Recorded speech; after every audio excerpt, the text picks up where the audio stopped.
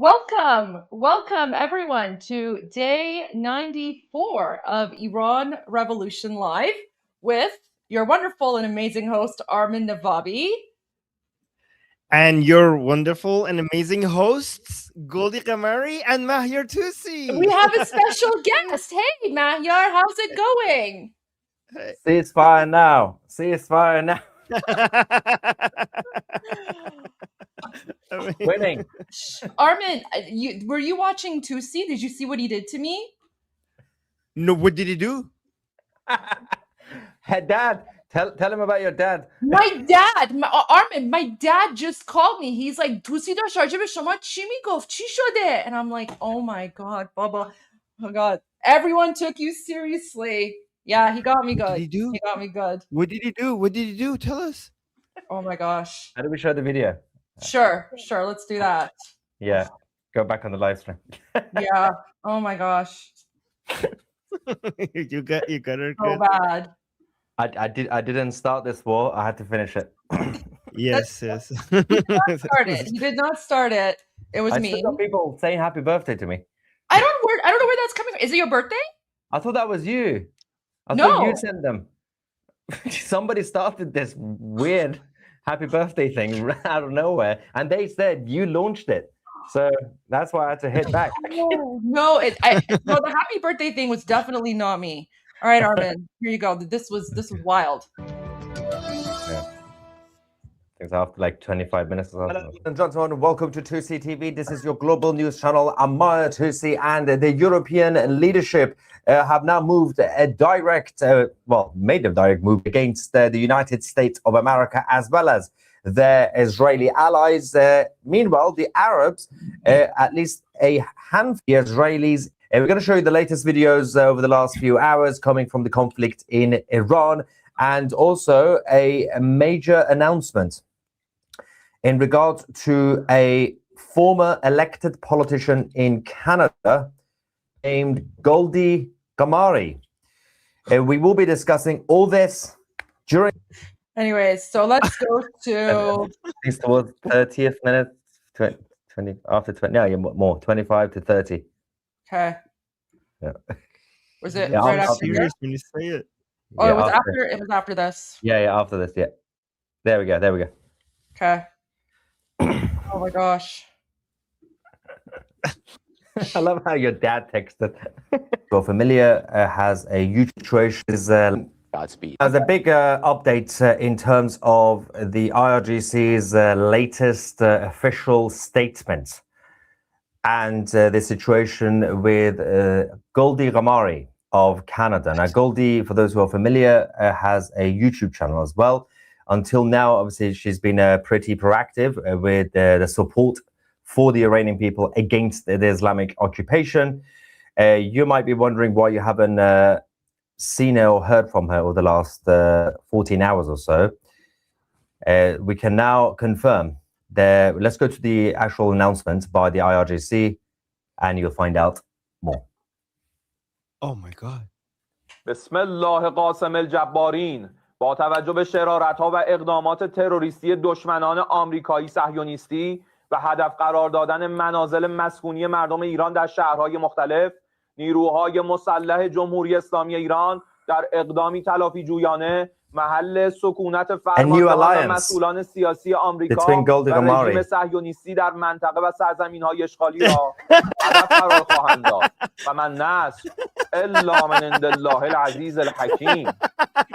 Goldie has now surrendered to 2C TV. Unfortunately, she's now in an official alliance with a chunky yogurt of the Young Turks. Oh no! This doesn't work. Don't worry. Oh no! That's a counter prank. Now that's what you get for coming for 2C TV, Goldie. Now the whole world knows that's all things. That you're now with the Young Turks. Oh my gosh. We're going to trim this. We're going to clip this moment. I'm not going to explain the rest of it. We're going to post that and see what happens. I'm not going to. I'm not that mean. But yes, Goldie's new alliance with chunky yogurts. Not too well, right? Okay. Anyway, so this was. This is what you get for pranking me. The main prank, counter prank, was actually the build up to this, everybody was panicking, saying, "What's happened to Goldie?" Let's quickly go back to the latest update. That was savage. Wow. Yeah. Oh my God, Goldie, are you going to take that? What's your response going to be? I put a super chat. I just said I surrender with a white flag. Oh no! Oh really? Don't worry, Armen. When Tusi's gone, you and I will plan. Well, let's just pretend that we're surrendering. That's exactly what Hezbollah would say. Wow. No, that was really good. That was really Armen good. is the Houthis. Armen's One day you will join the war. We're still waiting. But absolutely. So, how are you, by the way? Now that you're here, can you give us a few minutes? What's going on? Yeah. What's your feel about the situation? Well, everyone's wondering about the deadline, the 6th of April, and the problem with that is that when the first time President Trump mentioned, "I'm going to hit the power plants," I'm like, okay, well, that's just Trump saying that. He's not going to do it. But then he said it again, but in more detail. Again, he could still just be saying it. But if they're going to be hitting something, I think they're not going to hit all of them anyway. They might just hit one, probably in a random desert. That will still affect a small village, for example. But if they're going to do something like that, then as I said in the live stream, you can't tell people in Iran to stay at home and we're going to destroy that and then we're going to continue the airstrikes, because people in Iran, obviously they're going to be affected, but they're going to be like, okay, so how long do we wait for? So it has to come with the next phase, whether it's the ground invasion relatively or telling people in Iran, take to the streets, we got your support, we're supporting you from there, something like that.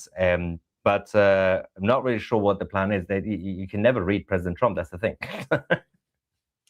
Mahyar, I'm getting messages. I don't know if you're getting the same messages, but I get messages from Iran telling me that, hey, if hitting power plants is what's required to get this done, hit them, because nothing is as damaging as the Islamic Republic continuing. Is that what you're getting? Yeah, I mean, my dad personally said the same, and a couple of our Immortal Guard sources said the same thing. Obviously, there will be a lot of people in Iran who wouldn't want that, but there is also a lot of people who are so sick and tired of everything. As I said, the price of one egg is now almost $100 in Iran, in Tehran. Just buy one egg. So hyperinflation, nothing working, there are no jobs, no businesses open really. So they are already basically suffering, and there's already power outages regularly anyway.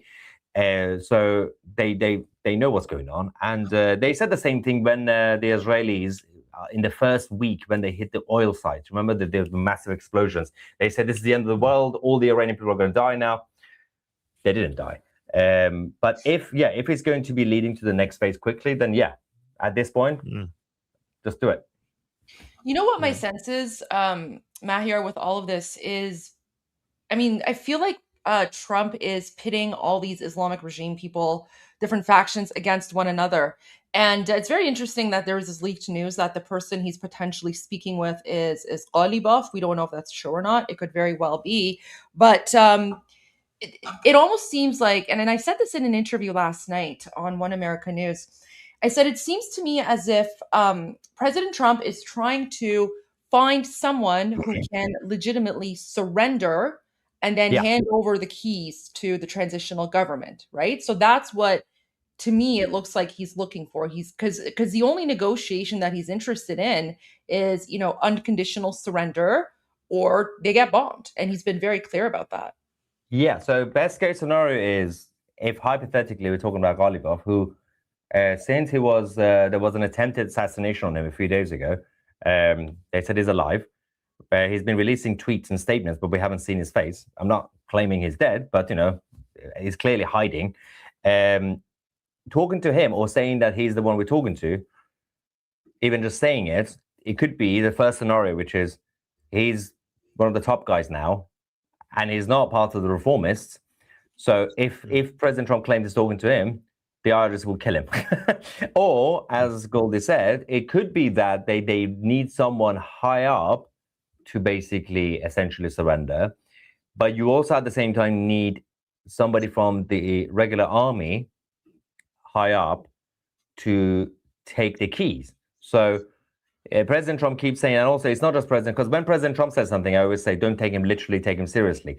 when he says something. But Caroline Levitt and Marco Rubio, who are more diplomatic, they also said that we are talking to somebody in Iran, not necessarily part of the existing regime.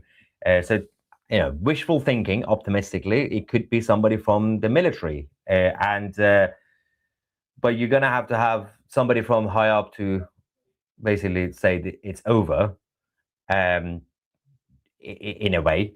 And then somebody from the army to tell the rest of the people in Iran, I'm also high up, I'm in charge now for now until the crown prince or whatever happens. He's probably not going to say that, but until Reza Pahlavi comes. So, Mahyar, what do you think about this? Because no matter whether it's Ghalibaf or some of the reformers are secretly talking to him, or somebody from the Artesh, from the army, the problem with that is that none of these, even if they're high up, they don't have the ability to stop the IRGC from the things that the United States wants them to stop. Like they might be high up, but they can't control IRGC. So isn't that the issue here? No, so technically they can, not one individual, but there is a group at the top.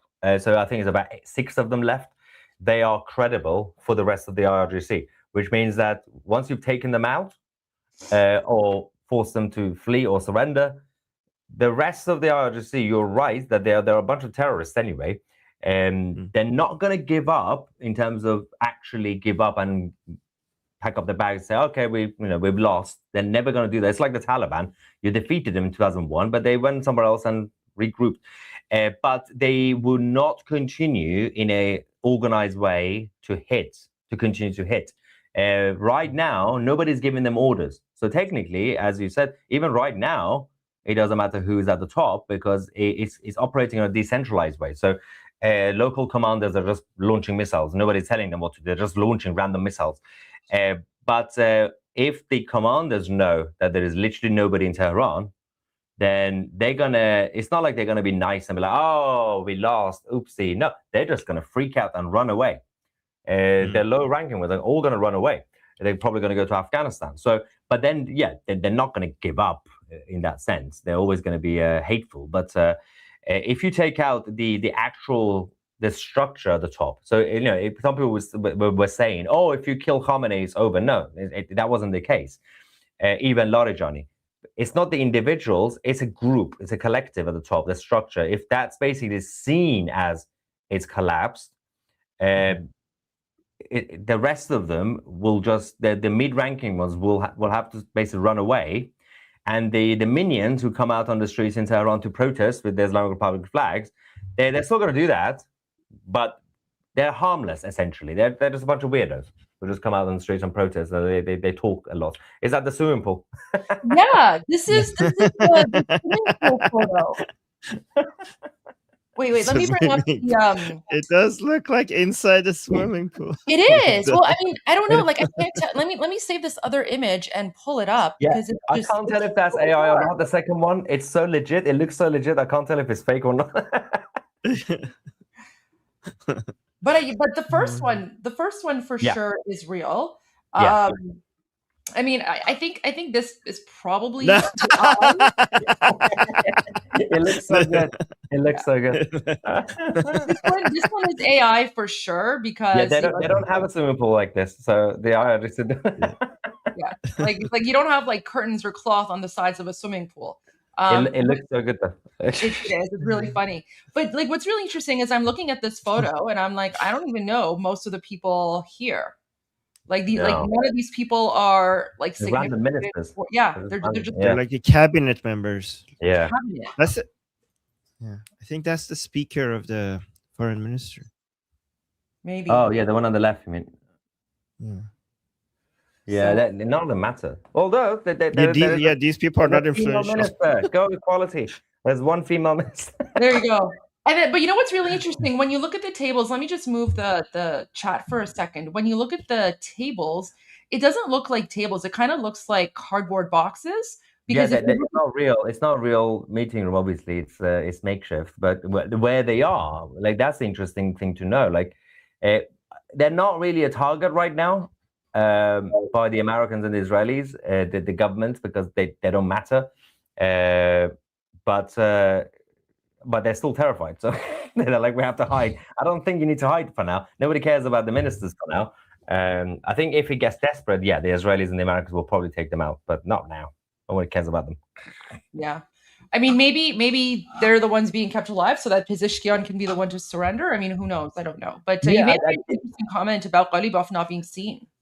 The other theory that, to add to what you said, Goldie, about, obviously somebody to be there to surrender, it could also be a different version of it. So have, for example, Pezeshkian, who nobody cares about, the president to basically stay alive and like surrender, not to surrender or not to actually be in charge, but they would probably announce it at first, but the Israelis and the Americans know that that's the moment that people in Iran will take to the streets anyway. So the Americans could say, "Oh yeah, Pezeshkian, would you like to be in charge for a bit?"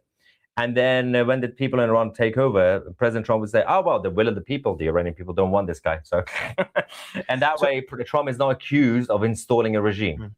So he'll be like, "Oh, the Iranians decided." Yeah.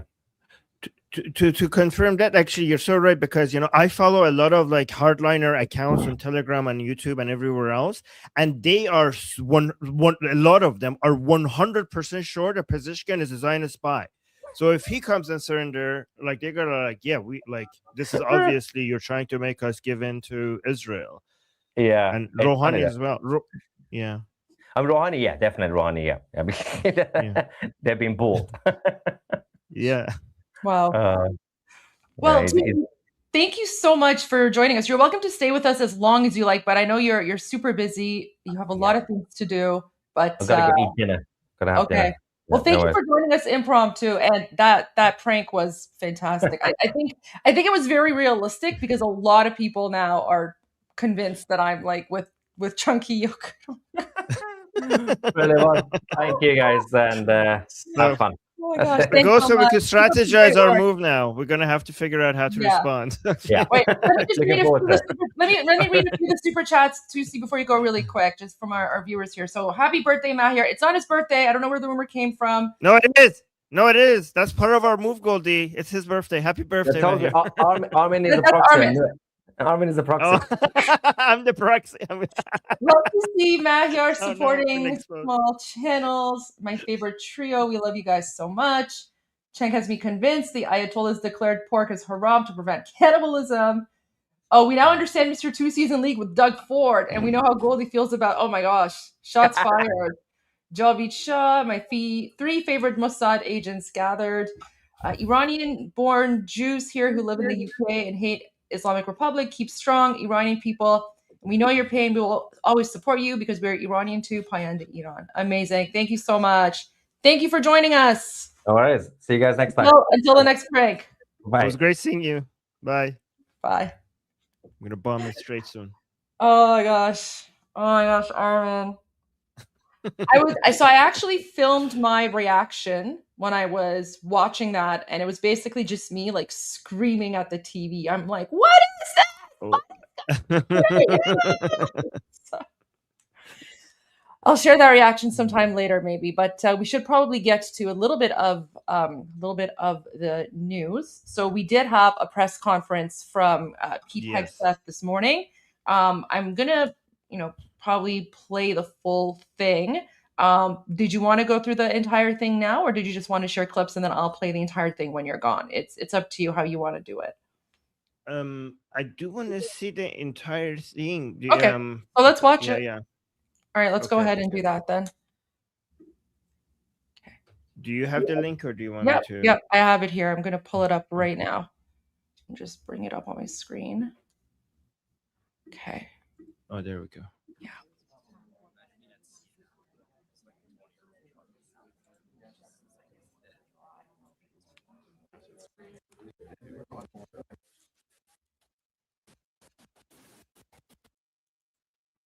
Go. I need to go ahead quite a bit. Oh, here we go.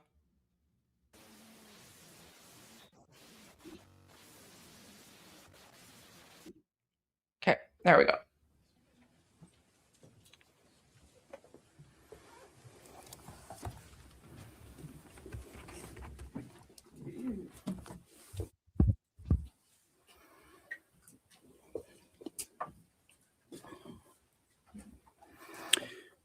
Well, over the weekend, I had the opportunity to visit our troops fighting in Operation Epic Fury. We were on the ground, in CENTCOM on Saturday for about half the day. For reasons of operational security, so those troops are not targeted, the places and bases will not be named. Suffice it to say, the trip was an honor. I had a chance to bear witness, and I witnessed the best of America. I witnessed warriors, a brotherhood of men and women, warriors all, active duty, guard, and reserve, united in their love for each other, their shared purpose, and their commitment to the mission. I witnessed sheer competency. I watched a private first class confidently calling out an enemy missile trajectory to a room full of officers. Everyone focused. The room was locked in. 2 enemy missiles successfully shot down. I spoke to Air Force and Navy pilots on the flight line who every day both deliver bombs deep into Iran, but also shoot down drones defending their base. Many had just returned from the skies of Iran and Tehran. I put on a headset and spoke to one crew in the cockpit, locked and loaded each and every day. I witnessed ingenuity, American ingenuity. I met the young Army officer who figured out how to neutralize maneuvering enemy missiles, saving countless lives. His commander confirmed that the whoops and cheers erupted in the Tactical Operations Center when his new approach was first successful. I met the Air Force intel analyst who refines target packages faster than the enemy can adapt.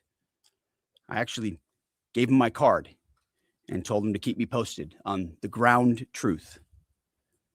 I did the same with his boss, a colonel with a heart the size of Texas and a beautiful deployment mustache to match.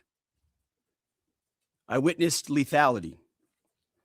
I met a junior airman as the sun was going down and a chill was setting on the tarmac, who, when asked what they needed, she simply looked up at me with a sly smile on her face and said, "More bombs, sir, and bigger bombs. We will happily oblige her." I met the Army targeting team who found and sunk the pride and joy of the Iranian Navy, their fighting position plastered with images of sunken enemy ships. And I witnessed urgency. Right when we landed, another C-17 landed just minutes after us. And within 30 seconds of the aircraft coming to a full stop, a team on the ground pulled up and the cargo was being uploaded. Wartime speed. To a man and to a woman, on the ground, in the air, on the flight line, and in the talk, I heard, "We want everything Goldie, higher op tempo." look at this beautiful super chat that you just got. Oh.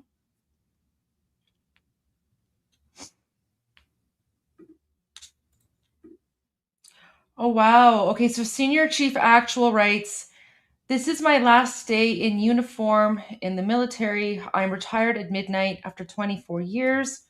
I tried to stay in for Iran because I'm Iranian American, but I'm medically shot. Thank you, Goldie and Armen, for keeping our diaspora calm in the face of uncertainty." Wow. Well, thank you, Senior Chief Actual, so much for your service to the United States. And we're praying for you. Thank you for your service. And we wish you all the best. You've certainly earned that retirement. And we'll all celebrate in a free Iran.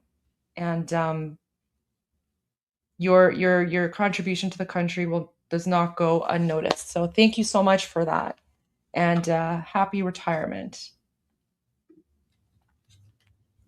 Thank you for letting me know, Armen. Yeah, no worries. Wartime speed. The feeling was the exact opposite of the rotational units year after year in the wars in Iraq and Afghanistan that we're so familiar with.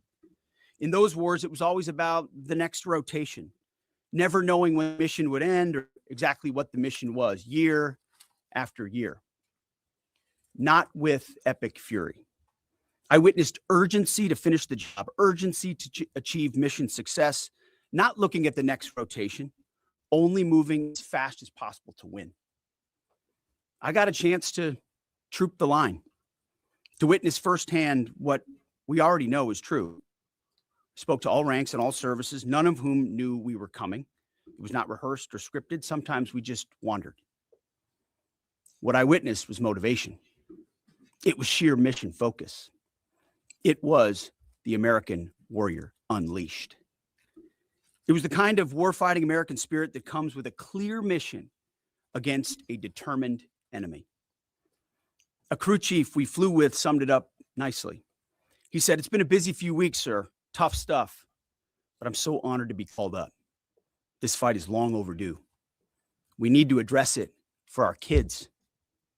We cannot pass the buck. Please thank the president from us." I heard that time and time again. I asked each young American, "What do you need?" And nobody said better equipment. Nobody said more comfortable living conditions. Nobody said send me home. Well, of course, eventually we want all those things. They do too. But what those Americans said to me, young and old, officer and NCO, male and female, black and white, was, "Let's finish the mission. Get us even more bombs, bigger bombs, more targets. Let us finish this." In fact, Admiral Cooper noted this morning that the 3 Air Force captains shot down by Kuwaiti-friendly fire early in the fight weeks ago. They never left the theater. All dropped bombs over Tehran last night. These men and women live the Iranian threat every day, incoming missiles and drones, and know what a world looks like, what the world would look like if Iran had the most dangerous weapons in the world, a nuclear weapon. As President Trump has said time and time again for years, and in this administration, Iran cannot have a nuclear bomb, and they won't. These troops, they want to finish this fight for their kids and their grandkids. This is about history. This is about legacy. Success matters. And because of this president and these Americans, we're closer than ever before to winning. President Trump is doing what no other president had the guts to do. Previous presidents were all talk. He's all action. On the battlefield, because of the latitude the president has given us, American firepower is only increasing. Iran's decreasing. We have more and more options, and they have less. Just 1 month in, only 1 month, we set the terms. The upcoming days will be decisive. Iran knows that, and there's almost nothing they can militarily do about it. Yes, they will still shoot some missiles, but we will shoot them down. Of note, the last 24 hours saw the lowest number of enemy missiles and drones fired by Iran.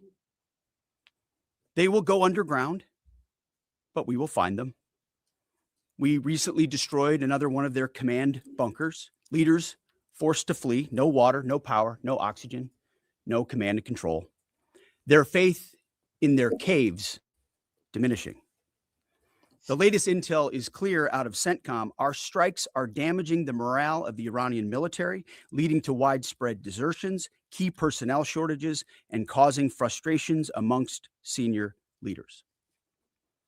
Just last night, we had 200 dynamic strikes alone. Dynamic strike is a strike where a pilot leaves, and during their flight, they get a new target set based on real-time intel given to them. A new launcher, a new location, a new troop formation. A dynamic target is one that changes while you're in the air because of improved intelligence. 200 dynamic strikes alone, in addition to the pre-planned targets. The video the president posted last night of Esfahan, an ammo depot struck by U.S. bombers. You see, you don't get to see many of those. Armen, I think that was the huge explosion. Videos because, as a reminder, Iran has still shut off the internet to 99.9% of its population. Yeah, that's important. I'm glad that he's mentioning the fact that the regime has shut down the internet. An ammo depot struck by U.S. bombers. You see, you don't get to see many of those videos because, as a reminder, Iran has still shut off the internet to 99.9% of its population. But if Iran is wise, they will cut a deal. President Trump doesn't bluff and he does not back down. You can ask Khomeini about that. The new Iranian regime should know that by now. This new regime, because regime change has occurred, should be wiser than the last. President Trump will make a deal he is willing, and the terms of the deal are known to them. If Iran is not willing, then the United States War Department will continue with even more intensity. Standing here this morning in this briefing room, in my mind's eye, I'm actually looking out at the groups I met this weekend. The pilots, the logisticians, the intel analysts, the targeters, the sustainers, the flight crews, the air defenders, the base security, those maintainers who we walked up at sunset with the chill in the air on the flight line.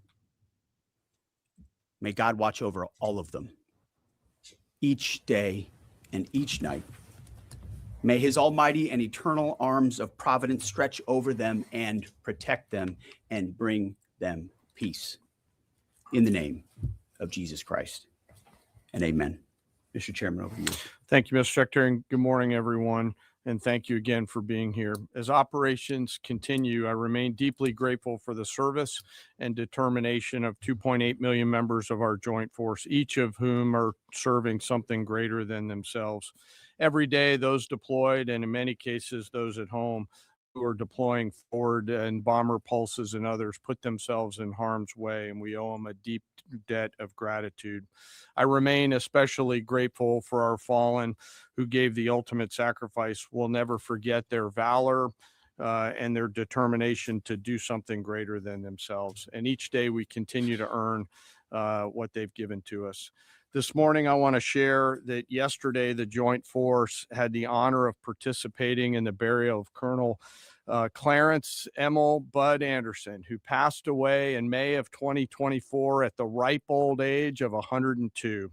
He was laid to rest in Arlington Cemetery yesterday morning alongside his wife of 70 years, Eleanor, who he married on February 23rd, 1945. She passed away in 2015 at the age of 92.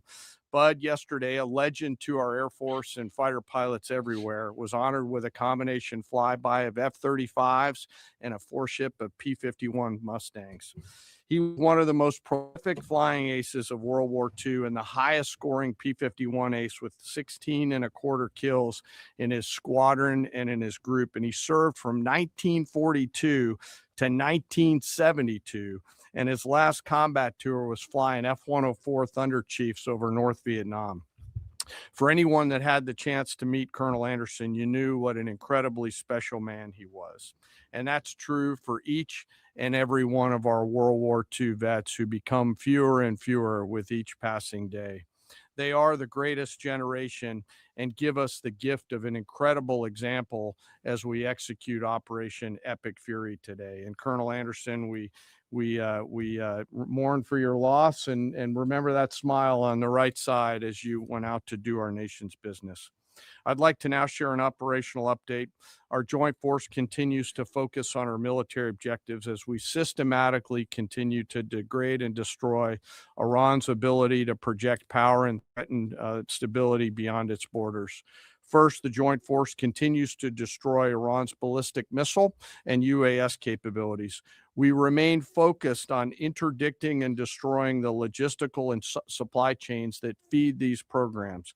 And this remains a truly joint effort prosecuted around the clock from air, land, sea, space, and cyberspace.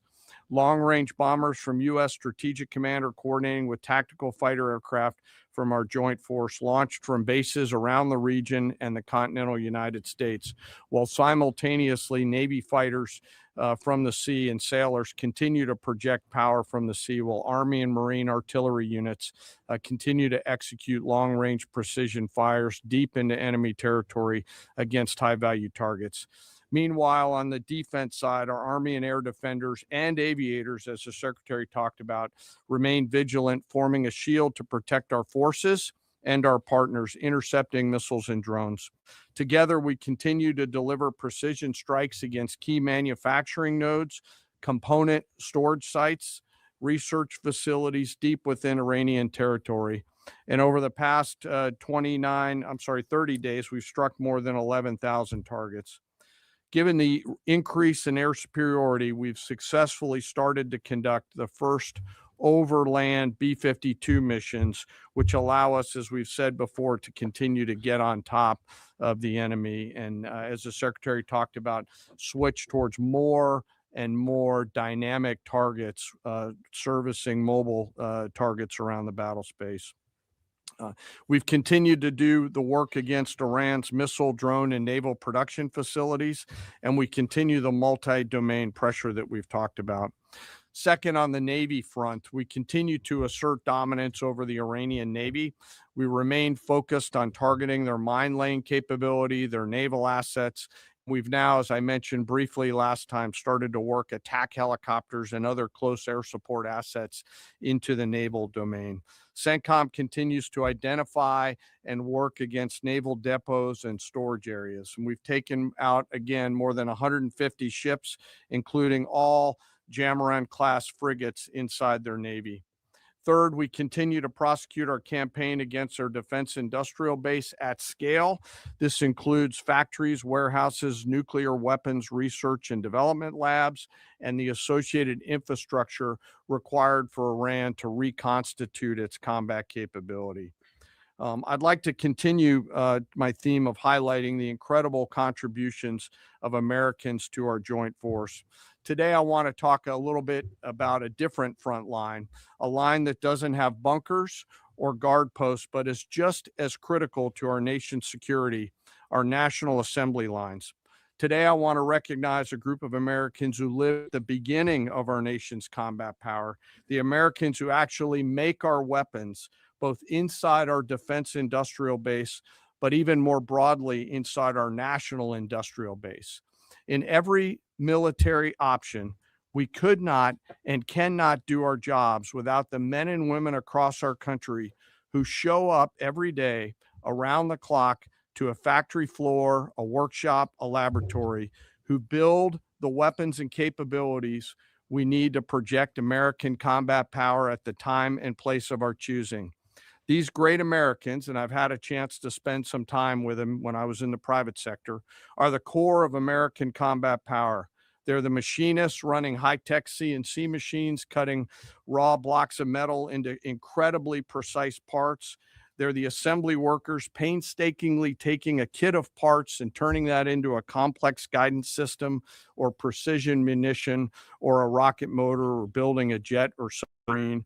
Or they're the quality assurance technicians who ensure that when a warfighter pulls a trigger, the weapon works every time. This can be and is tough and gritty work.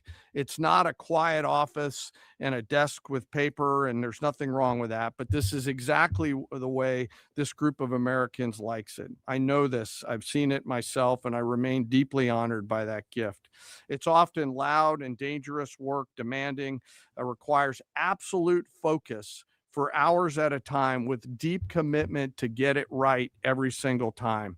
It's hands-on work where one uncaught mistake or deviation can put an American's life at risk. A single misplaced wire, a microscopic flaw in a weld, incorrectly calibrated sensor could mean the difference between mission success or mission failure. The difference is measured in the lives of our sons and daughters who we put out around the field and on the field of battle. We rely on and trust in these great Americans, and it's not just their manufacturing skill, it's their innovative minds and their entrepreneurial spirit. From those who build exquisite capabilities down to the mom and pop machine shops all over this great country, they live at the beginning of and the core of America's combat capability, constantly adapting, constantly improving, constantly learning. And there are examples of this throughout history and current days, to include building things like the F-117 stealth fighter, the B-2 stealth bomber, making our combat capability undetectable over the enemy, to today's B-21 and F-47. It's work like in the shipyards of the East Coast and Northeast side of the United States that go out and build America's nuclear submarines that allow us to patrol around the world at the time and place of our choosing. These innovators, these workers, these incredible Americans don't get the same glory as a fighter pilot returning to a carrier deck at night or an artilleryman sending rounds downrange. And yet they show up every single day. And without them, we could not do the work that we are tasked to do. 24/7, they build the tools that we need to do our business. The skill, the commitment, the patriotism, the dedication poured into every piece of combat capability and hardware is seen and felt out at the edge of the force, as the Secretary talked about those young bomb builders out in the desert that he had the chance to see. You can see it, you can feel it, and it's real, and we're deeply grateful. So to the American workforce out there, both inside our defense industrial base and in our national industrial base, thank you on behalf of the Joint Force. We carry the weapons that you build. We rely on the systems that you create, and the distance from that factory floor and that assembly line to the front line is incredibly short. Thank you. Keep it up. And to our adversaries out there, I remind you to beware of the American workforce. We continue to press forward in our military objectives. The Secretary and I remain deeply humbled by the spirit, tenacity, commitment, and grit of our 2.8 million member strong joint force. I want to, as always, thank the force and their families, and as always, remember our fallen. We carry with them and their names every day. Sir, I'll turn it back over to you. Well, thank you, Mr. Chairman. Two things. He didn't note it, but in memory of Colonel Bud Anderson, the chairman himself flew his F-16 to honor him recently.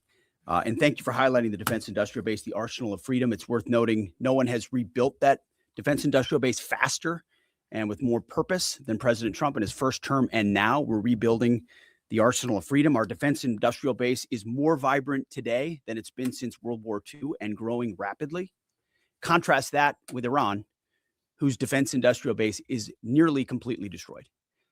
Their ability to reconstitute the weapons of war they're using now that they're hiding in underground facilities and attriting over time, their ability to rebuild that is negligible. And I think that contrast is an enduring legacy of this as well, right here. Thank you for your time. We've had some signaling that the U.S. will retake. Okay, someone is saying, how's the new alliance? There is no alliance. Tousi was trolling me. That was a prank. That was a prank. There's no way that I will ever have an alliance with Chunky Yogurt. That was a prank. It was a good one. It was a good one, but it was a prank.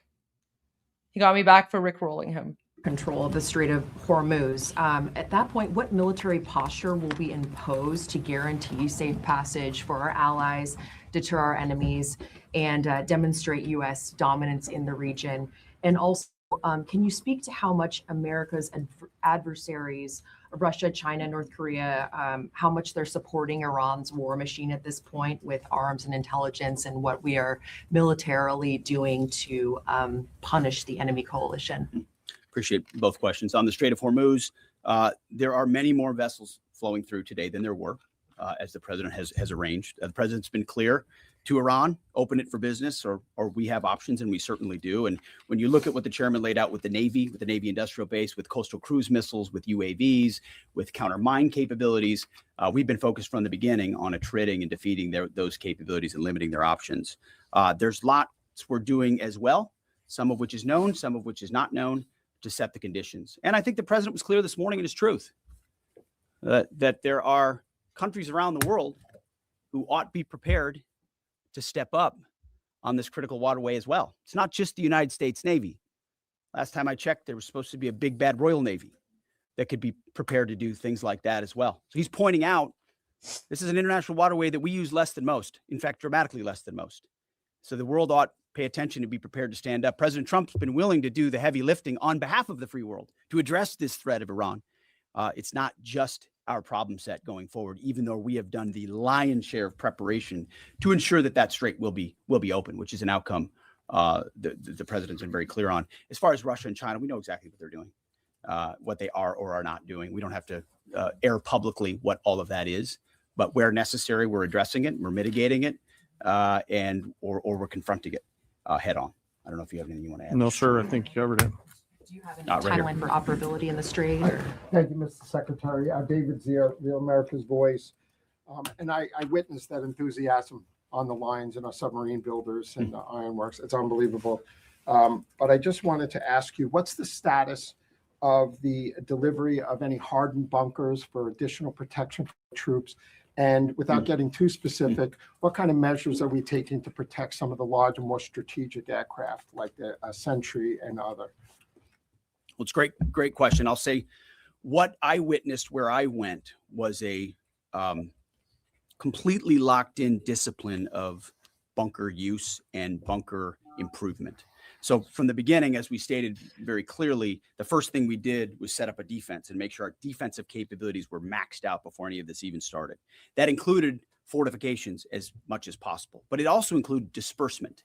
If all of our people are in one place, you could imagine why that's a big problem. So dispersing is part of that defeat. Alongside that disbursement is more and more bunkers. And I can tell you, talking to base commanders, talking to our allies in Israel, talking to others, rapidly fielding that and then improving those positions is a theater priority, no doubt, as are the air defenses and the layered air defenses. It's not just Patriots and THAADs, it's fighters and defensive gaps, it's other kinetic defeat systems, it's electronic warfare. So the defense of our troops and our assets is max. I will say on some of those other assets you talked about, air wings, airframes, there's some things adversaries are doing to provide info and intel that they shouldn't. We're aware of it. And ultimately we move things around and don't. One of the biggest principles you learn in the military is to not set patterns, predictable patterns. And so commanders are working hard to adjust in real time with those systems and make sure they're in the right places and not easily targetable. Jillian. Thanks, Mr. Secretary. The U.S. and Iran appear right now publicly to disagree about whether there are these negotiations ongoing. What impact does that have on military strategy? Does it have any bearing at all? And the president wrote yesterday that the U.S. might destroy Iran's electricity generating plants and oil wells. Those are his words before ending this operation. Is there a way to do either of those things without seriously jeopardizing or seriously harming civilians? So on the talks, I can tell you, having been with Steve and Jared and the vice president and Marco and many others yesterday, they are very real. They are ongoing. They're active and I think gaining strength. And we appreciate that. As I said in my remarks, we would much prefer to get a deal. If Iran was willing to relinquish material they have and ambitions they have, open this, great. That's the goal. We don't want to have to do more militarily than we have to. But I didn't mean it flippantly when I said, in the meantime, we'll negotiate with bombs. Our job is to ensure that we compel Iran to realize that this new regime, this regime in charge, is in a better place if they make that deal. And so we'll continue. We're working hand in hand, but the primary effort is a deal. We want that deal to be accomplished if at all possible. If not, then we're prepared to continue. Secretary, what happened at South? Is that a missile strike? Yeah. Thanks for the question. We're always thinking about those considerations and develop options to be able to mitigate those risks pursuant to the normal practices that we do in the military. So. Thank you, Mr. Secretary. I know you slightly addressed this already, but just on the Strait of Hormuz, is opening the strait an essential objective to Operation Epic Fury, or is that the job of those other countries? And then secondly, without asking you to comment on things that you can't talk about, what is your message to Americans who love the president and strongly believe in him, but are very worried about this notion of boots on the ground? Well, first on the Strait of Hormuz, our core objectives from this podium, from day one, from me, from the chairman, from the president, from the vice president, from Secretary Rubio and others have been clear. Defense missile production and missile programs, so their entire missile program, defense industrial base and production ability to build, and Navy and power protection. So those have been, and then of course, wrapping it all is Iran's never going to have a nuclear weapon. So those have been very clear. Defeating the Navy is a core part of ensuring they can't project that kind of power. But ultimately, I think the president's truth this morning lays that out very well, that this Strait of Hormuz issue, which we've set the conditions for success, and we will make sure Iran knows that very clearly, is not just a United States of America problem set. We've been willing to lead. President Trump's led the entire time, but it's not just us. So ultimately, I think other countries should pay attention when the president speaks. He's proven that when he speaks, he means something. And he's pointing out, you might want to start learning how to fight for yourself. It's something some of us have been saying for quite some time. You can't just have flags. You have to have formations. You can't just have a few ships. You have enough to affect change. Those things matter in a dangerous world with ascendant adversaries. That's why the chairman's talking about our industrial base. That's why we're launching the Arsenal of Freedom tour to revive our defense industrial base. President Trump doing it in a way that nobody else has. As far as President Trump and boots on the ground, I don't understand why the base, which they have already, they understand, wouldn't have faith in his ability to execute on this. Look at his track record of pursuing peace through strength, America first outcomes. And what he's simply saying, and it's exactly true, and I've said from this podium too, we're not going to foreclose any option. You can't fight and win a war if you tell your adversary what you are willing to do or what you are not willing to do, to include boots on the ground. Our adversary right now thinks there are 15 different ways we could come at them with boots on the ground. And guess what? There are. So if we needed to, we could execute those options on behalf of the President of the United States and this department. Or maybe we don't have to use them at all. Maybe negotiations work, or maybe there's a different approach. But the point is to be unpredictable in that. Certainly not let anybody know what you're willing to do or not do. But if anybody has internalized the lessons of Iraq and Afghanistan, as the first one, President Trump, to call them out for what they are, he's not going to repeat those lessons. And I think I've been very clear about that from the podium. Yes. Thank you, Secretary Hegseth. A question for you and then a question for General Kane.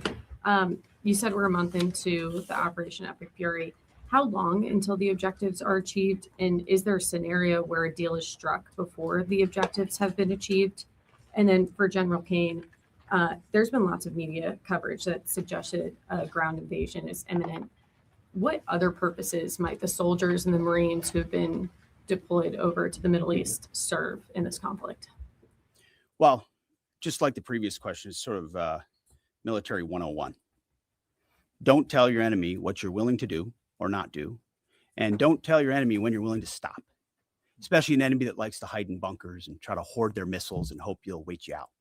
So that's not a question I'm going to answer, or the president has said definitively. We have our own goals and guidance and things military objectives that we're moving toward and things that we look at.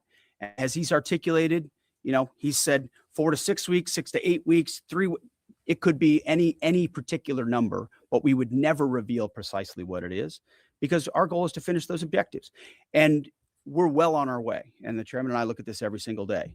It will be the president's determination and the president's determination alone when those objectives are complete and when it serves the interest of the American people to cut that deal, to make sure that Iran doesn't have a nuclear capability, and ultimately that our objectives, our interests are advanced. I don't know if you want to add anything. No, just to answer your question, Reagan, the range of military options that those forces can offer are extensive, not just limited to what you mentioned in terms of forces on the ground. And I wouldn't want to take away the president's decision space, but there are a multitude of things, not the least of which is Iran should note that they're out there and that they are a pressure point. And so they should carefully consider, I think, at the diplomatic level, not my job as a chairman, but at the diplomatic level, to consider what's in front of them.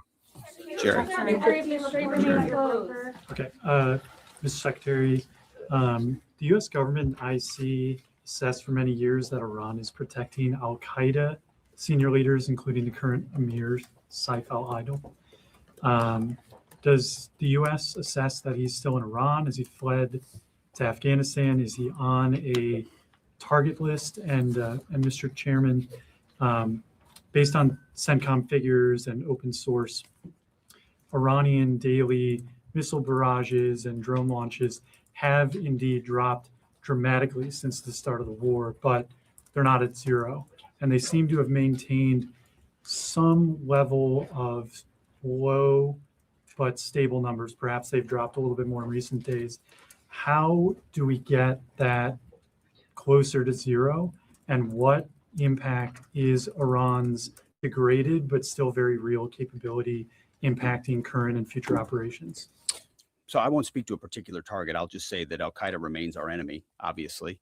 And there are a lot of people on our target list in Iran. And if they were to be harboring Al-Qaeda, they would certainly fit that list.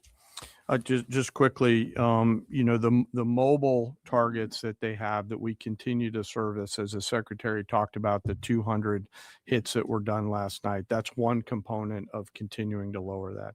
The second and more long term impact that we're having is the strikes against their defense industrial base at scale, which will not allow them to reload after that. So we do continue to see a trend down. They are still shooting, and we do continue to exert significant pressure against both sides of that system. Mr. Secretary, thank you for the question. Do you still believe, you said previously that the Iranian leadership would surrender? Do you still believe that? And is the United States still committed to NATO's collective defense? And to Chairman King, could you give us a sense of your thinking about the legality of striking desalinization plants if the president were to order that? I will just say that any mission that ends on our terms, you want to call it a surrender, call it a defeat, call it what you want, we remain committed to a conflict that ends on our terms and the president's terms. There's no doubt about that. And as far as NATO is concerned, that's a decision that'll be left to the president. But I'll just say a lot has been laid bare. A lot has been shown to the world about what our allies would be willing to do for the United States of America when we undertake an effort of this scope on behalf of the free world. These are missiles that don't even range the United States of America. They range allies and others. And yet when we ask for additional assistance or simple access basing overflight, we get questions or roadblocks or hesitations. And the president's pointing out, you don't have much of an alliance if you have countries that are not willing to stand with you and need them. He's simply pointing that out. And ultimately, it'll be his decision of what that looks like after this is complete. I'll just won't talk about any particular target. This really builds on Jillian's question too, that I don't think I completely answered. But the joint force is the most professional force in the world, and we have numerous processes and system to carefully consider the whole range of considerations, from civilian risk to legal considerations with any target. And as targets come before us, we run them through the same process that we always do, and always strike lawful targets in accordance with the normal procedures that we use. No quarter, no mercy for enemy combatants. As I said. Thank you, Mr. Thank you, sir. Thank you, Mr. Secretary. Thank you. I appreciate it. On Sunday, President Trump said that Iran's first regime was all destroyed and the second one is mostly dead. And the third regime that we're on right now has been much more reasonable in negotiations. Do you agree with that assessment, and why? I would defer to the negotiating team there. They're the ones talking to him, but they're getting a back and forth on terms, which is a productive development. We stand right there next to our negotiating team, always willing and prepared to put them in an even better position. Thank you very much. I appreciate it. Thank you. All right. Just in time for me to go to the discussion group. That was pretty educational. Yeah, Armen, before you go really quick, I want to share a video with you that Israel in Persian put out.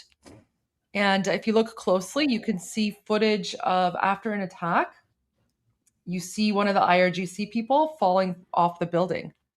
What? It's going to come. It's going to come. Okay, it's right here. See that? Okay. So the guy sees like an attack coming, so he tries to save his life by jumping off the building. Oh my God. See? Oh my God. And he falls. See that? So the two people are there. Because I guess they see. So guys, remember, these people, okay, this account actually, look at this. So these people, right, they're the ones who stand on top of buildings, and they're the ones who are murdering Iranians, right? So these are the snipers that were involved in mass slaughtering over 40,000 Iranians in 2 days alone, right? So, yeah, this is an example of what they do. They do it all around the country. So now you can see this footage that Israel released where two of them, they see the missile coming and it's too late for them to do anything. So they're kind of hanging by the side, but then they both fall from like this ridiculously tall building. That's crazy. And you see him falling. There you go.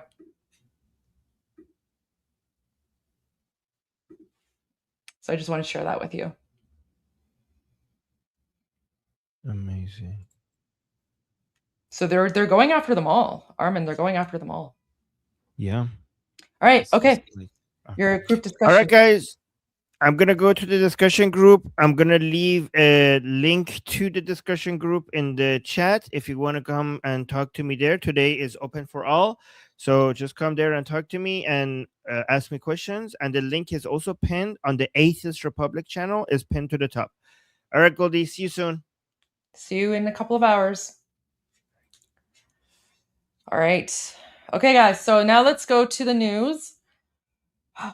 Guys, this is the one where Tousi pranks me. So we've already been over the prank, but he does share a lot of news as well. So let's watch this update from Tousi, and I will be back in a little bit, and you guys get to see the prank again.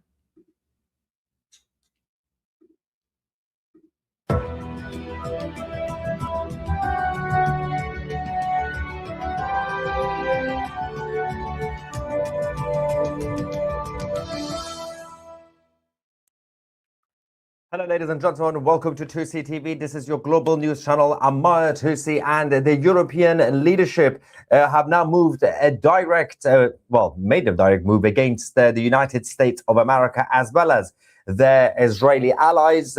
Meanwhile, the Arabs, at least a handful of the Arab countries, are now creating a new alliance with the Israelis in the Middle East to fight against the Islamic Republic of Iran. And we're going to show you the latest videos over the last few hours coming from the conflict in Iran, and also a major announcement in regard to a former elected politician in Canada named Goldie Ghamari.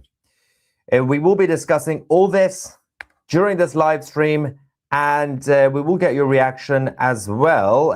Slightly worrying updates coming in from Canada, which we will cover together. And also, there's double check. Okay, cool. Let's first go to the latest videos from the city of Isfahan overnight. Huge explosions started happening. There was a lot of speculations. Now we know what happened. Let's go to Isfahan.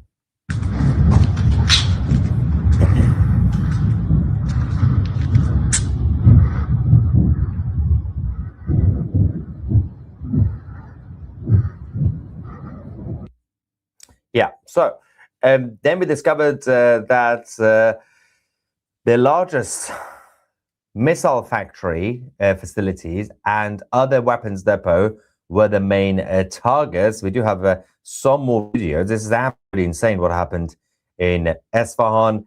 And some of the details that we have now received from the Americans and the Israelis in terms of this joint operation is that they had to use their bunker busters in order to penetrate deep into the underground facilities. So they did have their missiles as well as other weapons that have been buried into this, the largest site that there is in the center of Iran. Let's go to the next video.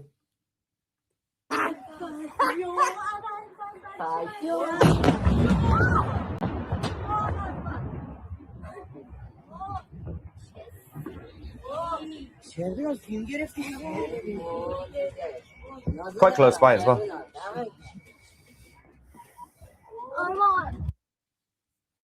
Yeah. Now, there have been some retaliation from Iran towards Israel. The Islamic Republic launched a number of missiles, again, handful of missiles towards the center of Israel. There were a number of cars that were hit. The initial wave of the missile launches by the IRGC, no injuries reported. Then we had obviously a lot of damage to the properties in local areas in the center of Israel.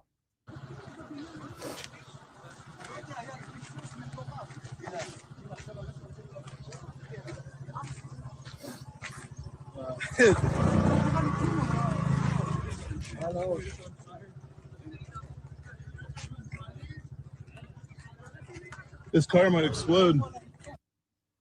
Yeah, that is the next place we're going to go to is actually Tel Aviv, as you can see the situation in Israel, because this is actually several vehicles that have been on fire for the past few hours. One of the main reasons for this is that despite interceptions by the Israeli air defense system, the Islamic regime in Iran continue to use the cluster warheads. And I find it fascinating that there has been no outrage or reaction for the past, 31 days, 32 days, from the international community, including the United Nations, when it comes to the IRGC using cluster munition. This is why the damage continues to be done, regardless of how much you're trying to defend your territory. נפילה מול הבית שלי, באותו רחוב מול הבית ממש. וואי.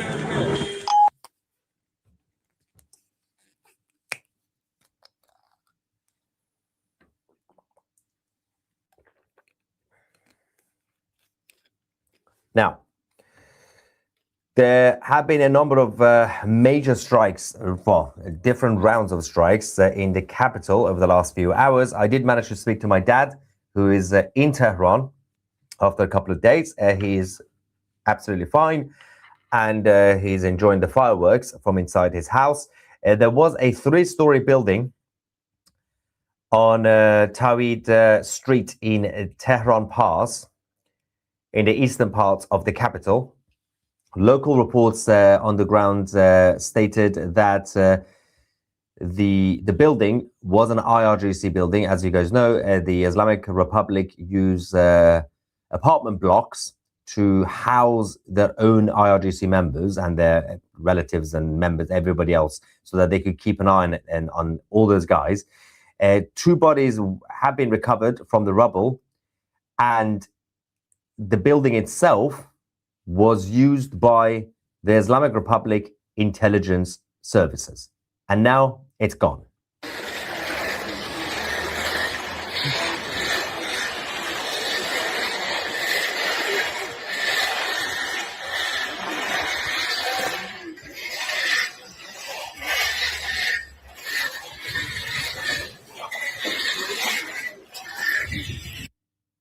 Yeah. James says, good afternoon, Tousi. Could you say hi to my aunt, CJ? I know she's watching. It would mean the world if you could. Thanks. Well, hello, CJ, and thank you so much for watching. Thanks, James. Ukraine to rescue. When I mentioned this a month ago, you brushed it off and said your crane needed to... Your crane? I think you mean Ukraine, not your crane. Needed to help themselves. I still say the exact same thing. The Ukrainians, obviously, there had been some support in terms of drone specialists from Ukraine. That's absolutely, that's great. That's been they've been helping the Israeli side, but they should really focus on defending their own country. I'm not going to change my mind. They shouldn't do anything else. Ukraine should not get involved. Bill says Israel will insist on regime change. Your thoughts? My thoughts on regime change. You want my thoughts on how Israel wants regime change? The regime that since 1979 has been saying we need to wipe out the Jewish nation. My thoughts on that. I think my thoughts have been quite clear on regime change. In case you don't know, slightly on the fence. I think I want the Ayatollahs to stay, right? As you guys know. Of course not. Regime change, yes. And obviously Israel has always been clear about their objective. That's why the Israeli Defense Forces, their military objective has been to eliminate the regime. The Americans' objective was not regime change. They're not against regime change, but the US military's operation is not to do regime change directly.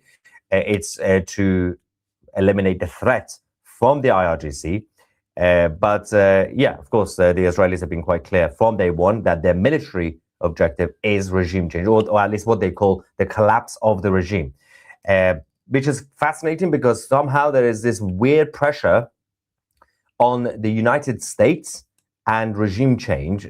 There are a lot of people from the liberal side and the anti-war nutters who say, oh, Trump, what happened to your regime change? The United States military's objective was not regime change. It was to eliminate the threat from the IRGC. If you want to talk about regime change, go talk to the Israelis. And as they would tell you, they're only halfway through their operation. Let's go to more footage from Iran.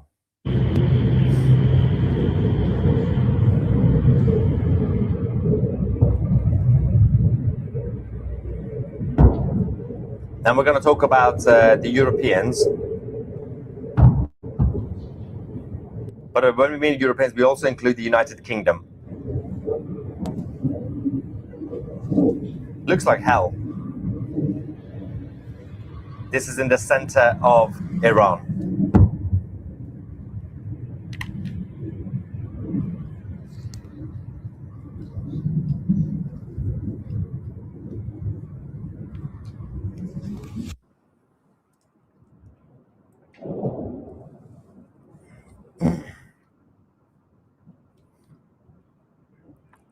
Yeah, we will talk about the Europeans as well as the Brits, because obviously the United Kingdom is different to Europe, but in this scenario we are talking about both the United Kingdom and the continent of Europe, and how they have, specifically how they made a move against the American allies. But before we get to that, I'm going to show you a very interesting video of Kuwait. As you guys know, Kuwait have had some issues with self-defense. They have not been the best at air defense systems. Even the first couple of days of the war, we've had issues in Kuwait. A number of Americans, unfortunately, were killed and injured. But the Kuwaiti civilians have decided to take this into their own hands. There's a video of the Kuwaitis essentially using their own guns, their own weapons, to try to shoot down the IRGC drones. Not really sure how successfully, but watch this. Wait. Wait.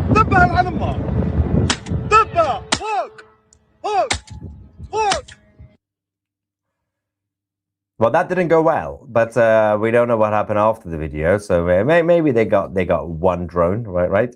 But it's just classic. But Prime Minister of Israel made a major announcement earlier on, and that is in regard to the alliance with the Arabs, saying that we are now officially forming alliances with Arab countries that are talking about fighting alongside us.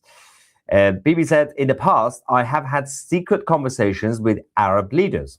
I told them the moment Iran is able to, they will conquer you and topple your kingdoms.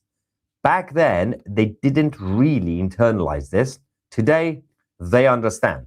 So considering that the Prime Minister mentioned the Arab countries that are talking about fighting alongside us, I'm assuming that there are only right now two main countries that are talking about this, and that's Saudi Arabia and the United Arab Emirates, primarily Saudi Arabia.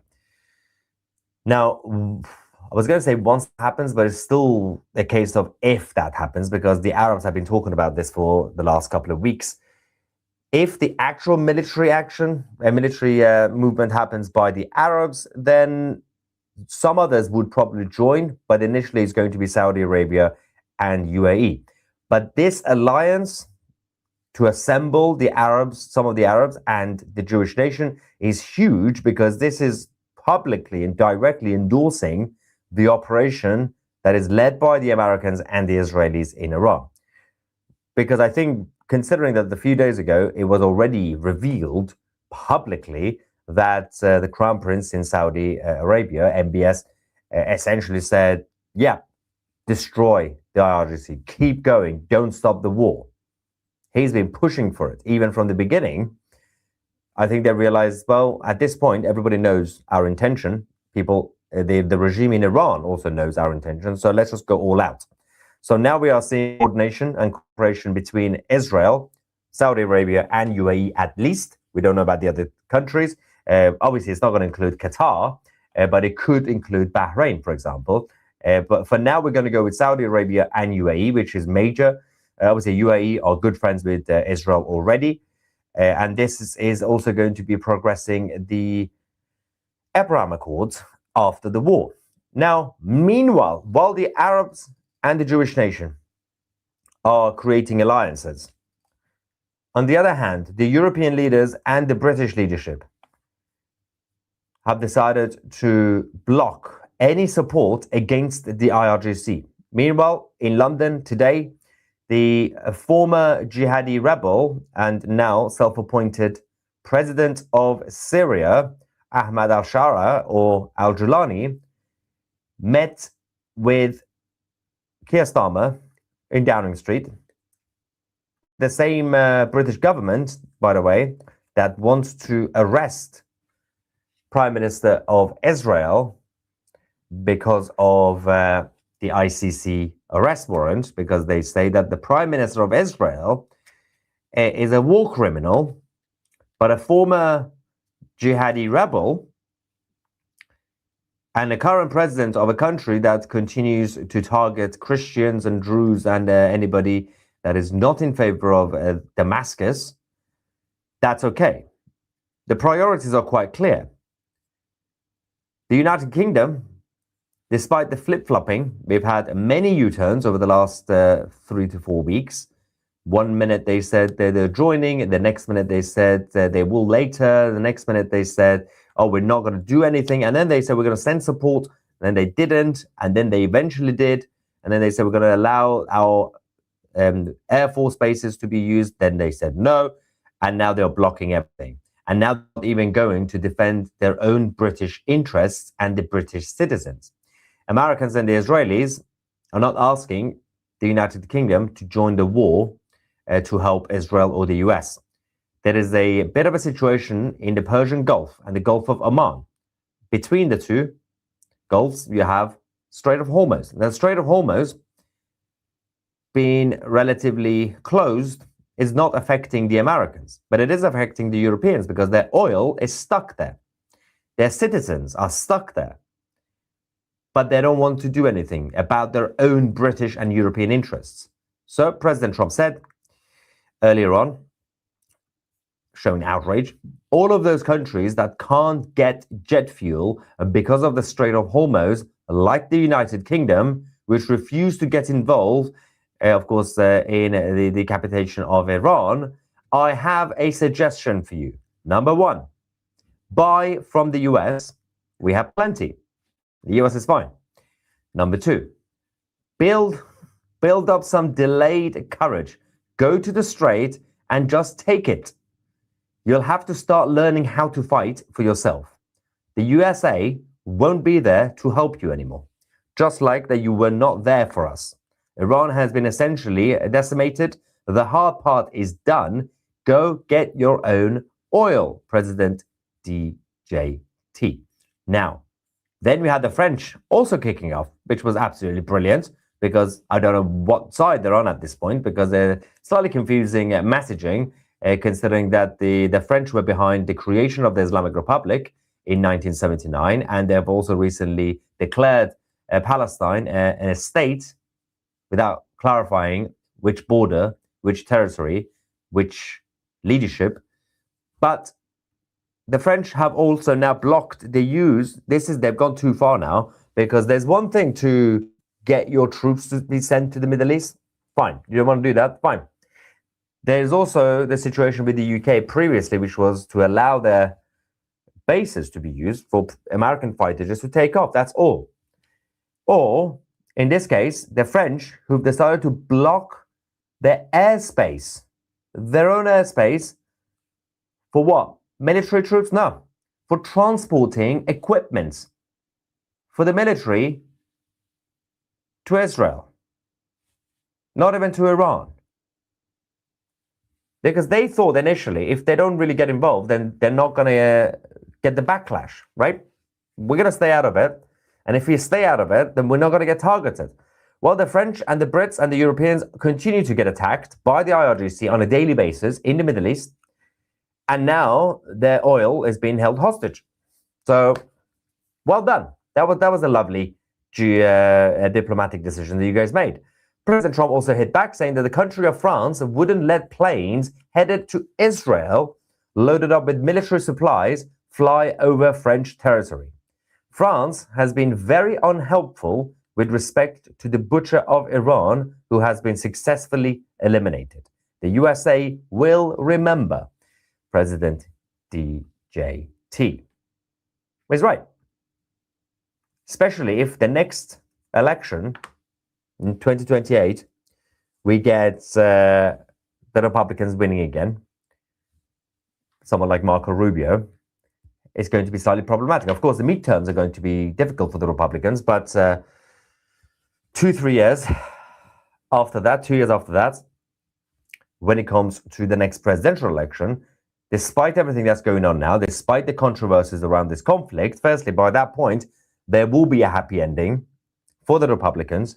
And also, the US Democrats have no alternative as a candidate in order to win the election. So it's still more likely that you're going to end up with another Republican, which means that the European leadership are going to be absolutely effed for the next decade. Now, let's go to Iran. The latest video. This is absolutely fascinating. The Iranian people are now celebrating the new so-called supreme leader, Mojtaba Khamenei, and I'm not talking about the pro-IRGC Iranians. I'm talking about the real Iranians, the ones who are against the Islamic Republic. They are celebrating Mojtaba Khamenei. Why? Because he is the first LGBTQ plus minus division algebra supreme leader. So we are now seeing the Iranian people putting posters of Mojtaba Khamenei up on the walls with the flag, with the pride flag. Watch this.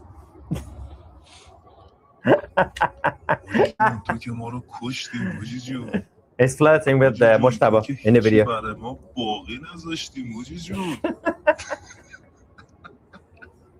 That's Mojtaba Khamenei, the gay of Hormuz. Not the straight, the gay of Hormuz. Okay. Oh, that's so good. The funny thing is, they're only making these jokes not because he's gay, but because he is gay. Because the Islamic regime don't like gay people, even though half of them are gay, naturally. So it's funny because they're supposed to be homophobic, yet they are the kings and queens of homos. But that's what you get.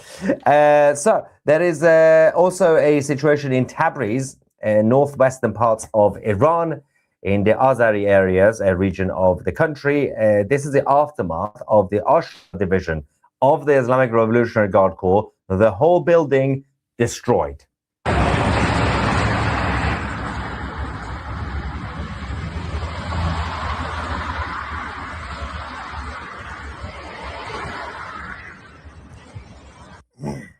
Now, we have somebody who is very, very offended because Mojtaba is gay. This person saying, isn't funny. That's not even a sentence. You need to add the word it. Saying it isn't funny, not isn't funny. That doesn't make any sense. That's not even English. That's barely French. But there's also a footage from northern Iraq around Erbil, the Kurdish areas, with more IRGC drones targeting them. And we actually have an interceptor drone hitting a suicide drone from Iran. Watch this. Keep watching. Yeah.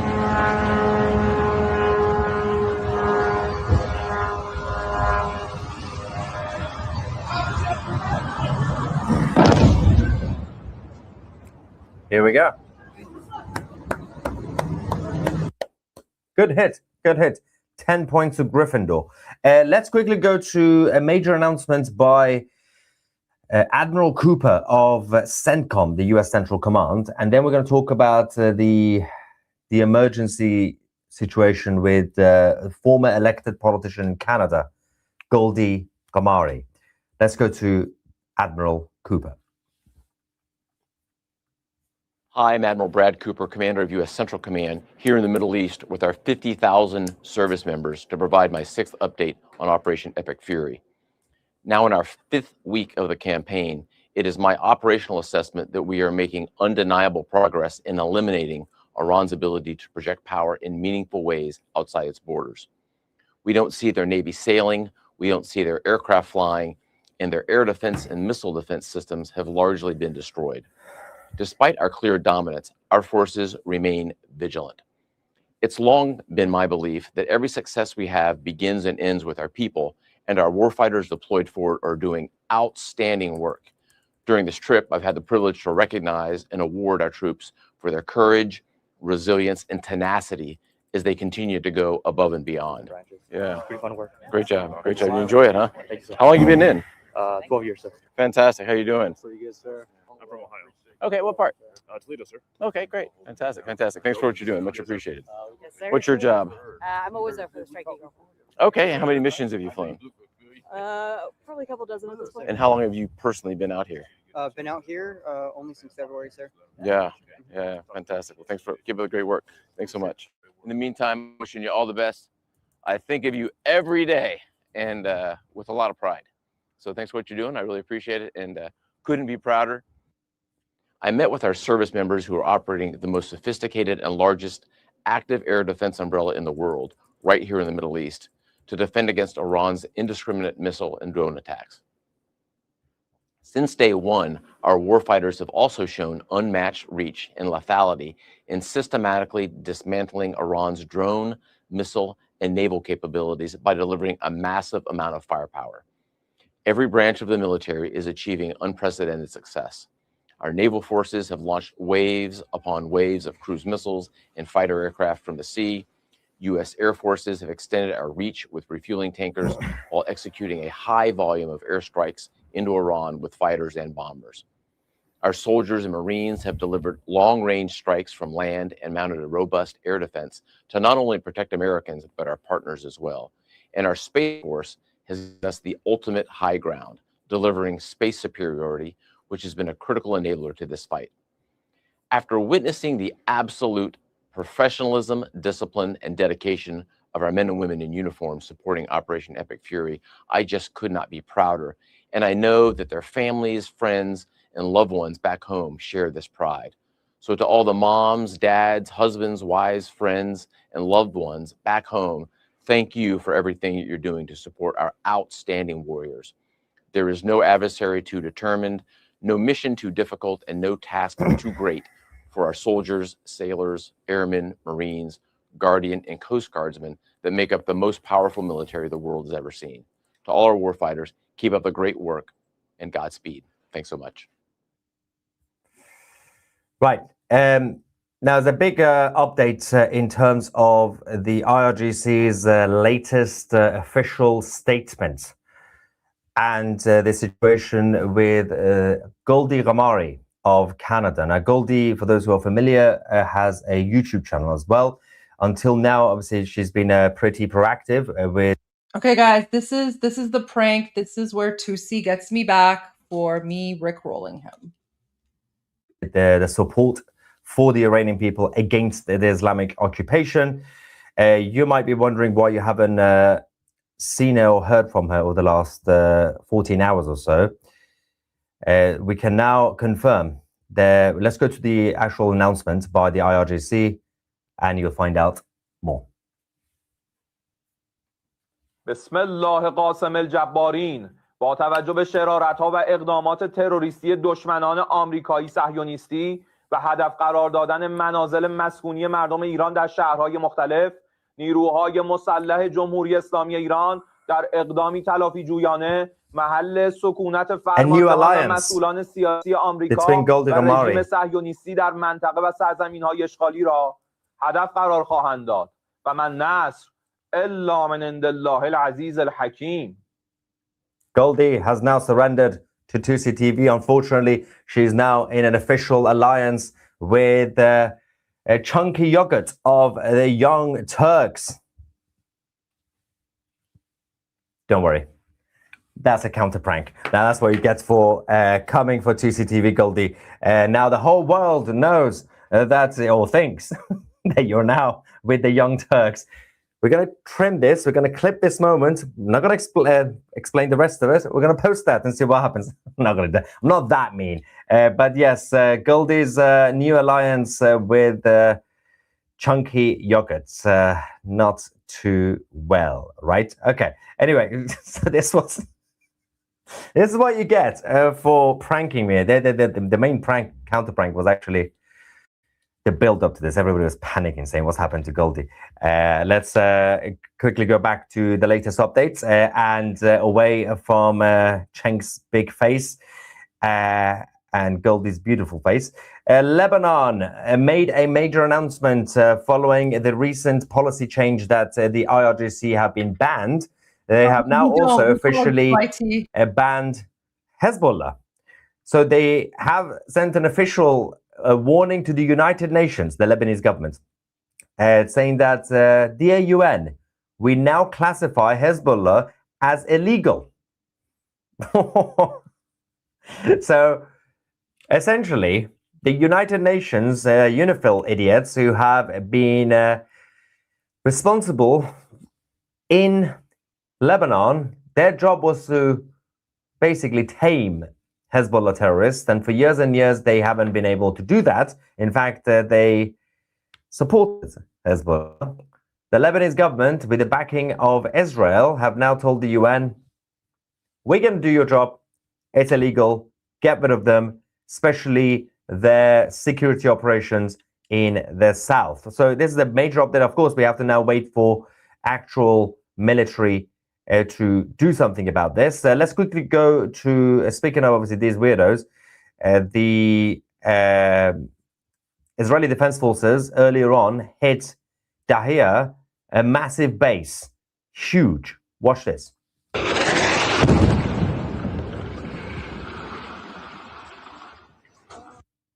That's where you get. Let's watch that again. That was beautiful hit. Beautiful. There we go. F around and find out, you Islamist smelly nutters. And I'm not just talking about chunky yogurt. Okay, big announcement from the Chinese. Yeah, we have to talk about the Chinese and also the other weirdos. Pakistan.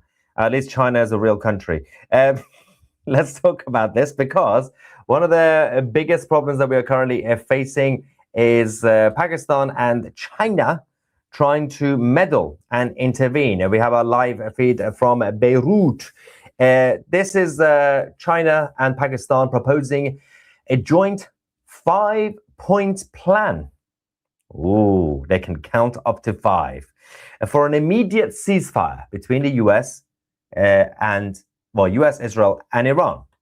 The problem with this is that nobody wants ceasefire. So the Islamic regime wants the war to stop, but permanently, not temporary ceasefire. But let's read the statement, see the 5 points, right? We do have also an official statement from the former elected politician in Canada, Goldie Ghamari, who says, I surrender, with the white flag. Why are you using the French flag? It's just temporary. Anyway, good. Okay, ceasefire has now been agreed between Tusi TV and Goldie Ghamari's channel. Everything is fine until we complete our nuclear program, and then we'll come back. All right, let's read the statement from China and Pakistan. All right. Oh, some people are asking, are we retaliating? Oh, 100%. 100% we're retaliating. We're retaliating. We're not going to let that one go. This is going to be fun.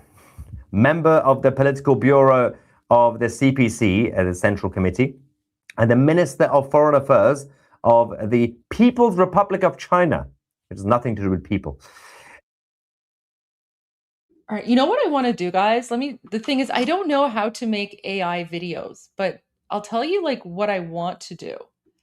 I want to like, I don't know how to use like AI videos, right? So I have to figure out how to use AI, or I don't know if someone knows how to do AI.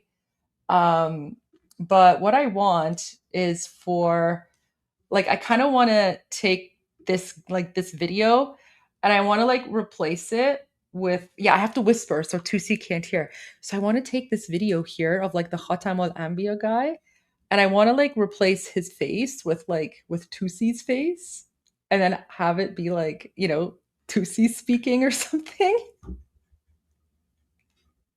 I just don't know how to do that, so I have to figure that out. Like it could just be like random gibberish or whatever he's saying, and then you know we can just add like subtitles at the bottom or something. The conversation is classified, guys, because I'm whispering, right? I'm speaking very quietly.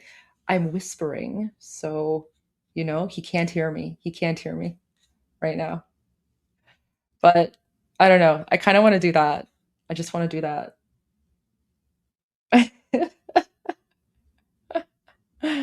There you go. So that's like what I want to do. But this stays between us.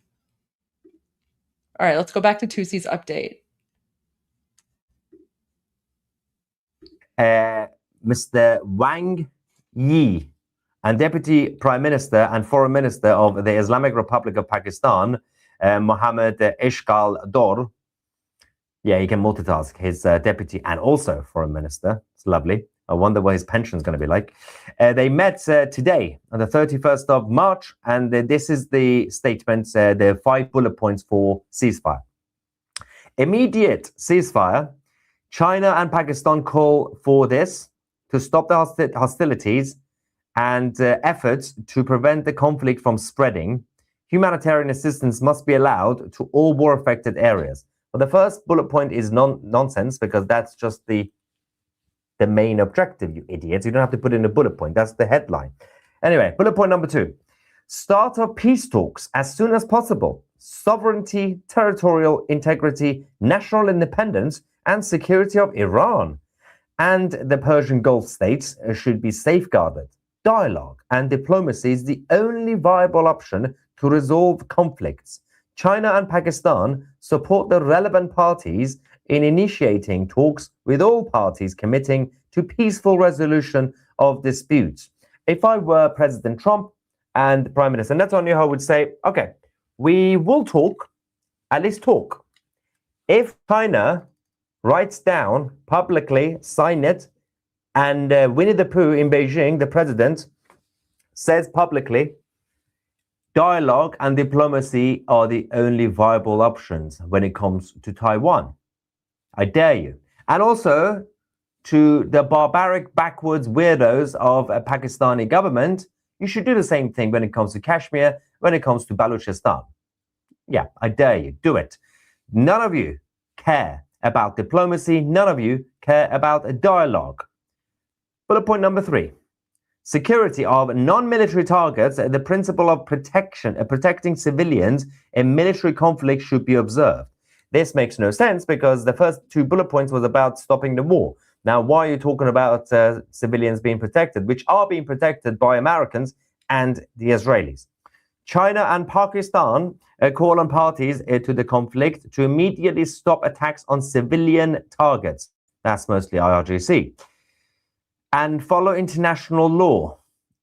Oh, F you and your international law. Number 4, security and of shipping lanes. The Strait of Hormuz, together with its adjacent waters, is an important global shipping route for goods and energy.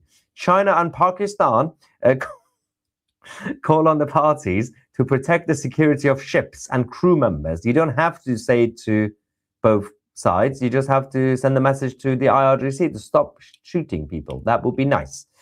And finally, primacy of the United Nations Charter. China and Pakistan call for efforts to practice true multilateralism to jointly strengthen the primacy of the UN. Translation: everybody surrender and bow down and worship the United Nations. China and Pakistan don't care about the United Nations. They don't even follow the rules of the United Nations, but they want everybody else to do so. So these are the 5 nonsensical points. None of it makes any sense, and nobody cares about China and Pakistan ever in history. Okay, we have a big announcement. Unfortunately, Greg the Goat is not with me because he's still injured following an attack by Serafina the kitty, who used the chocolate cake to, I don't know why, to rub it all over him. Jamshid Eshaghi, who was a senior IRGC leader and senior also financial officer in the Islamic Republic military, has now been eliminated. Winning. Another one bites the dust. And finally, we have this latest footage from the Israeli Air Force releasing this, showing the strikes on the IRGC and regime infrastructure in the capital of Iran, Tehran.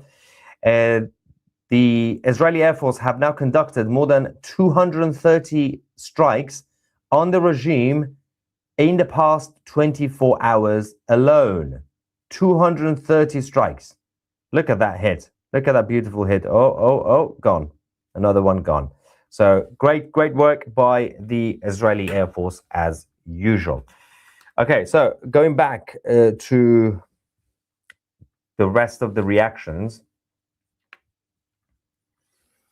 Carter says those so-called allies in Europe and Canada, for all purposes, are on their own since they won't help the US and Israel and the Arab nations to fight. Yeah, let's not forget, the narrative is not that you're not, you betrayed President Trump or you're not helping the US.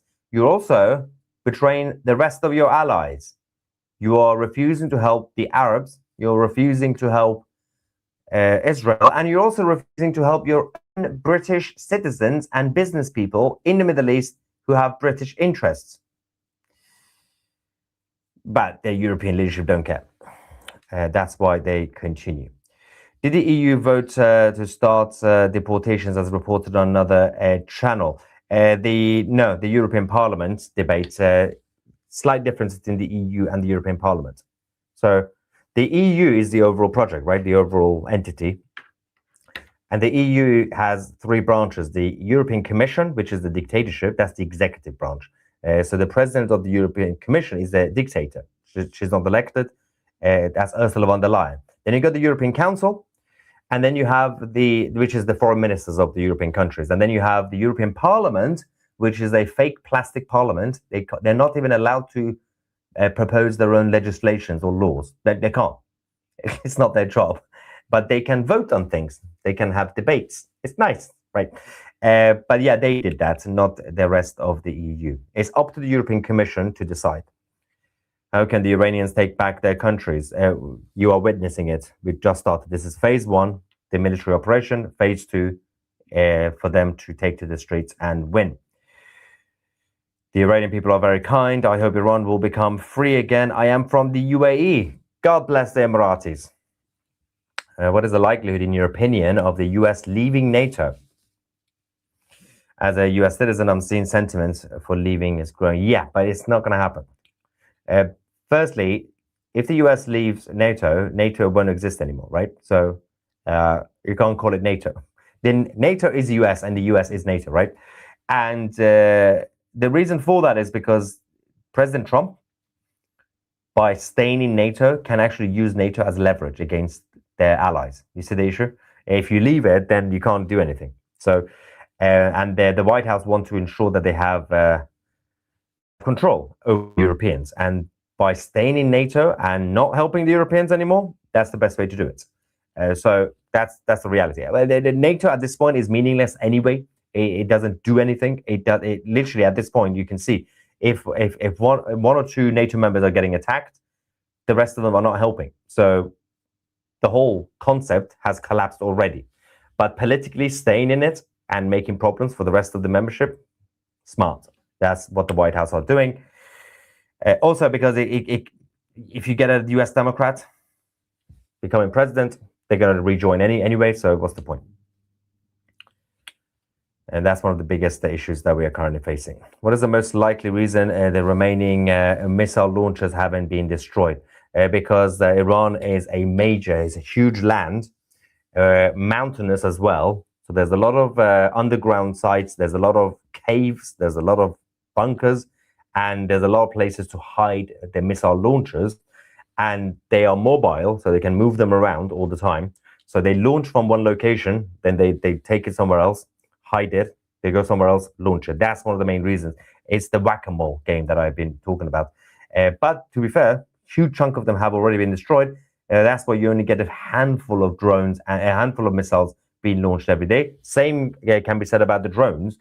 They still have a lot of drones. Drones are easier to make as well, but they have drone carriers. And but that's also relatively coming down, the numbers that are being launched from Iran. Any word on the peg leg, ham, and eggs? No, we don't know. Well, apart from him going to gay clubs, we don't know. Please update us about the food and water supply of the Iranian people. So, talking to my dad, the hyperinflation means that effectively a price of one egg is now basically about $100. So almost. And it's difficult to, depending on where you live, cities are still okay relatively, but small towns and villages, they're struggling because especially if they are just solely relying on local farmers, they're struggling. But there is still food. Water is okay. There is water outages that keep coming and go in terms of the supply, but it's still functional. It's the same as a year ago. It's problematic, but they can still survive.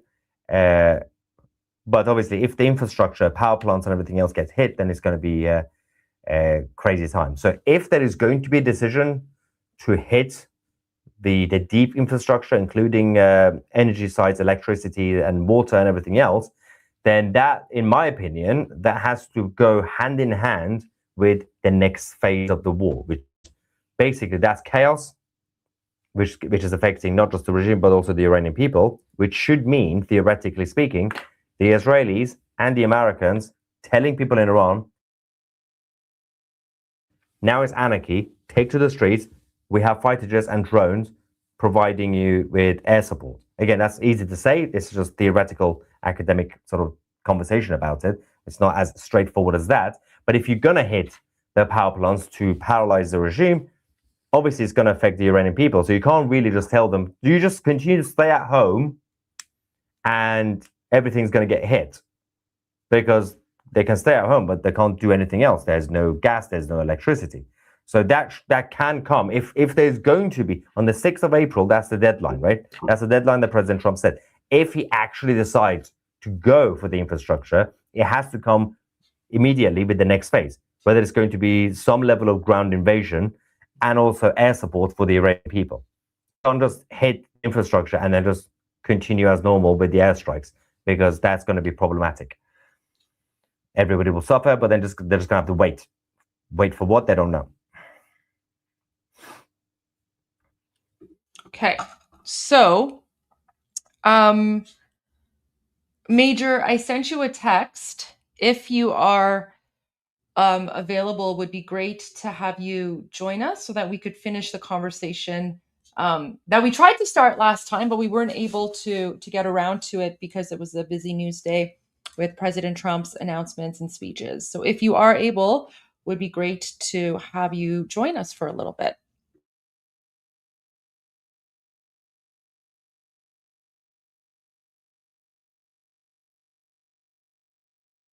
Excuse me. I want to go to some breaking news, guys. So apparently, this account, War Monitor, which is usually like, they're generally pretty accurate. They're saying that there's like this breaking news reports that the Iranian Natanz nuclear facility has been hit by US and Israeli strikes. So let's keep an eye out on that. As Secretary of War Pete Hegseth said this morning, the attacks and the strikes are pretty much continuing. So there's that. Armen and I mentioned a little bit earlier, I think a few weeks ago or so, that one of the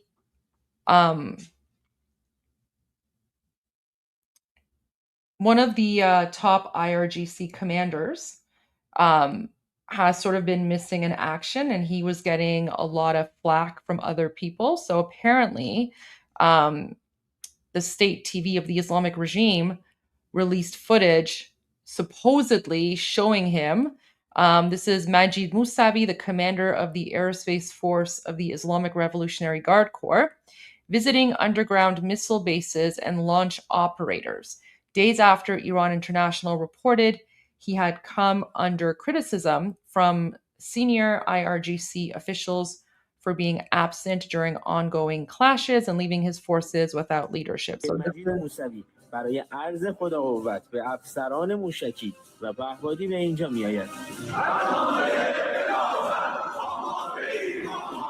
So he's supposedly underground. Like, that's what they're supposedly showing here. Whether it's accurate or not, who knows? But there's actually a very interesting special report. It's about 6 minutes long. And Iran International came out with this video earlier today. And the caption is, as war now dominates the headlines, it's critical to remember how we got here. In January, Iran's security forces carried out one of the deadliest crackdowns in the country's modern history.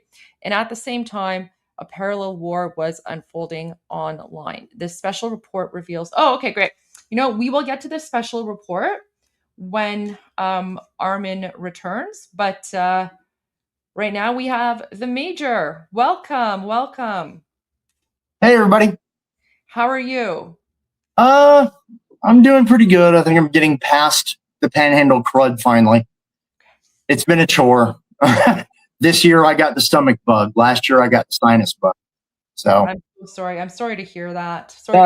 It happens. It's the only real downside to living out here. So yeah. So welcome. Viewers are always excited to have you here and join us. So always great to see you. So let's just get right into it, because I had some questions about. Well, let me just pull up something here. So so I wanted to speak a little bit about the reports that certain troops are being sent to the Middle East, and just wanted to get your thoughts on this. What this all means. Like, what do you think is happening? Because we always appreciate your input on like this. Well, first, obviously we are sending actual ground troops to the Middle East as opposed to air crews and pilots and missile defense people. Obviously we're doing that, but in addition we are sending both Marines and the Airborne, specifically the 1st Brigade combat team from the 82nd Airborne. And what that means, there's a lot of confusion because too many people don't really know how the U.S. military is structured very well. So what I wanted to do was, last time when I sent an image, the reason I kept getting kicked off a couple of days ago is because because I was trying to find links or an image on my phone that I could post in the StreamYard backend, and StreamYard hates my phone, so it would kick me off every time I minimized it. So what I wanted to do was, the last time I sent a picture, when I was on, of like the little IRGC speedboats.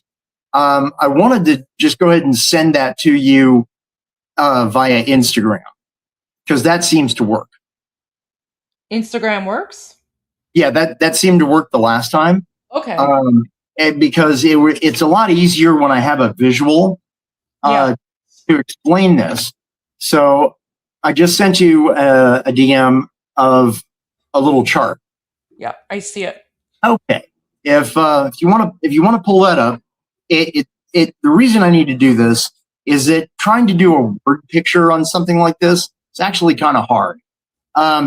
What you're looking at here. Let me just pull up. Yeah. Oh yeah, you've got an article up there. There we go.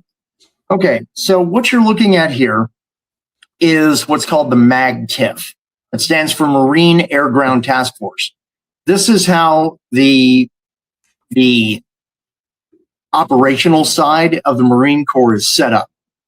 So you've got four things going on here. You've got the command element, and then you've got ground combat, air combat, combat service support. Combat service support is me. That's where I live, or when I was in. I was over on that side. Key thing to note about this is that there's no size component with any of these blocks. There's nothing to tell you how big each element is. And that's because these scale from the Marine Expeditionary Unit, which is the smallest, all the way up to a Marine Expeditionary Force, which terrifies national governments. And the reason for that is at the bottom end, which is the Expeditionary Unit, which is the 31st MEU that's on board the Tripoli and its escorts, and the 11th MEU, which is on board the Boxer and its escorts. Those are built around infantry battalions. So that's 800, maybe 900 infantry soldiers. And then you have all of the other people attached onto that. So that comes up to about 2,200 Marines and sailors for the medical portion. And that's before we get into the crews of the ships that are carrying. All right. So you've got the Tripoli, you've got the Boxer.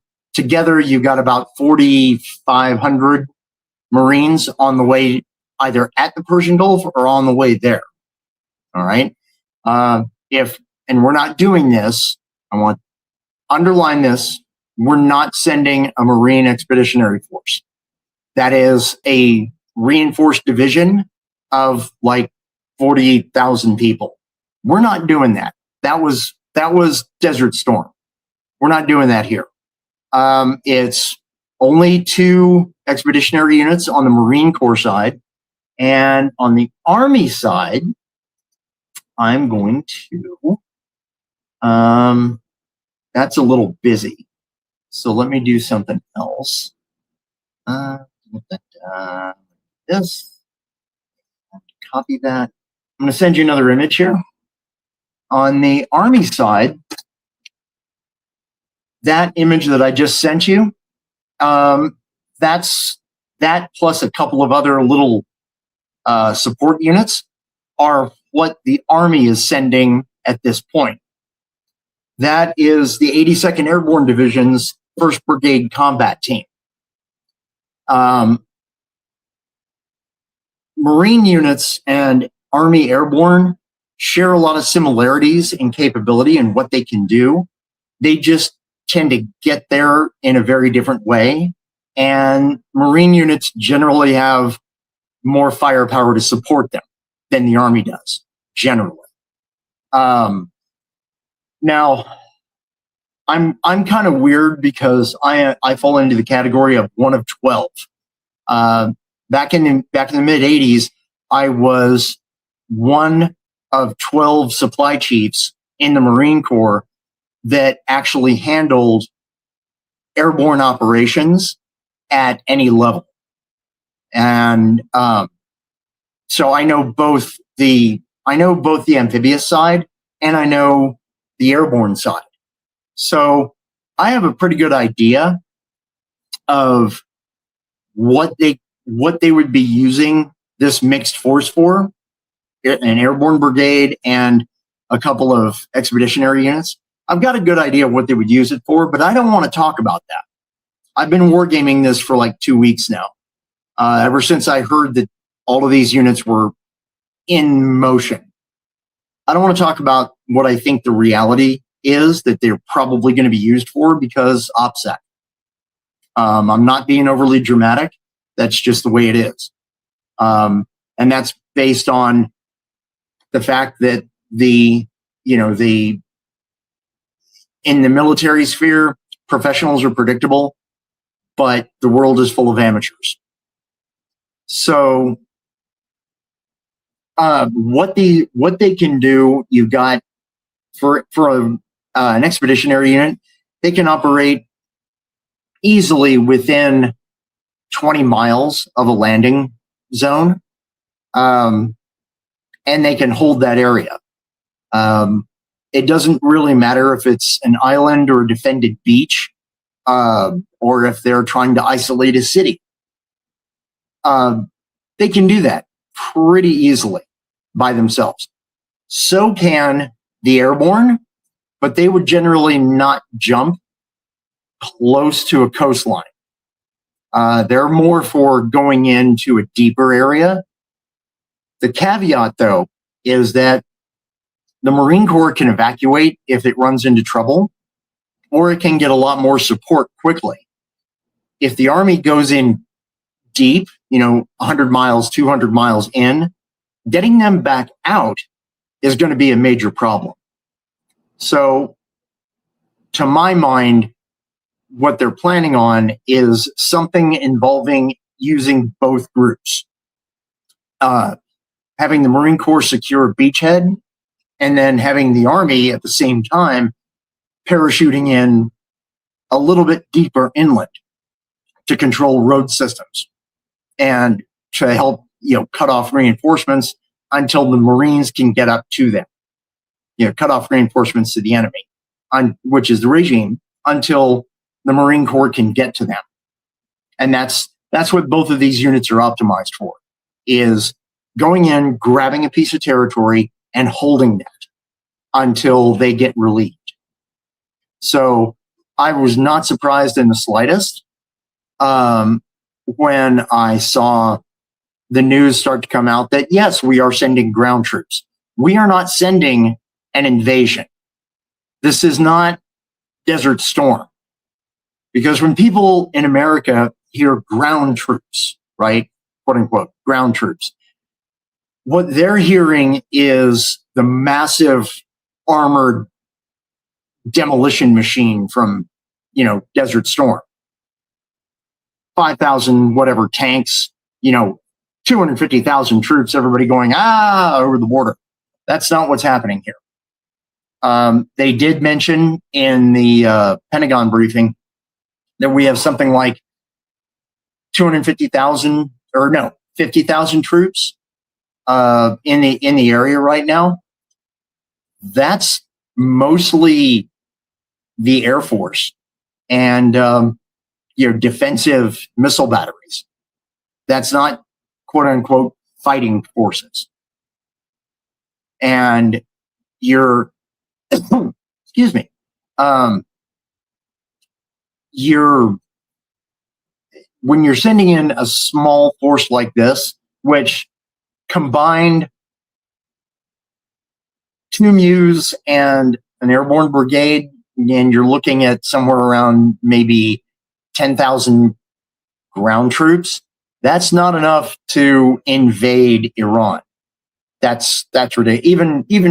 Even if the entire Iranian street came out in support, that's not enough to do something like that. So that's not going to happen. That's not what we're doing. I'm kind of treading into areas that I don't want to go to. But yeah, everybody is talking about Karg Island. Other people are talking about the islands in the Strait of Hormuz. My response to that is, yeah, maybe to both. That's all I really want to say at this point, because I could get really detailed, but I'd really rather not yet. if that happens, by all means, I'll happily come back and talk about exactly what they're doing and why. But I just don't want to go there right now. I do, however, want to point out, on a personal note, you, Goldie, have bubbly.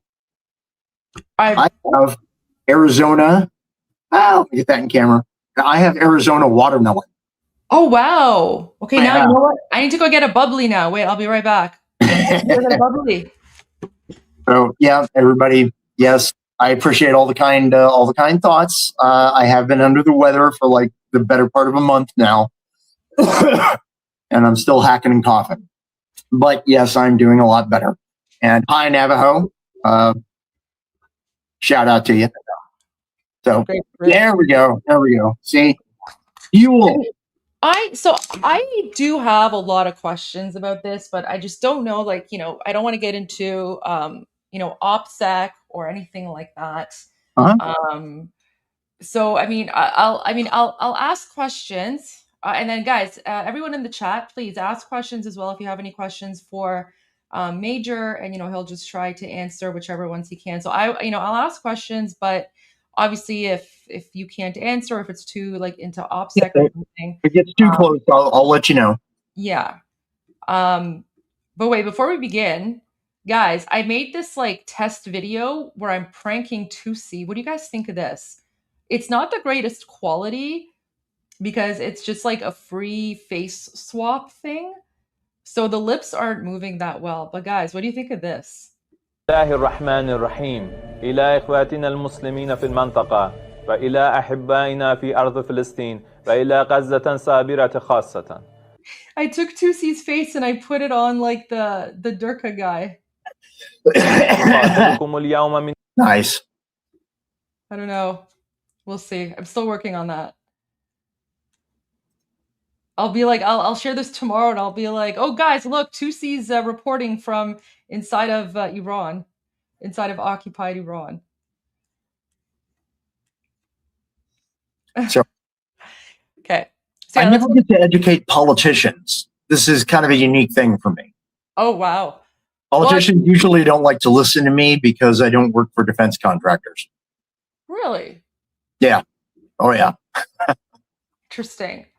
Interesting. So, okay. So, I mean, I want to pull up some things here from CENTCOM, but just so that we can have like something in the background. But so I guess, so what would be the purpose of the 82nd Division being sent to the Middle East?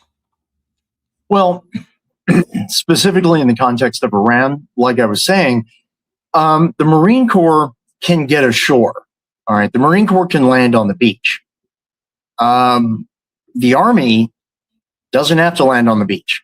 In fact, doing a parachute assault on a beach is a really, really bad idea.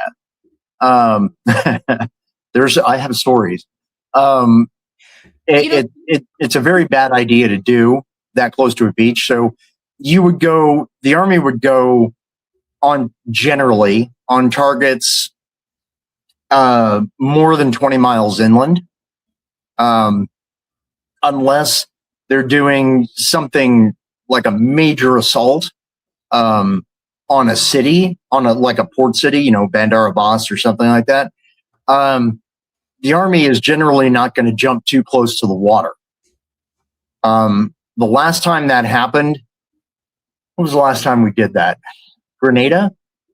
Yeah. The last time we did that was Grenada in 1983 when the Rangers jumped onto the island. And about a third of one of the Ranger companies landed in the Caribbean and had to swim ashore. That's why they don't do that. So, excuse me. Yeah, that's the difference. You got the Marine Corps is generally close to the shore. The Army generally goes further inland. And okay, so let me just pull this up here. So this is the Strait of Hormuz, and these are some of the islands here. That's Bandar Abbas. This is Rish. Some of the islands here, and then Kharg. Kharg is up here, right? Right. So Kharg is quite far from the strait here, right?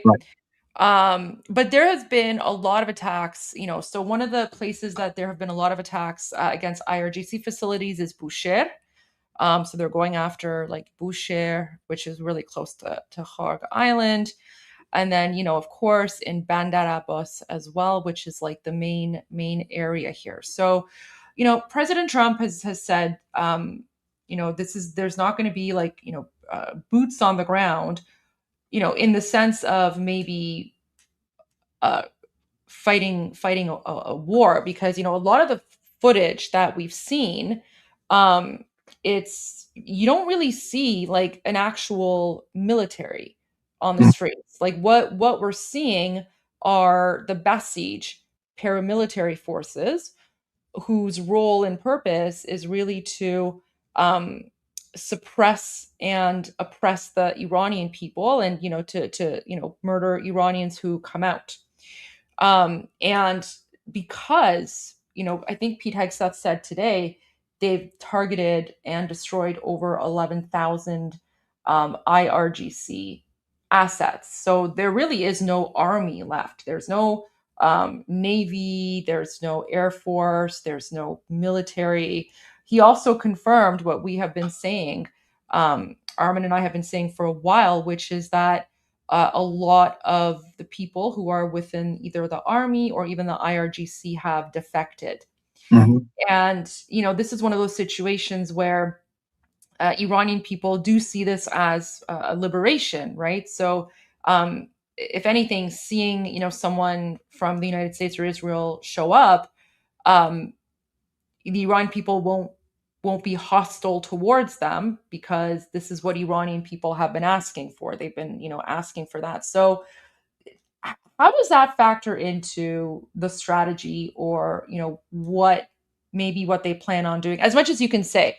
Because, let's say, a certain group shows up and, Iranian people are just going to be staying at home, not fighting back or anything. But then you do have these sort of rogue militia or like proxy groups driving around.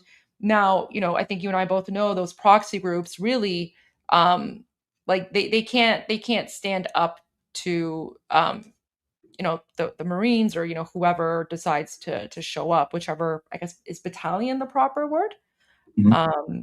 Like they won't be able to stand up to them, because they're only good at murdering innocent, unarmed Iranians, right? So how do you see all this playing out?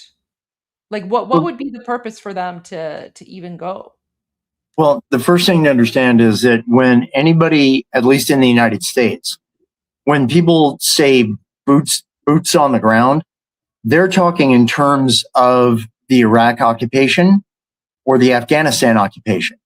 That's not what Trump is not lying. He's actually saying, no, there's not going to be boots on the ground.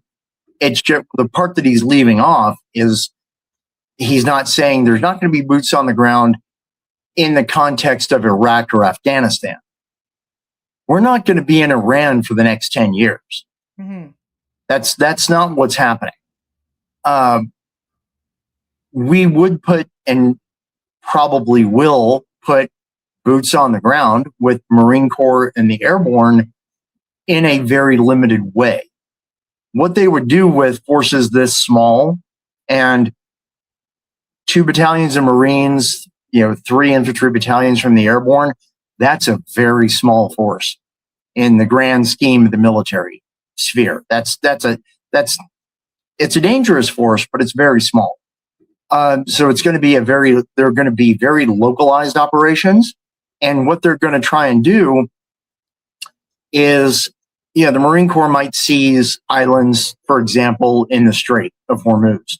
But then the Airborne is going to jump outside Bandar Abbas. You never jump into a city. You jump outside of a city. And the idea is to get all the leftover sniper type people, wannabe sniper type people, that are largely doing a lot of meth. You want to get them to come out and try to take a shot at you and let them run right up to you so you can eliminate them.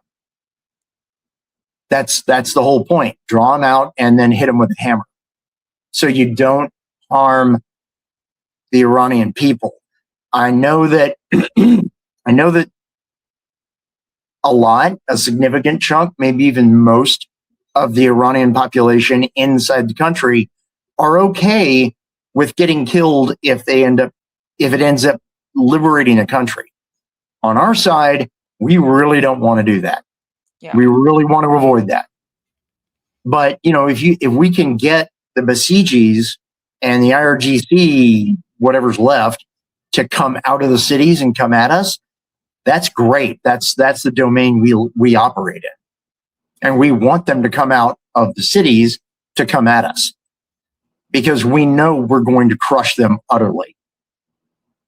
And I say that speaking as a former active duty Marine, but to all my airborne brothers out there, knees to the breeze, we want them to do that. We want them to come out and let them think that it's going to be a fair fight, because it's absolutely not. We're going to completely crush them. We just don't want to follow them into the cities and have another Fallujah where we're blowing holes in people's houses, while they're trying to hide under the bed, literally, as we're trying to get at the bad guys. We want to avoid that. And that's the context that we're looking at, because the port cities here are the key to southern Iran. It's not so much the interior cities. We really want to pay attention to the port cities, Chabahar, Bandar Abbas, Bushehr, Karg Island.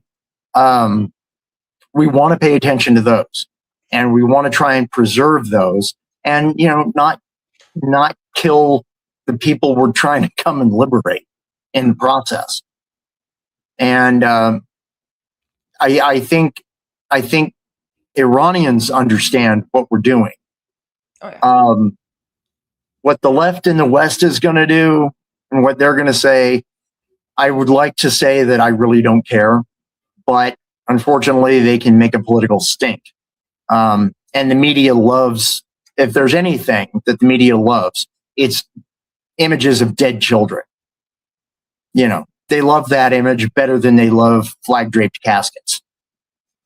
And that's why the Islamic regime is now recruiting children to man checkpoints, because they've run out of adults, which is horrible, and it's a war crime to do that. Like they're using child soldiers. Yeah, but I mean they've been doing this. They did the cutoff Iraq War too. Yeah, the cutoff that I always went by. I don't know if that's been clarified in later years, because we are talking about 30 years here. The cutoff that we always understood when I was on active duty was 16. If they're 16 and above, they are a military age. They're a military age person, and that's not really a crime, because I enlisted. 1984. I enlisted at the age of 17. There are, like England used to have their cadet program where you could enlist at 16 if your parents would sign. But when you got like 12-year-olds, putting on green headbands and being handed an AK and a couple of hand grenades and told, hey, go die for Allah, paradise is that way, and they charge the Iraqi lines. That's definitely a war crime. And I used to work in the 90s. I worked with former Iraqi soldiers who had fought in the Iran-Iraq War. And they universally, when we got on the subject of Iranian child soldiers, they were always messed up. it really messed them up. But they were like, what are we going to do? They're 12-year-old kids, but they're coming at us with AKs shooting. What are we going to do? And they were messed up about it. Yeah. And that's what the regime is trying to do here. And on the personal level, that will mess up U.S. troops if it comes down to it. I'm just hoping that they can keep that part of it at bay, and hopefully those kids will run home when everything starts falling all around them, or at least run into a ditch or something and hide. Yeah, I mean, hopefully we can only hope. Hopefully, I have a theory about what might be going on. So, the economy inside of occupied Iran is in shambles, and right now the country is shut down. Not only because of the conflict, but also because it's still Nowruz, it's still the Persian New Year. So the country, is basically on a holiday, and it will be on a holiday for I think 2 more days. So we're getting close to the end of like the 2-week period here. The money inside the country has pretty much run out. People are unable to withdraw cash from ATMs. We've already heard reports that several banks that are responsible for paying the salaries of IRGC members and people who are affiliated with the IRGC, those banks have been pretty much destroyed. Their communication systems are down. And so we know for a fact that a lot of people who are working for the regime, including IRGC, have not been paid. And they have not received their Nowruz bonuses either, because there's they get like a bonus. Think of like a Christmas bonus, but the Iranian version. So it's like a Nowruz bonus. So they haven't received any of that either. And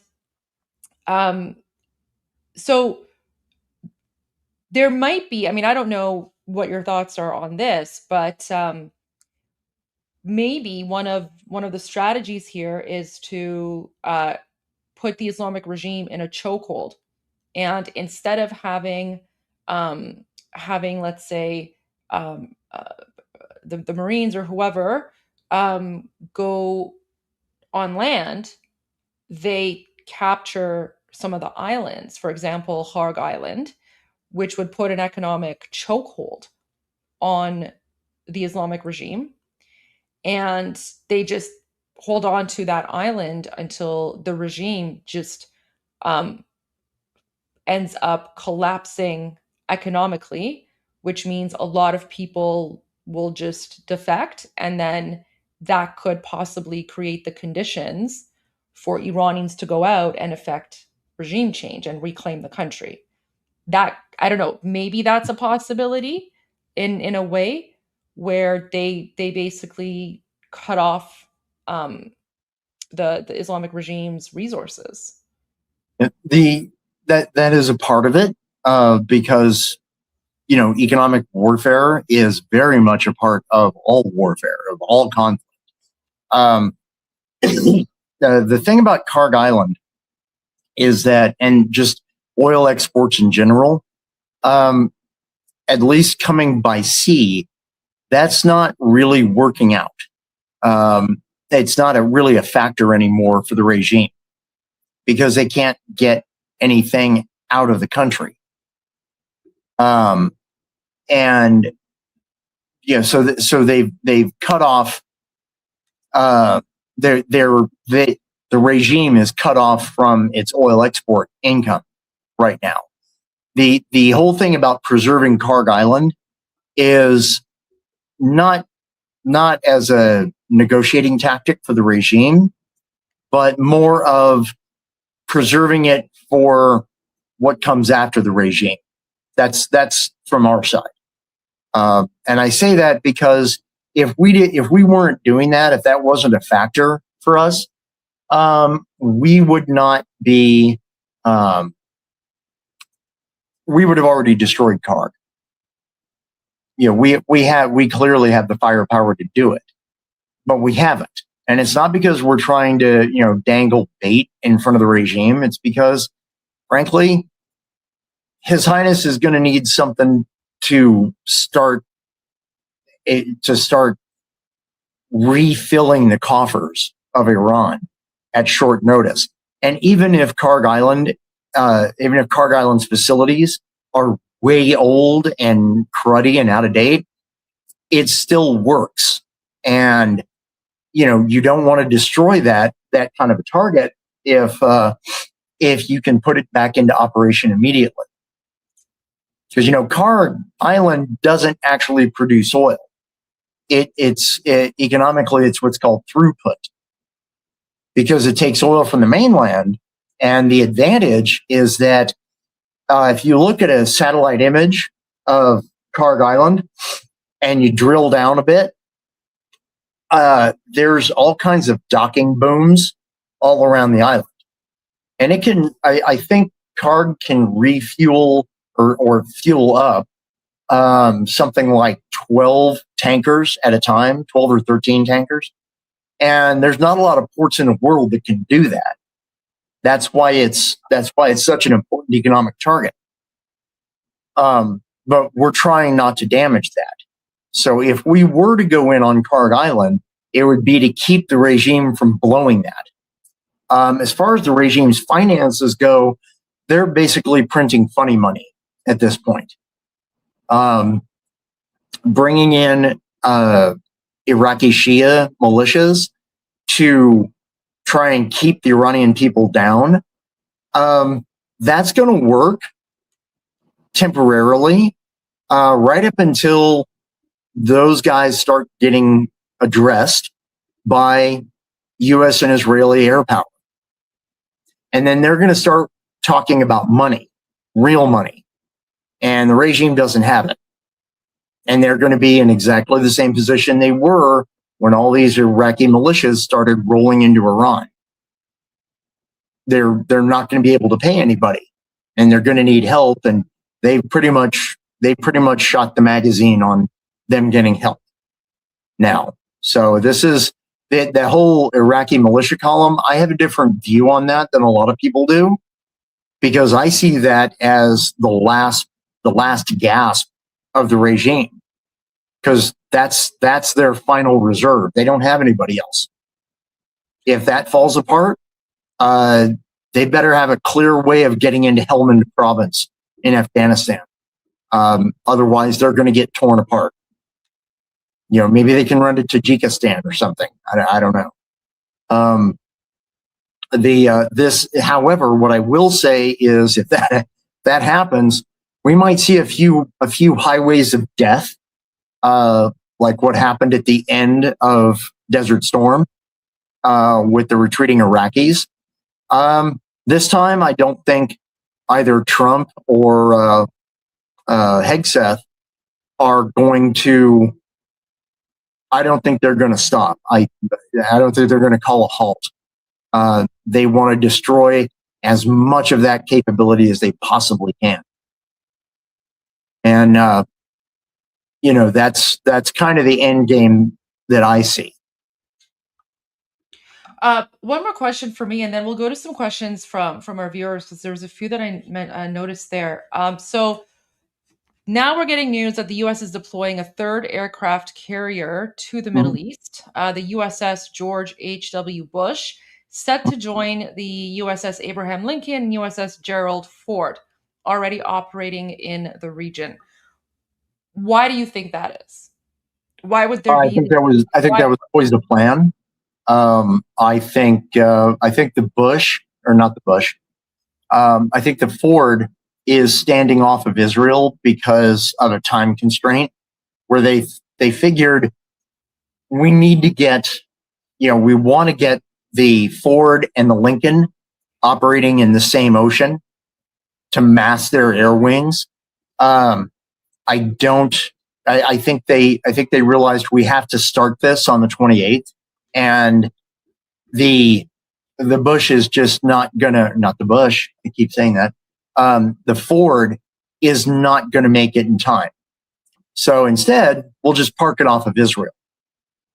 We're very stretched on carrier strength right now.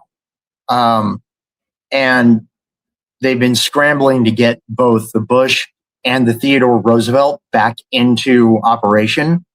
And to the point of cutting short their final buildup exercises. And now they're sending the Bush, which I'm not sure, I haven't checked to see where it is exactly. Other than that, it's en route. So I don't know if they're going to park it off of Israel along with the Ford, or if they're going to slide it into the Red Sea because the Houthis are acting up again. And they would really rather have a task force in the Red Sea that can shoot at anything the Houthis fire. I don't know if they're going to do that, because the only way to do that is to send the Bush through the Suez Canal. That could be problematic because it could get ambushed. And it doesn't have to, they don't have to sink it. They just have to damage it enough inside very constrained waterways, and they basically have a dead ship, even if it's functional. Because the only reason to have an aircraft carrier out there doing anything is its air wing. And the carrier needs to be moving in order to launch its air wing. And if it can't, then it's not even going to be able to unload the air wing and have it launch from, ground bases. So I don't know that they're going to try that at this point. They may just park it off Israel with the Ford and hope for the best. That's why I think they're sending the Boxer through the Pacific to get to the Arabian Sea, rather than send one of the other ARGs from the Atlantic, because they'd face the same problem. I trust Egypt as far as I can, but I trust Egypt to secure the Suez Canal. But, the Sinai, for those who haven't been paying attention, the Sinai has had a guerrilla war going on for 15 years now. And if you go back and look at what happened when the container ship Ever Given jackknifed itself in Suez for a week, that was not an attack. That was just people being dumb. And anything can happen. So you've got to balance what can you get into what region first, and how securely can you do it. Now, why would you send a third aircraft carrier? Because now that's 210 combat aircraft that you just added to the battlefield, or you added another 70 combat aircraft. So you got 210 strike aircraft afloat.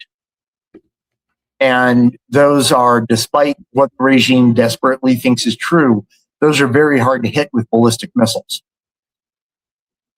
without even a shoot down, because the ships are in motion. So yeah, adding another 70 strike aircraft to the strike package, that's all to the good. And everybody's in favor of that. And there's also the addition of the Bush's destroyer escort squadron, who are carrying vertical launch anti-aircraft missiles that are capable of intercepting ballistic missiles. So that's a consideration. There's the Navy people in the chat who are listening to this. You all know what I'm talking about when I say the VLS problem. I don't want to go into it in detail, but it's a real problem for the Navy that is not fixed yet. They're working on it, but that fix is not going to be ready for another year, at least.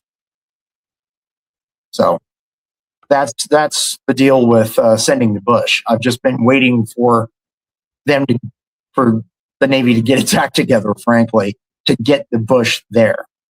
I don't think the Theodore Roosevelt is going to go on station. I think they're going to park themselves in the South China Sea off Manila until Washington can get out of dock, or get out of the yard in Yokosuka in Japan. Right now we're real thin, so it's enough to give you a headache if you think about it too much. I have a question from one of our viewers, George Hansen, and he's asking, does the IRGC, or I guess he meant to say, what does the IRGC have for mechanized infantry and artillery? Is it going to be a problem? My knowledge, they don't really have anything substantial. They might have some ex-Soviet BMP armored personnel carriers. As far as SP artillery, self-propelled artillery, not much. That would be more from the Artesh, and I don't think the IRGC has anybody capable of actually operating an SP artillery piece. I'd be very surprised if they did. So operationally, a BMP is pretty dangerous to Airborne until the Airborne's armor component gets to the ground. And that all depends on how the airstream works to get the troops and the gear to the site, to the DZ. If the IRGC takes they take a BMP against a Marine landing, that's going to be really interesting for about 20 seconds. And then that vehicle is going to go away. What the IRGC relies on are what are called technicals. And you and Armen had video of that a few weeks back with the pickup trucks with the Dishkas. That's a technical. And it's a pickup truck. There's no armor on it. And the heaviest thing it has is a 50 caliber machine gun. Very, very dangerous to civilians. Not that dangerous to either the Marine Corps or the Airborne, because we have rocket launchers. And, we don't even need to shoot javelins. We can shoot Laws rockets and AT-4s. So, no, overall, they're not going to be that big of a deal, even if they do have them. Okay. I'm just trying to find some footage from that. I just put it. Wait. Here we go. Right, so this stuff, right? Let me get back in here. Like a little, I'll go back. That is a technical. What you're looking at there is a technical. Okay.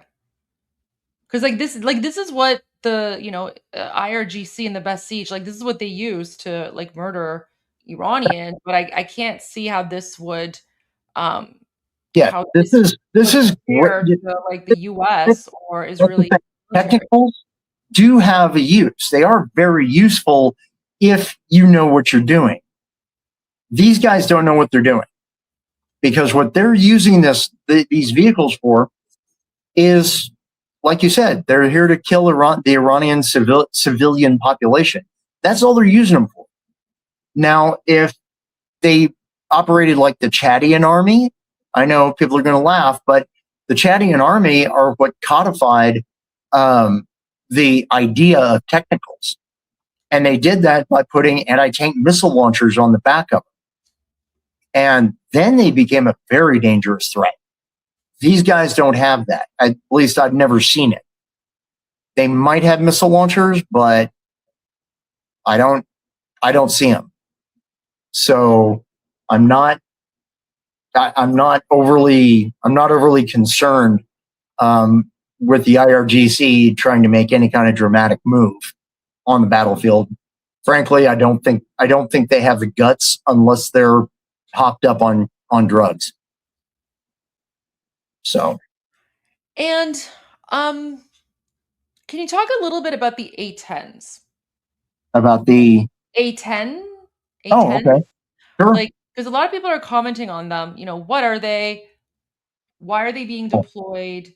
The A-10 was originally designed. I think I'd just been born when they started designing it. The A-10 Warthog is actually the Thunderbolt 2, but everybody calls it the Warthog. The A-10 was designed specifically to counter Soviet armor in Germany in the Cold War.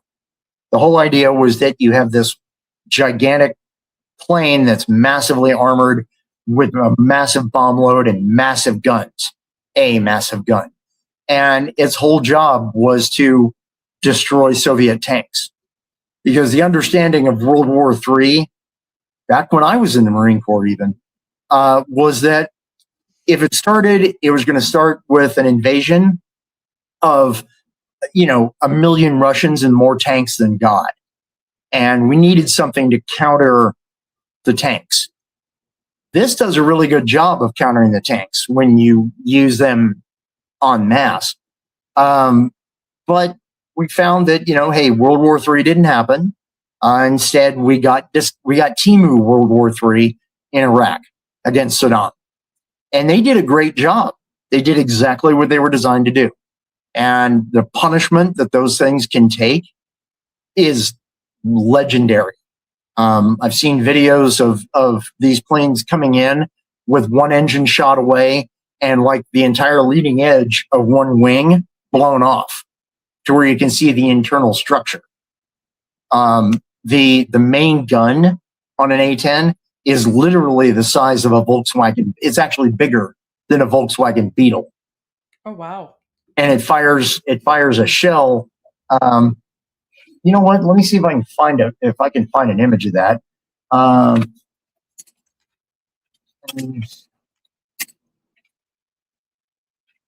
Yeah, because it's kind of hard to describe on using a small screen. Oh yeah, there we go. Let me make sure that I know what I'm sending you here.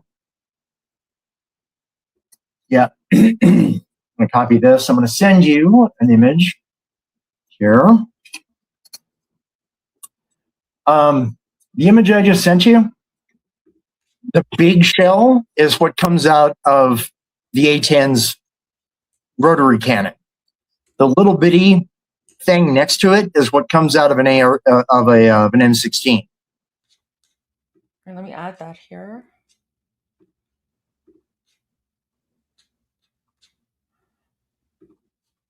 Yeah.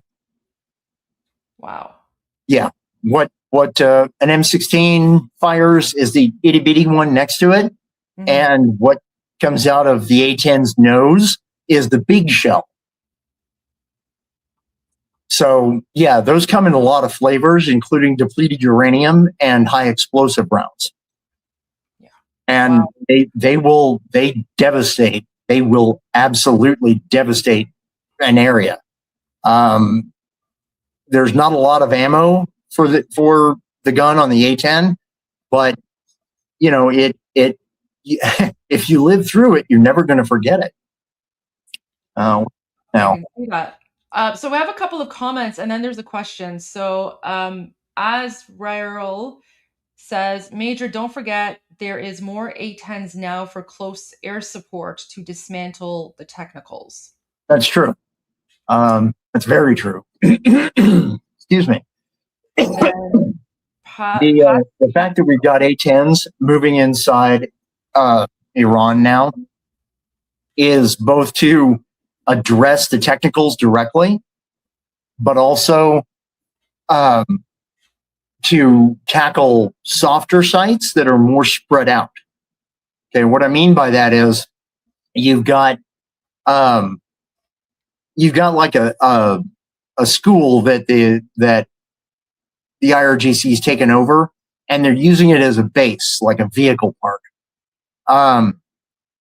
It's kind of a waste to drop like 3 or 4 bombs on a target like that, trying to get everything.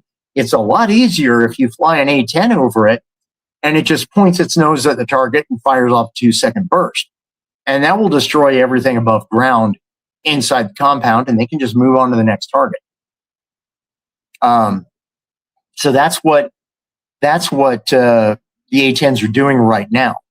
And, if they're even out there, they're addressing any kind of Artesh tank or BMP or any other armored vehicle that is not clearly unmanned.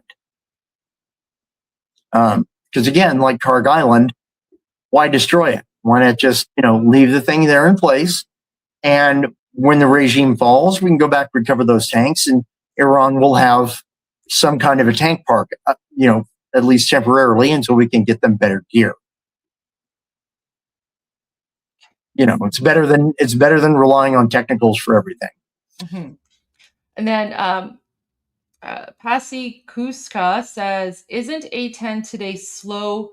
With radar intersection, the worst radar spots it at max range and get shot down unless the area has no air defense like helicopter. Well, I mean, my understanding, Major, is that there is no air defense.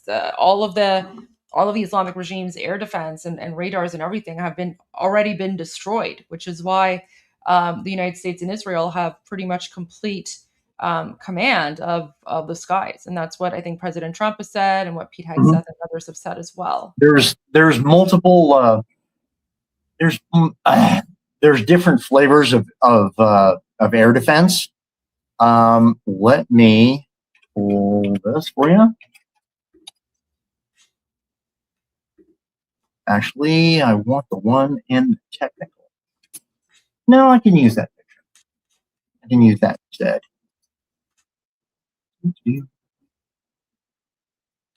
I'm going to send you this. Now, this is the picture I just sent you.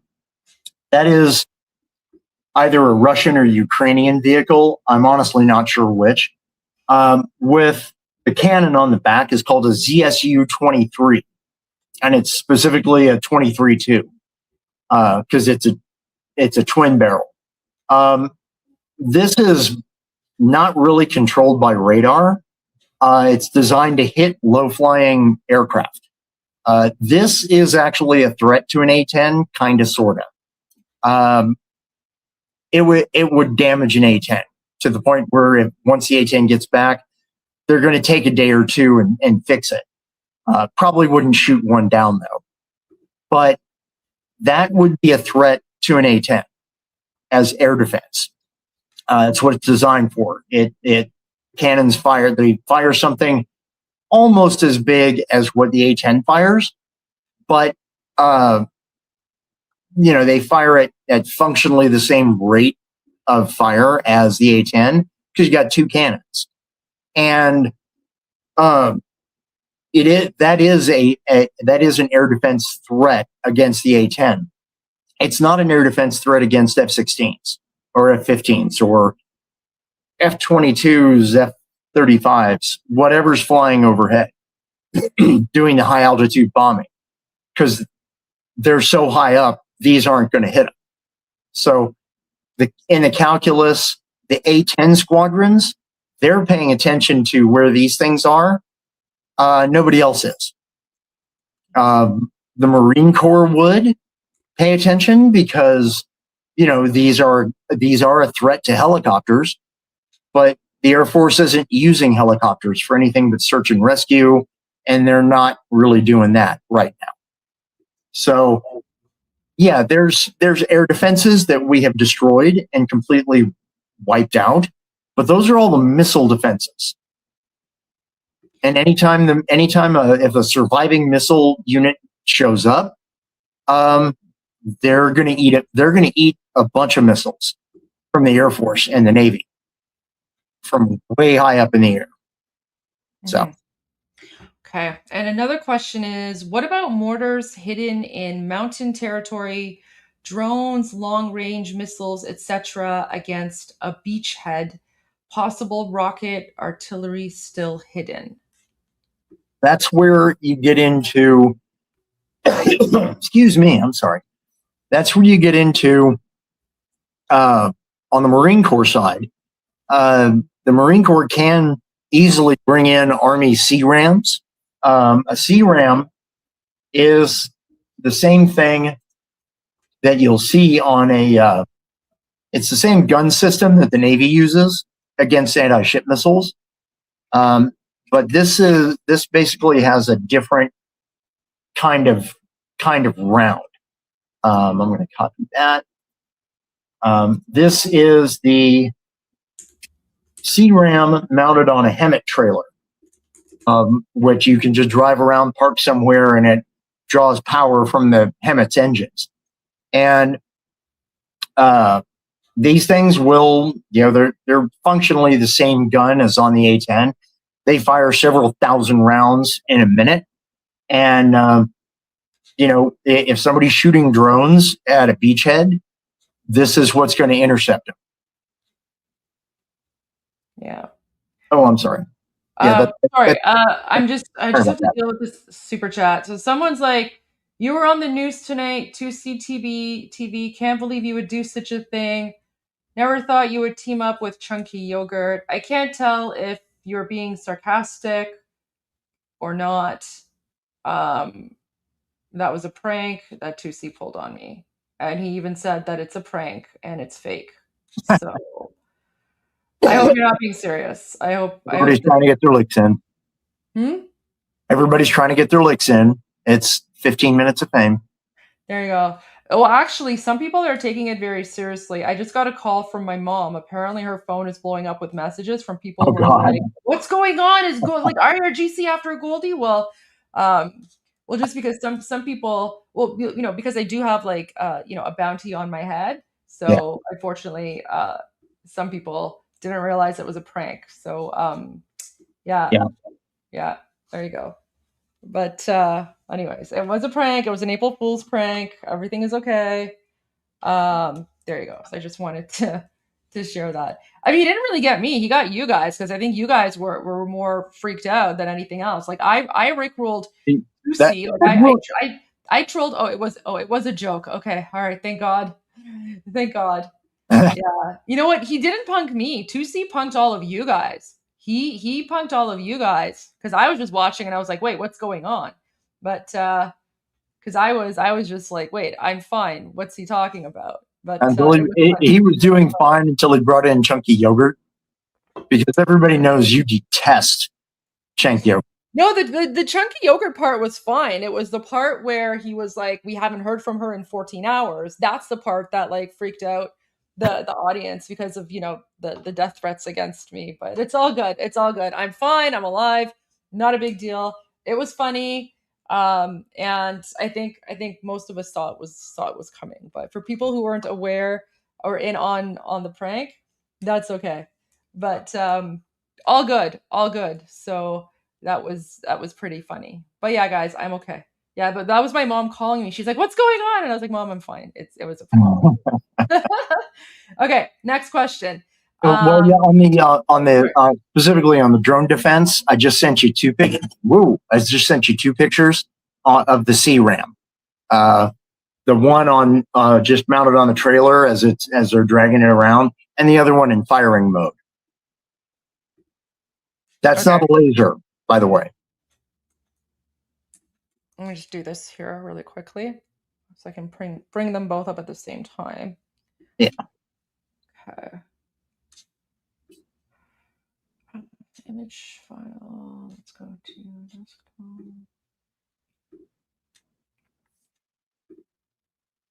Yeah. Now the one on top is the CRAM just being transported on its that vehicle is called a HEMTT unit. It's a high whatever. I don't remember what the acronym means now, because they keep doing all kinds of weird acronyms. But that's just the top image is just it rolling down the road. The bottom image is the CRAM actually firing at incoming rounds, incoming artillery and mortar shells. That is not a laser beam. That is nothing but tracers being fired at like 4,000 rounds a minute, so they can make sure that they hit everything. The reason that you can do that with a CRAM is because, unlike the Navy, on a CRAM, all of the rounds have a self-destruct that detonates it at 2 kilometers after leaving the barrel if it hasn't hit anything yet. Mhm. Yeah. Very effective. Not quite Iron Dome, but it's good enough. So CRM's defending Prince Sultan, etc. hit daily. Yeah. John confirming it was a joke. Thank you. Oh my gosh. Woo. So this I don't know. Can CRAM CWIS detect and hit FPVs? What's an FPV? And then he's saying, love talking to an actual expert. Yeah, we do. That's why we appreciate Major very much. We're getting into too many acronyms here. I don't know all these acronyms. So the CRAM, the short is answer, R2D2 looking thing. So yeah, CRAM is R2D2 looking thing. What's an FPV? Yeah. I know what what an IPV is. An FPV is it's basically a drone. It's another term for a drone. Oh, I see. There's so many acronyms when it comes to drones. It's just like, oh God, whatever. Now, if you're talking about the tiny little quadcopters that drop 40 millimeter grenades, no, this will not see them. But something like a Shahed drone, the Delta Wing drones, oh, well, yeah, it'll see that coming a mile away, or miles away. And it will zap those right out of the air so that we don't have to, shoot missiles at them. Okay, I think which gets problematic. That's an FPV drone, right? That I believe so, yeah. And that's now the thing is with the FPV drones, something like a CRAM can't see it. But as far as a CWIS is CRAM at sea. The CWIS came first. Then they took it off the ships, put it onto a trailer, gave it new ammunition, and called it a CRAM. Same unit. Exact same unit. The problem with these little FPV drones, they fit in your hand, and they're too small to pick up on radar. On the other hand, they can only carry this tiny little 40 millimeter grenade. It's not tiny if they drop it on you, but it's not really going to harm a whole lot in the way of equipment. And this is not Ukraine. And the IRGC, whatever their salient qualities might be, they are not the Ukrainian army or the Russian army. So this is not really a concern in this theater of operation. Oh, John is saying, I worked on CIWS in the Navy. Glad to see it's still doing its thing. Yeah. I long ago, and I mean long ago, I dated a girl who had been a CWIS gunner on a Navy ship. CWIS has been around, God, since the late 70s, and it's still out there. It's still doing its job. I guarantee a bunch of the drones that they were shooting at the Lincoln's battle group got shot down by CWIS, by Phalanx CWIS guns, when they kind of got a little too close to the outer cordon of the carrier. Thank you. Thank you so much for that. So just wanted to see if you have any final thoughts or comments that you'd like to share with us before I take a quick break. And then Armen's going to be back soon. And then we're going to continue with the rest of the news and updates. But really, really do appreciate you being here. I know our viewers really, really appreciate your input and insight, because you have a lot more insight on all the military stuff. And we always do appreciate hearing from you very, very much.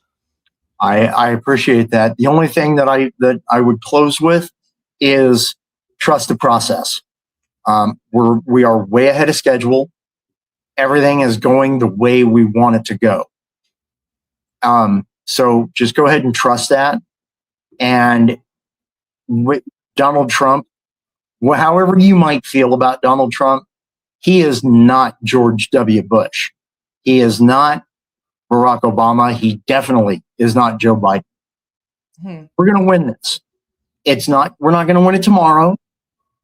It's not going to be over tomorrow, but we're winning and we're going to win, and Iran is going to be free. Oh, thank you for that. So, If you could, Major, please stick around. Let's watch this this operational update together from CENTCOM. It's about 3 minutes long, and then maybe we can get your final thoughts afterwards on what he's saying here. Okay, and I'll be right back because I've already seen this. Hi, I'm Admiral Brad Cooper, Commander of U.S. Central Command here in the Middle East with our 50,000 service members to provide my 6th update on Operation Epic Fury. Now in our 5th week of the campaign, it is my operational assessment that we are making undeniable progress in eliminating Iran's ability to project power in meaningful ways outside its borders. We don't see their Navy sailing, we don't see their aircraft flying, and their air defense and missile defense systems have largely been destroyed. Despite our clear dominance, our forces remain vigilant. It's long been my belief that every success we have begins and ends with our people, and our warfighters deployed forward are doing outstanding work. During this trip, I've had the privilege to recognize and award our troops for their courage, resilience, and tenacity as they continue to go above and beyond. Yeah. Pretty fun work. Great job. Great job. You enjoy it, huh? Thank you, sir. How long have you been in? 12 years, sir. Fantastic. How you doing? Pretty good, sir. I'm from Ohio. Okay, what part? Toledo, sir. Okay, great. Fantastic. Fantastic. Thanks for what you're doing. Much appreciated. Yes, sir. What's your job? I'm a wizard for the Strike Eagle. Okay, how many missions have you flown? Probably a couple dozen at this point. And how long have you personally been out here? Been out here only since February, sir. Yeah, fantastic. Well, thanks for keep up the great work. Thanks so much. In the meantime, I'm wishing you all the best. I think of you every day and with a lot of pride. So thanks for what you're doing. I really appreciate it and couldn't be prouder. I met with our service members who are operating the most sophisticated and largest active air defense umbrella in the world, right here in the Middle East, to defend against Iran's indiscriminate missile and drone attacks.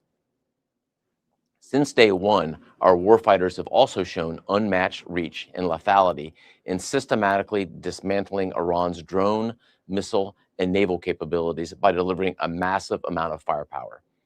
Every branch of the military is achieving unprecedented success. Our naval forces have launched waves upon waves of cruise missiles and fighter aircraft from the sea. U.S. Air Forces have extended our reach with refueling tankers while executing a high volume of airstrikes into Iran with fighters and bombers. Our soldiers and Marines have delivered long-range strikes from land and mounted a robust air defense to not only protect Americans, but our partners as well. And our Space Force has given us the ultimate high ground, delivering space superiority, which has been a critical enabler to this fight. After witnessing the absolute professionalism, discipline, and dedication of our men and women in uniform supporting Operation Epic Fury, I just could not be prouder. And I know that their families, friends, and loved ones back home share this pride. So to all the moms, dads, husbands, wives, friends, and loved ones back home, thank you for everything that you're doing to support our outstanding warriors. There is no adversary too determined, no mission too difficult, and no task too great for our soldiers, sailors, airmen, Marines, Guardian, and Coast Guardsmen that make up the most powerful military the world has ever seen. To all our warfighters, keep up the great work and Godspeed. Thanks so much. It's so different. It's so different from the Obama days, where you had openly political officers who would say they'd just be mealy mouth about how they talked, and it's refreshing to see the difference. So that gives me hope for the U.S. military, because I see things from the inside that I really don't want to get into here. But my real hope is that we can maintain the recruit flow to get more people in and try to get our numbers back up to where they need to be, because that's if there's a weakness in the U.S. military, it's that our numbers are so small right now. That's the only thing that really. That's the only thing that honestly gives me a hard time sleeping. Is the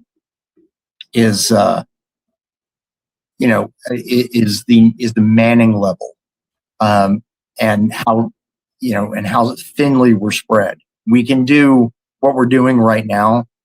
I'm just hoping nothing else happens yet. It's getting better. It's getting better, mostly because of Trump and Hegseth. But yeah, I'm right there with him, and I think we're showing what happens when you get politics out of the military and let the military do its job, led by people who understand that they are in a military uniform for a reason that has nothing to do with sociology. And that's really where we've been, with the exception of Trump's first term. That's where we've been for almost 20 years. But things are getting better. So that's the bright side. Hopefully we can ride this and get back to where we need to be.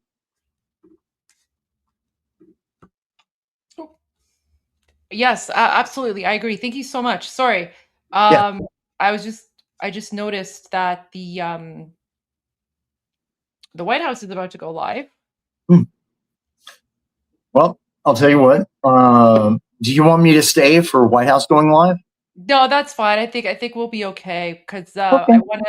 I wanna share a few other things as well. But Major, we really do appreciate you being here and being with us. Always great input, great insight. Thank you for your service. Thank you for your support of the Iranian people. And yeah, I can't wait until Iran is free and things have stabilized and we can all party in Tehran. Well, Javid Shah, God bless America, Payande Iran. Oh, thank you. God bless America, Javid Shah. All right, we'll see you shortly. Guys, everyone put a salute in the chat for the Major. Put an M or a salute in the chat to show your appreciation for the Major. All right, everybody. We'll talk to y'all later. I might be in Discord later tonight. I might not. Depends on how I feel. So, all right, we'll get better. Ready later. Get some rest. Thank you so much. Okay, guys, so I am keeping an eye on the White House. Just started. President Trump signs an executive order. So, don't know what the executive order is, but of course, we're going to stick around and find out. Let me just put this tab over to the side. Does anyone know what he's going to be speaking? What the executive order is? If anyone knows, let me know. If anyone knows, let me know. All right. And in the meantime, oh, the Major's frozen. Okay, there we go.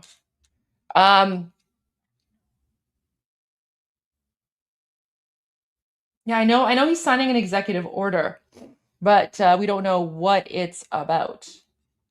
Okay. So I'm keeping an eye on the White House feed, and as soon as it starts, we will go to that. But in the meantime, I wanted to share this special report with you from Iran International, which is actually like really important. This talks a lot about the disinformation and misinformation campaign. Wait, what? Someone's like, sorry, joke. Nobody Trump's going to say it. Oh, that's fine. Yeah, no, that's okay. All good. Okay. So let's watch this report. It's about 6 minutes long.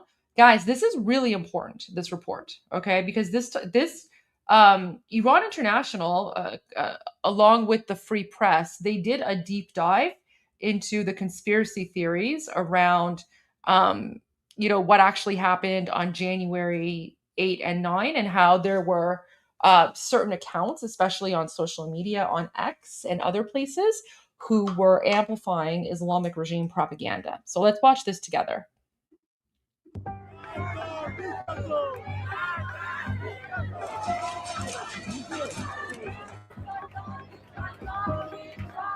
On January 8th and 9th, Iranians poured into the streets en masse, calling for an end to the Islamic Republic's decades-long rule.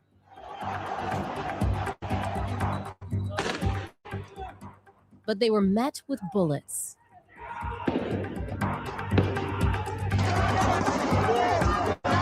In this massacre, direct order was by Supreme Leader, and main agent was IRGC. Oh my gosh, guys, we never hear Morad Vaisi speak in English. Morad Vaisi داره انگلیسی صحبت میکنه. Wow, look at that. Oh my gosh, guys, we love Morad Vaisi. Morad Vaisi is epic. And look at him, he's speaking English here. Go Morad Vaisi. Amu Morad. I know, baby, منم شاک شدم. عمو مراد ویسی انگلیسی حرف زد. آره داشت انگلیسی حرف میزد. Guys, so all the Iranians are shocked because Morad Vaisi, he's huge. He's basically our favorite news anchor ever. And we love him, we respect him, like he's a rock star, right? But he only speaks in English. He only speaks in Persian, in Persian, and he does live streams in Persian, and he does analysis in Persian. I've shared some of his videos here, and I've translated a few of them for you. But I've never heard him speak English. I've never heard him speak English before. So yeah, that's why everyone is shocked. Everyone's like, what? So in server is like Morad Vaisi İngilizce harf zad, so with the question marks. So they're like, wait, did Morad Vaisi just speak English? Bale, İngilizce صحبت کرد. All right, let's continue. Sorry, I was not expecting that.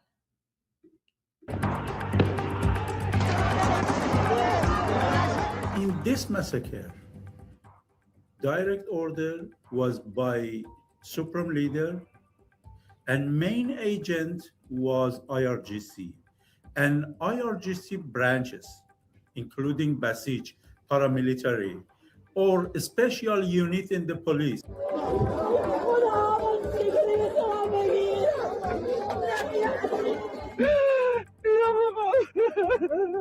What followed was a nationwide crackdown that left tens of thousands dead, with the true toll still unknown. As Iranians demanded freedom, the Islamic Republic pushed a familiar claim that the protests were not real, but engineered by foreign intelligence services by the Mossad and the CIA.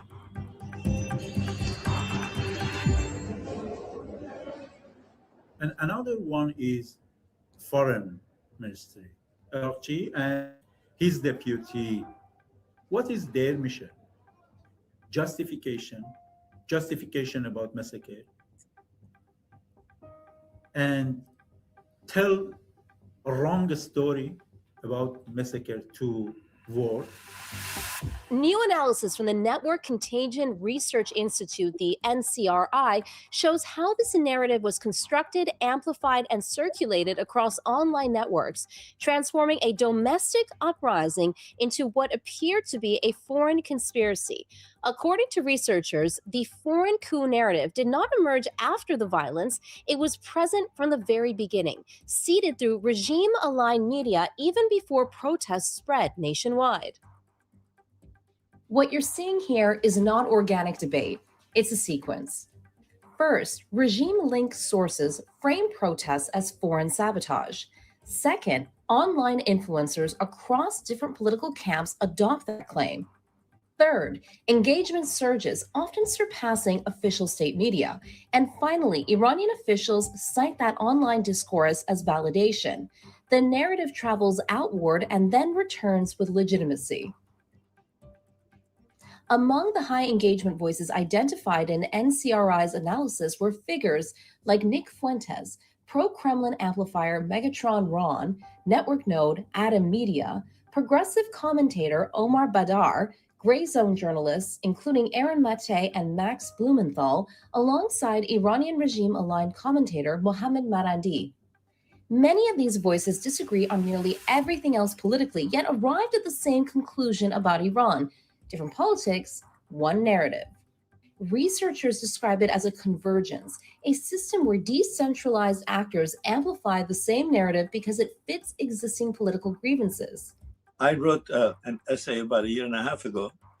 It's called Khamenei's Soft Power in America, where I talk about the influence that they have created in academia, in media, in cyber jihadists. They have a very sophisticated network, and they operate very, as you say, both in a coordinated manner and in a diffuse manner. Somebody sheds doubt about the number of killed. Somebody sheds doubt on who the ones who are killing. Two provocative posts became the catalyst, one from a Farsi language Mossad account, the other from former Secretary of State Mike Pompeo. Both were swiftly weaponized as proof that the protests were foreign-backed.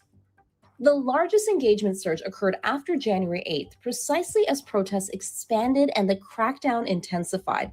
The same language, the same accusations repeated across networks. By putting out some statements, whether it was Pompeo or the CIA, that basically put this idea that, you know, the Israelis were on the ground, the regime really was leapt at this to justify, you know, their actions and to make it seem like this whole thing was just an outside cooked uprising, which it wasn't. As this crackdown continued or started, they started to seed the ideas that, you know, this wasn't really a crackdown. This was a defense of the Islamic Republic against the Mossad and against the CIA. So they really did kind of flip the switch, and you see a surge of online traffic.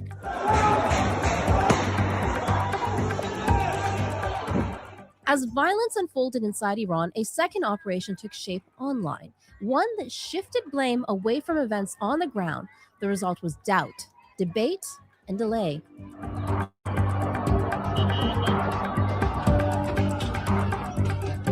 The regime did not rely on repression alone. It relied on attribution warfare.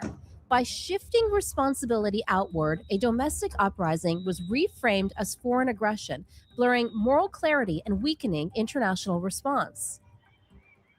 In modern information warfare, control over who gets blamed may matter as much as control over the streets.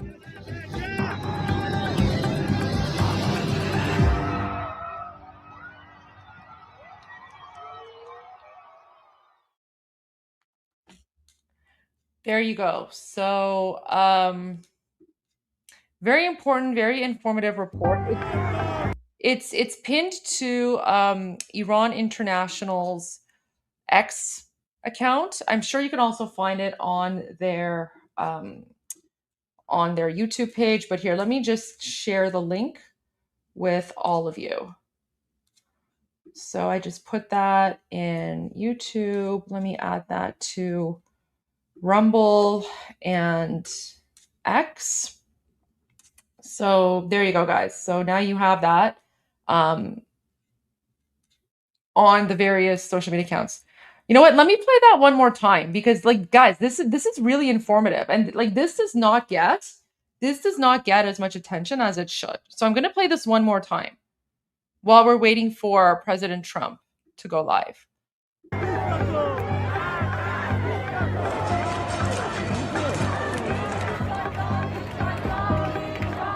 On January 8th and 9th, Iranians poured into the streets en masse, calling for an end to the Islamic Republic's decades-long rule.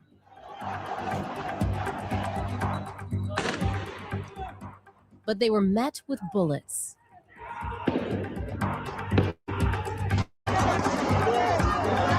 In this massacre, direct order was by Supreme Leader, and main agent was IRGC and IRGC branches, including Basij, paramilitary or a special unit in the police.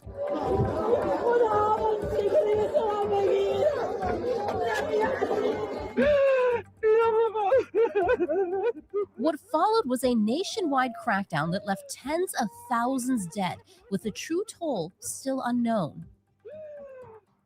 As Iranians demanded freedom, the Islamic Republic pushed a familiar claim that the protests were not real, but engineered by foreign intelligence services by the Mossad and the CIA.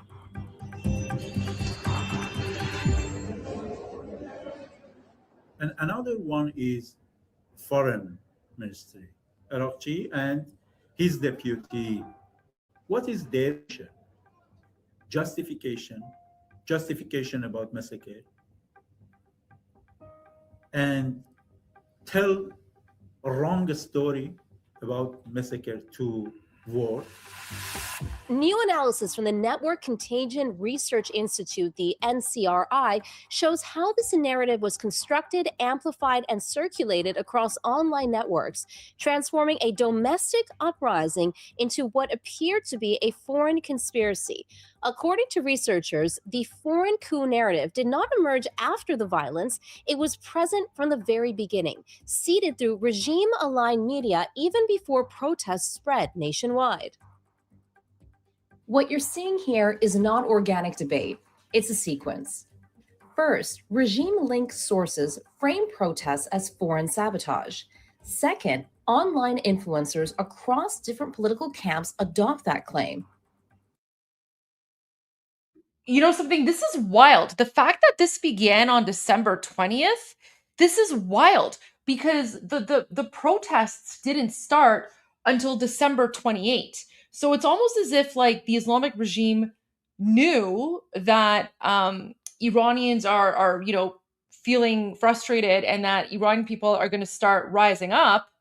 And so they actually began this narrative. Guys, that's not the NCRI you're thinking of. That's not the NCRI you're thinking of. It's a different one. No. That's not the one you're thinking of. This is a different NCRI. It's this, guys.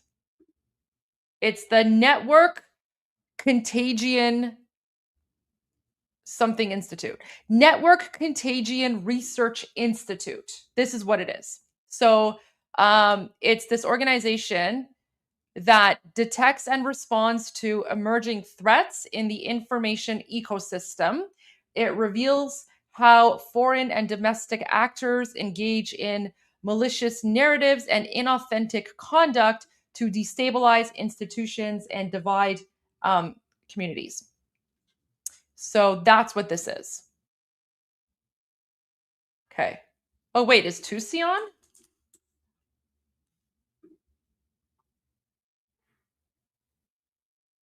Oh, okay, he is. All right. Oh, he just started. All right. Okay, let's go to 2C TV and I'll be back. Sorry, guys. Thank you for letting me know. I didn't realize. I was waiting for President Trump to go live. That's why. My bad. Thank you for letting me know.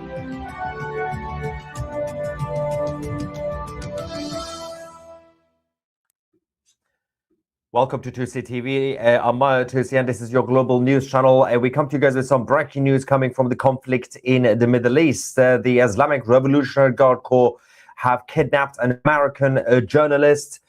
We also have confirmation that one of Iran's main nuclear facilities have now been struck by the Israelis and the United States. And we're going to give you guys the latest assessment of the situation 1 month into this war and what could and should happen the moment the strikes are ended, because this is just the first phase. And of course, we're going to have the second stage of this whole battle, the final battle against the Islamic Republic. Okay, we're going to get your reaction as usual during the live show, in the live chat. And let's talk about the information we have so far about Shelley Kittleson. Shelley is an American journalist, has worked with CNN and others. She has been around the Middle East for some time now, and she has been protected by the government in Iraq, in Syria, and elsewhere. She also did cover a lot of issues in Afghanistan in the past, and she survived that. Unfortunately, earlier today, she was kidnapped in broad daylight in the center of Baghdad by the IRGC. We have the CCTV footage we're going to show you. The United States and the US officials have confirmed this was carried out by the IRGC's branch in Baghdad, the Khatib Hezbollah. Let's have a look at the moment of the kidnapping. You can see to the right side, there's a car that's just stopped now. I'm going to also show you the zoomed in version of this. They're putting her in the car, and now she's in. The other guy is going to go the other side, driver's seat, and they're off. Now,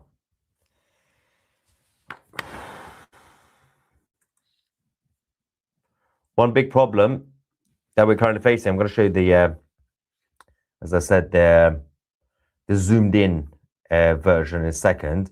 But Shelley has, as I say, she's done work as a freelance journalist for a huge number of press, print and broadcast media, including obviously CNN, but not just CNN, but also Politico and many others as well. She's been working with a huge number of also regional sources and outlets. She's done a great job in terms of covering a lot of dangerous issues. There we go. We now have the zoomed in version of this. You can see her. They are putting her in the car. Now she's in. Well, almost. Now she's in. And yeah, after years of brave coverage, the Iraqis couldn't protect her. Now, obviously, we have a huge problem in two specific countries when it comes to the IRGC militias on the ground. One is Iraq, because obviously a huge chunk of Iraq is occupied by the IRGC, and the other one is Bahrain, because the IRGC's branch in Bahrain are also causing a lot of riots and terrorist activities against the establishment and against the United States forces in Bahrain. That still continues as well. The situation in Iraq is escalating. We're going to show you some of the footage videos coming in from Iraq in regards to the attacks and the drone attacks from Iran. But Shelley, her last posts on X were actually reposts yesterday and the 29th of March, both of them about the situation in Iran. One of them was about Spain closing its airspace to the US planes. Since then, obviously, we've had the Brits and the Italians and the French also doing the same thing. The whole of the European side making a move against President Trump. And then the other one was about the strategic narrative of the war in Iran. Now, let's quickly go to the situation in Iran, and then we're going to talk about Iraq again. Tehran, huge explosions following the latest joint strikes by the Americans and the Israelis. یکی دیگه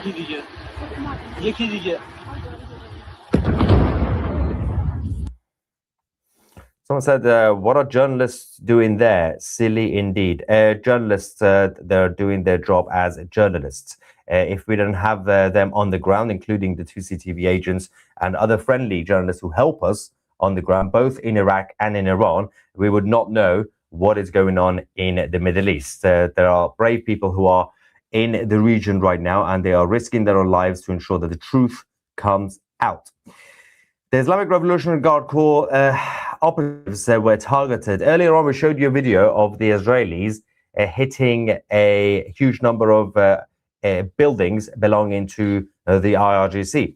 There is one of these videos, a zoomed-in version of it again, shows one of the IRGC members, in fact, jumping from the building following the strikes by the Israelis. And I think we can quickly, I think we can quickly show you this. Yeah, there we go. So this is it. Goes down. Now, these are the people on the right-hand side. You can see the photo. These are the snipers and the operatives of the IRGC who played a major role in the January uprising by the Iranian people. Now,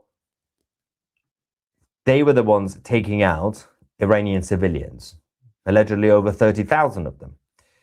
One by one, they are being taken out by Israel and the United States. But again, we're going to talk about what can and should happen the day after the strikes are finished. For now, let's talk about the leadership or so-called leadership in Iran. So we have Ghalibaf, who they say is apparently still around, but if he's alive, he's clearly hiding. Now, what is going on with that? Sorry, 1 second. Yeah, it's fine. Ghalibaf, we haven't seen him in over a week, but he keeps posting on X. He said, I just read about Sarah and others in the US skipping meals because gas prices keep climbing. Sad. But this is what happens when your leaders put others ahead of hardworking and ordinary Americans. It's not America first anymore, it's Israel first. Now, this sounds very much like every single influencer that we have against President Trump. Anybody could have been posting something like this, like Tucker Carlson, like Nick Fuentes, so anybody, right? Candace Owens. Now, the issue with this is that Ghalibaf's account on X is not actually being operated from Iran right now. And no, that is not a VPN because firstly, the Islamic Republic don't need to use VPNs. But the account on X for Ghalibaf is being controlled from the United States. Now, somebody is posting on his behalf. That is not his language, what he was posting, not necessarily because it's English, but the way that was worded, that is not what Ghalibaf would say. That's not how he speaks, or anybody in his team. Clearly somebody in the US. Now, there's a lot of conspiracy theories who it could be, but no, it's not going to be Tucker Carlson. It's actually an Iranian in the US. There are names being thrown out there. Obviously, I'm not going to accuse anybody directly because that will be slightly slanderous. But we know who he could be, let's just say. You guys could speculate if you want to, for those of you who are familiar with some of these pro-regime individuals in the United States. We also have some good news, despite everything else. Huge success for the joint attacks by the US and Israel. We now have a senior figure of the IRGC's airspace, Ali Tavosoli, is now been confirmed eliminated. Another one bites the dust, and another Ali has also been killed, and he's no longer smiling, and he doesn't have to worry about his stupid face anymore. The Prime Minister of Israel also made a speech earlier tonight, following what we reported today about the new alliance being formed between the Arabs and the Jewish nation in Israel against the Islamic Republic in the region. He also confirmed that, and he also mentioned that sooner or later, the regime in Iran will fall. Let's go to the Prime Minister. We've got subtitles. If you can't read it, I'll give you a summary afterwards. לא רק שחיזקנו את הברית עם ארצות הברית, אנחנו גם יוצרים בריתות חדשות עם מדינות חשובות באזור נגד האיום האיראני המשותף, ואני מקווה שבקרוב, אזרחי ישראל, אני אוכל לספר לכם יותר על הבריתות החשובות האלה. בעקבות עמקה לביא והמחאה האדירה באיראן שבאה בעקבותיו, ובעקבות מכות המחץ על איראן, שהנחתנו עליהם בשאגת הארי, אנחנו זעזענו את המשטר הזה. ואני אומר לכם, שבמוקדם או במאוחר, סופו ליפול.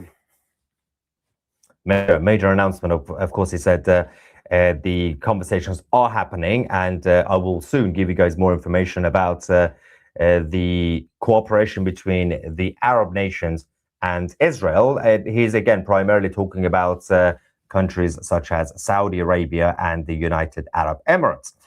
At the same time, he also mentioned, of course, the goal that the Israelis have, not the Americans, but the Israelis, which is regime change. the fall of the regime. For the Americans, obviously the goal has been quite clear from day one, and that was to eliminate the threat from the Islamic Republic. But for the Israelis, the prime minister has always said that he wants the regime to fall, because the longer they are around, the more of a threat they will continue to be. And so obviously the Israelis will continue their operation from their side. That's why he says sooner or later, I can guarantee you that the regime will fall.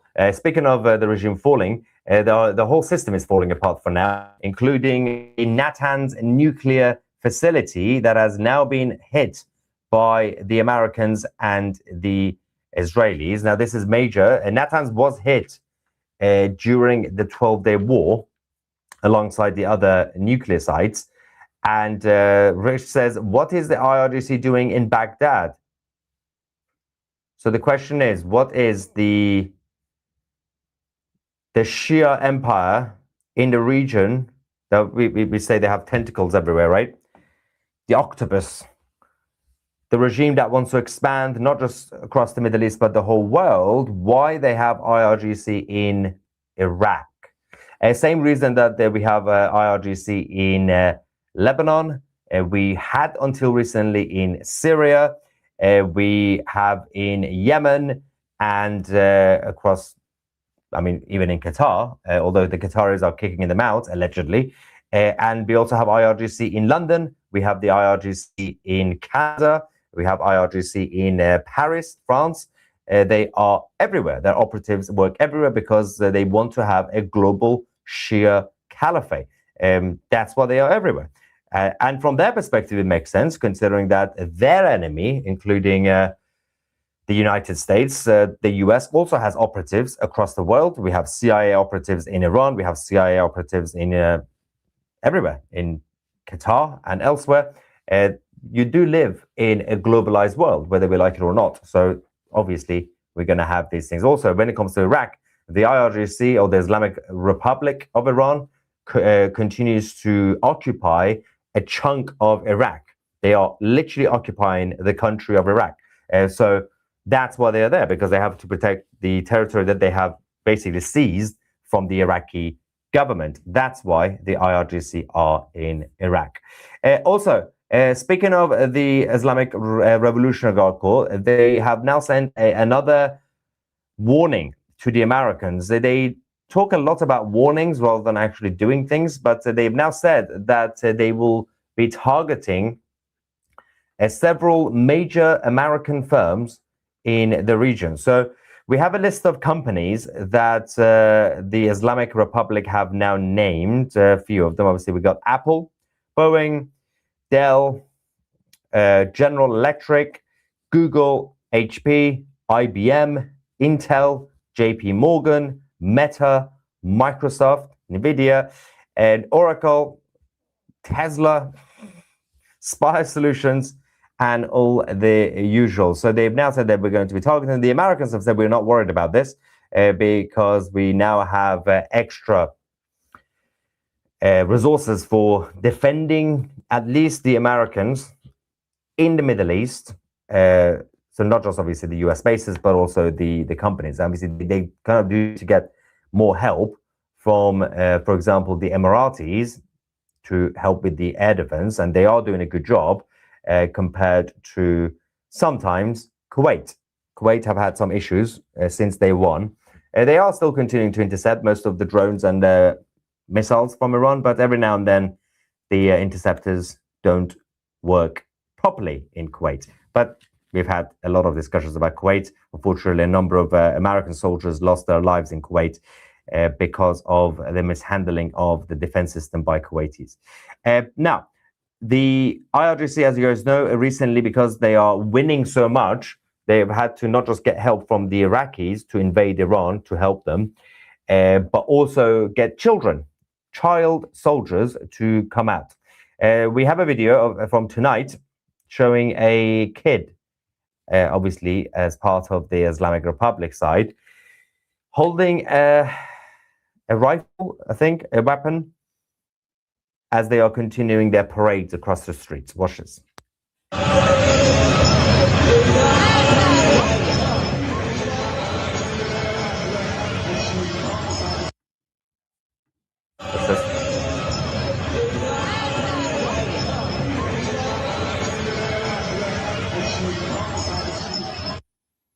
obviously, over the last few decades, they have had their program to train up children.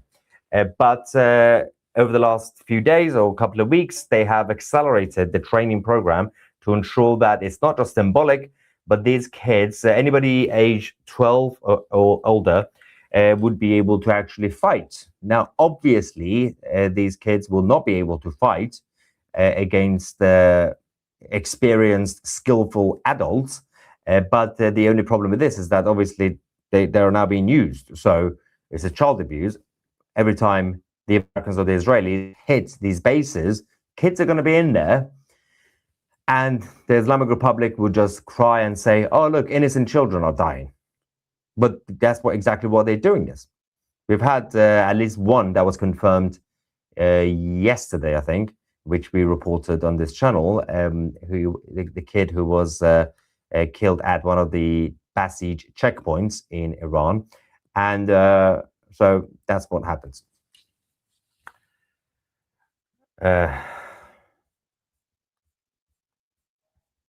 Somebody says, kidnapped a CNN reporter. She wasn't just a CNN reporter. She also works with other media outlets.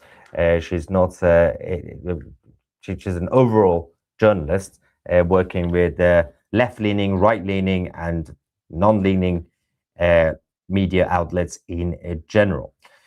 Now, let's quickly go to the foreign minister of the Islamic Republic, because he keeps ranting and nobody is listening to him.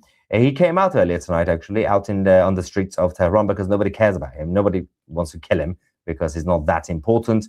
And nobody really from the government, the actual government, not the regime. So the president or government ministers, they're not really important. And because they can be replaced. Their jobs are effectively temporary anyway. The people who are main targets are the regime. So the heads of the IRGC or people in charge of the nuclear program, or people who basically have the job for life. And not these guys, they only have a job for like a few years and they get kicked out anyway. And they're not really that crucial. But the foreign minister, Arakshi, says that there is no truth to the claim of negotiations with any party in Iran. So the Americans continue to say we are talking to people in Iran. The Islamic Republic keeps saying nobody's talking to us and we're not talking to anybody, which then creates all these rumors that President Trump is talking to somebody who's not part of the regime. Now, there is no guarantee. Or it could be somebody inside the regime who's betraying the rest of the regime. That's why nobody trusts anybody right now in Iran, inside the regime, because people thinking, who is betraying me? But the reality is that something is about to happen in the next few days, within the next week or so, in terms of the diplomatic part of this and the dialogue. And we will find out definitely within the next week. But for now, both sides are just talking. Not even with each other, but talking at each other.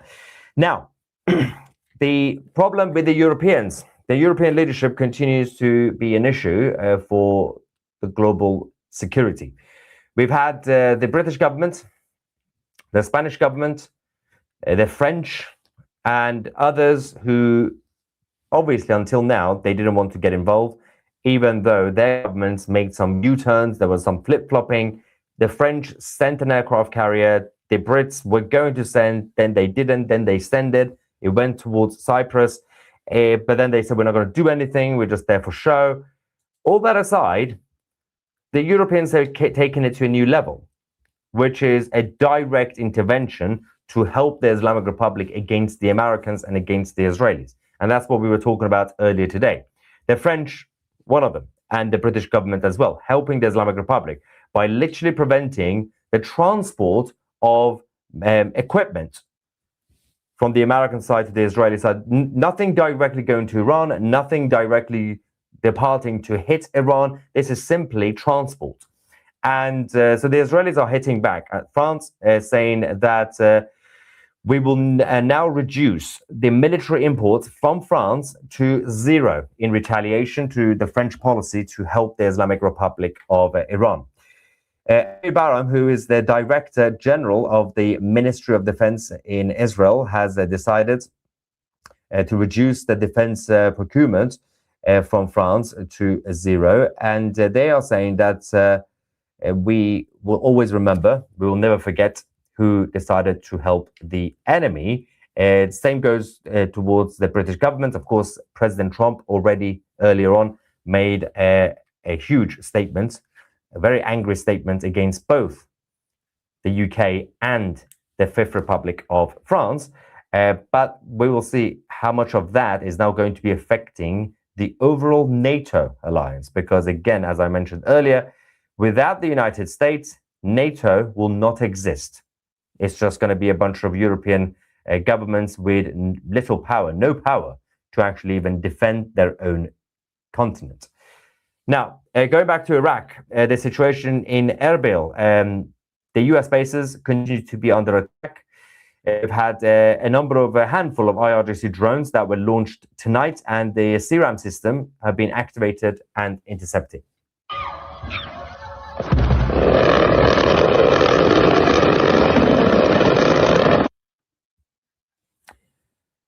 Also, in terms of the Arabs, the United Arab Emirates, we got an interesting guy here typing on his keyboard from the basement of his mom's house, Alex, who's so insecure, his profile picture has to be him standing in the middle of a gym with no friends, as you can see down here.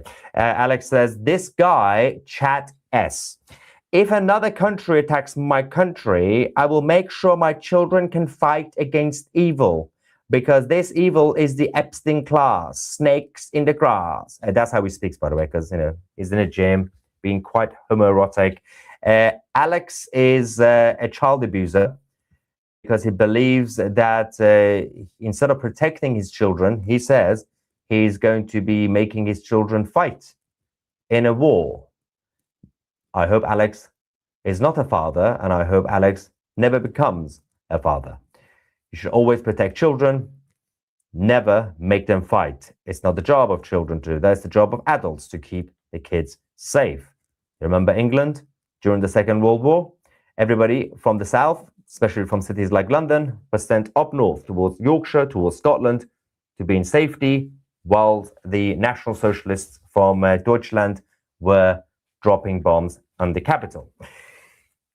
British government and Winston Churchill did not start getting kids to be brainwashed against National Socialism, because you don't have to be brainwashed against National Socialism. Also, to be fair, during before the current world order, especially during the First World War, we have had kids that volunteered in conflicts, and the difference between the Western civilization and the other side is that people in the West evolve and become civilized and realize, yeah, maybe it's not good to have kids even do any level of volunteering, even in desperate times. It's probably best not to do that anymore. We are no longer living in ancient Greece. Anyway, the UAE, as we said, they continue to say they reserve the right to defend themselves against the IRGC, but they still haven't really done anything. But they have done one thing. They have officially banned, they've introduced a travel ban for the Iranian nationals. About time. Finally. I don't understand why it took them this long. Yes, there shouldn't be any entry for anybody from Iran, because you cannot, right now, you cannot vet people's backgrounds. You don't know who you're letting into your countries. We've already had a lot of pro-IRGC people across the whole world who have infiltrated. Nobody should go to the UAE from Iran until the regime has fallen, because it is not safe. Now, if the UAE, those who don't care about the United Arab Emirates, they don't understand the situation. The UAE is in a very, very specific place, not just in terms of geography, but in terms of the global stage, economically, when it comes to e-commerce, and when it comes to the hub between Far East Asia and the rest of the Western world. It's still a massive international hub. You let that go down, there's going to be problems for everybody.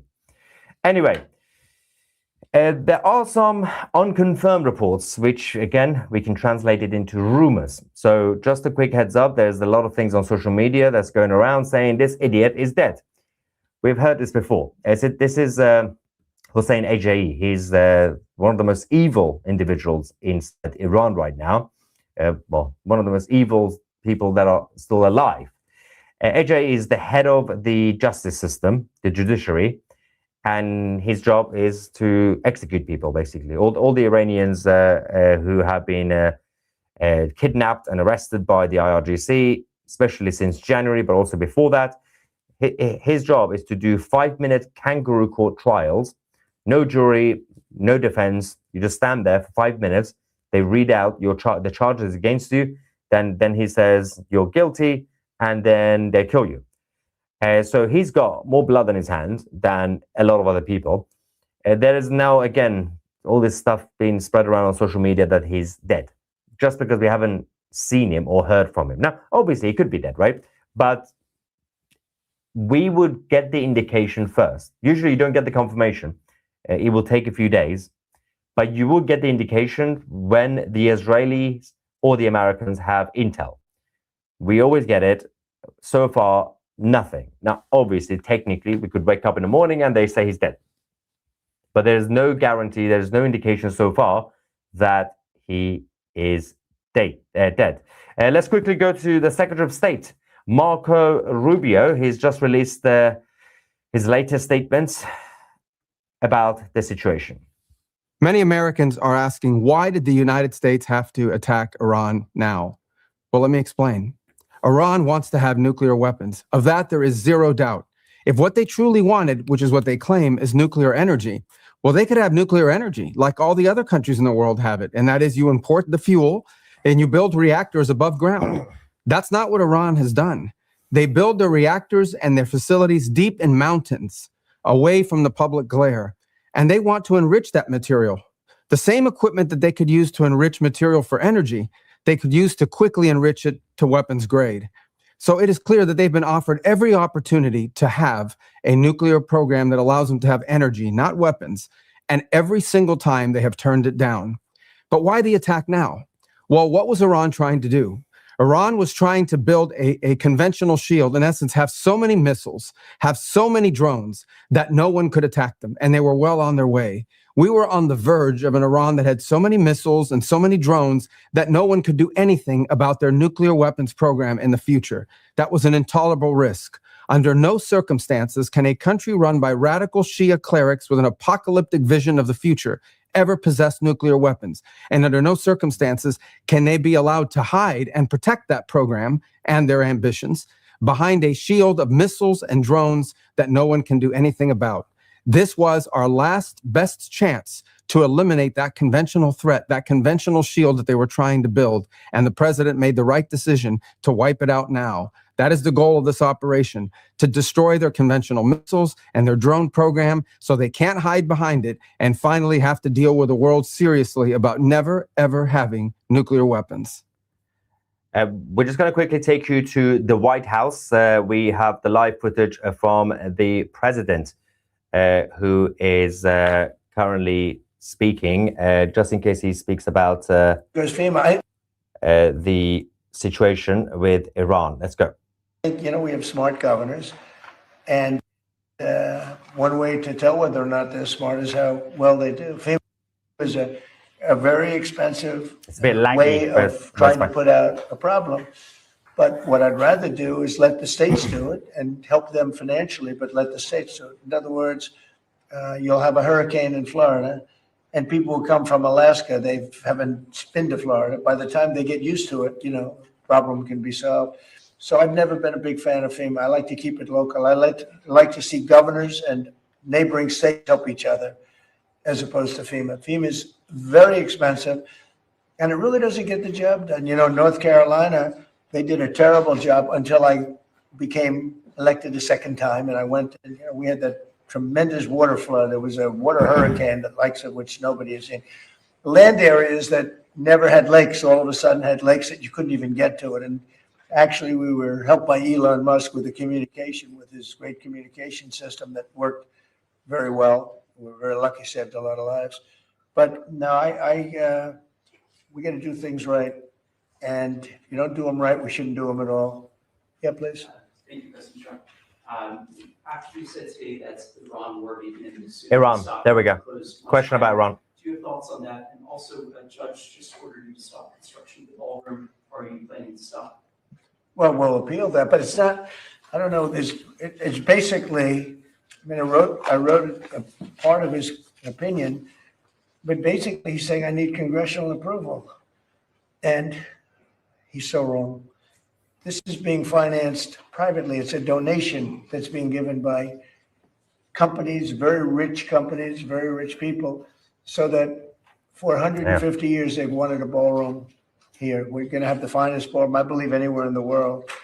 And he said, we need congressional approval. Well, they don't get congressional approval from the White House. When they do things, they don't, especially when we didn't ask for any tax money. We have no tax. This is taxpayer free. We have no taxpayer putting up 10 cents.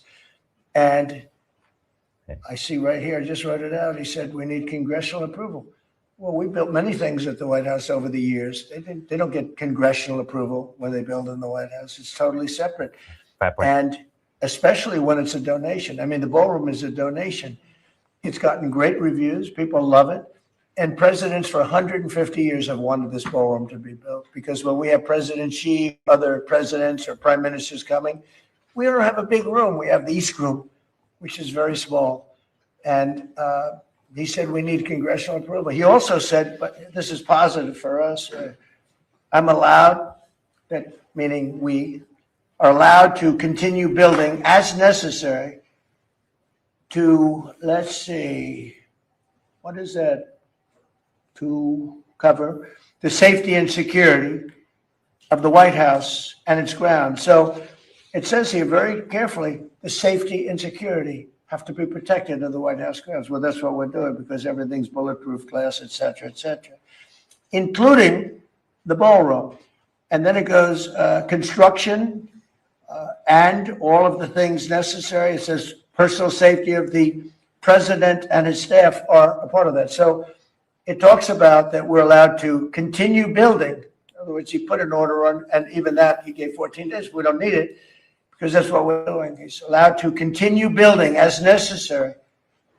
And when it talks about the safety and security of the White House and its grounds. So just so you know, I wrote some of the thing down. We have a drone-proof roof, and it talks about the president and his staff. Well, we don't have a lot of bulletproof glass. The White House was built a long time ago. This has the highest level of, in fact, they call this glass, the glass, it's bulletproof and it's ballistic proof. It's very thick. It's like that. And it's going 45 feet high, and every window is covered, every door is covered. The roof is drone proof. We have secure air handling systems. You know, bad things happen in the air if you have bad people. We have bio defense all over. We have secure telecommunications and communications all over. We have bomb shelters that we're building. We have a hospital and very major medical facilities that we're building. We have all of these things. So that's called, I'm allowed to continue building as necessary. So think of that, for the safety of the president. So we have all these things. So on that, we're okay. Where he's totally wrong, and he made, you know, a statement that's fine, but I'll give you an example. You have still talking right here, $300 to $400 million, depending on finishes. If I use very expensive marble, if I use very expensive wall coatings, if I could bring it up to 400. Otherwise, we're right now ahead of schedule, we're under budget. But depending on finishes, from $300 to $400 million are being given by great people, people that you all know. Rich people, rich companies, big companies. They wanted to see this built because every president, literally for 150 years, has needed a space like this. Many of you have gone to the tent when we have a president of a big country or We're gonna somebody wait being for- honored of great distinction. And they sit in a tent, and if it rains, you get Gonna wait soaked for the next because question. the grass gets wet here very fast. It's a very wet area. Hang on. They used to call it a wetland, but I guess they don't do that for the White House, but it's essentially a wetland. And when it rains, you're in trouble. The water can go up to 3 to 4 inches over their Okay. shoes. Okay, well, we'll wait for the next questions. You didn't address the Iran thing. We'll wait for the next questions, see what they will ask, and then we will get.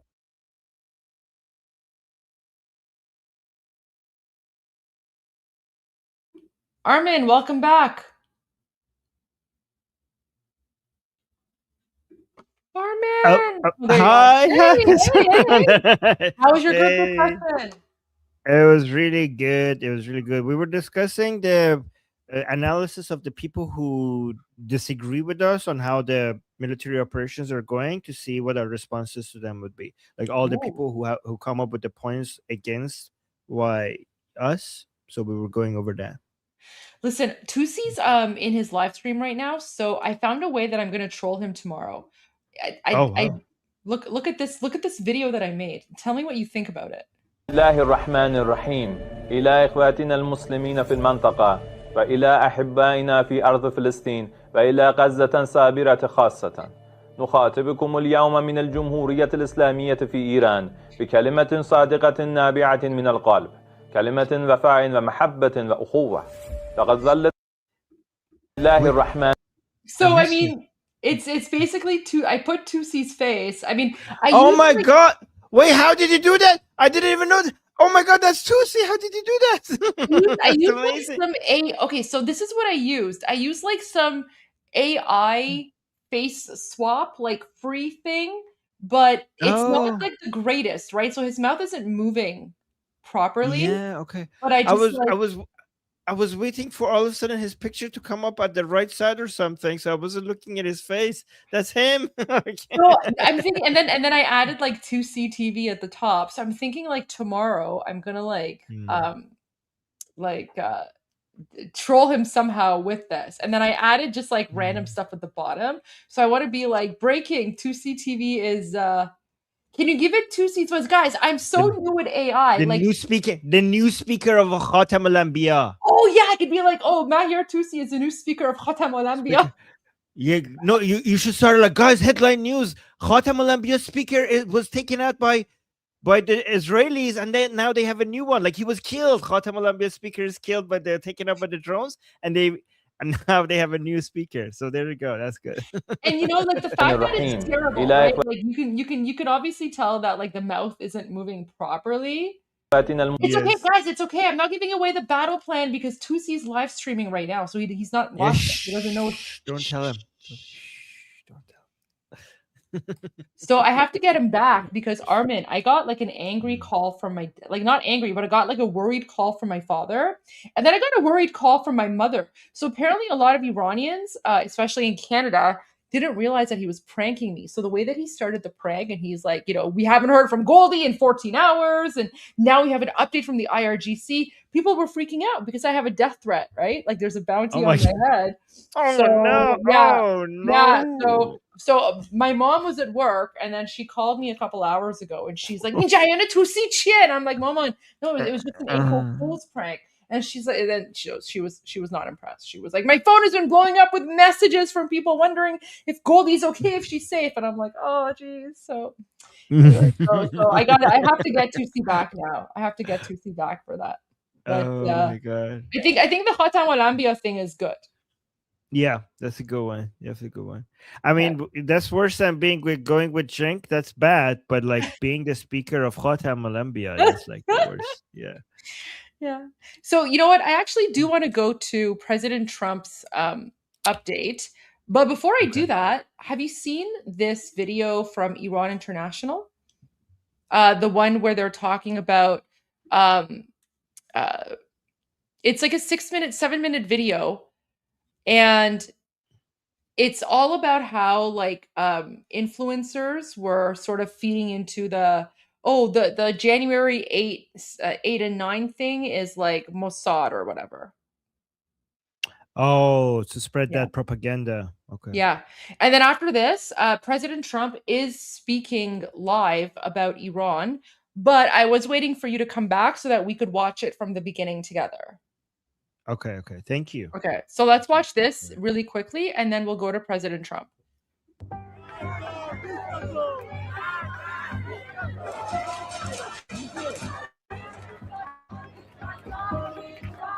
On January 8th and 9th, Iranians poured into the streets en masse, calling for an end to the Islamic Republic's decades-long rule.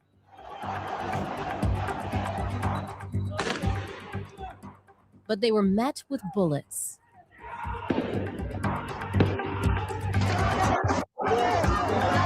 In this massacre, direct order was by. Wait. I'm speaking English. Chat, remember I told you that, like, Armen, so when Mona started speaking English, I paused and I was like, what? We've never heard Mona speak in English. And then a lot of the viewers on your channel, a lot of the Iranian viewers commented in Persian. They were like, Morad Vesi İngilisi balade? So, I so mean, he we were lived like, there, so yeah, yeah. So wow. So we were appreciating this, and then I basically said to everyone, I was like, when Armen comes back, we have to play this for him, because when Armen hears Morad Vesi speaking English, he's also going to be like, what? And guys, that's exactly what happened. Hashtag Goldie is always right. Oh wow.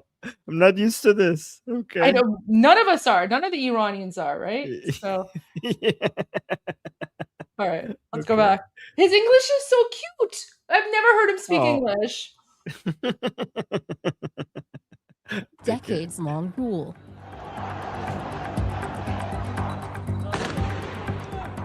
But they were met with bullets.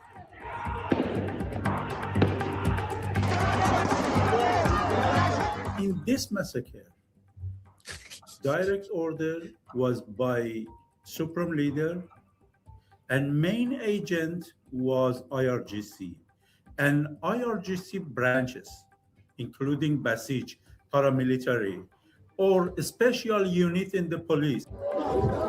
Guys, so listen, we have a lot of respect for Morad Vesi. Like Morad Vesi is pretty much our number one, right? Like he's our number one. We respect him, we love him, we protect him.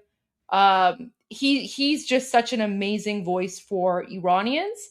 And I have zero doubt that when Iran is free, he's going to be like our number one news anchor, right? Like he is just that respected and loved and appreciated. But he only ever speaks in Persian. We've never heard him speak in English. So that's why like a lot of us are like, wait, what? English? What?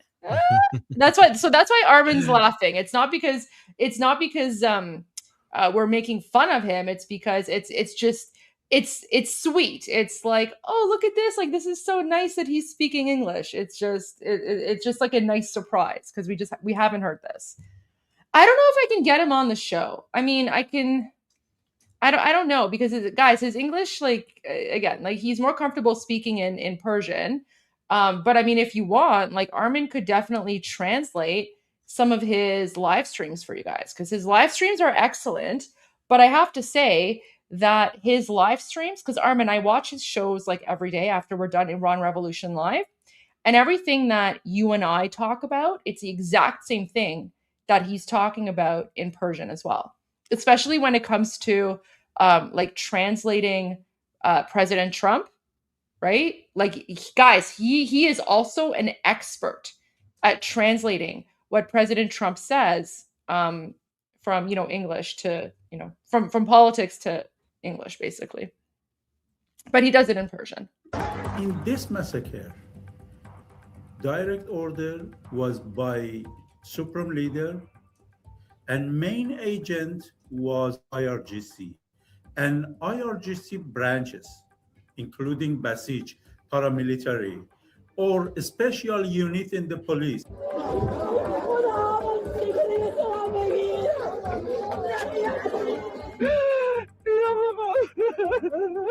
What followed was a nationwide crackdown that left tens of thousands dead, with the true toll still unknown.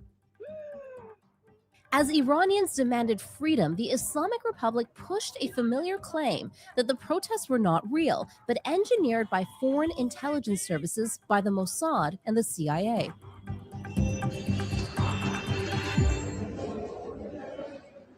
And another one is foreign ministry, Iraqi, and his deputy. What is their mission? Justification about massacre, and tell a wrong story about massacre to war. New analysis from the Network Contagion Research Institute, the NCRI, shows how this narrative was constructed, amplified, and circulated across online networks, transforming a domestic uprising into what appeared to be a foreign conspiracy. According to researchers, the foreign coup narrative did not emerge after the violence. It was present from the very beginning, seeded through regime-aligned media even before protests spread nationwide. What you're seeing here is not organic debate. It's a sequence. First, regime-linked sources frame protests as foreign sabotage. Second, online influencers across different political camps adopt that claim. Third, engagement surges, often surpassing official state media. And finally, Iranian officials cite that online discourse as validation. The narrative travels outward and then returns with legitimacy. Among the high engagement voices identified in NCRI's analysis were figures like Nick Fuentes, pro-Kremlin amplifier Goldie. Megatron Ron. This is why before Iran Wait. Revolution Live. Oh, I thought you were going to talk about NCRI because people were freaking out about NCRI. No. NCRI No, is no, no. Network Contagion Research Institute. I just want to make that clear. Okay, sorry. Please continue. Yeah, no, this is why before Iran Revolution Live, like remember how like Armen, why are you making shows about Nick Fuentes? This is why before Iran Revolution Live and this round of revolution, I was making back-to-back videos responding to the BS from Nick Fuentes because I saw him as an asset and also a major threat to our cause. You can see that this was, yeah. So I didn't know that, but thank you guys. So everyone needs to go back and look at the videos that Armen made about Nick Fuentes before we started Iran Revolution Live, because Iran Revolution Live didn't really come together until after December 28, because the first day of protests was December 28. And what this report is saying is that this narrative was coming out on December 20th, so 8 days before, Armen. But good point. Narrative travels outward and then returns with legitimacy. Among the high engagement voices identified in NCRI's analysis were figures like Nick Fuentes, pro-Kremlin amplifier Megatron Ron, network node Atom Media, progressive commentator Omar Badar, gray zone journalists including Aaron Mate and Max Blumenthal, alongside Iranian. You know what's really interesting? Oh, okay, look at this. Regime-aligned commentator Mohammed Marandi. So what's really interesting about these people, literally the worst people. So Nick has attacked Iranians. Megatron has been identified by CENTCOM recently as like a Russian asset.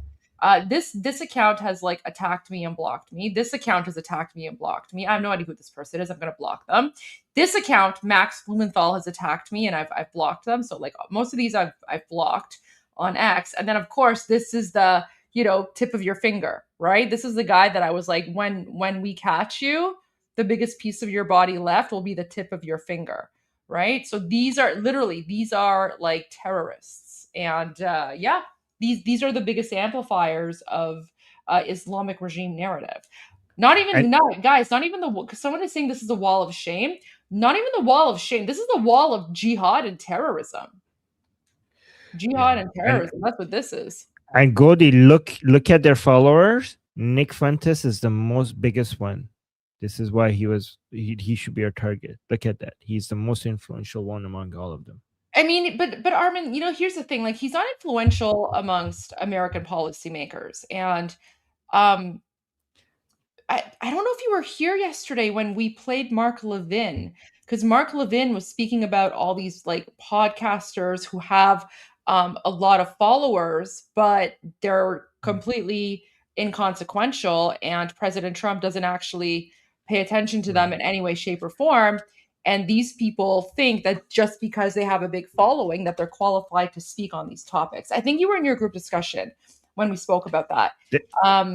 Yeah. So that's like a very important point. So yeah, I mean, sure, these people have a big following and they might, dominate the social media sphere, but X is not reality.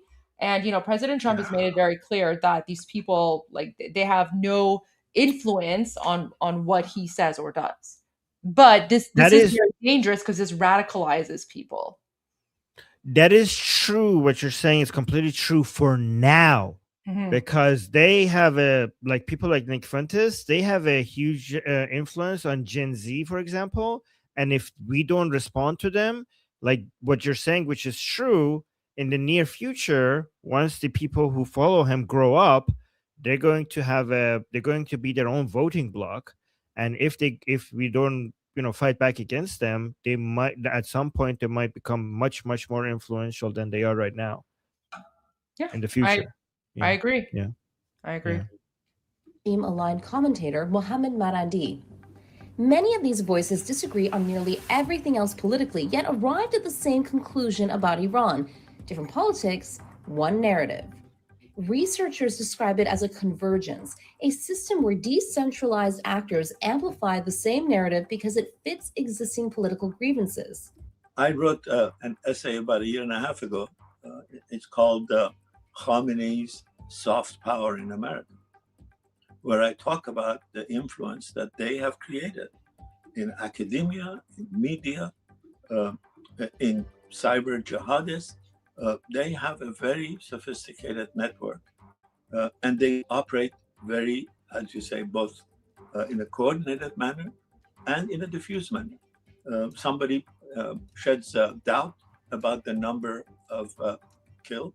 Somebody sheds doubt on who the ones who are killing.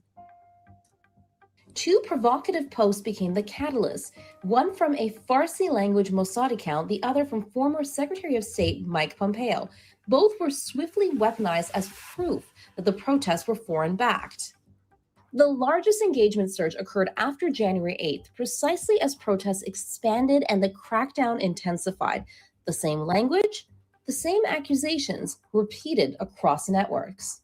By putting out some statements, whether it was Pompeo or the CIA, that basically put this idea that, the Israelis were on the ground, the regime really was leapt at this to justify, their actions and to make it seem like this whole thing was just an outside cooked uprising, which it wasn't. As this crackdown continued or started, they started to seed the ideas that this wasn't really a crackdown. This was a defense of the Islamic Republic against the Mossad and against the CIA. So they really did kind of flip the switch, and you see a surge of online traffic.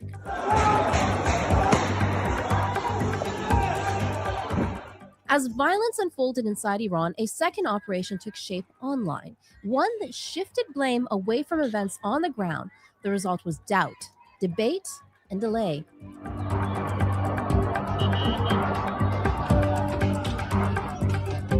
The regime did not rely on repression alone.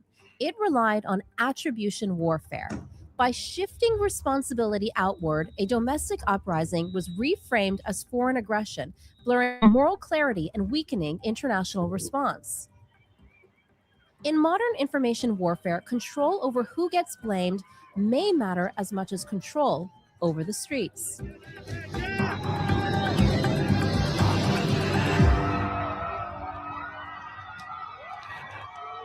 Goldie? Yeah. This is why I keep telling our audience that they are soldiers in this battle, because this is not just military warfare, this is information warfare and psychological warfare. And this is why every single one of you in the chat that every single one of you that are watching us right now, you could actually participate in this battle for liberty. I agree.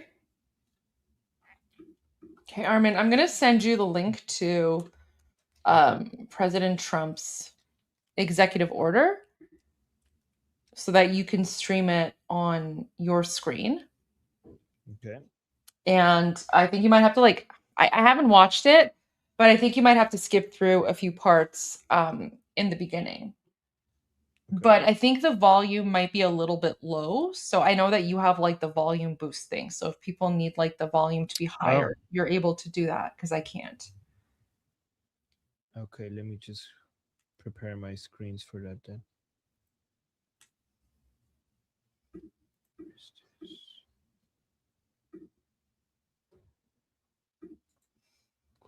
Close. Okay. Close. Don't save. All right. Thank you for the link.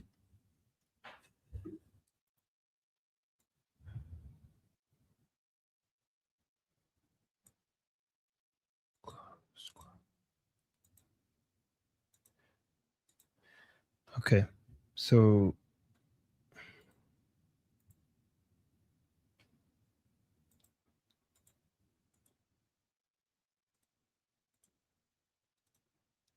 go down, come up. Let me actually do the volume boost first.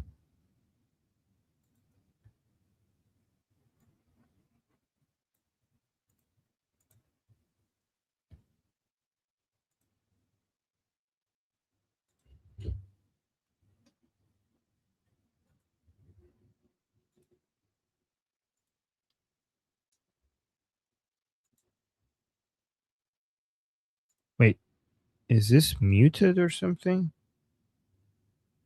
Or does it just take us some No, time? I think it's just, you have to just go forward a little bit until it starts. Go forward. There we go. We had that tremendous.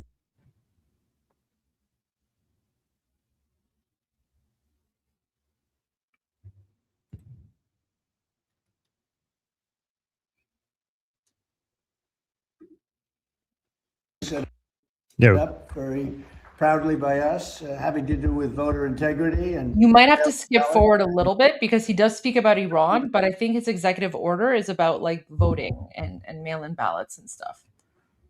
Okay. Great legal minds, they looked at the various documents and everything that was going. They assume the only way they can win is to cheat. When you have men and women sports, it's fine. It's wonderful to understand. An interesting stat is that 2% of the people create more than 90% voting in our country, because if you don't have honest voting, you can't have.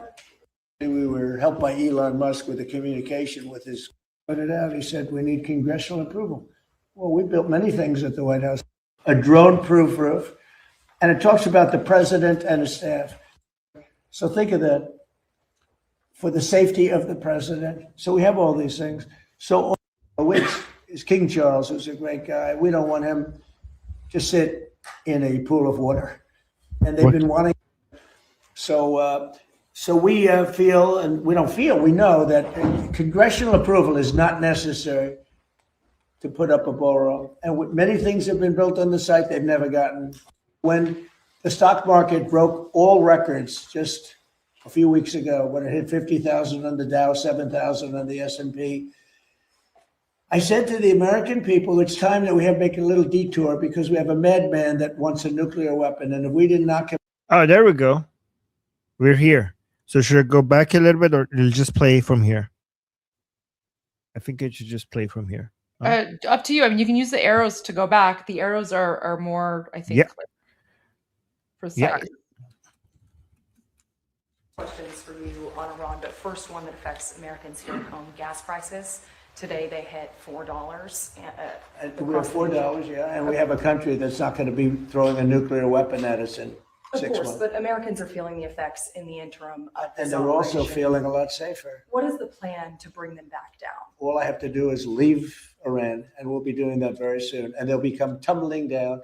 And stock prices were up today almost to a record because they know two things. Number one, we have a safe country. We had to take a little detour because we had a madman named Khomeini, who sadly is no longer with us.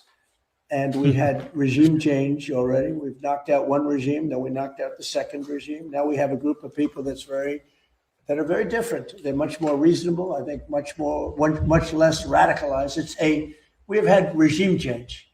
We're dealing with people that are much more rational, and it's amazing what we've done. We had to make a little detour. So when the stock market broke all records just a few weeks ago, when it hit 50,000 on the Dow, 7,000 on the S&P, I said to the American people, it's time that we have to make a little detour because we have a madman that wants a nuclear weapon. And if we didn't knock him out with a B-2 bomber, we would have a nuclear weapon right now. It would have been used before today. And you may not be standing there asking that question, okay? So I think we have a country that understands that. I see CNN did a poll and they talked about voters or MAGA voters, and my poll came out at 100%. Nobody covers that poll. They had another poll where it's at 92% approval. I think that the people understand it. We'll be leaving very soon. And if France or some other country wants to get oil or gas, they'll go up through the Strait and Hormuz Strait. They'll go right up there and they'll be able to fend for themselves. I think it'll be very safe, actually, but we have nothing to do with that. What happens in the Strait, we're not going to have anything to do with, because these countries, China will go up and they'll fuel up their beautiful ships and they'll leave and they'll take care of themselves. There's no reason for us to do it. We hit them hard. We got rid of a lot of the radicalized lunatics along the Strait. But if they want something, but I would say that within 2 weeks, maybe 3, we're hitting them very hard. Last night we knocked out tremendous amounts of missile-making facilities. As you probably read or wrote, we knocked out. Excuse me. Pardon interrupting. The U.S. will be gone or done with the war? I think with 2 or 3 weeks. Not 3 weeks. If it is, We'll leave. Within 2 or 3 weeks, Goldie. He's saying within 2 or 3. What do you think about that? I mean, every time he says within 2 or 3 weeks, it's always sooner. Oh my God. Okay. Like remember he said he's going to make a decision about attacking the nuclear facilities within 2 weeks, and then he attacked within 24 hours.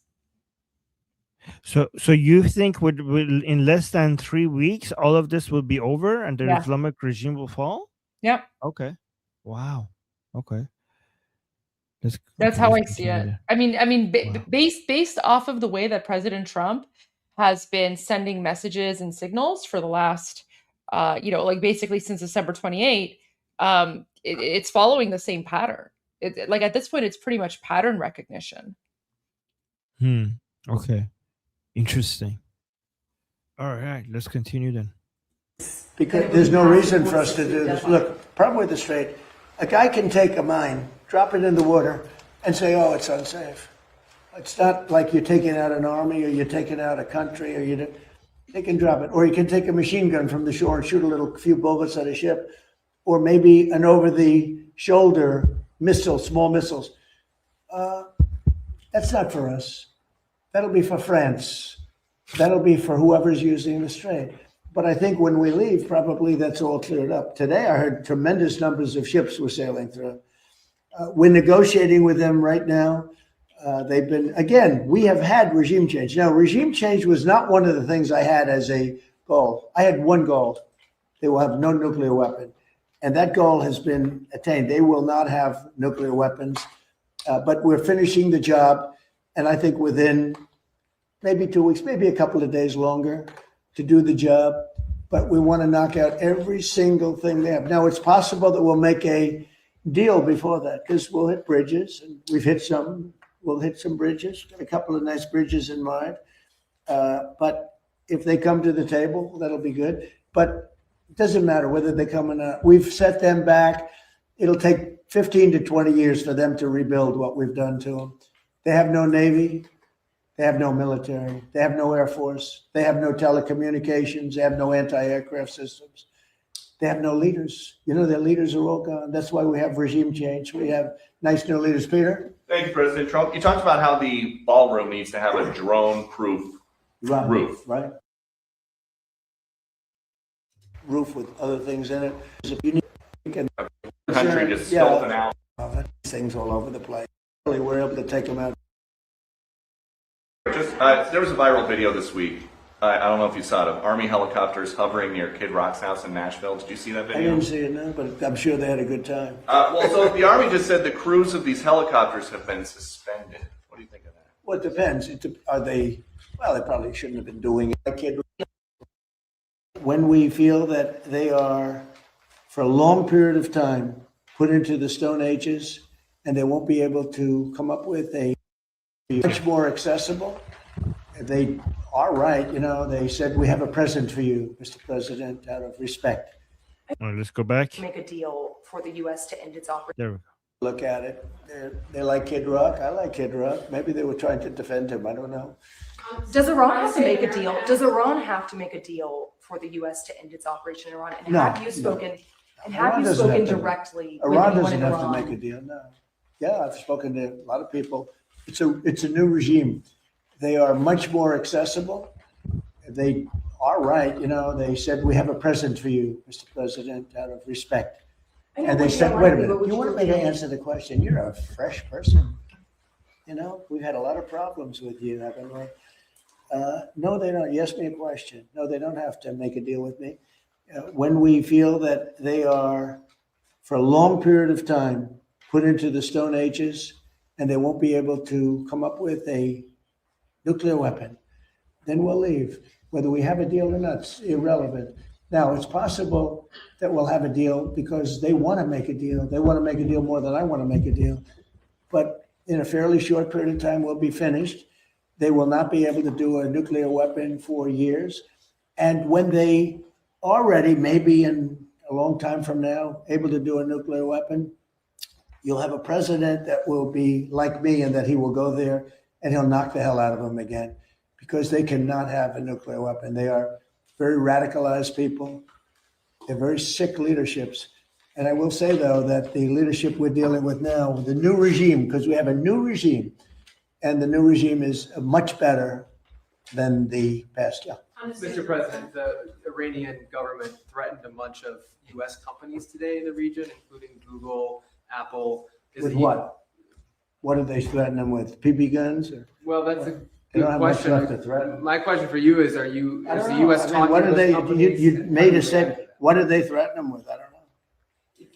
Go ahead, tell me. How did they threaten them? Well, all I know is that they threatened them, sir. What does that mean? Fair enough. They said something Do nasty. is the government in touch with these companies? Are you helping to backstop them? You don't even know what the threat was. What was the threat? I haven't heard it. What was the threat? I'll get back Did to they you. say they're going to blow them up? They're going to hit them. Is They're that not. Iran's You know what they're not going to IRGC? do? They're not going to hit them with a nuclear weapon. Is it something you're concerned about, sir? No. Iran's IRGC issues a warning that they will target 18 U.S. technology companies if the U.S. continues targeted assassinations of Iranian leaders beginning on April 1st. Those companies included Already. NVIDIA, Apple, Microsoft. Most of those Google. people are dead already. Yeah, Peter. I got one. Your son Eric posted a photo of what will be the Trump Presidential Library. It's a huge skyscraper. Is that Okay. A 747 Air Force One children, or 59 children in one case, or 10. And if you take a look, slaves. That guy in the suit is asking President Trump's favorite questions. Citizenship papers, they all happened right in. Bringing people in and saying, congratulations. We keep going from, possibility of a nuclear war to ballroom and then back to stopping a nuclear war. Your whole family is billionaires. Bring the date of when this was enacted. The opening of the Supreme Court in the last administration. I don't care how good your case is. You could have the greatest case ever. They're going to rule against you. They always go along that line. You can have the greatest case in history, but stupidity, some people would call it disloyal. Some people would say they're right in doing it. And I don't mind being right, but the other side almost never does it. Almost. I think you could find maybe a couple of instances, almost never does. When a Democrat appoints a judge, and I'm talking about judges, not just justices, you go before some of these, it's the craziest thing. The Democrats are totally against it. Again, they're unified. Democrats are just, a person wouldn't vote for, think of it, for identification. We added no men and women sports, different subject, but we added that, and we said no transgender. Voter identification, right? When you think I'm actually very surprised that in the most advanced country in the world, the idea that you need ID to be able to vote is actually something that needs to be debated. I don't know. I don't know how we got here.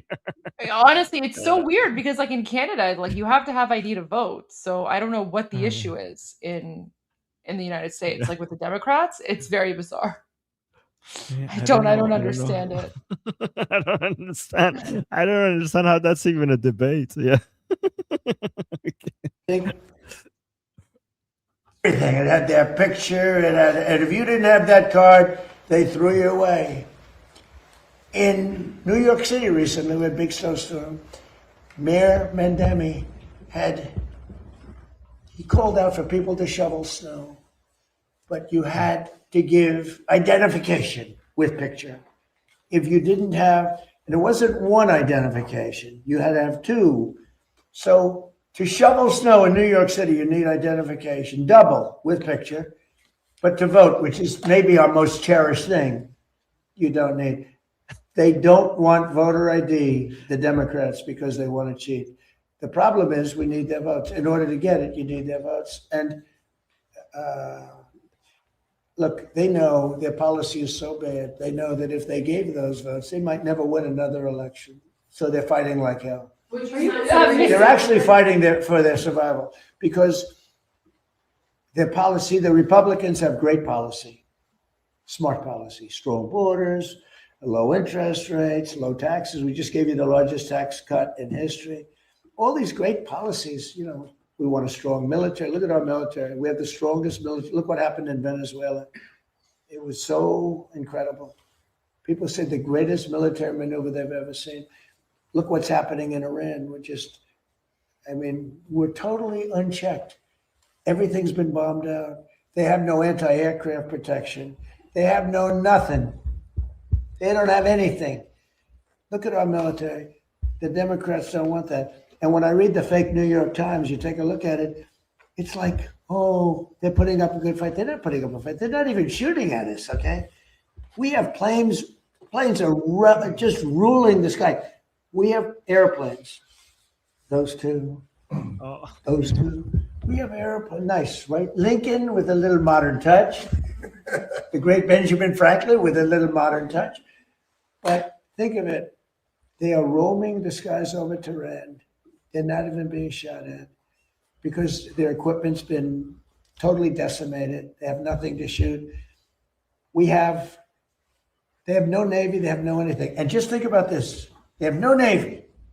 They have no military. They have no nothing. They're losing. They admit they're losing. They're begging to make a deal. And if you read the fake New York Times, a corrupt newspaper, where I'm suing them and I think I should do very well, but you would almost think, who's winning? It's so fraudulent. But just to finish up with the New York Times, if you read the New York Times prior to my election victory, including the first one and the second one too, I won 3 times. I won 3 times convincingly. But let's go to the third victory. If you read the New York Times, you would say, oh, Trump's going to lose. But I won in a landslide. I won the popular vote. I won the Electoral College in a massive number, right? Massive. I won the counties, 86% of the counties I won. All of these different things. Winning the popular vote for a Republican is, pretty amazing. But if you read the New York Times for months and months and months, you were hearing, oh, Trump, he's doing so badly. We have to straighten out our media. the reason their circulation is way down, the New York Times circulation, has gone way down. Washington Post is almost extinct. The papers that are being dishonest, papers generally, people don't believe the media. And to finish, I got 93% bad publicity. Some people say 97, but between 93 and 97. A person that gets 97% of bad stories, maybe Caroline's doing a poor job. I don't know. She's my representative. You're doing a terrible job. Should we keep her? I think we'll keep her. But I get 93 to 97% bad press, fake press, all fake. I won in a landslide. When you get 93 to 97 bad stories, bad press, and you win in a landslide, you know what that says? People don't believe the press. And when people don't believe the press, that's a very bad thing for our country. And when you look at, let's say, the New York Times or the Washington Post, the stories are so fake. Wall Street Journal, too, a lot of bad stories. I don't know what happened to them, but they're bad. Their circulation went way down. Wall Street Journal, I don't know if you saw the numbers that came out yesterday. New York Times, way down. Wall Street Journal, way down. Washington Post, #1, way down. Because people don't believe them anymore. And until they get, it's not the paper, it's not the big, it's that they have no credibility anymore, which is a very sad thing for our country. Thank you very much. All right, that was it.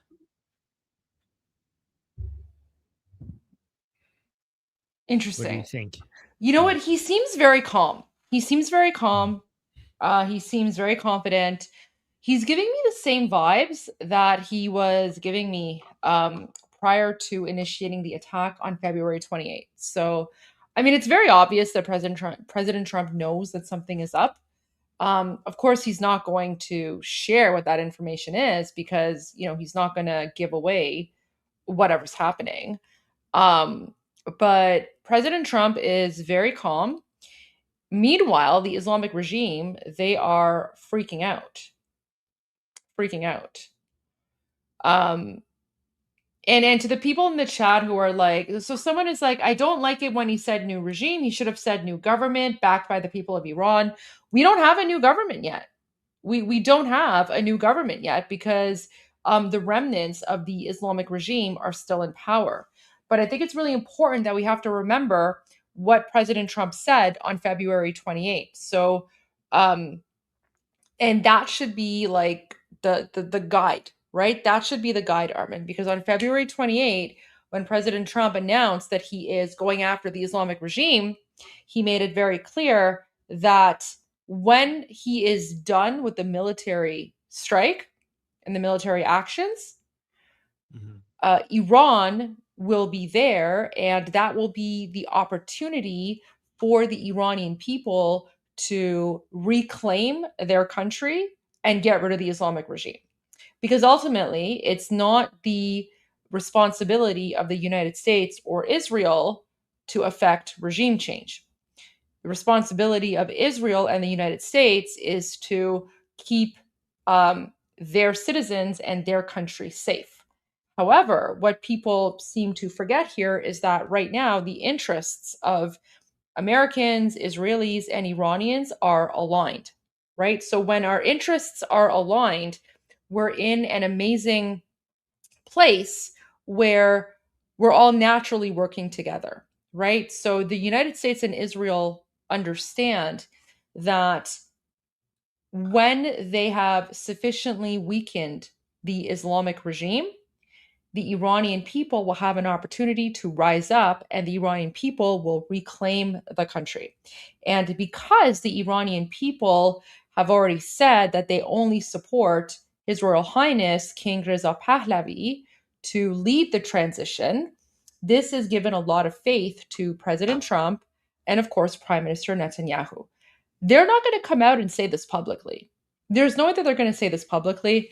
Because if they say this right now, if they acknowledge this, the woke left, the jihadis, the Islamists, they're going to attack President Trump. They're going to attack Prime Minister Netanyahu.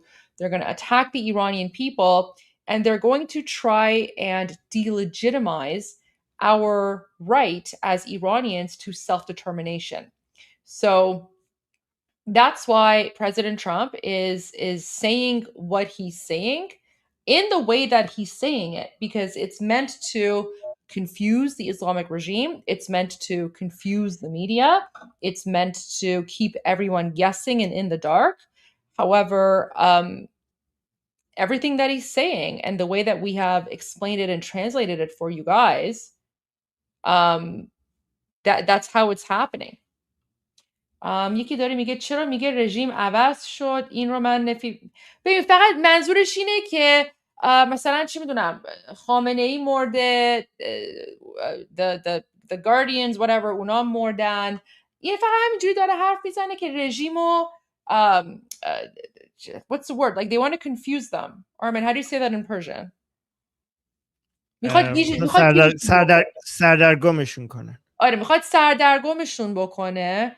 ولی مهم اینه که همون صحبتی که پرزیدنت ترامپ اول جنگ کرد اون خیلی مهمه، که وقتی که به ملت ایران گفت که وقتی که ما کارمون تموم شد ایران توی شرایطی میفته که شما میتونین برین و کشورتون رو پس بگیرین. اوکی؟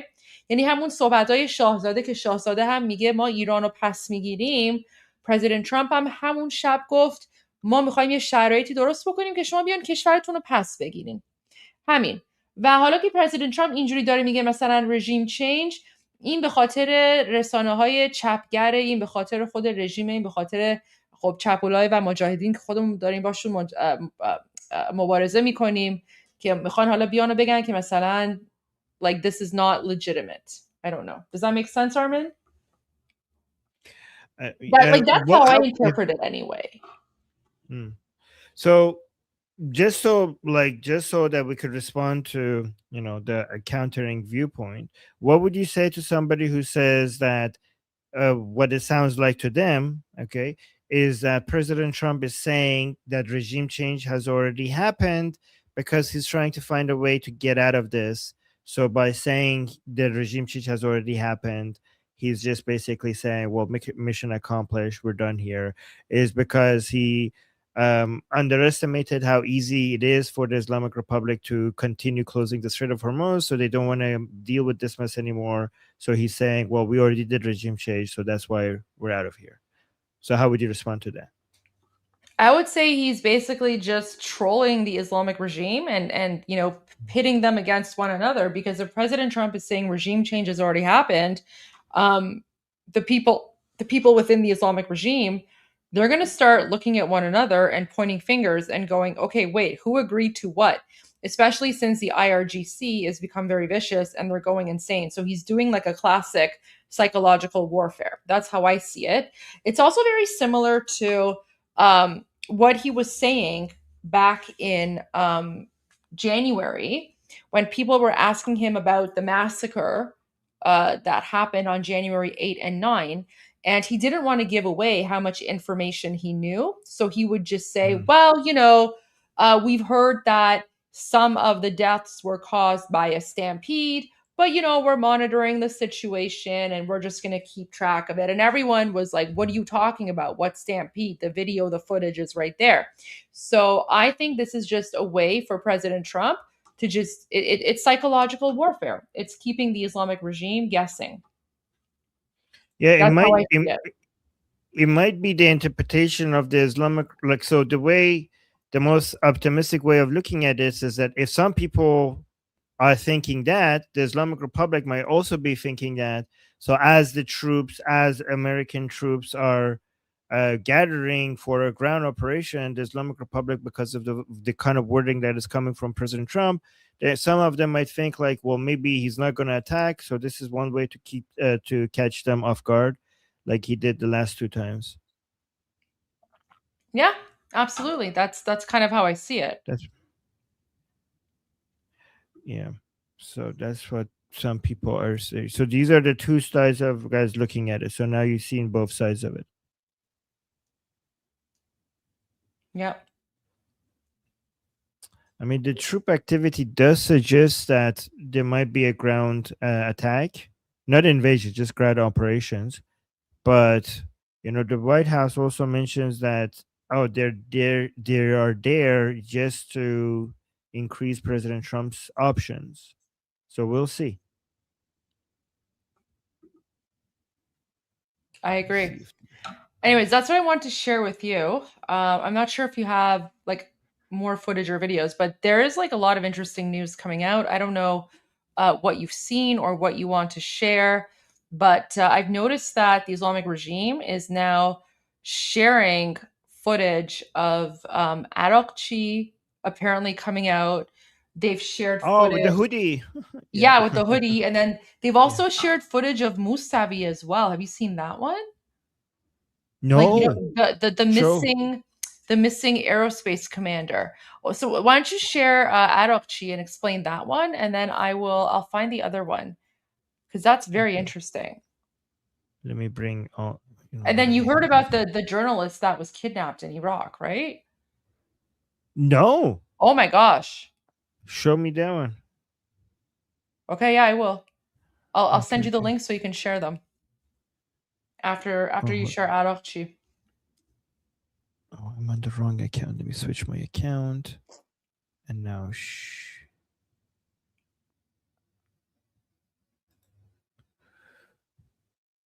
there we go.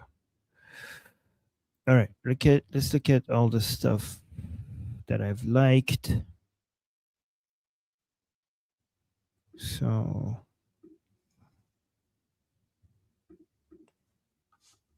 Tousi, I think, shared this, but we should watch this again. We should, yeah, absolutely. I don't think he played the There full we go. thing.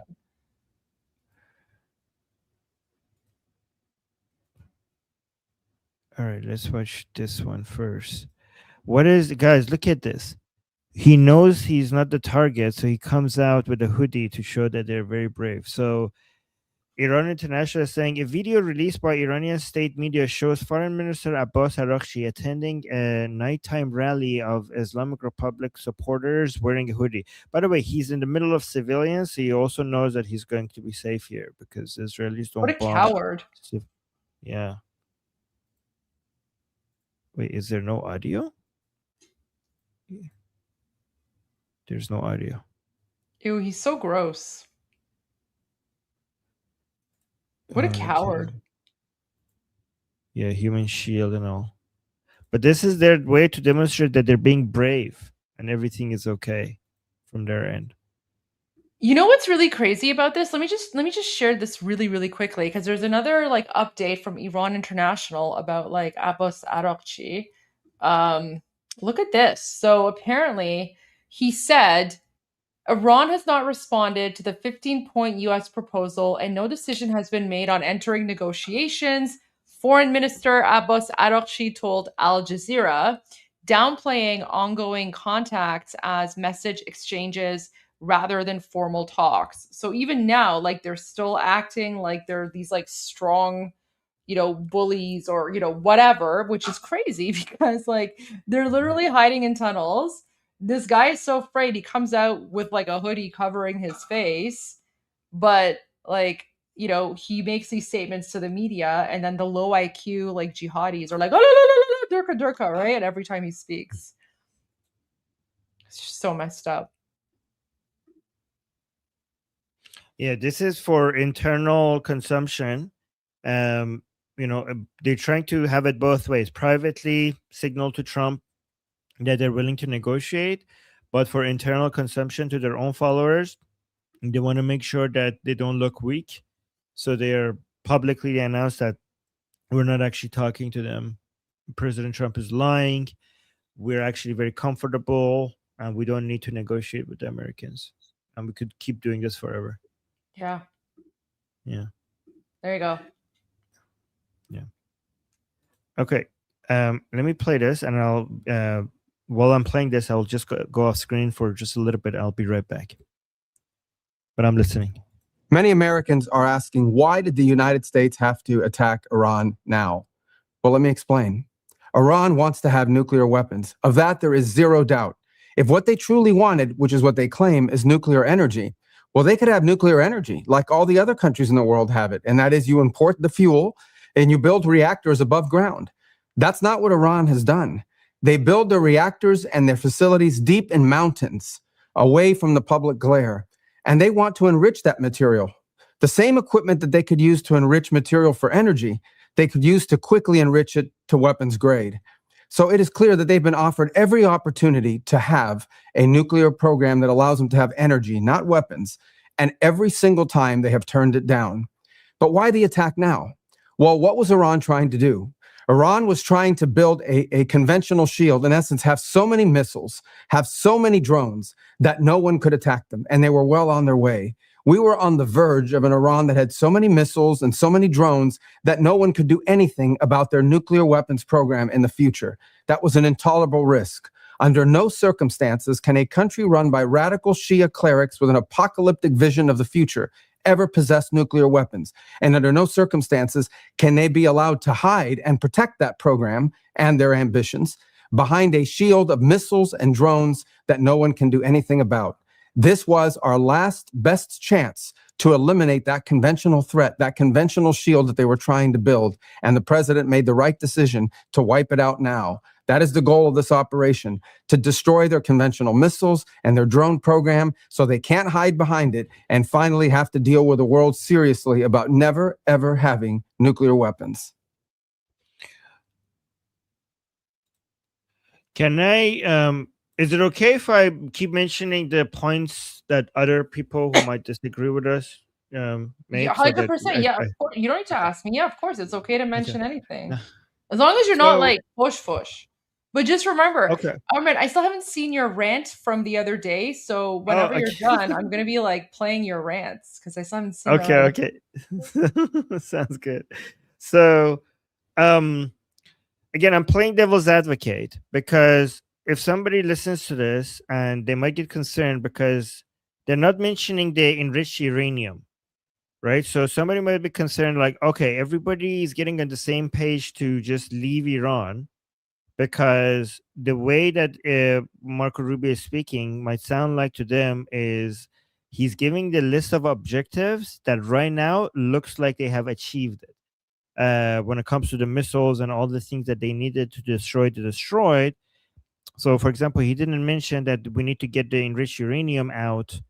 It seemed like the messaging that they're receiving seems like to be justifying why they started it, but also why it's already mission accomplished. That's what people are hearing. I mean, I know what the response is. So let me just see. The response is like, this is, even if that's the case, that might be for might be for just confusing. These are mind games for the Islamic Republic to give them some hope. But there are people might notice that certain things are being removed from the objective. Certain things are being removed from the list of what President Trump and Marco Rubio are saying. So some people might see it as a way to suggest that this is why we started it. And now we're almost done and we could end it without actual like regime collapsing because also part of the things that both Marco Rubio and President Trump are saying.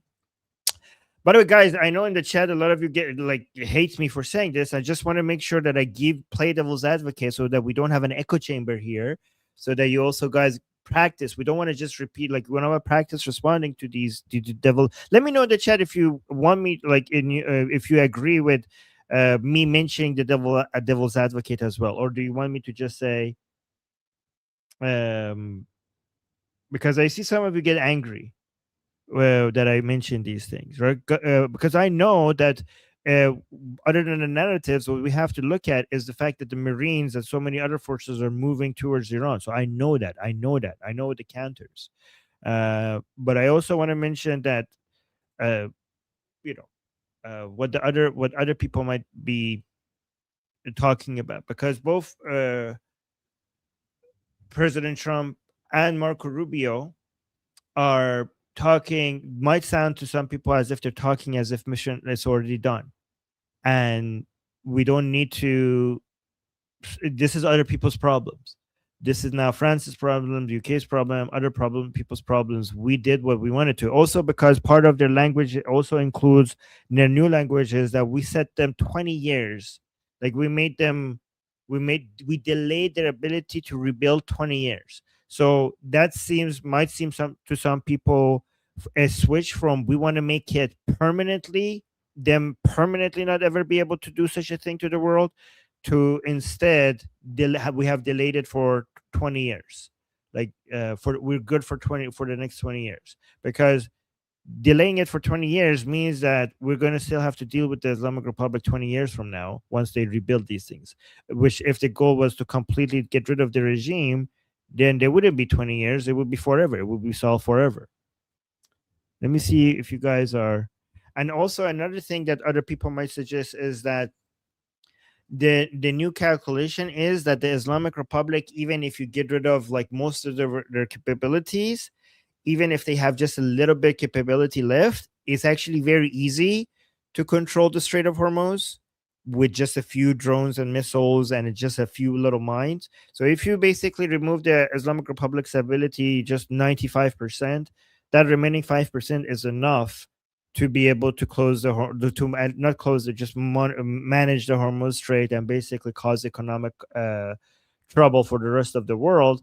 And the Islamic Republic is learning how easy it is for them to, cause problem in the Strait of Hormuz, even if all of their air defense is gone, even if all of their navy is gone, even if all of their air force, what air force, but whatever they had is gone, even if like their proxies are, beheaded, even if all of that is gone, it just takes us, from the Islamic Republic's perspective, well, it just takes us a few drones and missiles that they don't even need to be accurate. They just need to be there. Commercial ships are very risk averse. So even if they don't hit their target, they're still scary enough. Just a few mines in the Hormuz Strait, under the Larak Island, but not between Larak and Qeshm Island. We're going to leave that open so that we could use that as a toll booth, collect $2 million from every ship, which adds up to billions of dollars. And the oil prices have gone up, so our revenue has gone up. They're not selling oil at a discount anymore. So all of the money that now is going to the Islamic Republic with the toll that they're collecting from the Hormuz Strait and the increase in oil prices, that's going to be enough for them to keep building as many drones needed to be a threat to the Hormuz Strait. So, and given that maybe like some people's interpretation might be, given that the Americans are realizing that even with all of the destruction that they have caused on the Islamic Republic, these very limited ability that the Islamic Republic maintains is enough to be able for them to have this much control over the world's economy. Maybe it's not like that last remaining few percent. It takes a lot more. So it was so easy to take 90% of it, or 95% of it, but taking that 5%, that can only be done with full regime change, right? So maybe the Americans, some people's interpretation is that the Americans are like, you know what, this is too much. We already done what we needed to do. So bye-bye, right? But again, that's the devil's advocate point. And I know the counter to that. The counter is like, don't watch what they say. Don't listen to what they say. Look at what they do. And what they're doing is that ground forces are moving towards the area. And if this is confusing a whole bunch of people, well, it's also confusing the Islamic Republic people. And this is all just mind games. This is what happened. This is what happened during the 12-Day War. This is what happened before Operation Epic Fury started. And then everybody was panicking that, oh, why are they negotiating? Or have they given up? And then all of a sudden, boom. So some people are suggesting that given that this is what happened last time, this is what's happening here again. But then the counter to that counter is that just because this happened twice, that doesn't mean necessarily the third time is going to be the same. 2 data points are not enough to come up with that's not enough data to come up with a trend analysis. That's just 2 data points. And also talking about the troops moving into the region, people saying that's not just because they're moving close to that area, it doesn't necessarily mean that they're going to use it. They might just go there just so that the President Trump has all the options at his disposal. But it doesn't mean that they're going to be used. So these are all the narratives and the counter narratives, and the counter to the counter, and then the counter to the counter to the counter. these are all the things I could come up with. But anyways, we'll see.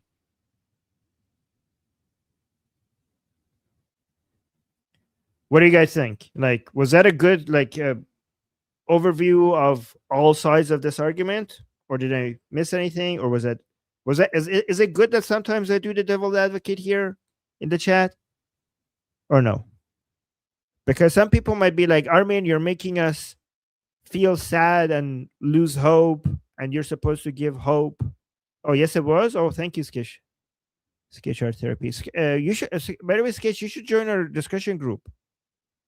Absolutely. Okay, good. Yes, it's fine. Okay, good. Because sometimes I feel like I don't want to. Because I don't want to take away hope, and sometimes because guys, I consume a lot of content from people who are on the opposite side of us, including, the worst people, right? And so also some well-meaning people who disagree with us. So I try to not live in a bubble, like in an echo chamber. So I try to, if you guys sometimes want, I could just give you a summary of the things that might go against us.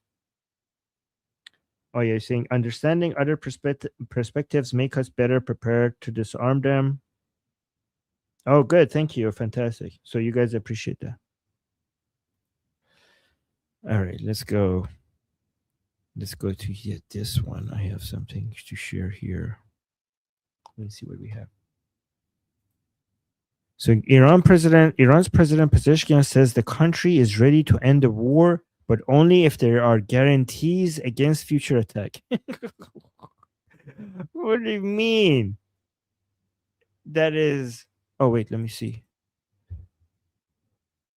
What do you mean? How could you get guarantees? Like, even if they gave you guarantees, you could then, like, you wanted them to pinky promise? Oh. But let me actually finish this because Goldie just sent me something.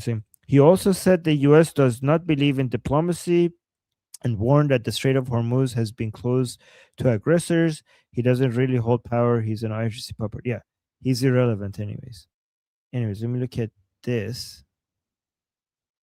So President Trump just posted this.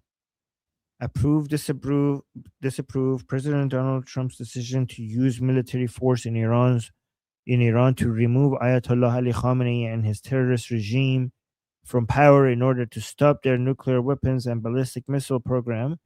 And this is what President Trump posted. Approve 89%, strongly approve 70%, somewhat approve 19%, disapprove 8%, somewhat disapprove 4%. So guys, these two is, if you add these two together, that's what you get, this approve one. So this is all of the approves, and then you cut it into two pieces. So all the disapprove says is 8%, and then you cut it into two pieces of somewhat disapprove 4%, strongly disapprove 4%, and then 3% unsure. Okay, so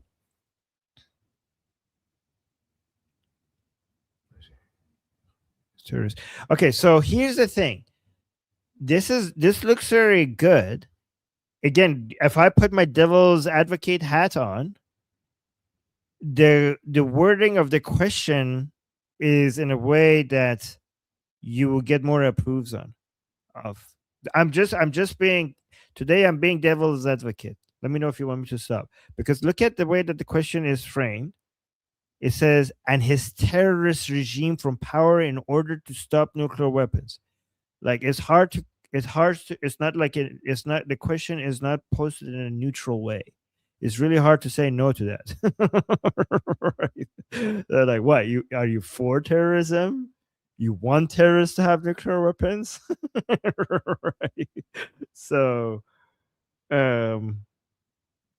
yeah. So, I mean, I see, like, this looks very good, but the question is framed in a way that you would get a lot more approve anyway. It's not being asked neutrally. So there's that.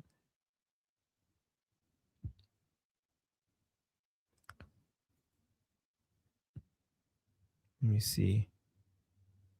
see what we have here.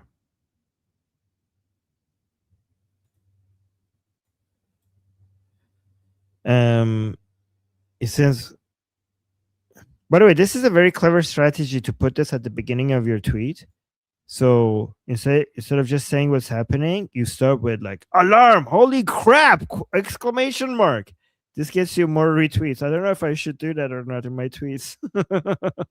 And then you just say, holy crap, all caps, alarm. And then you start talking about what's happening. Saying just like he does that with every single one of his posts, by the way. This guy, it works. Saying, I just like President, it's just like President Trump promised. More oil boats are going through the Strait of Hormuz as negotiations with Iran continue. The experts doubted when Trump said that Iran agreed to send more boats this week, but it just happened. So let me look at this. We have emissaries, but we also are dealing directly. And as you know, they've agreed to send 8 boats 2 days ago, and then they added another 2, so it was 10 boats. And now today they gave us as a tribute, I don't know, I can't define it exactly, but they gave us, I think out of a sign of respect, 20 boats of oil, big boats of oil, going through the Hormuz Strait. And that's taking place starting tomorrow morning. Over the next couple of days, a lot of boats. Yeah. So that he said that's happening, and it did happen. Princess of Pahlavi just posted this. Let's look at that. Princess of Pahlavi posted saying, the bloodthirsty regime in Iran is preparing to commit yet another unforgivable crime. Oh, no. Reports confirm that at least 5 sons of Iran who courageously took to the streets on January 8th and 9th, Muhammad Amin Begleri, Shaheen Wahed Parast Kolur, Abulfaz Salehi Siyavashiani, Amir Hossein Hatemi, Ali Fahim, and potentially more have been moved from their ward and transferred to an unknown location for likely execution. These are their pictures, guys. These young men are condemned not for anything they did, but because of what they represent. The regime's sham courts do not seek justice. They seek to terrorize Iran into silence. They will fail. I call on Mai Sato and the United Nations Human Rights Council. Let me make sure I found this. And other international human rights institutions to urgently intervene to save the lives of these innocent young heroes. So it says خطر اجرای قریب الوقوع حکم اعدام 5 معترض زندانی. So these 5 people are going to be executed very soon unless something happens. That's crazy. This is why I understand why so many Iranians lose their patience and they're in a rush, because every day that goes by, we lose more of our people like this. This is why so many Iranians get so. I completely understand. When sometimes we tell Iranians inside Iran to wait, be patient, but how could they be patient when this is happening?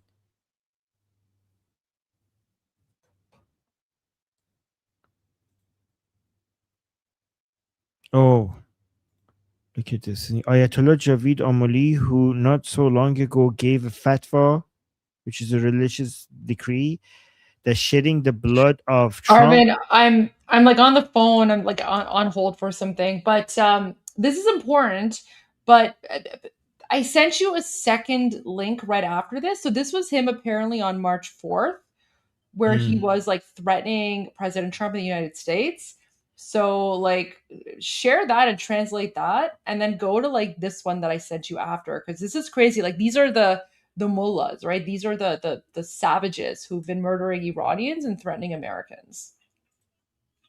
Yeah, so this was on March 4th, And then the later one that I'm gonna go share after this is more recent, but let's go to the March 4th one.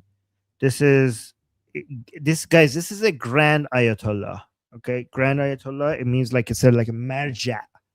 So Armen, what makes an Ayatollah grand? Because I know what makes an Ayatollah like a supreme, right? Because like when you have a supreme dictator or a supreme leader, that means you add tomatoes and sour cream.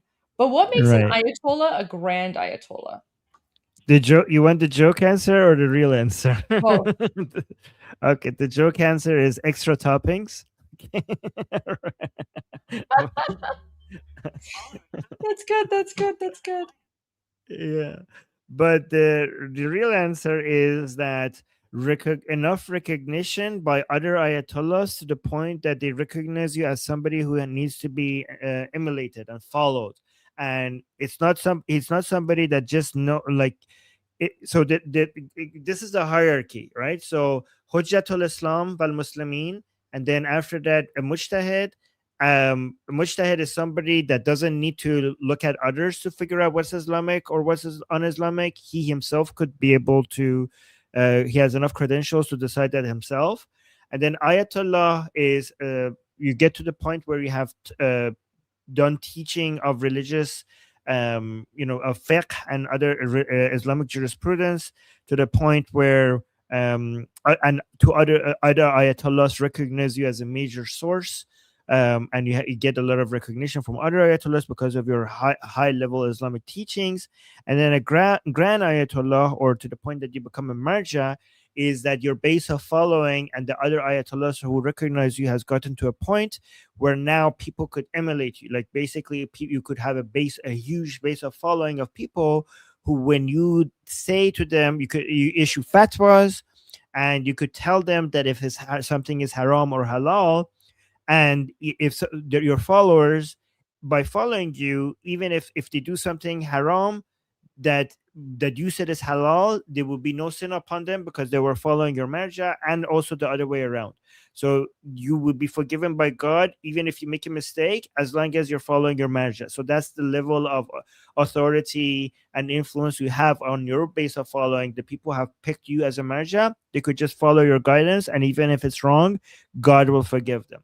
So that's what and this is why when they issue a fatwa, it will be taken seriously, because there are certain Muslims that consider this Ayatollah to be their marja, meaning it means that it's mandatory for them to follow what he has to say. So that's what a marja or a grand Ayatollah in Shia Islam is, which is the highest level that you could get.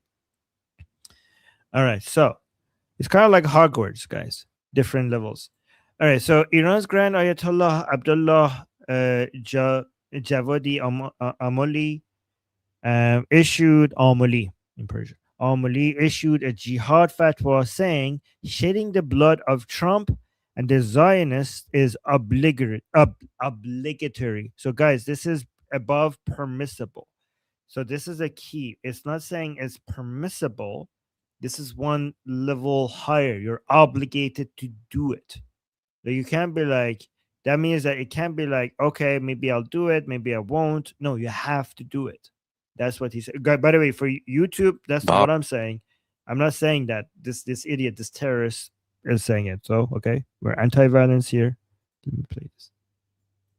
بار دیگر شهادت گرانبار Oh my God. و تحمل ناپذیر رهبر معظم انقلاب را به پیشگاه امت اسلامی و خاندان مکرم و معظم این بزرگ و بزرگوار تعزیت عرض می‌کنیم. So he gave condolences for Khamenei's martyrdom to the people and also his family. تعزیت عرض می‌کنیم. ما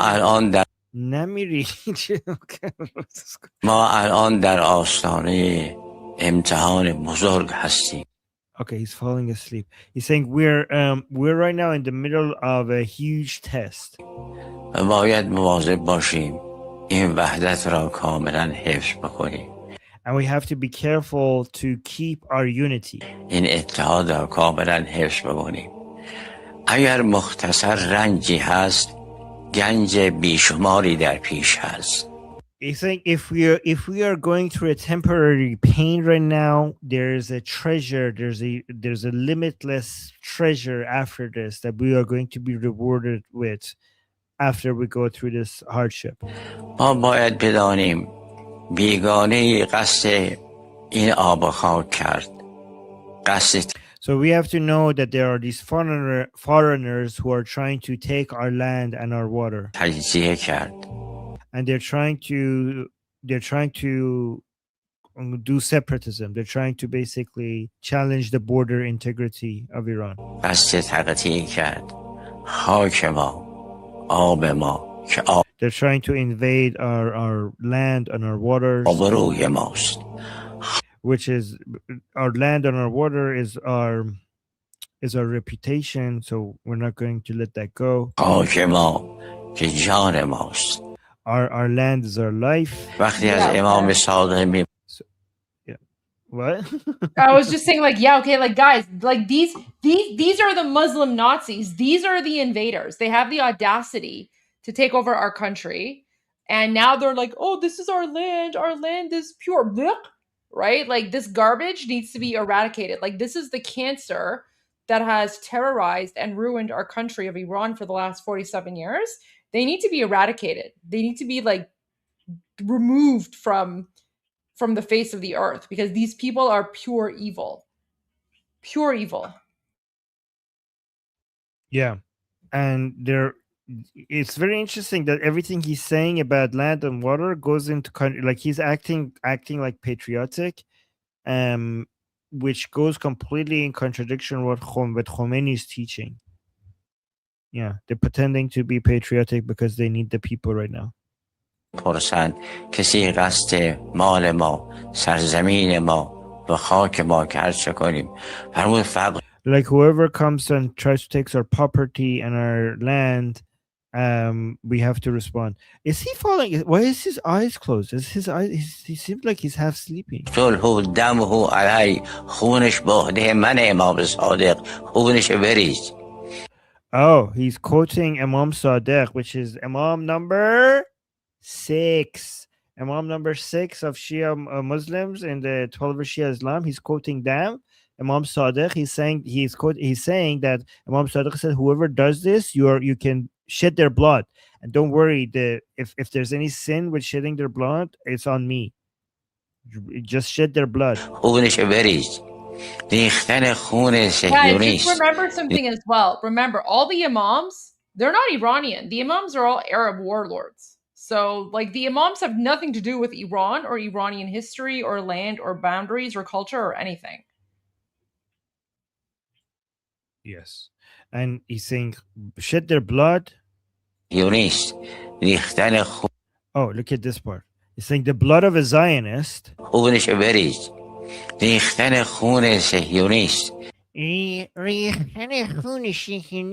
She's saying spilling the blood of a Zionist.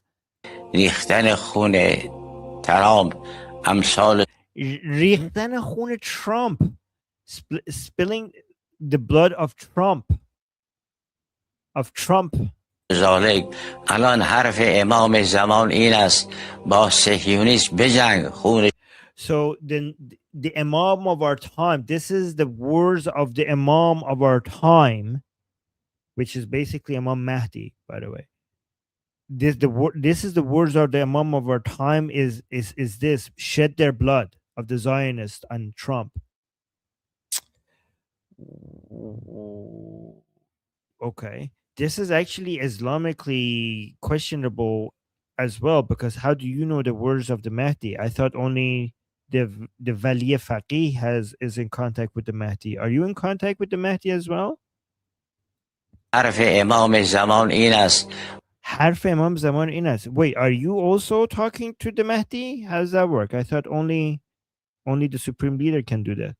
Treason, Armen? Because, like, this is after Khamenei was killed, but they hadn't like officially appointed Mujtaba. So for him to sit there and pretend like he's speaking with this weird dead imam that's like stuck in a well, right? Like, isn't this like treason according to these people? Or do you think he was saying this because he was like trying to like make the case for why he should be the next Ayatollah or whatever, the supreme dictator. Maybe. I mean, Either if I way, was him, this is blasphemy. This is blasphemy. yeah, blasphemy. We're offended as on behalf of. I mean, I'm offended by his existence as a non-Shia, but I'm sure the Shias were offended by this. But yeah, I mean, Goldie, if you want to talk about blasphemy, the most blasphemous person based on even Shia ideology in Iran was Ali Khamenei, because a couple of years ago he came out and said that when I was speaking, it wasn't my words. My mouth and my tongue was moving, but God was speaking through my mouth, which is basically, he said that, which is the punishment for saying that in Iran under the Islamic Republic is death, because not even Muhammad even claimed that. Like, that is a higher level of connection to God than Prophet Muhammad.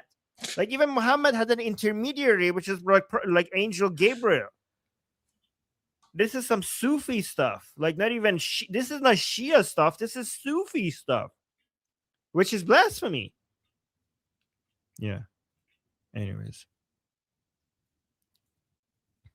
یونیس بجنگ خونش باده من حرف امام زمان این است که با آمریکا Oh, wait, what? Imam Zaman? امام زمان این است با صهیونیست بجنگ خونش Yeah, the word of the Imam of our time is to fight the Zionists. باده من حرف امام زمان این است که با So guys, the Imam of our time, the time Imam, what does that mean? Time Imam. Okay. So the Imam of our time is basically among all the 12 Imams, the one that is living while you're alive. They say the Imam of our time. So if you were alive when Ali was alive, Ali would be the Imam of our time. When Imam Sadiq, the sixth Imam, when he was alive, if you were alive back then, that would be the Imam of your time. Right? But for the past, I don't know, 1200 years, the Imam of our time apparently is the 12th Imam, which is Imam Mahdi. So during all of this time, when they say Imam of our time, that's the same thing as saying Mahdi, because he's the one who's supposed to be, who's alive. Like when he fell down the well, he didn't die. He's just been hiding.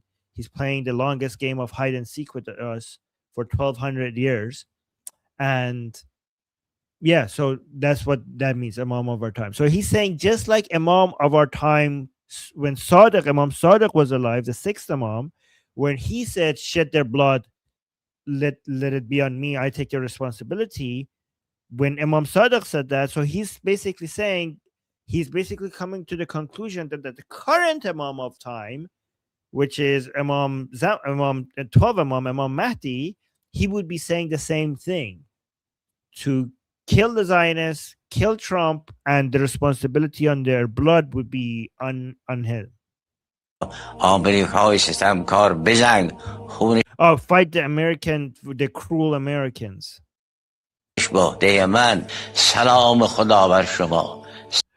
The salutations of God be upon you. The salam of God. The salam of the Prophet be upon you. The salam of Ali, Imam Ali ibn Abi Talib, the first Imam, be upon you. The salam of Imam Sadiq be upon you. The salam of Imam Zaman, the 12th Imam, be upon you. Guys, nobody gives it. Let me tell you, okay? From the 12 Imams, let me tell you the irrelevant, the ones that are the least irrelevant, okay? So number one, Ali is important. Number two, not that important, Hassan. Number three, Hussein, the most important. Number four doesn't really matter that much. Number five doesn't really matter that much. Number six becomes somewhat important, Imam Sadiq. Number seven is, I think, one of the most irrelevant ones. Number 8 all of a sudden becomes very important because he's buried inside Iran in Mashhad, Imam Reza. So all of a sudden, because his shrine is in Iran, all of a sudden becomes very important. Number 9, irrelevant. Number 10, irrelevant. Number 11 becomes a little bit relevant just because he's the father of the 12 Imam, but he's very irrelevant, not very important. And then number 12, very, very relevant. So the only ones that matter is 1, 3, 6, 8, and 12. The other ones are not important. شما حافظان دین او هستید. Okay, to be fair, Imam number 2 becomes important when you're trying to capitulate. Every time you're trying to run away and you're trying to come up with an excuse for why you're bending the knee, then only those times you mention Imam Hassan, which is Imam number 2. But that's the only time. Anyways, let's go to... Wait, why is Hassan irrelevant? Hassan is usually irrelevant because he didn't go into battle against Muawiyah. He basically made a peace with him. He took money from him and he didn't fight with him. And he didn't do anything. The only thing he did is had sex with women. That was the only thing he would do. A lot of women. But every time Khamenei wanted to basically convince people why they're not going into battle, they were like, oh, well, Imam Hassan negotiated, so we negotiate. He's the Imam of negotiations. So why is he an Imam if he didn't do anything? Because he was the son of Imam Ali. The first son of Imam Ali. Oh, it's like a hereditary thing. So he's just Yeah. an Imam because he just happened. Okay. Yeah. All right. His father was Ali. Good to know. Okay. But Goldie, I kid you not, he was having so many relationships with so many women. Okay. That it's actually no, I'm not going into detail. That even his father warned people not to give your daughters to him. Like, this is in Islamic Shia hadith that Imam Ali came out like, guys, my son has a problem, hide your daughters. No way, really? Yeah. He was like, if you give him your daughter, he's going to divorce very soon and just move on to the next woman very fast. Okay, so no. Yeah. He was a womanizer, and he just like is famous for that. Yeah. Wow, I had no idea. Imam Hussein was the radical jihadi Durka, I will fight for Islam one. Imam Hassan was, just give me some money, I'll go home and just have fun. So he was like, I'm a lover, not a fighter. Okay. Yeah. Yeah. So Muawiyah just gave him some money and it was like, that's good enough for me. I don't need to be the caliph. I don't need to be the Islamic ruler. I'm good. Right. All right. Let's look at the new video from this guy. Okay, so this is now a new video from him. Ayatollah Amali, who not so long ago gave a fatwa, which is a religious decree, that shedding the blood of Trump and the Zionists is obligatory, is now groveling to the people in the state, in a state of fear. The Islamic Republic is done. It just needs one last flick. Let me see what he says here. I haven't seen this video. Oh, people are saying, what's a Haydar? Haydar is just like, it's like a lion or brave person. In Arabic, Haydar, which Shias, when they say Haydar, they're referring to the first Imam, Imam Ali. Okay, Imam Ali. And you say Haydar whenever you want to show strength. You know how Sunnis are obsessed with Allahu Akbar? Shias do also say Allahu Akbar, but referring to Imam Ali, the first Imam, they like that even more when they want to be like we're strong, we're gonna kill our enemies. It's like Haydar. Yeah. Okay, let's watch this.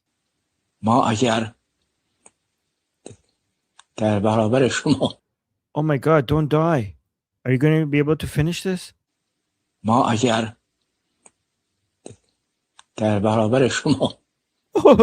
Okay, so wait, hold on. Oh my God. What the hell?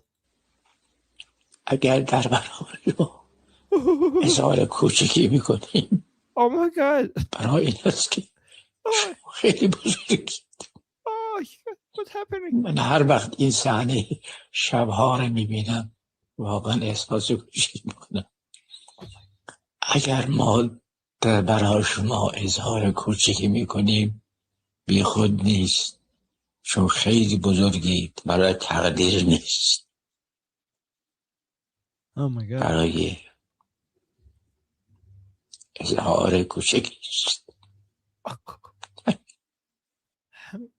Okay. He repeated himself multiple times, but basically he was telling the people, their own followers, that, oh my god, the only reason why we're being so humble in front of you, we're not just being nice, is because you're so great. You're so great. I'm assuming that this is this is to this is to tell the Iranian to the Iranians who follow the Islamic Republic that, oh my god, keep fighting for us, you're so great, you're so big, we're humbling ourselves in front of you, the only reason why we're so humble is because you're so great. He's basically begging their followers to continue to fight by basically telling them how amazing they are, how great they are, how awesome they are. They're like, oh my god, we're humbling ourselves in front of your feet, we're so small, we're calling ourselves, we're basically saying we're so small because you're just so great, next to your greatness. By the way, is this a real cry? I don't see look at this, is this fake or real? Listen to this again. I'm not gonna interrupt anymore. ما اگر در برابر شما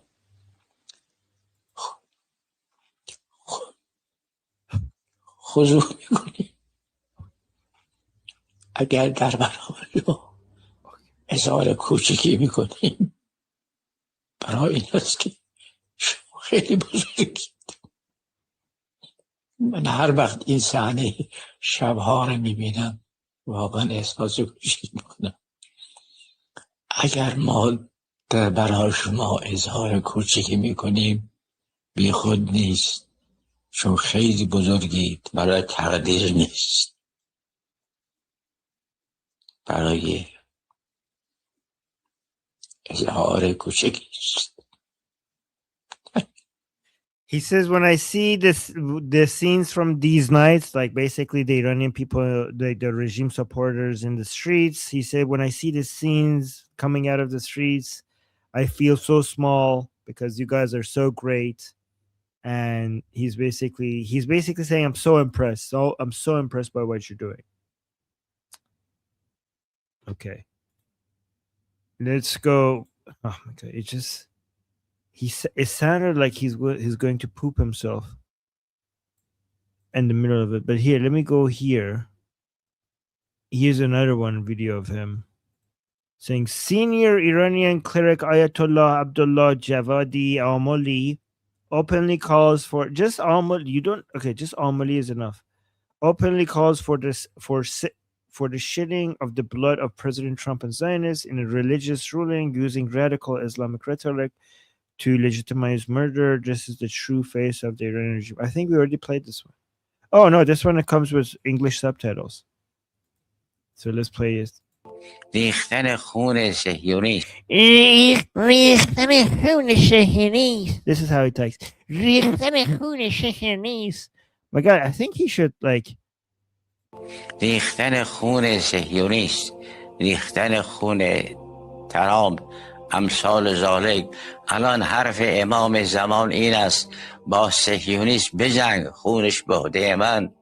حرف امام زمان این است که با آمریکای ستمکار بجنگ، خونش به عهده ریختن. So yeah, that was the one with the English subtitles, so you can see I wasn't making it up. I was not making it up. Now you have proof.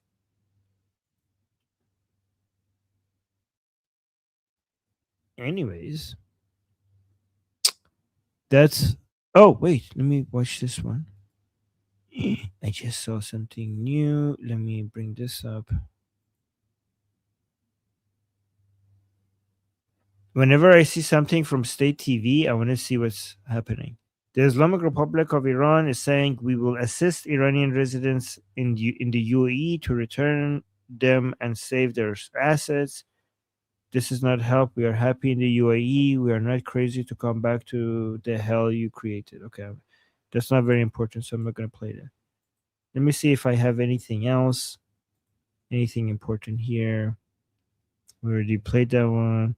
So France, Israel ends all defense deals with France. The Israeli Ministry of Defense has suspended all defense procurement from France and terminated existing contract.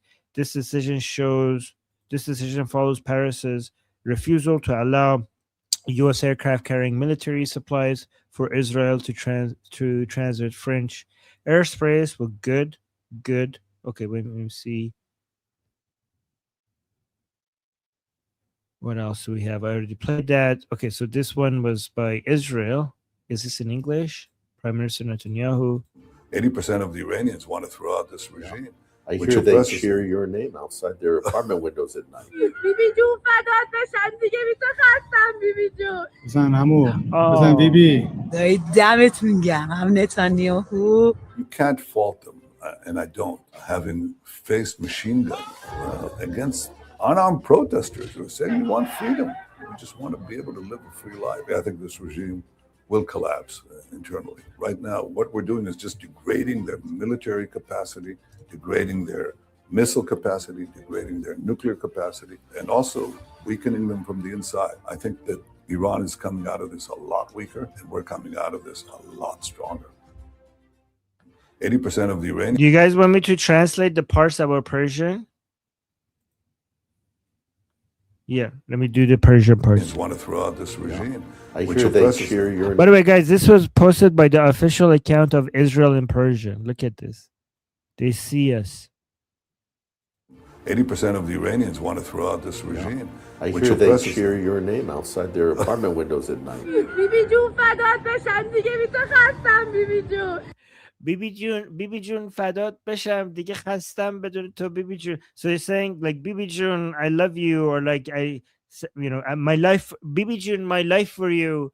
Bibi June, I'm so tired without you. Like I can't live my life without you. It's like a love message from this woman to Netanyahu. بزن عمو بزن بیبی Yeah, hit them, uncle. Hit them, uncle Bibi. Uncle Bibi, hit them. دایی دمتون گرم هم نتانیاهو. You can't fault. Like, great job, Netanyahu. Great job. Them, and I don't, having. Yeah, I know it's a famous song in Persian, but now that song is that they're using it to refer to Netanyahu instead. Faced machine gun against unarmed protesters who are saying we want freedom. We just want to be able to live a free life. I think this regime will collapse internally. Right now, what we're doing is just degrading their military capacity, degrading their missile capacity, degrading their nuclear capacity, and also weakening them from the inside. I think that Iran is coming out of this a lot weaker, and we're coming out of this a lot stronger. Hopefully, it will end the regime. Hopefully, it's enough to basically topple them. Okay, what is this? Journalists are saying America is all set to deploy ground troops in Iran. And then the Iranian ambassador is saying, oh, well, the Islamic Republic ambassador, let them come. Let them come. We are ready. They won't be able to attack us and flee like they do in fighter jets. We welcome them. Okay, let's play this. We are ready for the arrival of American soldiers. Right now, the Americans are attacking us from the air and then fleeing, and we do not have access to them. We know how to access the Americans. If they come, it will be good and appropriate, because then our war will become land-based and manly. In a land war, the Iranians are zealous. Iran will not allow its territory to be in the hands of anyone else, and the Americans will definitely cause many deaths. Wait. You're saying you welcome? I'm hearing you say that you would almost welcome a U.S. invasion of Iran. Is that what you're saying? Our answer is that if you want to enter Iran, it is no problem, but we will definitely fight you like men. We are not telling them to come. We are not looking to kill. But if someone invades our land and thinks that they can easily take Iran, they are mistaken. Iran is not a conquerable land, and American soldiers will definitely suffer a great calamity. And I do not know if they will be able to remove the bodies of American soldiers from the region. This decision is up to the Americans. Iran does not joke with anyone. So, guys, let me tell you something. Do you guys want me to do devil's advocate again? Devil's advocate, yes or no? Let me know in the chat. Because do you guys want that in the chat? With regards to the ground operations, because I'm going to check something with you guys. Do it? Okay. All right. So this is what I'm concerned about when it comes to ground operations, right?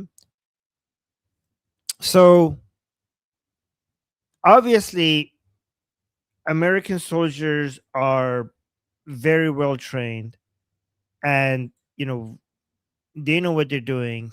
Each one of them is worth, I don't know, 100 soldiers of the Islamic Republic. Okay, but here's what I'm worried about. If American soldiers come into the region, either in the islands or the southern shores of the mainland of Iran, they're not going to be able to, they're not going to bring the Patriot system with them. They're not going to be able to bring the THAAD system, all of the air defense systems that we had that protects the US bases around the region, and I don't know, Qatar, the UAE, Saudi Arabia, Israel. That's not going to be there anymore. And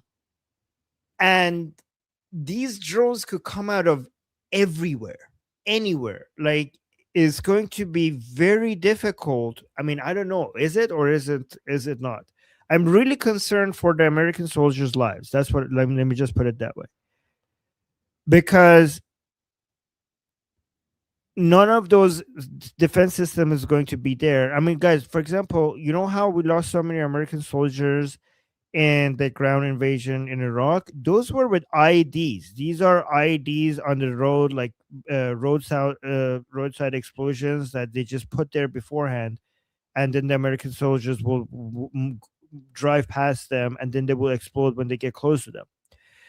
We didn't have drones cheap drones back then. Now we have IEDs that fly, basically. These are IEDs with wings, right? So I'm just concerned how easy is it going to be for the Islamic Republic? Because, guys, this is not going to be like Venezuela. Venezuela, you go in, you go out in such a short amount of time. You're not going to stay there. And you come in when it's dark, you leave before there's light. Any type of military operation that we're looking here with America's, special ops, boots on the ground, even at a limited level, it's not going to be in and out. It's going to be, we're going to be there for at least we're going to go through, daylight, while they're there. So I'm just saying, how difficult is it going to be to protect American soldiers' lives when they get there without all of the defense system there? So this concerns me. Somebody's saying you're confusing drones and missiles. You don't use those systems to intercept drones. You sometimes do, actually. You sometimes do. Sometimes when you're, because yes, you're right. Well, I mean, the two that I mentioned is not used for drones, but there are some most of the time, but there are some other air defense that are specifically used for drones. For example, the new laser system that Israel just came up with. But whatever defense that you use. So, by the way, when you said you don't use those for drones, well, I wasn't talking about attacking American soldiers only with drones. The American soldiers would be targeted. Like, imagine if they come to Qeshm Island or Khark Island, they might be targeted with both drones and missiles. So if you're saying you're confusing those defense systems because they're only for missiles, well, yeah, they might be attacked by missiles as well, like low-range missiles as well. They might target them. And if you say they won't do that, like in Khark Island, because they have all of their infrastructure there, the Islamic Republic doesn't care. If they think they're going to be toppled, they're willing to risk losing their own infrastructure if it means that they might stop the American soldiers from coming in. And if, for example, if they go over Larak Island or Qesh Island, they will what's stopping them from throwing a lot of missiles at American soldiers? Because, guys, from the perspective of the Islamic Republic, if they could take a lot of American lives, so they might use a lot of their missiles just so to bombard wherever part of the island that the American soldiers are. Because from their perspective, if it gets on the news that so many American soldiers are dying, that would put pressure on President Trump to basically stop the whole thing. So they will rain whatever missiles or drones they have on that island. And I know drones often are used to confuse. So you're saying those defense systems are not used for drones, but I do know that drones are used a lot of times to confuse and overwhelm those defense systems so that the missiles could hit their target. So I do know that as well. Anyways, Goldie's back, so I'm going to stop talking. No, I was enjoying that. I just wanted to share this. So President Trump actually posted this on his Truth Social.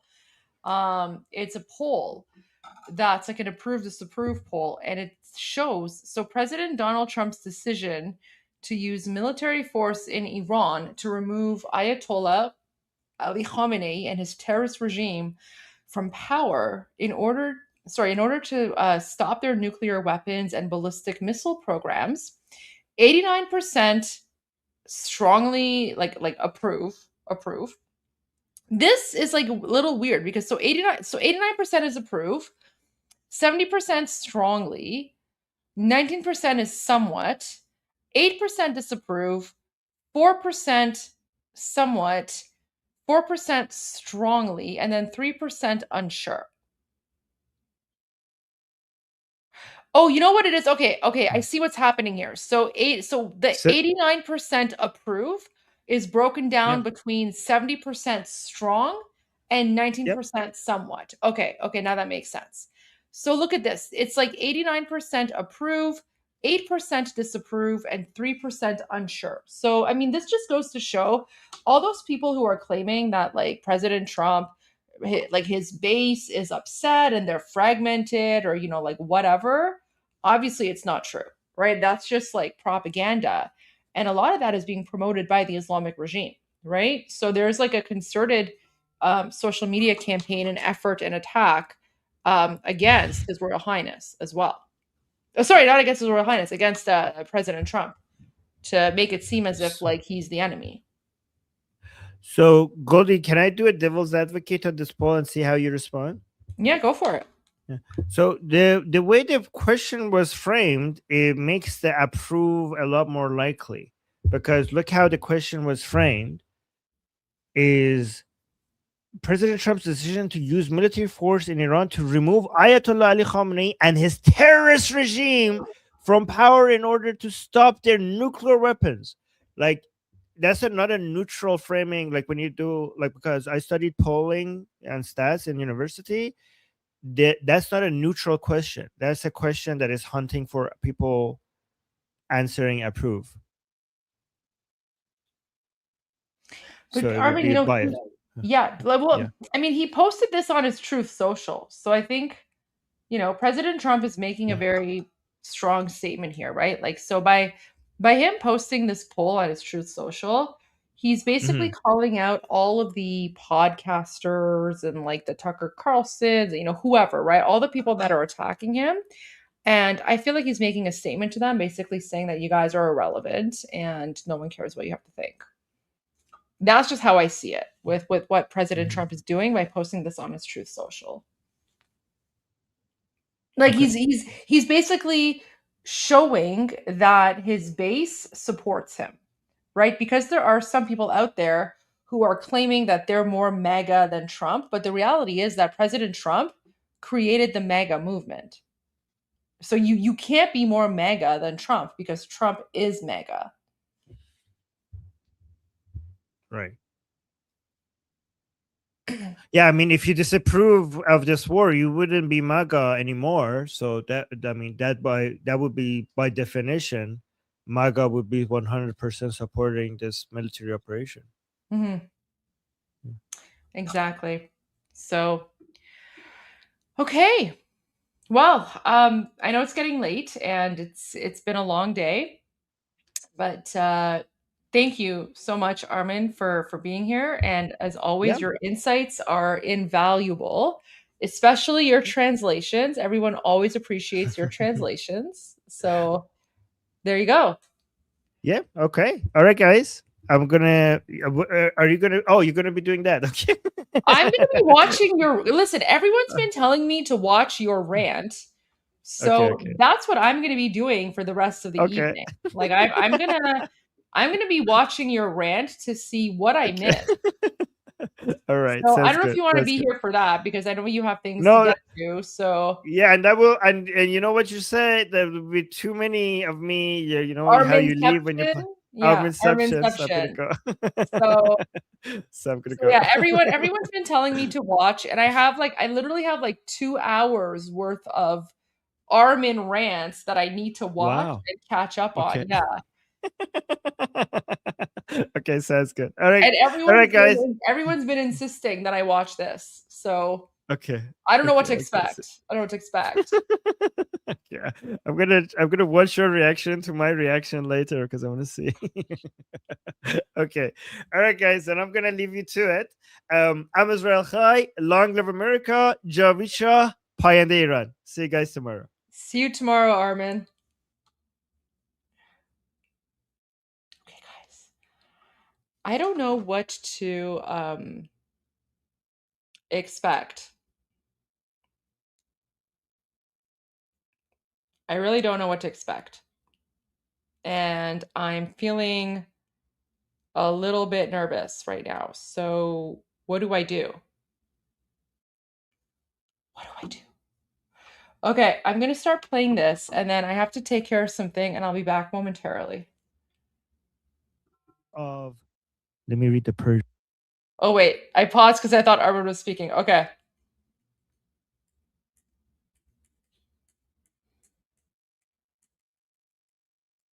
I think he's already starting to like yell here.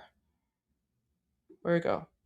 Okay, yeah, this is where I got my birthday flowers and then I had to go. And then this is where Armen starts his rant. And I'm like, Armen, I'm watching you. This one, I don't want to share that one. Okay. All right. But I'm listening and I'm watching, Armen. Oh my Okay. gosh. Okay. Okay, Mom. Okay. Okay. All right. Okay.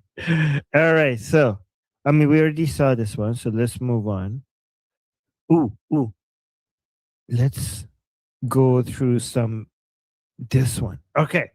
Guys, I really like the following Israel's account, Israel in Persian. They have a lot of good. No, I already shared this one. So let's go to Armen? Iran. Yes. Wait. Armen? Yes. به آرمین بگو من حواسمو دارم بهش میدم. Wow. So we got an actual mom now. Okay. I said, okay, Mom, and Mom actually showed up. Wow. Okay. Okay, Mom. Okay, Mom. Okay, Maman. Wow. Okay, guys. I've just been told by Goldie's mom to be careful. She's watching me. Now, Goldie's mom is now monitoring me. Oh, no. Okay. You know, okay. No pressure. No pressure. So, Goldie is watching me, and now Goldie's mom is watching me. Yes. Okay. Hi, Goldie's mom or Maman. Hi, Maman. All right. All right. Oh no. Okay. Guys, I have to be on my best behavior now. Anyways, let's go. Guys, when it's my time to share stuff with you guys, what I like to share is stuff from the Islamic Republic, okay? Because we get so many information, I don't know, from, United States, from Israel, but something that we don't in other places that don't cover is what the Islamic Republic itself is putting out there. So it's good. I think that helps you guys see things from the Islamic Republic's perspective, because you need to. It's really when you're in a battle, you need to understand your enemy. Okay, you need to study them, and the more you understand your enemy, the better you're going to get at defeating them. Especially because you are, guys. you are part of this battle, right? Throughout history, it has usually been like this: like your army of a nation goes into battle, and then we have the civilians, like, oh, wishing the best for their army. Okay, in modern times, it's not like that, because we have also because of social media, every single one of you are participating in this battle, especially in the narrative side, in the psychological warfare side as well. So you have the soldiers in the field, but we're all of you guys here are participating in the battlefield of ideas, okay? And the humiliation tactics, the psychological warfare. The memes are actually like missiles here in this battle that we're in, and this is why every single one of you is a soldier in the battlefield of ideas, right? So because you're soldiers in this battle, knowing the enemy helps you be more effective in helping all of us win this fight, right? So this is why I'd like to, when it's my time, I'd like to share more information from the Islamic Republic's perspective and their propaganda. Okay, so let's look at this video from so Samantha in the chat is like, 100%, study the enemy, right? So this is what we're doing right now. We're studying the enemy.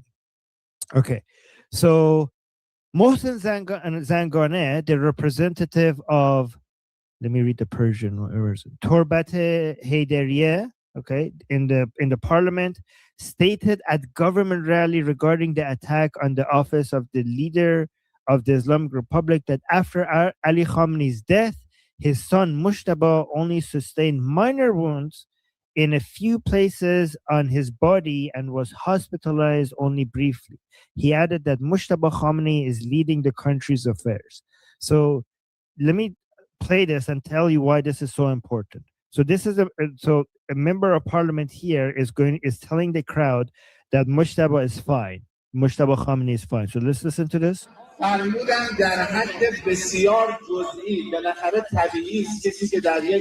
he's telling the crowd that Mushtaba has been injured only very slightly injured. He's saying, well, it's very natural that if somebody is under bombardment, and so it's natural that in his body, only in 2 or 3 places he has been injured. And the injuries are very, very like surface level. They're not like deep wounds.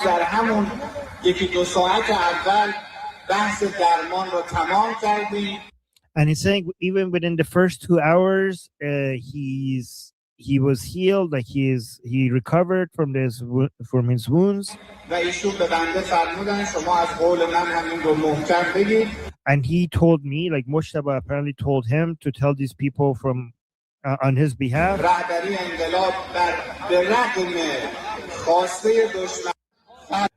So he's saying basically this Mushtaba Khamenei is fine, and the supreme leader he's in good condition. So guys, why this is significant? Because that shows that this is a weakness for them, right? First of all, the question is that if he's fine, then where is he? Why does he not put a video or a recording or a message? Like, why is every message that is coming from him in writing? If he's fine, then why is he a no-show? Why is he hiding? Why is he not showing his face? Like, is it that hard to record him where he is in a video message and then release the video? Like, even if he wants to stay in, he doesn't even have to come out. He could stay, like, if he doesn't want to come out for security reasons, he could stay in his hiding, and you could just record him giving a message, and then you could bring out and play that. Why wouldn't you do that? So this is very suspicious. Like, but more importantly than that, the fact that they're coming out and telling their own followers that he's fine, to me, it communicates that him being dead or severely injured is really bad for them. So, yeah, exactly. They got a super chat. No serious injuries. It's just a flesh wound. Exactly. But this, guys, this is serious, because you never know what works for the Islamic Republic, what helps them, until you see their propaganda. Because with these people, it could go either way. You don't know. You can never be sure. Even though I have studied them for so many years, you might argue that, I don't know, like an injured supreme leader might be good for the narrative. Like, oh my God, look how injured, like it helps them make him sympathize with the supreme leader. Or maybe if he's dead, like saying like he's a martyr, maybe that helps with the narrative. Or no, with a healthy, alive version of them, would that help with the narrative? You can never really tell. They have better information. The Islamic Republic has better information for what helps them more than we do. And that's why when you listen to their propaganda and you see what they're pushing for, then you would know. First, you're guessing, and now you know.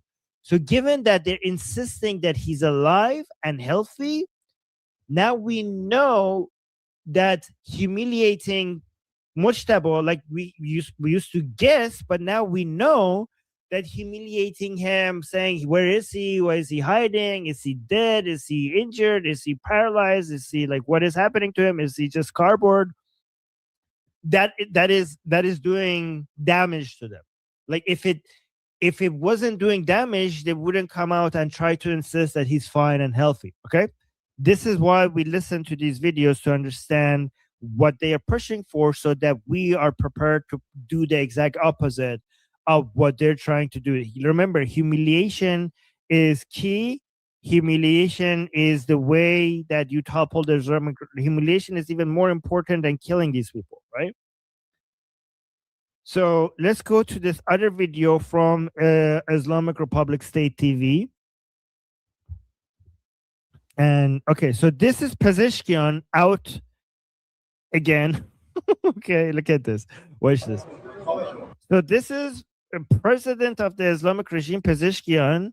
They sent him out to go visit different places, and they're recording him just publicly being out there. And I'll tell you what I think about it. So let's just watch him.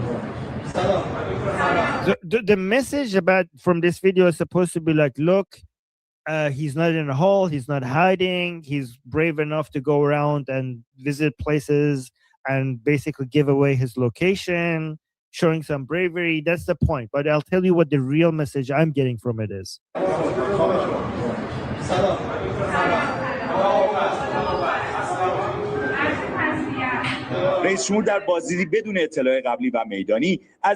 So people are saying hi to him, and so a woman told him like condolences to him because of, I don't know, Supreme Leader dying. And now the reporter saying like, oh, the president just arrived visiting a place without announcement, just surprisingly visiting a place. رئیس جمهور در بازدیدی بدون اطلاع قبلی و میدانی از یکی از شعب فروشگاه‌های زنجیره‌ای از نزدیک در So this is a store that he's visiting. جریان چرخه توزیع کالاهای اساسی و اقلام زیستی مورد نیاز مردم قرار گرفت. So he's visiting to see if people are getting the supplies that they need, if the stores are filled with supplies.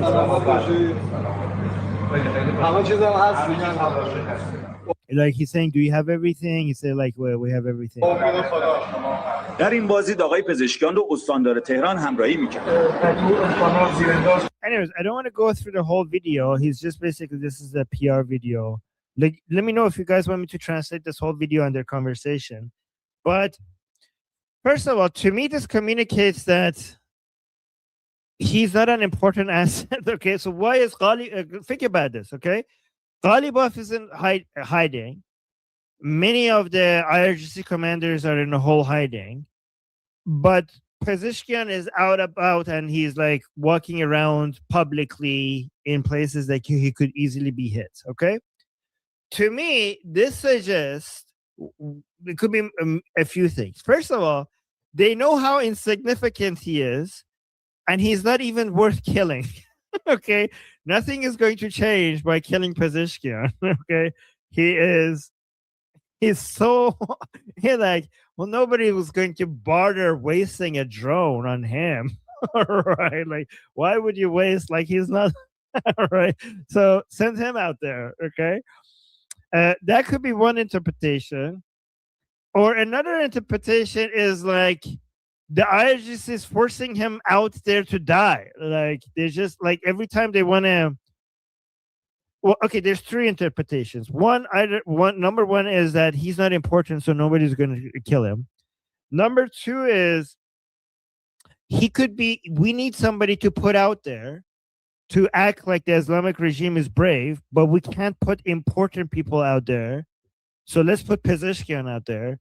And he's like, every time we need to show some bravery and strength, let's not send important people out there. Let's send Pezeshkian out there. So if they kill him, our important people are not dead. That's the second interpretation in my mind. Third interpretation is that they actually want him to die. Okay, they're just putting like, hey, Israel, like, you want this guy? Take this guy, right? So that's the third interpretation. But again, the regime needs to show some strength, need to show some bravery, but they don't want to risk killing Ghalibov. So they're putting Pezeshkian out there, which they don't mind losing. Yeah. So there's that. Also, I saw this. Goldie posted this, and I already shared it on Goldie's account. But I wanted to also read the Iran International caption on this video. Iran International posted this saying the video posted on social media shows a motorcade. What is this? Motorcade of vehicles, is that how you read that? And motorcycles belonging to pro-government forces in the streets who are armed and carrying the flag of the Islamic Republic. Let me also learn how to properly pronounce this. Anyways, let's watch the video. Guys, look at this. This is intended, as Goldie said, motorcade. Okay. As Goldie mentioned, this is intended for killing the Iranian people. It's not for the drones. It's not for Americans. It's not for Israelis. They're showing this heavy military presence of the regime inside the streets of Iran is a clear demonstration that that they are worried that at any point the Iranian people might want to do their uprising. ایران ایران شهادت ایران ایران شهادت As Goldie says, ایران ایران شهادت ایران. Wait, somebody in the chat is saying, hold on, I should pay more attention to the chat. Yes, I'm saying, yeah, Pezeshkian looks like he lost his zest for life. Yeah, I think he has given up. It's like, just tell me what you need me to do. Like, you want me to go out, kiss some babies, visit a hospital, visit a store? I mean, like, sure. I mean, like, Pezeshkian is wondering whether he's going to be killed by Israeli drones or IRGC. And he's wondering which one is more humiliating. So he's like, I don't think Pezeshkian himself thinks that he has a lot longer to live. He's just wondering if it's going to be a drone or IRGC that kills him. Anyways, we have a new video from Arakshi.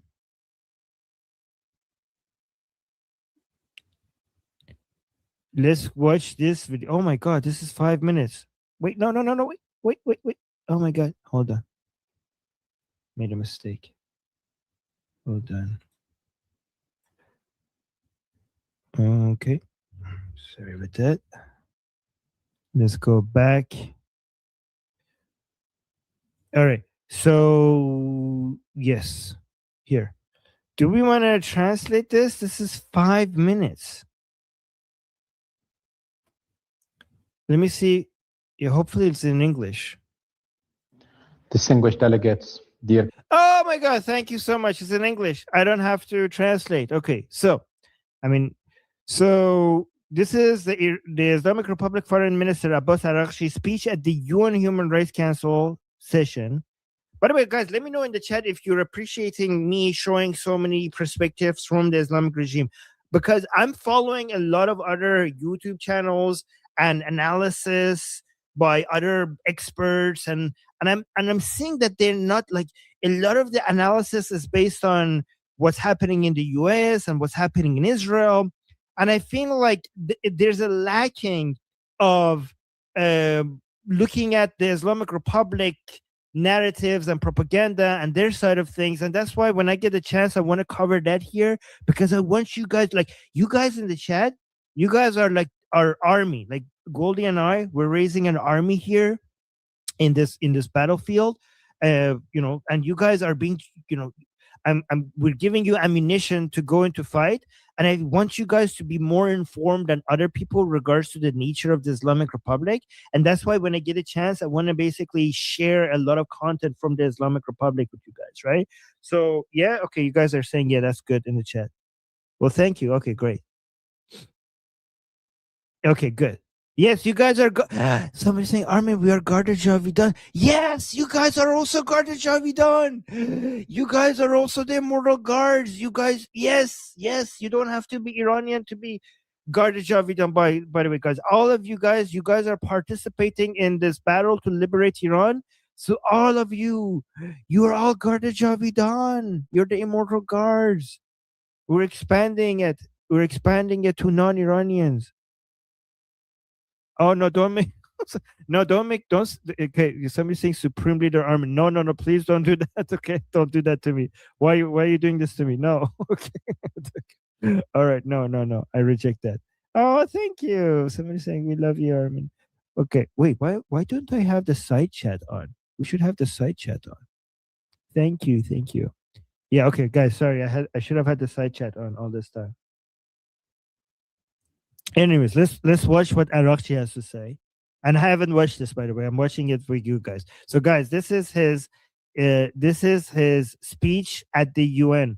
So I'm assuming that he recorded. This is his video recording from inside Iran, sent to the United Nations as his speech. So let's watch this. Bismillah ar-Rahman ar-Rahim. Okay, guys, I'm so sorry. I'm so sorry, guys. When I hear Bismillah ar-Rahman, okay, I did it again. It's just like this thing. I can't stop it.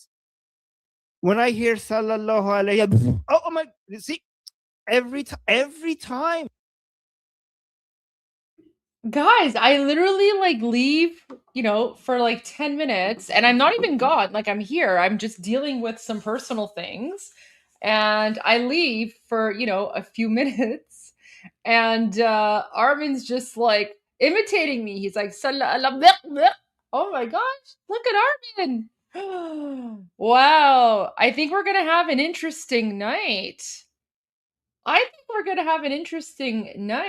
Watching Armen. Yeah, this is Friday. I started it a little bit earlier. I think this is the part. Oh yeah, I think this is the part where he's about to start ranting. So look at him. Okay. All right, guys, Armin's not here. Armin's gone for the night. Wait, I need to check Discord. Wait, what am I checking in Discord? Guys, the Discord is for you guys. Oh,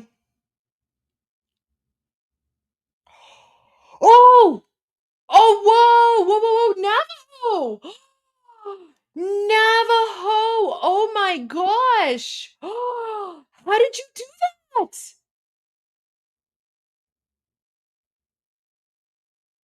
Navajo, are you able to like make the video in high quality?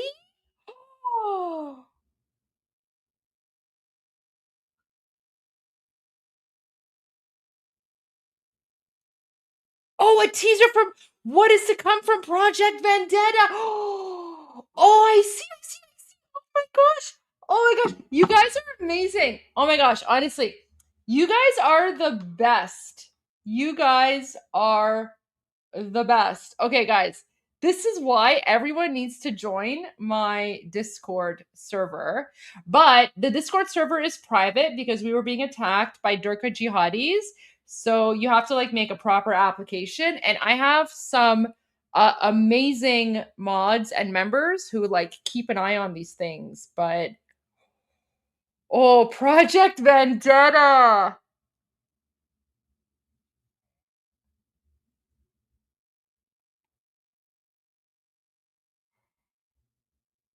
Oh my gosh. Oh no. Should I show this? Oh.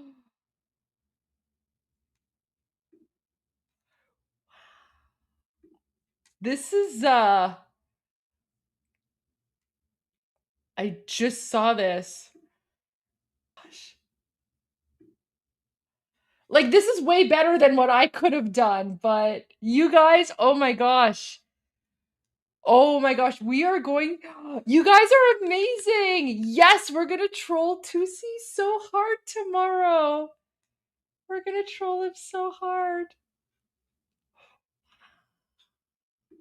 How do we do this? How do we do this? Okay. Let me pull it up. Like this is so good. This is way better. This is way better than what I could have done.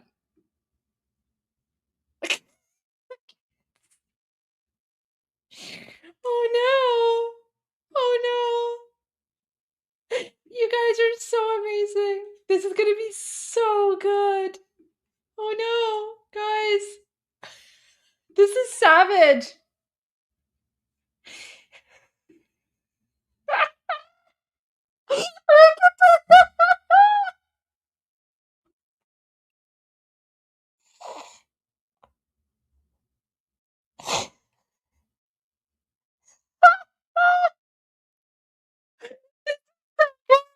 This is way better. This is way better than I could have ever done.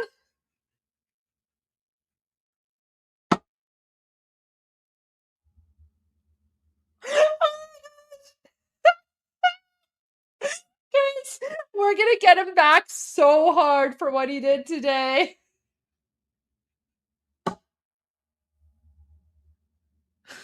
Oh my gosh, this is so good.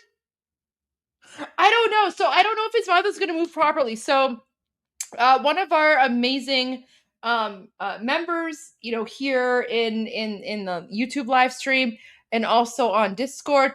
By the way, let's give a shout out to Project Vendetta. Everyone needs to subscribe to Project Vendetta on YouTube. Let me pull it up here. So guys, Project Vendetta. So Project Vendetta did, you know, This Is the Final Battle song. That's him.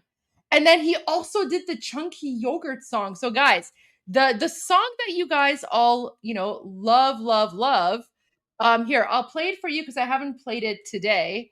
But this is this is Project Vendetta, and let me share the link to this video. It's also available in my, you know, in the Iran Revolution live playlist, but let me just share the link on Rumble and X as well. So yeah, so apparently Project Vendetta is making a video. Oh no, this is gonna be so good. This is gonna be so good. Guys, we're gonna troll him so hard. Okay, so but you guys know Project Vendetta because, oh yeah, Project Vendetta need like this. I think this is just a sample, but you guys know this song, so let's share this song.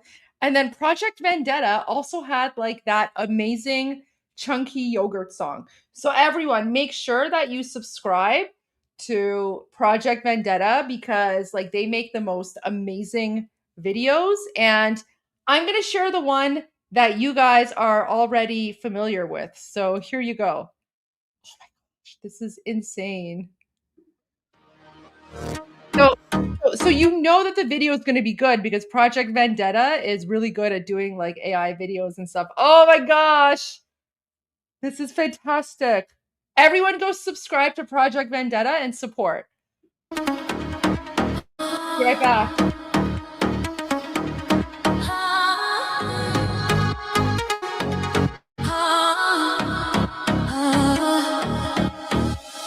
این آخرین نبرده پهلوی برمیگرده صدای ایران بلنده حق به حق دار میخنده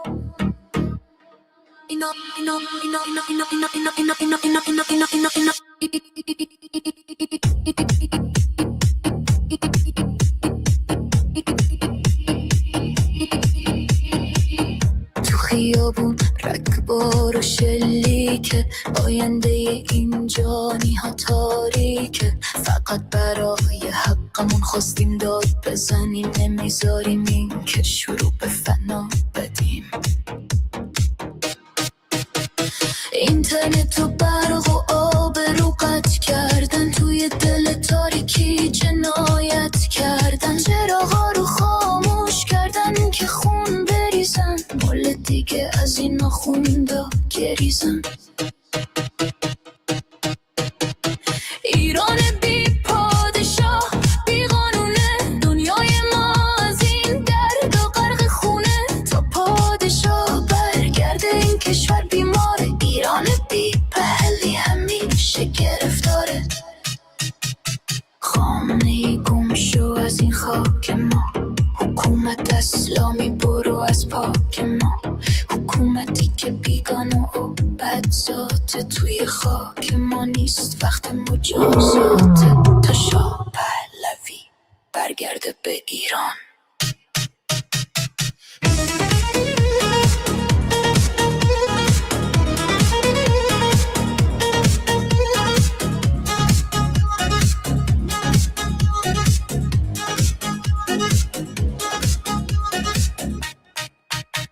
شما تروریست و قاتل و دزدید گلوی ملت رو با بیراه می جزید با خون ما این کشور رو دزدیدید از خشم این ملت مگه نترسیدید ما یه زندگی ساده و آزاد میخوایم صبح بدون ترس و فریاد میخوایم دوباره بیگان و مستی و لبخند بدون سانسور و زور و این بند خورشید و شیر دوباره تابان میشه پرچم واقعی توی جهان میشه ایران دوباره پارس و پر روره تا این شب تار نزدیک نوره مردم ایران مدام بدین را رو برای شاه باز کنین این ویروس رژیم رو پاک کنین جا بدیم به عصر طلای ایران روی پا میمیریم نه روی زانو آزادی حقمونه اینو میدونیم تا آخر میجنگیم بدون ترس ایران آزاد نزدیک میبینیم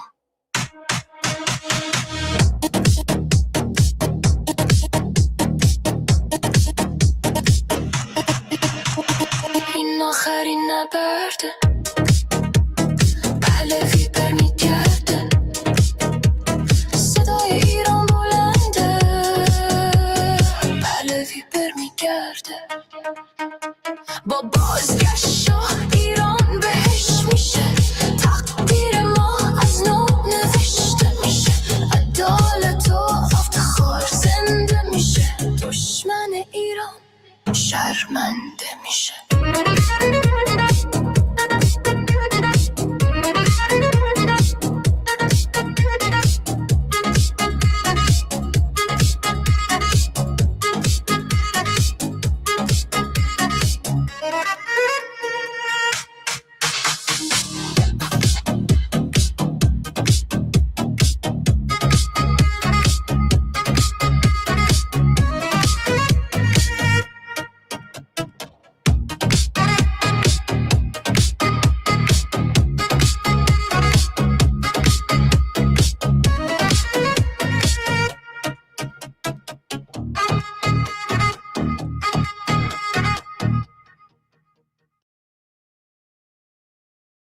So guys, this song is like a staple for the intro for Iran Revolution Live from Project Vendetta. I like unfortunately his YouTube account isn't monetized yet. So I'm trying to figure out if he's got like a donation link or something because, you know, one of the things that I like to do, I think it's really important to recognize and honor artists. And this in and of itself, this is art. Like, sure, it's AI, but it's art and it's incredible. So guys, everyone subscribe to Project Vendetta and watch his videos. Give him the views that he needs so that he can like monetize his YouTube account. And yeah, Project Vendetta, let me know like how we can support you, because the fact that you're doing this, this is incredible. This is not something that I can do. And so, I think it's important to appreciate the artwork and effort of people who know how to do this. So yeah, everyone go subscribe to Project Vend. Oh my gosh, guys, look at this. This is so good. Oh my gosh. Listen. Tousi might have a production team. Sure. Tousi might have a paid production team, but Iran Revolution Live, we're a grassroots movement. And we are Legion or, whatever. So yeah, Tousi has no idea what's coming tomorrow. Oh my gosh. Oh, people want the link to the Discord server? Sure. I'll share the link to the new Discord server. The only thing I just want to remind everyone is that this is the new Discord, and the reason that we have a new Discord server is because the Durka jihadis were attacking the old one. So if you want to join the new one, there is a very serious questionnaire that you have to take seriously, because the Discord server, it's not run by me. It's run by an amazing group of admin and mods, and they have been super active, and I'm so grateful to them, because I'm not a Discord person. I don't really know how it works, but they have been super fantastic. I'm so grateful to them. So here's the link to the Discord server. I'll put it in all the channels. But take the application process seriously, and also know that it's the mods are always watching. It's not about like swearing or anything like that, but it's like if someone comes in and they're sketchy or weird, they're just, the mods are not going to tolerate that, because we're building a community of people who can trust one another. And it's basically like an anti-jihad, anti-Durka community. So there you go. But yeah, the Goldie Show Discord is basically where to be. That's where the party is at. The before party, the after party.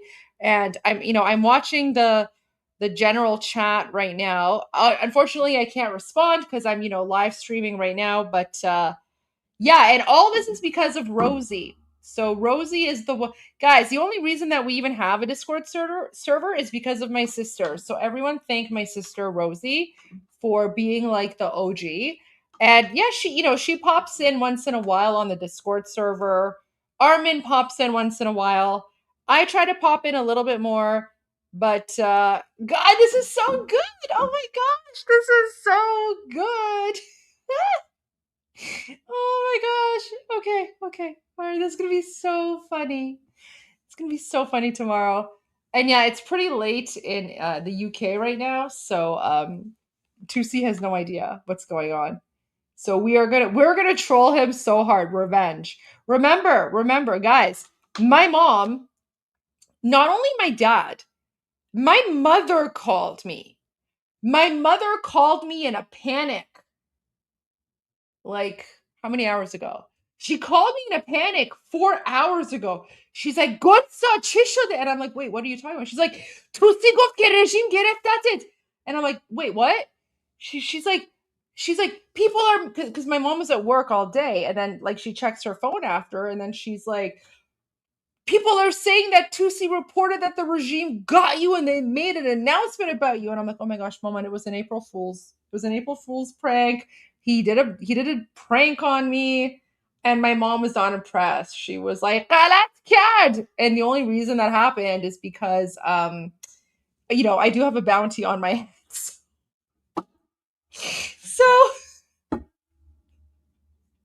I said, Guys, I was watching live when Tousi did the prank, and I was just like, oh no, this is not gonna go well because people are gonna be worried, right? And that's exactly what happened.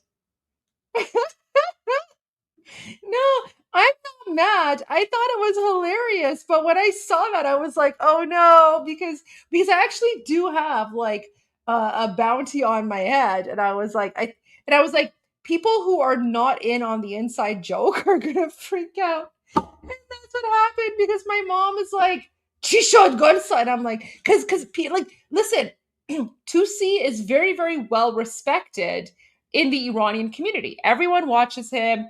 Everyone loves him. Everyone respects him. So he was being a little bit too serious. Oh, there should be a cardboard cutout of Tousi behind me. Okay, you know what? I will see if I can try to arrange that for tomorrow. Okay.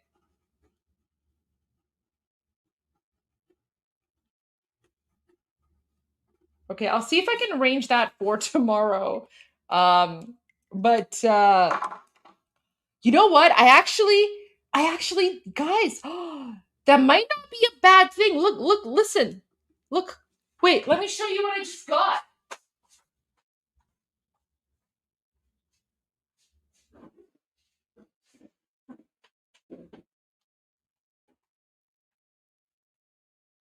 Wait,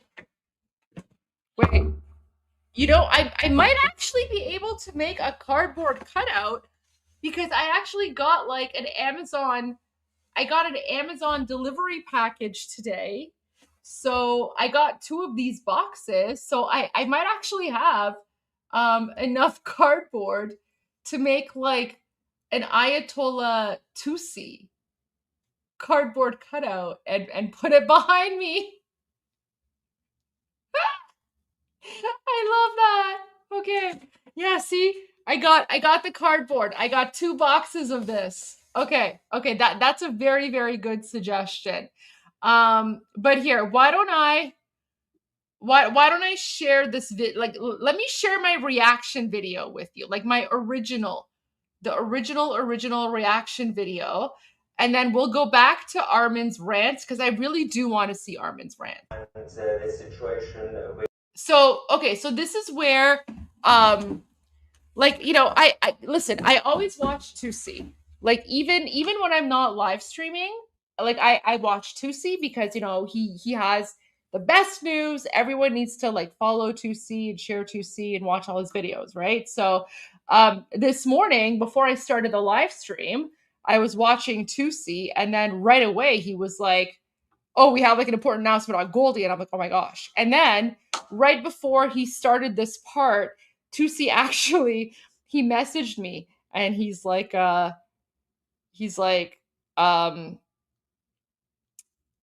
wait, what did he say? He said, "You may want to watch Tousi TV live in the next few minutes." And I responded, "I've been watching from the beginning, LOL." And I'm like that. Like I send the emoji where it's like that. And then he just sends me the ... And then this is what happened. With Goldie Ghamari of Canada. Now, Goldie, for those who are familiar, has a YouTube channel as well. Until now, obviously, she's been pretty proactive with the support for the Iranian people against the Islamic occupation. I'm like, oh no, what's he gonna do? Oh no. You might be wondering why you haven't seen her or heard from her over the last 14 hours or so. What? We can now. I'm like, what? What? I'm right here. What's going on? Now confirm. Let's go to the actual announcement by the IRGC, and you'll find out more. بسم الله قاسم الجبارین با توجه به شرارت‌ها و اقدامات تروریستی دشمنان آمریکایی صهیونیستی و هدف قرار دادن منازل مسکونی مردم ایران در شهرهای مختلف So he knows that I'm watching because he messaged me before. He's like, "Are you watching?" And I'm like, "Yeah, I'm watching your live stream." So he's trying so hard to keep a straight face here.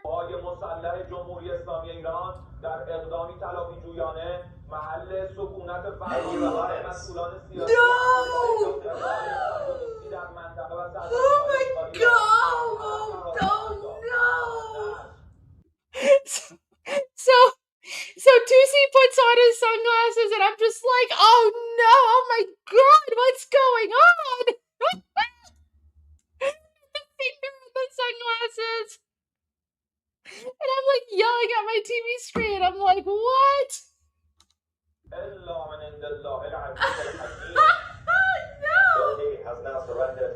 Tousi TV. Unfortunately, she's now in an official alliance with Chunky Yogurt of the Young Turks.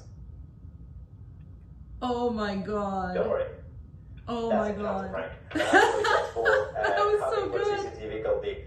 Now the whole world knows that's the old thing. No, not Chunky Yogurt. With the Young Turks. We're going to print this. We're going to clip this moment. I'm not going to explain the rest of it. We're going to post that and see what happens. No, That's so funny. Yes, Goldie's new alliance with Chunky Oh Yogurt. my gosh. Not too well, right? Oh, no. Anyway, this is what you get for pranking me. The main prank, counter prank was I actually deserve that. the build up to this. Everyone was I panicking. deserve that. I deserve that. Let's quickly go back to the latest updates and away from. There you go. So that was literally my live reaction. Oh my gosh. I told him. Yeah. Listen, both Bubba and Maman called me. I've been saying it all day. I'm like, both my mom and my dad called me because they didn't realize that Tousi was pranking. They thought he was being serious. And then my parents, not just my parents, but like thousands and thousands of Iranian Canadians thought that the IRGC actually made like some sort of statement about me. So they were calling my parents to make sure that I'm okay. No, they didn't scare me. They scared my parents. Like, I knew it was a prank, but I was just like, oh no. My mom was so upset. I feel terrible. That's why we have to get him back with the Khatam al-Anbiya thing. We have to get him back with the Khatam al-Anbiya thing because, like Tousi didn't just, like, you know, that was like 30 seconds of hilariousness for me, but Tousi scared like half of the Iranians in Canada because all the Iranians in Canada were like, wait, what? What is this Islamic regime statement about gold? It was too good, and my poor mom and dad, they were so upset. Oh my gosh, they were so scared, and I feel terrible. So we're gonna get him back good. We're gonna get Tousi back good. So guys, that's why like this. But you know what's missing? So we need like the Tousi TV logo in like the top right. Because you know, like Tousi always has the logo, right? Like if when you look at like the Tousi thing, so he's got like the Tousi in the top right logo. And then at the bottom, he has like the scrolling banner, right? So he's got like the scrolling banner there. So we need the scrolling banner. And then I don't know if I don't know if this is possible or not. But you know how the QR code is there? If someone could like make the QR code to go to like Rickroll, that would be great. Oh no, guys, people in my Discord server got scared.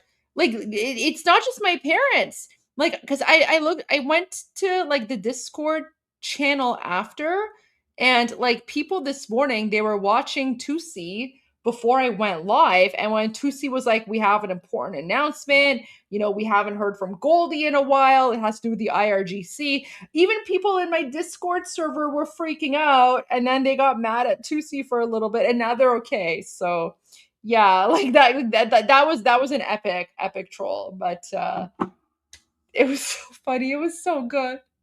It was so good. But no, Tousi's really funny. I'm not mad at him. I just appreciate how everyone really cares, you know, and is worried about my safety. So much love and appreciation for all of you. But we will get him back, guys. Guys, so remember, this video is like the random version that I made, right? Like because I don't know how to make it. But Project Vendetta, it's gonna make like a much better, more realistic version. And this is the preview. So it's gonna be good. We're gonna get him back. Oh yeah. You know what? And it is April Fool's Day, so we can make it very realistic. And because it's April Fool's Day, people will know it's a joke. But there you go. All right, let's go back to the live stream because we were still watching our. Okay, so let's go back to Armen. Oh no, there might be Tousi spies in here. No, Tusi's not gonna know. He won't know.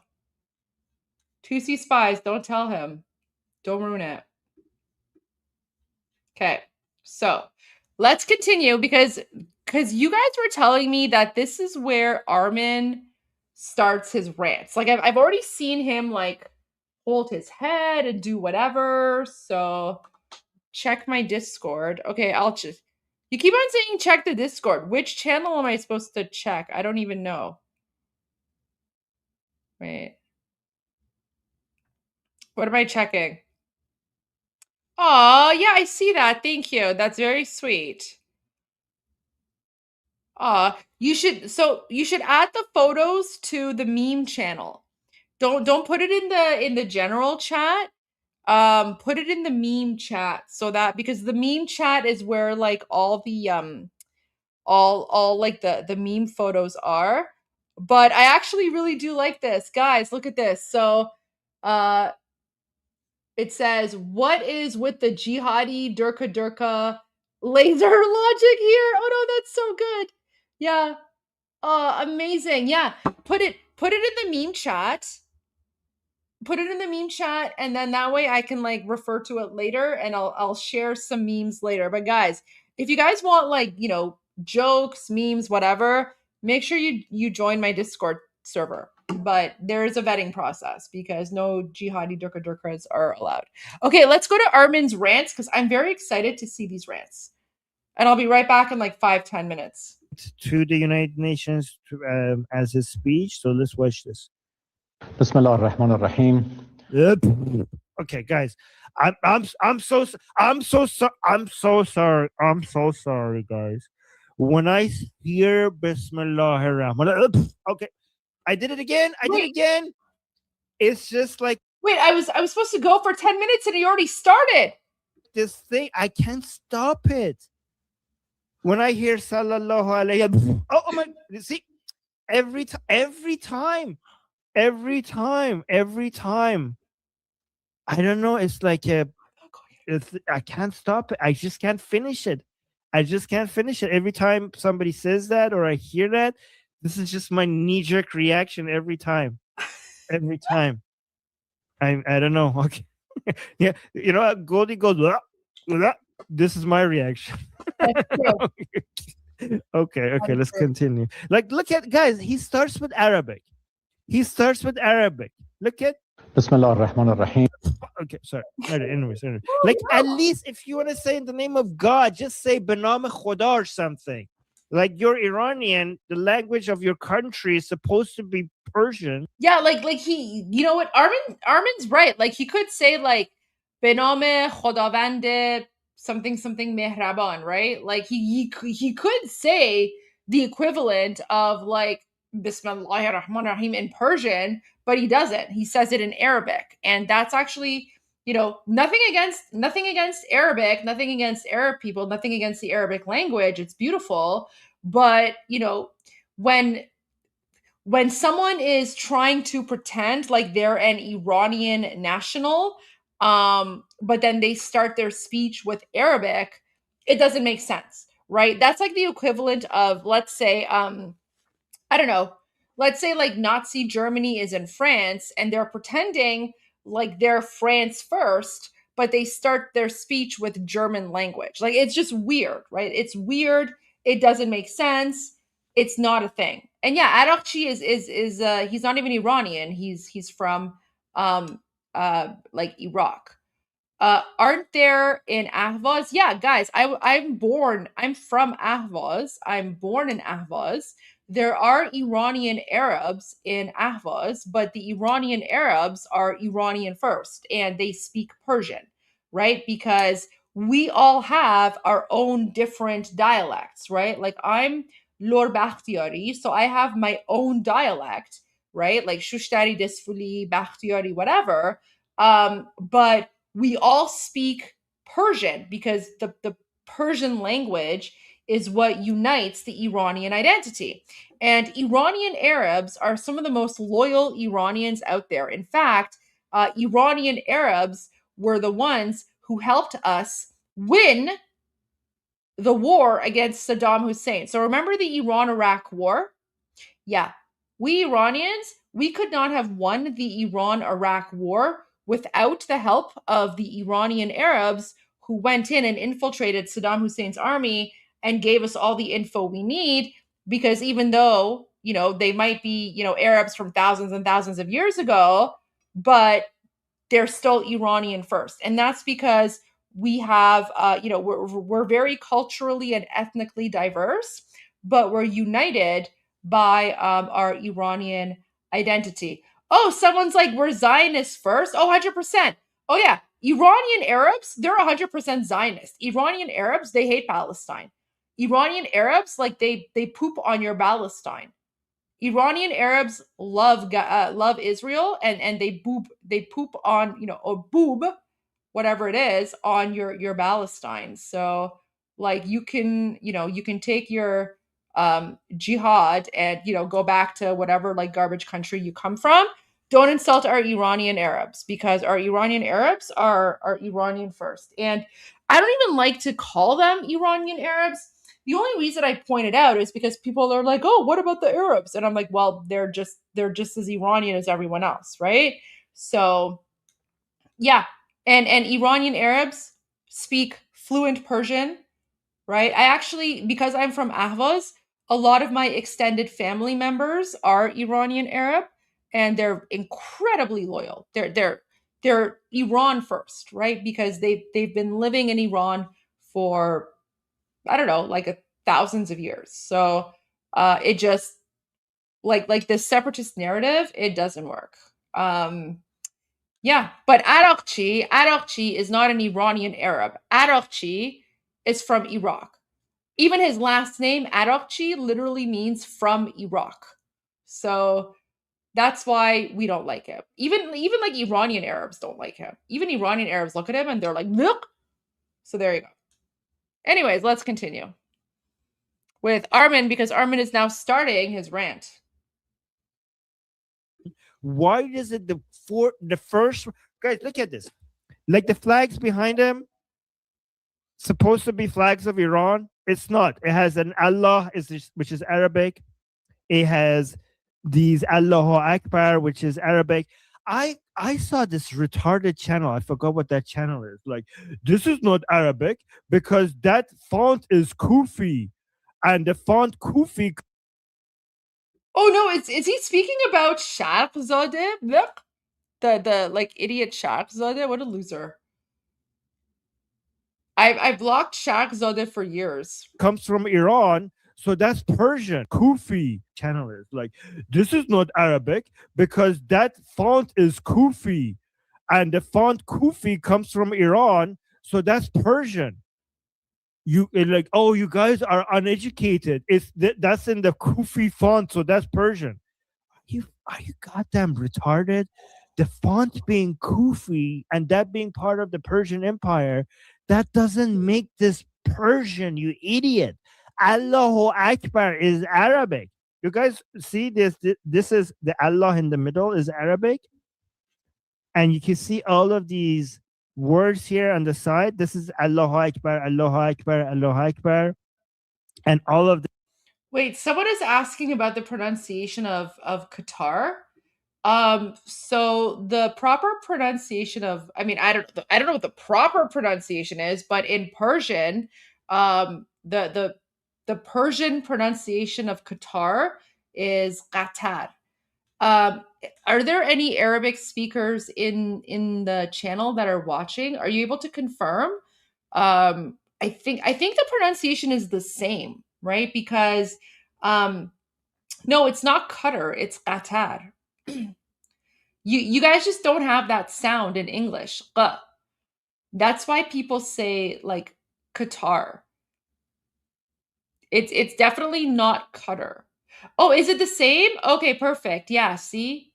So that's the thing. Like the pronunciation of the Arabic countries in the Middle East, the names, there's not a lot of differentiation between the Persian language and the Arabic language, because of course, like, for us Persians, we just pronounce it the same way. So for example, Egypt is Misr. And for our Arab viewers, is it the same thing? I think it's also Misr, right? Like I know it's Misr. Misr. There you go. And then I don't know how okay, is it Masr? Masr? So do you guys have like so that's interesting. So there's like two syllables. Because for like in Persian, it's just like one word. It's just Misr, right? It's not Qatar, it's qa. It's guys, it's the same sound as my last name, which is Ghamari. But like there's no English letter for qa. So we just say like we just write it as GH, which is Ghamari. But like it's like we say Qatar. Let me see what else I can think of. So Egypt is Misr. Saudi Arabia.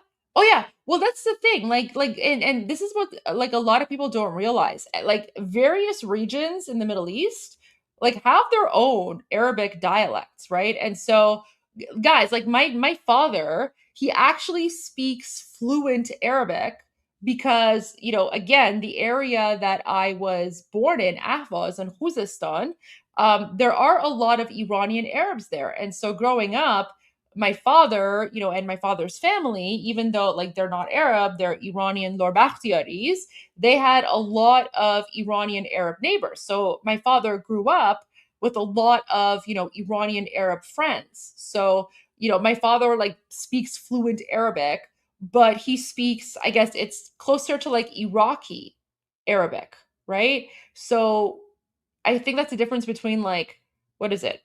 Mashriq and the other one. Oh my gosh. Armen would know this, but I don't. But there's like different dialects of Arabic, but like the main dividing point is pretty much like I think it's like Saudi Arabia.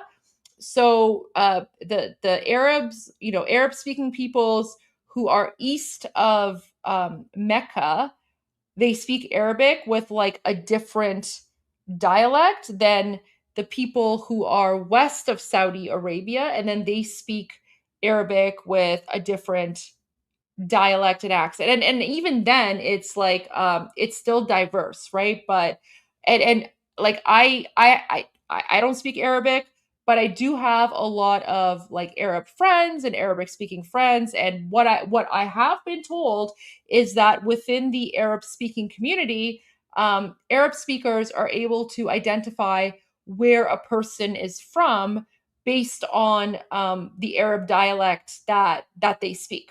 So like, I have a friend who's from Kuwait, a good friend of mine. I have another good friend who's from Syria. They're both fluent Arabic speakers. Another good friend in Egypt, another good friend from Morocco. And they're always able to tell like, okay, if someone's speaking Arabic, where they're from. Right. Oh, and I also have like a lot of Lebanese friends as well. But yeah, so guys, Arabic is more diverse than people think, but my father does speak Arabic fluently. My grandmother, my mom's mom, she also speaks Arabic fluently because she had a lot of Arab friends, Arab Iranian friends growing up. I don't because I was raised in Canada, but yeah, like guys, every area has their own distinct dialect, culture, personality. Guys, the Middle East is more diverse than you think. The Middle East, I would say, is one of the most diverse places in the world. There's a lot of beauty, there's a lot of culture. The problem is that unfortunately, like Islamic terrorists have sort of taken over and they're trying to colonize and they're trying to just like make us all into one thing. So, that's why there are a lot of Middle Eastern people in this channel who are watching, because pretty much every single, normal, rational, peace-loving Middle Eastern person, regardless of religion, like we're all invested in this, because there's a difference between religion and, jihad. And Armen has his own, opinions. That's fine. I have my own opinions, but you guys also have to recall, when we're saying stuff, that's because the Islamic regime has made their religion the government policy of Iran. So because the Islamic regime has made their version of religion the government policy of the country, of course, we have the right to criticize, call it out, whatever. But at the same time, I never talk about people's personal religion. I don't criticize that. Like, I don't care what people do. I believe in freedom of religion. Do whatever you want to do. Just keep it at home, right? Like, I don't talk about my religion. I don't want to talk about anyone else's religion. It's just live and let live type of thing. So when Armen and I are criticizing the Islamic regime and their ideology, that's because they have made their religious ideology government policy. And so we want to get rid of that. And thankfully, the vast majority of countries in the Middle East are now backing the United States and Israel, because they have also recognized and realized that the Islamic regime is a cancer, and the Islamic regime is basically just, these Muslim Nazis that need to be eradicated, right? Like we're advocating for separation of church and state in occupied Iran. So that's what it is. But, I have a lot of respect for the Arabic language, Arabic culture, Arabic food. Guys, I spent like 4 days in Morocco in the summer. Best time of my life. And by the way, one of my favorite singers of all time is Nancy Ajram. Like, I love Nancy Ajram. I love Arabic music. I love Arabic culture. I love Arabic food. Everything about it. Like, it's beautiful. It's beautiful. Like, what's there to not love about it? So, when Armen and I are criticizing, tagine. Yeah, tagine is fantastic. Oh my gosh. We had so much tagine in Morocco. It was so good. It was so good. And like, I love Arabic culture. It's so beautiful. And Nancy Ajram, I know I'm like totally what's that song that she has? I think it's this one. Yeah, I think this is like the song. So here's like a random story about me being in spending one of my summers in occupied Iran. So of course, you guys have seen Islamic regime state TV, right? Like, Islamic regime state TV is pretty much 24/7 durka jihad, right? Let me share with you what I mean. Let me go to my playlists here. So, oh man. So wait, let me go.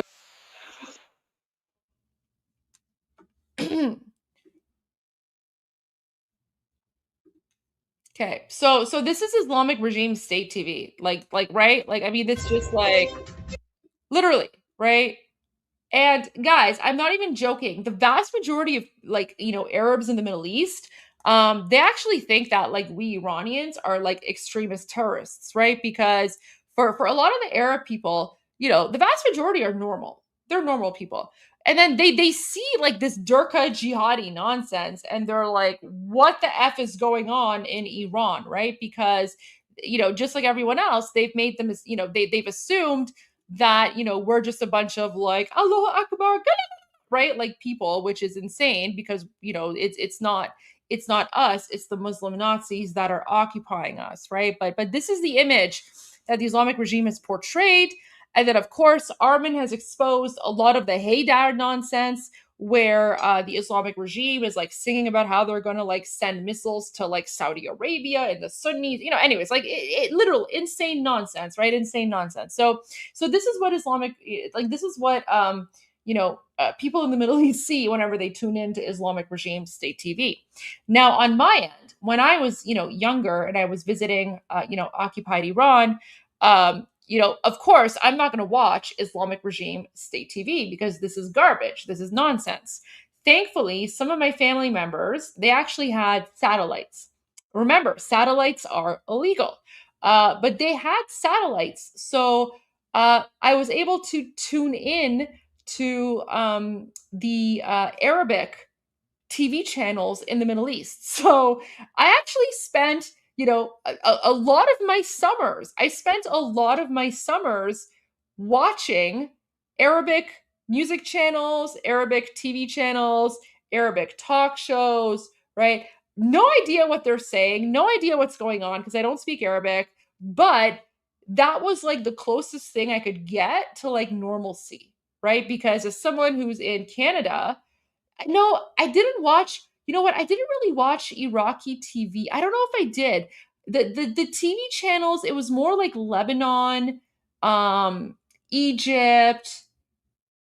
I mean, it could have been Iraqi TV. I don't know, but I feel like it was more Lebanon and Egypt, which is what I was watching. And, there was like this one, wait, is this a song? Oh yeah, okay. And then so there was like this one, oh, and then there's also a lot of like European TV as well, right? European satellite channels. So I remember like fashion TV. Fashion TV from like Europe, I would watch that a lot. And then there's like a lot of like just random like satellite channels, I think from like I don't know, like that area-ish. But anyways, so but I fell in love with Arabic music videos. And of course, Nancy Ajram is my favorite. So this music video from like, a long time ago, this is like the music video of my childhood. So guys, I'm telling you. Oh yeah, you guys know fashion TV? Yeah, it was like this weird European channel, fashion TV. Yeah, for us Lebanese, Iranian alphabet looks familiar, but the words make no sense. Yeah, you know what? It's the exact same thing. So for us Iranians, like when we read Arabic, the letters, like okay, so let me tell you what I see here, right? So like I can read the letters, but it doesn't mean anything to me, right? Because it's just the same letters, similar sounds, but it doesn't mean anything. Oh, I love that. Guys, see, we're more united than ever. Okay, so like I can read this. So okay, now I know what this is. This is Nancy Ajram. Hasmak and then it's ikhraj Nadine Labki, right? So I'm looking at it's Nancy Ajram. Well, okay, I know this is Nancy Ajram because that's I know her name. Achasmak and then ikhraj Nadine Labki, right?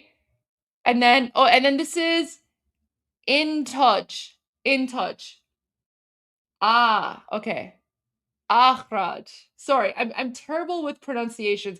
Guys, I can't even do like a Persian accent in English because sometimes people are like, "Oh, Goldie, can you speak English with a Persian accent?" I literally can't. I'm terrible with accents. But okay, like this is in touch. Megastar relax in. Right? So yeah, I can read Arabic. I just don't know what I'm reading because the letters are the same. Anyways, okay, so guys, let me share with you the song of my childhood, and I love this song. And this was like the main. Oh, Intaj's production. Oh, I love that. Okay. Oh man, guys, look at all the Arabic speakers in the chat. I love that. Ahlan wa sahlan. Wait, ahlan wa sahlan. There we go. Ahlan wa sahlan to all of our Arabic speakers in the chat. Love you all. Love you guys.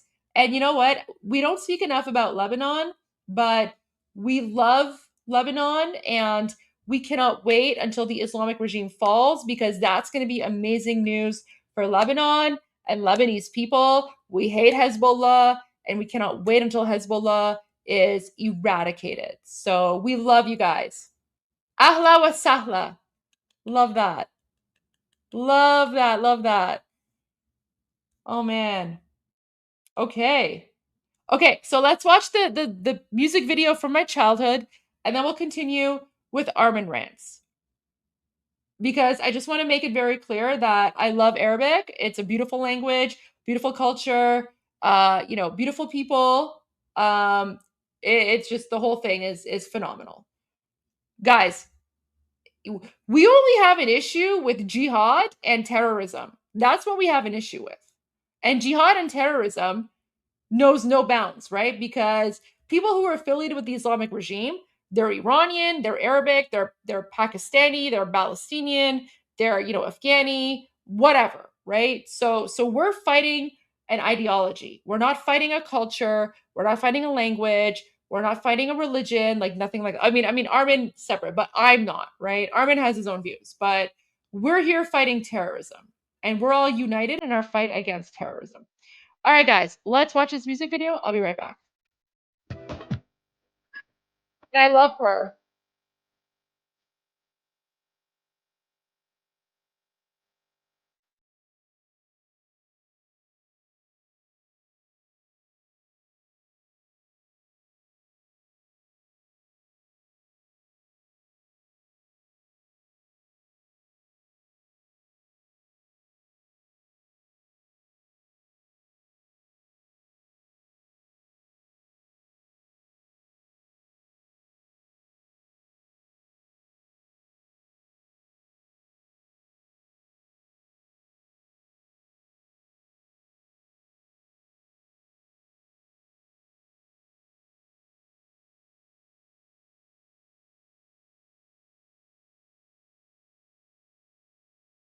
Was it copyrighted? Was it copyrighted? Oh no. Okay. I don't think it'll be copyrighted. I'll be right back. I think it'll be okay. I'll be right back.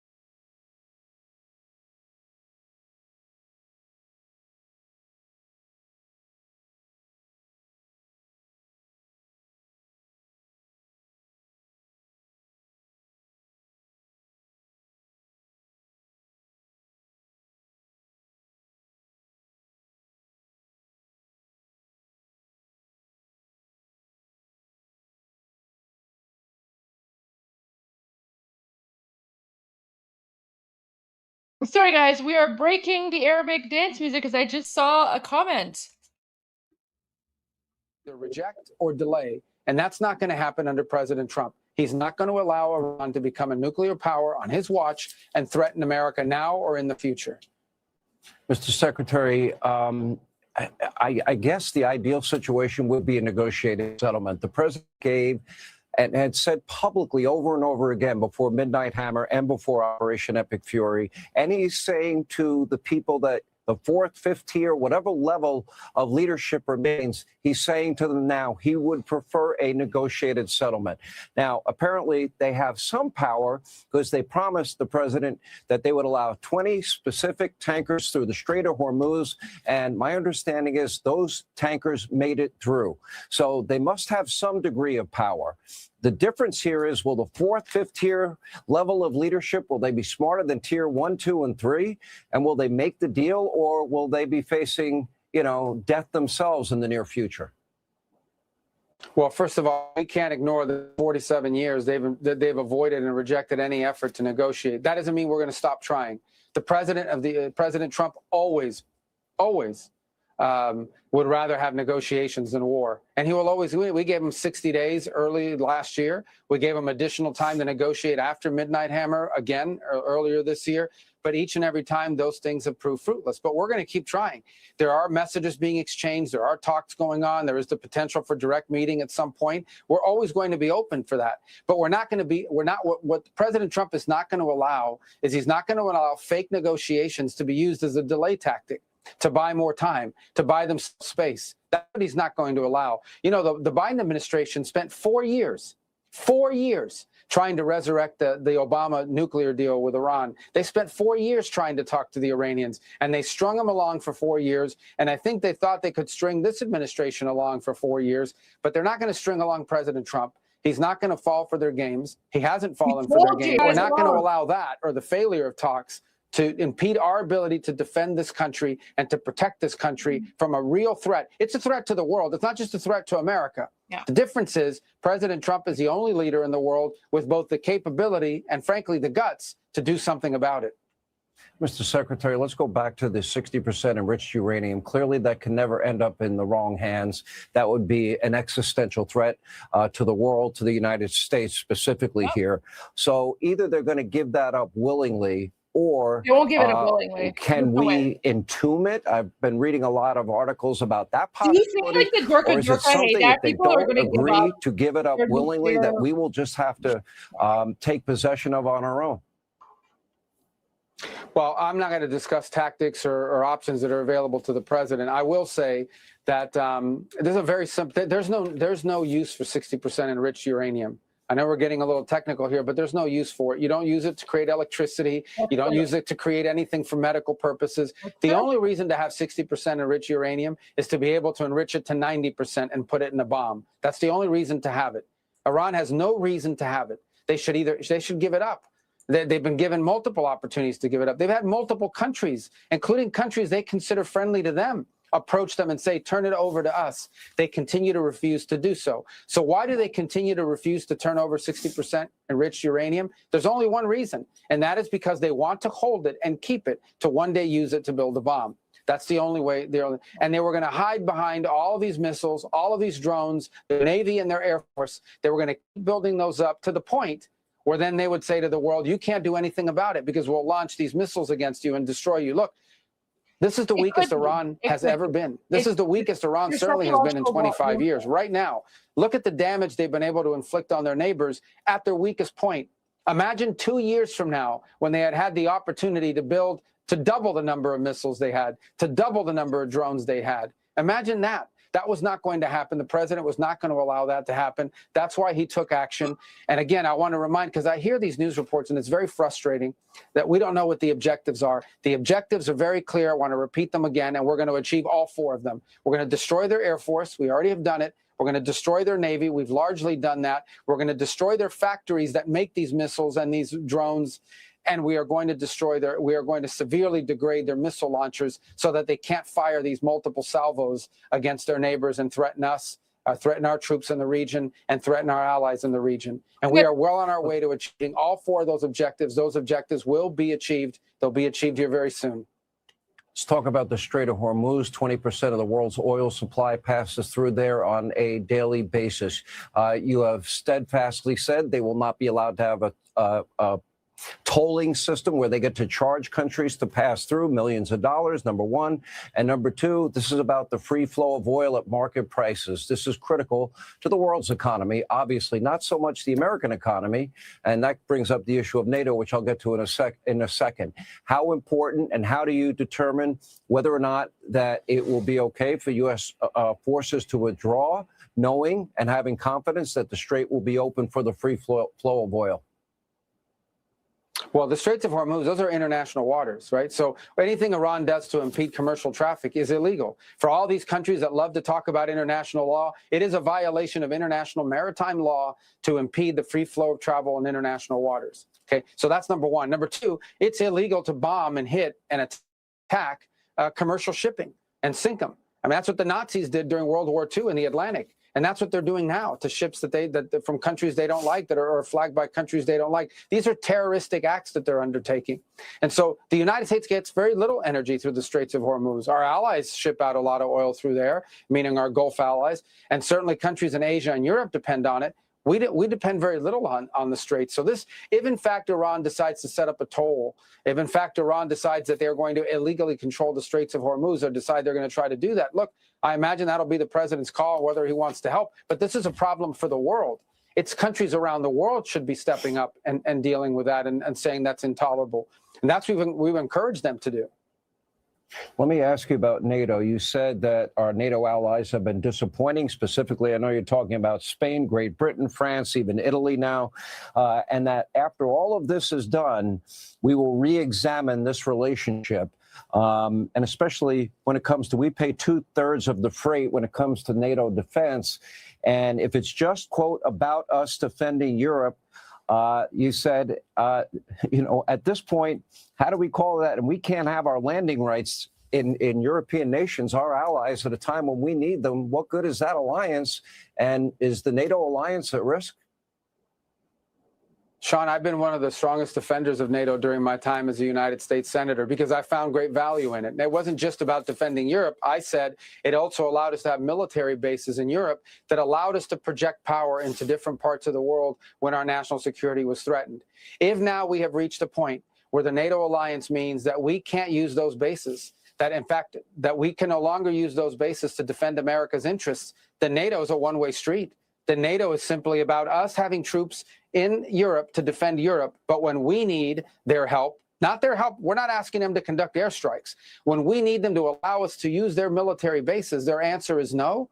Then why are we in NATO? You have to ask that question. Why do we have billions and billions of dollars, hundreds of billions of dollars, over the years, trillions of dollars, and all of these American forces stationed in the region? If we can only use, in our time of need, we're not going to be allowed to use those bases. So I think there's no doubt, unfortunately, after this conflict is concluded, we are going to have to re-examine that relationship. We're going to have to re-examine the value of NATO and that alliance for our country. Ultimately, that's a decision for the president to make, and he'll have to make it. We're going to finish the job here. As I said, we're very, very close to achieving our objectives on all of these things that I've outlined. But I do think, unfortunately, we are going to have to re-examine whether or not this alliance that has served this country well for a while is still serving that purpose, or is it now become a one-way street where America is simply in a position to defend Europe, but when we need the help of our allies, they're going to deny us basing rights and they're going to deny us overflight?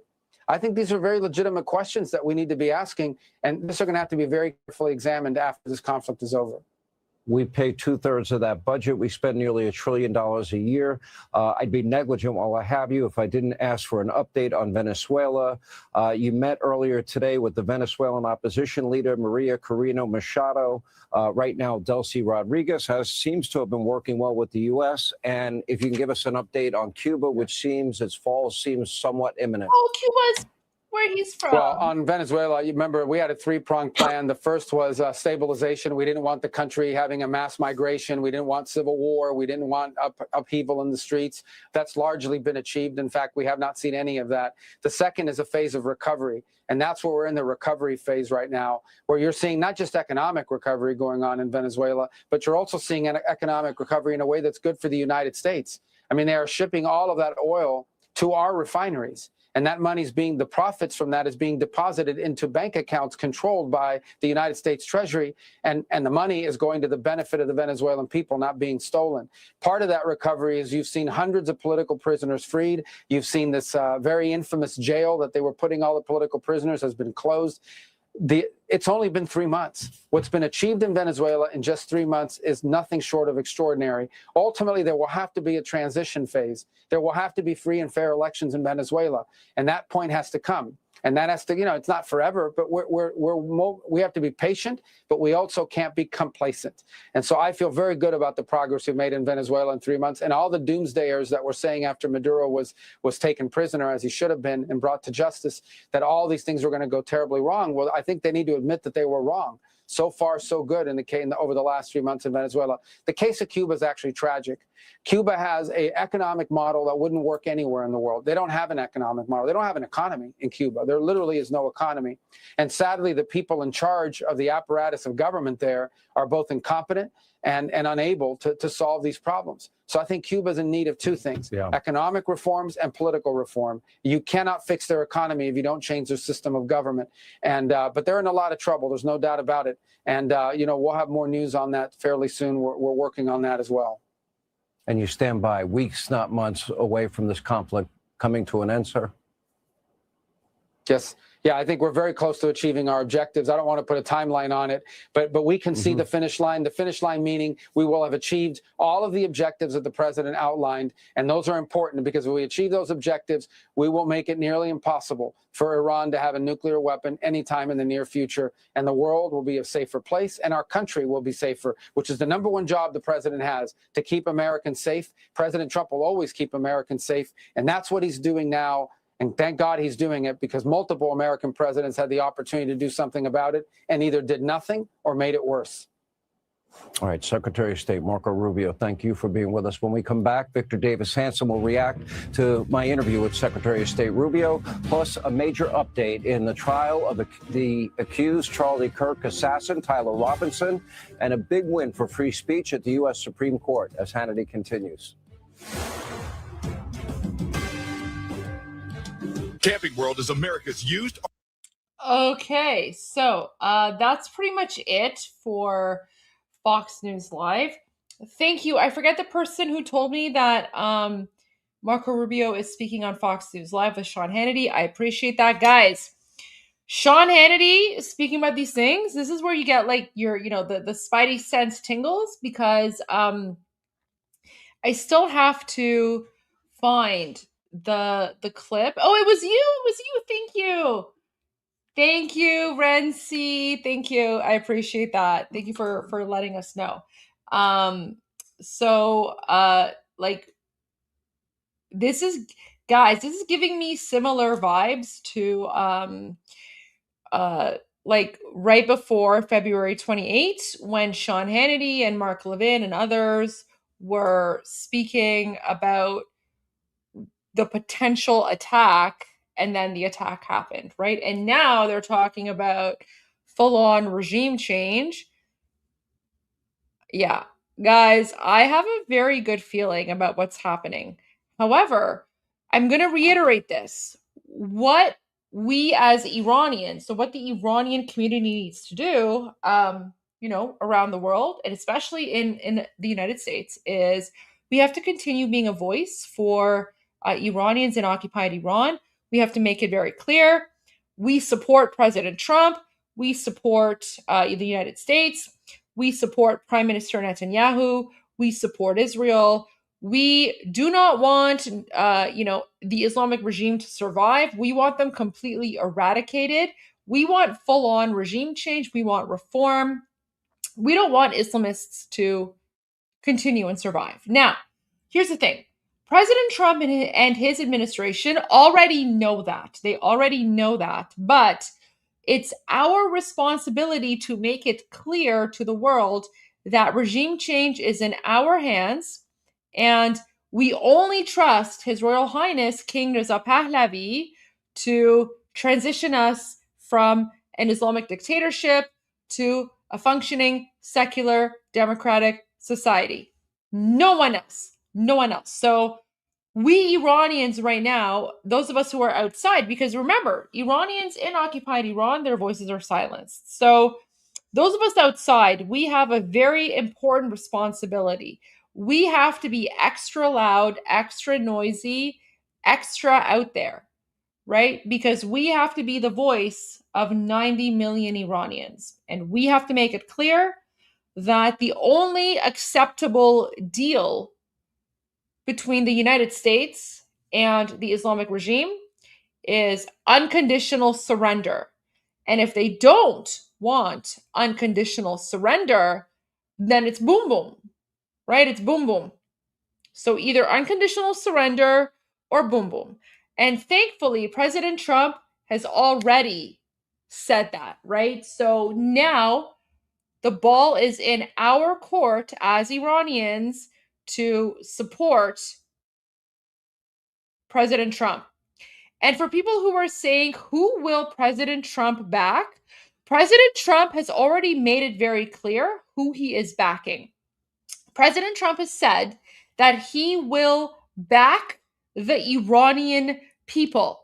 President Trump will back the choice of the Iranian people. So President Trump is going to back the people of Iran.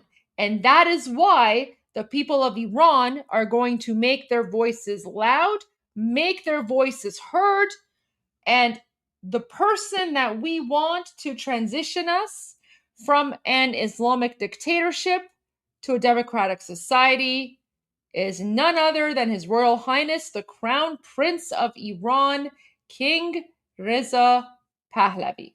So, President Trump, Senator Lindsey Graham, Marco Rubio, Pete Hegseth, all of these amazing people have said that they support the Iranian people and they respect the choice of the Iranian people. Our choice, our voice. And like I said 3 months ago when this situation was starting, the most dangerous and volatile time during a revolution, during government change, is when one regime collapses and the other one starts taking place. That power void is very dangerous. Now, His Royal Highness King Reza Pahlavi has a transition plan. He has an expert team in place. They're ready to go. But it is our responsibility and duty as Iranians to continue being a voice, right? To continue being a voice, to continue being loud, because there's a reason the Islamic regime has shut down the internet. There's a reason that the Islamic regime has silenced the voices of 90 million Iranians in occupied Iran. And that is why Armen and I, we have been doing Iran Revolution Live for 94 days now. 94 days nonstop. We have been doing Iran Revolution Live to be the voice of people in occupied Iran. And you would think that after 94 days, we would tone it down or make it smaller. No. In fact, we're increasing our efforts. We are increasing the hours that we are live streaming. Why? Because the people in occupied Iran are relying on us to be their voice. And for people who are saying, we need you, marathon rest, not sprint. Guys, this marathon has been going for 94 days. 94 days. So if I wanted a rest, I would have had it by now. But we're continuing. we're continuing because it is our duty and responsibility to continue being a voice and to continue countering the Islamic regime propaganda. So I do want to go back to Armen's rants. I really do. I really do. But before I go back to Armen's rants, someone was asking me about like my other favorite Arabic song. And it's actually really it's a pretty cool Arabic song. One of my favorites. And I want to play this in honor of all of our Arabic speaking friends, supporters, followers. This one is for you. Thank you for being with us. Thank you for supporting us. And, thank you for tolerating us when, like I know, like we attack the Islamic regime, and we go after their Durka jihad nonsense. But thank you for understanding and recognizing that we're attacking our Islamic jihadi oppressors, and they have nothing to do with you and your culture. We love you, Habibis and Habibtis. And we cannot wait until Iran is free, and we're all going to celebrate in a free Middle East. And remember, before 1979, when the Shah was still in power, Iran was a huge ally of all the like Arabic and Persian Gulf countries in the Middle East. So like there was no enmity. There was no enmity. Like all this jihadi Durka nonsense started when like the Muslim terrorists took over our country. And then not only were they attacking and murdering Iranians, but they've been attacking and murdering all of you. So yeah, this is a celebration for all of us because we're going to go back to the peace that we had. So having said that, okay, I'm going to share this one song, and then we'll go back to Armen's, jihadi Durka rants. But as you guys know, he's referring to the Islamic regime and not to Arabic people or Arab culture, because we love Arab people, we love Arab culture, and this is one of my favorite remixes. And it was like a trend on TikTok. I just really like this one. It's such a good one.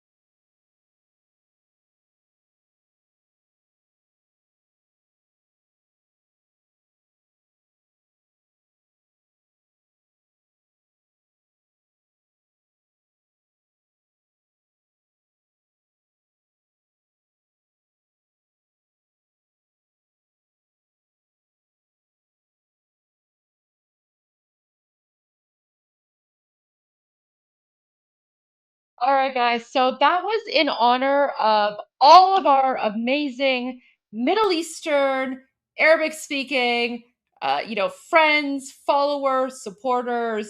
We love you. We appreciate you. We support you. We cannot wait until Iran is free and we can go back to being, the allies that we used to be.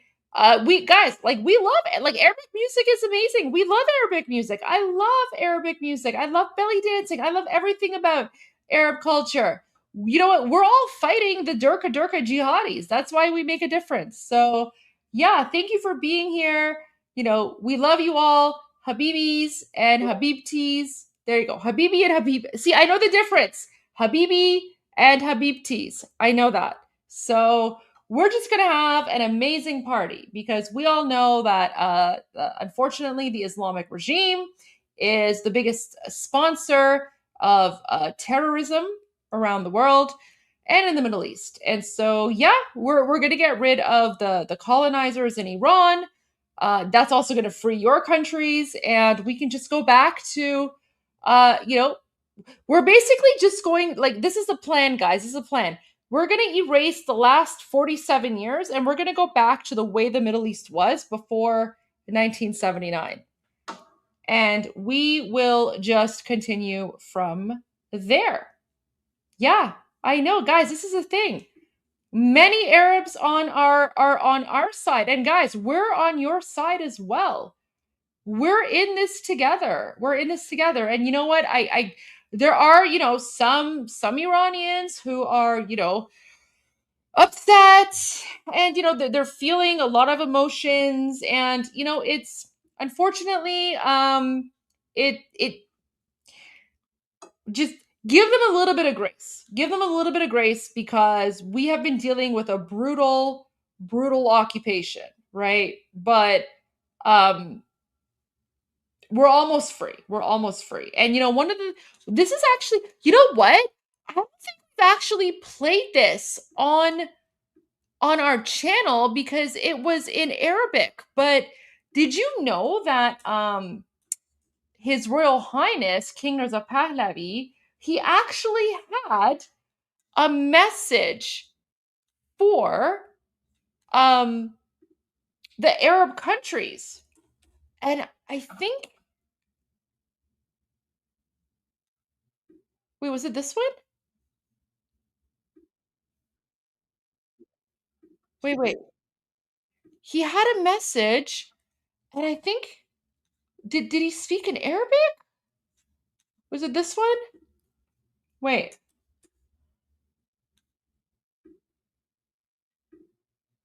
Well, let me go back because I know he had okay, maybe it was this one. Oh yeah, okay, guys, so this is really, really important. No, but I thought that he actually spoke in Arabic. Maybe not. Okay. But let me share this video because this is really important, right? So guys, and I want to say this to let me just say something in Persian. ببین هم میهنان لطفاً به همسایه هامون توهین نکنین. این اصلاً کار خوبی نیست. کار خیلی زشتیه. ببین قبل از اینکه ایران اشغال شد، شاهنشاه آریامهر با همه کشورهای عرب خیلی نزدیک بود و همه کشورهای عرب بهش احترام میذاشتن. پس لطفاً الان موقعش نیست که بی احترامی بکنین یا توهین بکنین. میدونم که خب به خاطر همین دلیل 47 سال پیش که حالا رژیم اومده و خب ببین با ایران چی کار کردن، ولی این نمیشه، این به ما اجازه نمیده که بریم و به بقیه کشورها حمله بکنیم. این اصلاً کار خوبی نیست و خود پادشاه هم گفته که ایران آزاد با همه کشورهای خاورمیانه دوست خواهد بود. پس اگه ما سرباز پادشاه هستیم، ما هم باید به صحبتهای پادشاه احترام بذاریم و با همون صحبتهایی که پادشاه میکنه همون جوری هم صحبت بکنیم. پس به سخنرانی پادشاه گوش بکنیم. Wait, sorry.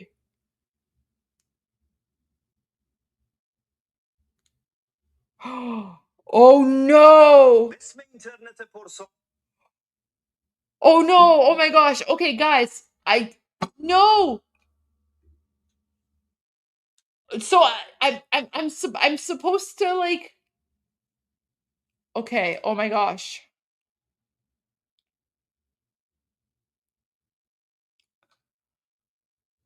Okay.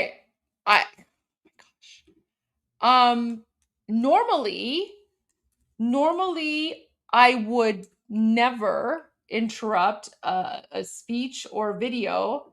Yes, we love our Arab neighbors. We are brothers and sisters 100%. Normally I would never, ever,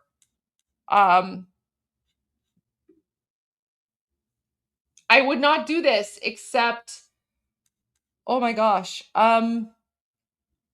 Tomorrow is April Fool's. Project Vendetta just posted a video. Oh no. Oh no. Oh no. Oh no. Oh no. Guys. باسم اینترنت پرسرعت و وایفای پایدار، این یک اعلامیه بسیار مهم، بسیار جدی و کمی هم مضحک است. لطفاً توجه فرمایید. این جانب سخنگوی کاملا غیر رسمی اداره کل میم و شوخی پس از بررسی دقیق گزارش‌ها، منشن‌ها و پیام‌های صوتی بیش از حد طولانی، بیانیه زیر را صادر می‌نمایم. طبق اطلاعات واصله، واحد قدس طنز، نسخه‌ای کاملا طنزآمیز از نیروهای شناخته شده با همکاری آرمین سخنگوی گلدی در حال Armen? Oh my gosh! Oh my gosh! But okay, wait. Let me go back. Let me go back so that I can oh my gosh. Because at this point he's like, with the help of Armen, Goldie's spokesperson. Oh no! Oh no! Oh no!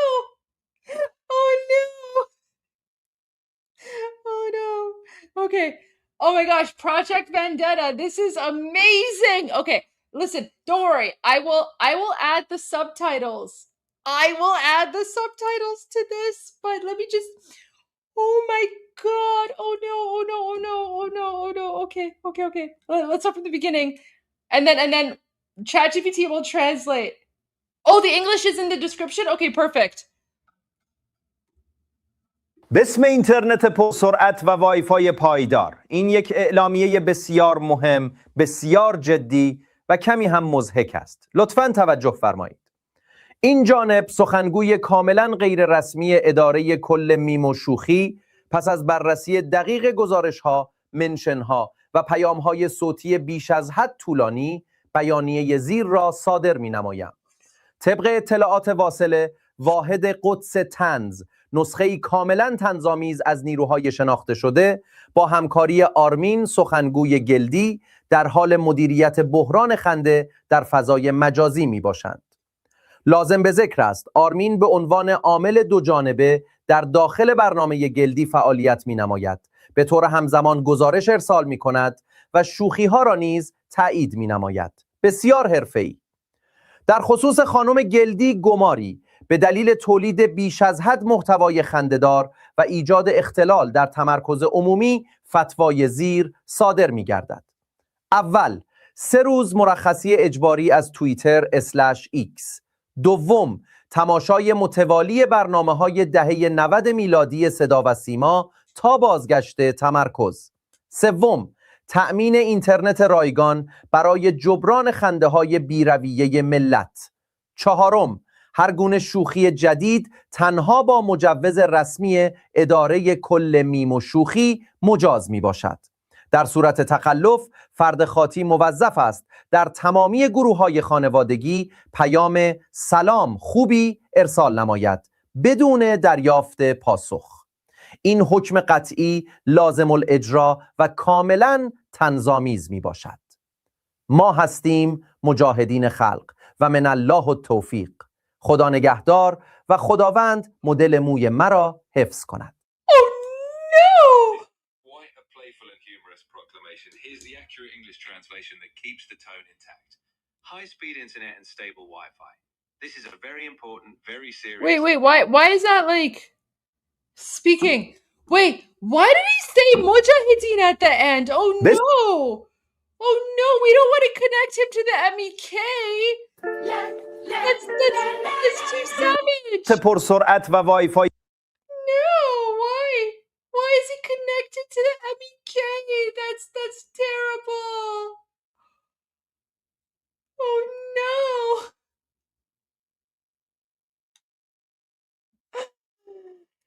That's so funny. Oh my gosh. That's savage.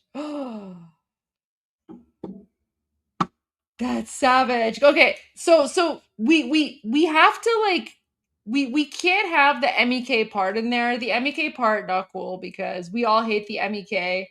The MEK is too much. The MEK is too much. But you know what we need in the background is Greg the Goat. We need Greg the Goat in the background.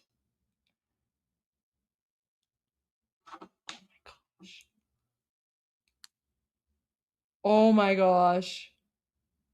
That is epic. That is savage.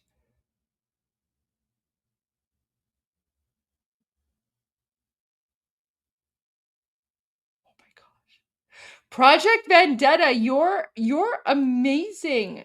Oh my gosh. Okay, so we're blaming Navajo. Navajo wanted to include the MEK part in there. No, that's too savage. No, we can't do that. You know what? So this would be perfect without the MEK part at the end. The MEK part is too savage. But add like if you could add like Greg the Goat in there somewhere, that would be great. Don't worry about the subtitles. Like I'll add the captions myself. If you have the captions in the description, I can do that myself. And then I can add like the Tousi TV logo. I can add like just the random. Oh my gosh. Whoa. That is so funny. Oh my gosh, Project Vendetta. This is so good.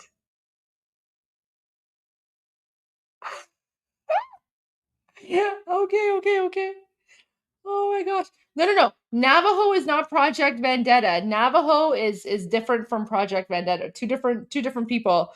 But oh, this is so good. No. Don't worry about the intro music, guys. I can do it. I know how to like go from like da da da da, and then like I can just like I can add his like intro music because you know Tousi has like the intro music, right? Oh my gosh. Oh my gosh. Oh no. And you know what? You know he's asleep right now. He's totally asleep. Guys, like I know how to do this, right? So like you know how this part here where it starts, I could just like I'm gonna post this on X and I'm gonna be like breaking news from Tousi TV.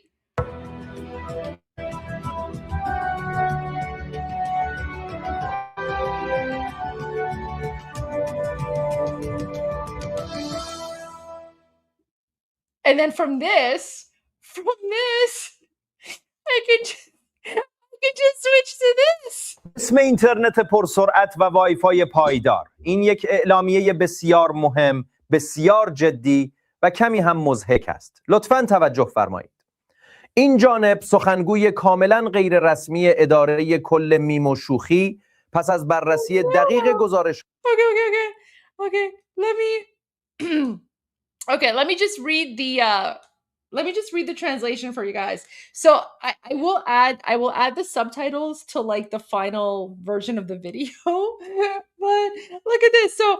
So the English is like So you know how like the jihadis are always like Bismillahir Rahmanir Rahim, like in the name of Allah or like whatever.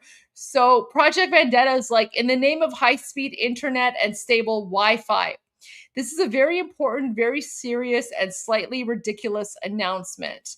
I, the completely unofficial spokesperson of the Department of Memes and Humor, issue the following statement after reviewing reports, mentions, and extremely long voice messages. According to incoming information, the Quds unit of comedy, a satirical version of well-known forces, alongside Armen, spokesperson for Goldie, is managing a national laughter crisis online. It should be noted, Armen is operating as a double agent inside the Goldie show. Oh no! Simultaneously reporting and approving the jokes. Highly professional guy. So Armen's a double agent here. Armen's a double agent. Regarding Miss Goldie Ghamari, due to excessive production of humorous content and disruption of public concentration, the following fatwa is issued. 3 days mandatory leave from Twitter, mandatory viewing of 1990 state TV. Look, no. Free internet compensation for excessive laughter. Any further jokes require official approval from the Department of Memes and Humor. Violation will result in being forced to send "Hi, how are you?" messages in family group chats with no replies. That happens all the time. This ruling is final, binding, and entirely satirical. Okay, this part, this is the only part I don't agree with. Get rid of this part. Just don't say "we are the Mech." Just say "we are 2CTV." I think that's more fun. We are 2CTV, and success is granted by God. Goodbye. This is the best part. And may God protect my hairstyle. That's so good. I think this is incredible. All I would say, like this, just instead of saying "we are the Mech," just say "we are the media," or we are the 2CTV or whatever. But other than that, it's perfect. It's absolutely perfect. Oh my gosh, this is so realistic. Project Vendetta. Okay, oh, thank you. So Project Vendetta is saying I can change the mech part. I'll take it down for now. Thank you. Like that's epic. That is so good. And Project Vendetta, you can also take down like the 2C logo. Don't worry about like the 2C logo there. I can like embed that myself. In the corner or whatever. But actually, if you are gonna embed it, do it in like the top right, and then get rid of the subscriber portion because you just want like the logo there. But it's so good. Oh my god. This is amazing. This is scary good. Oh no. This is the perfect revenge.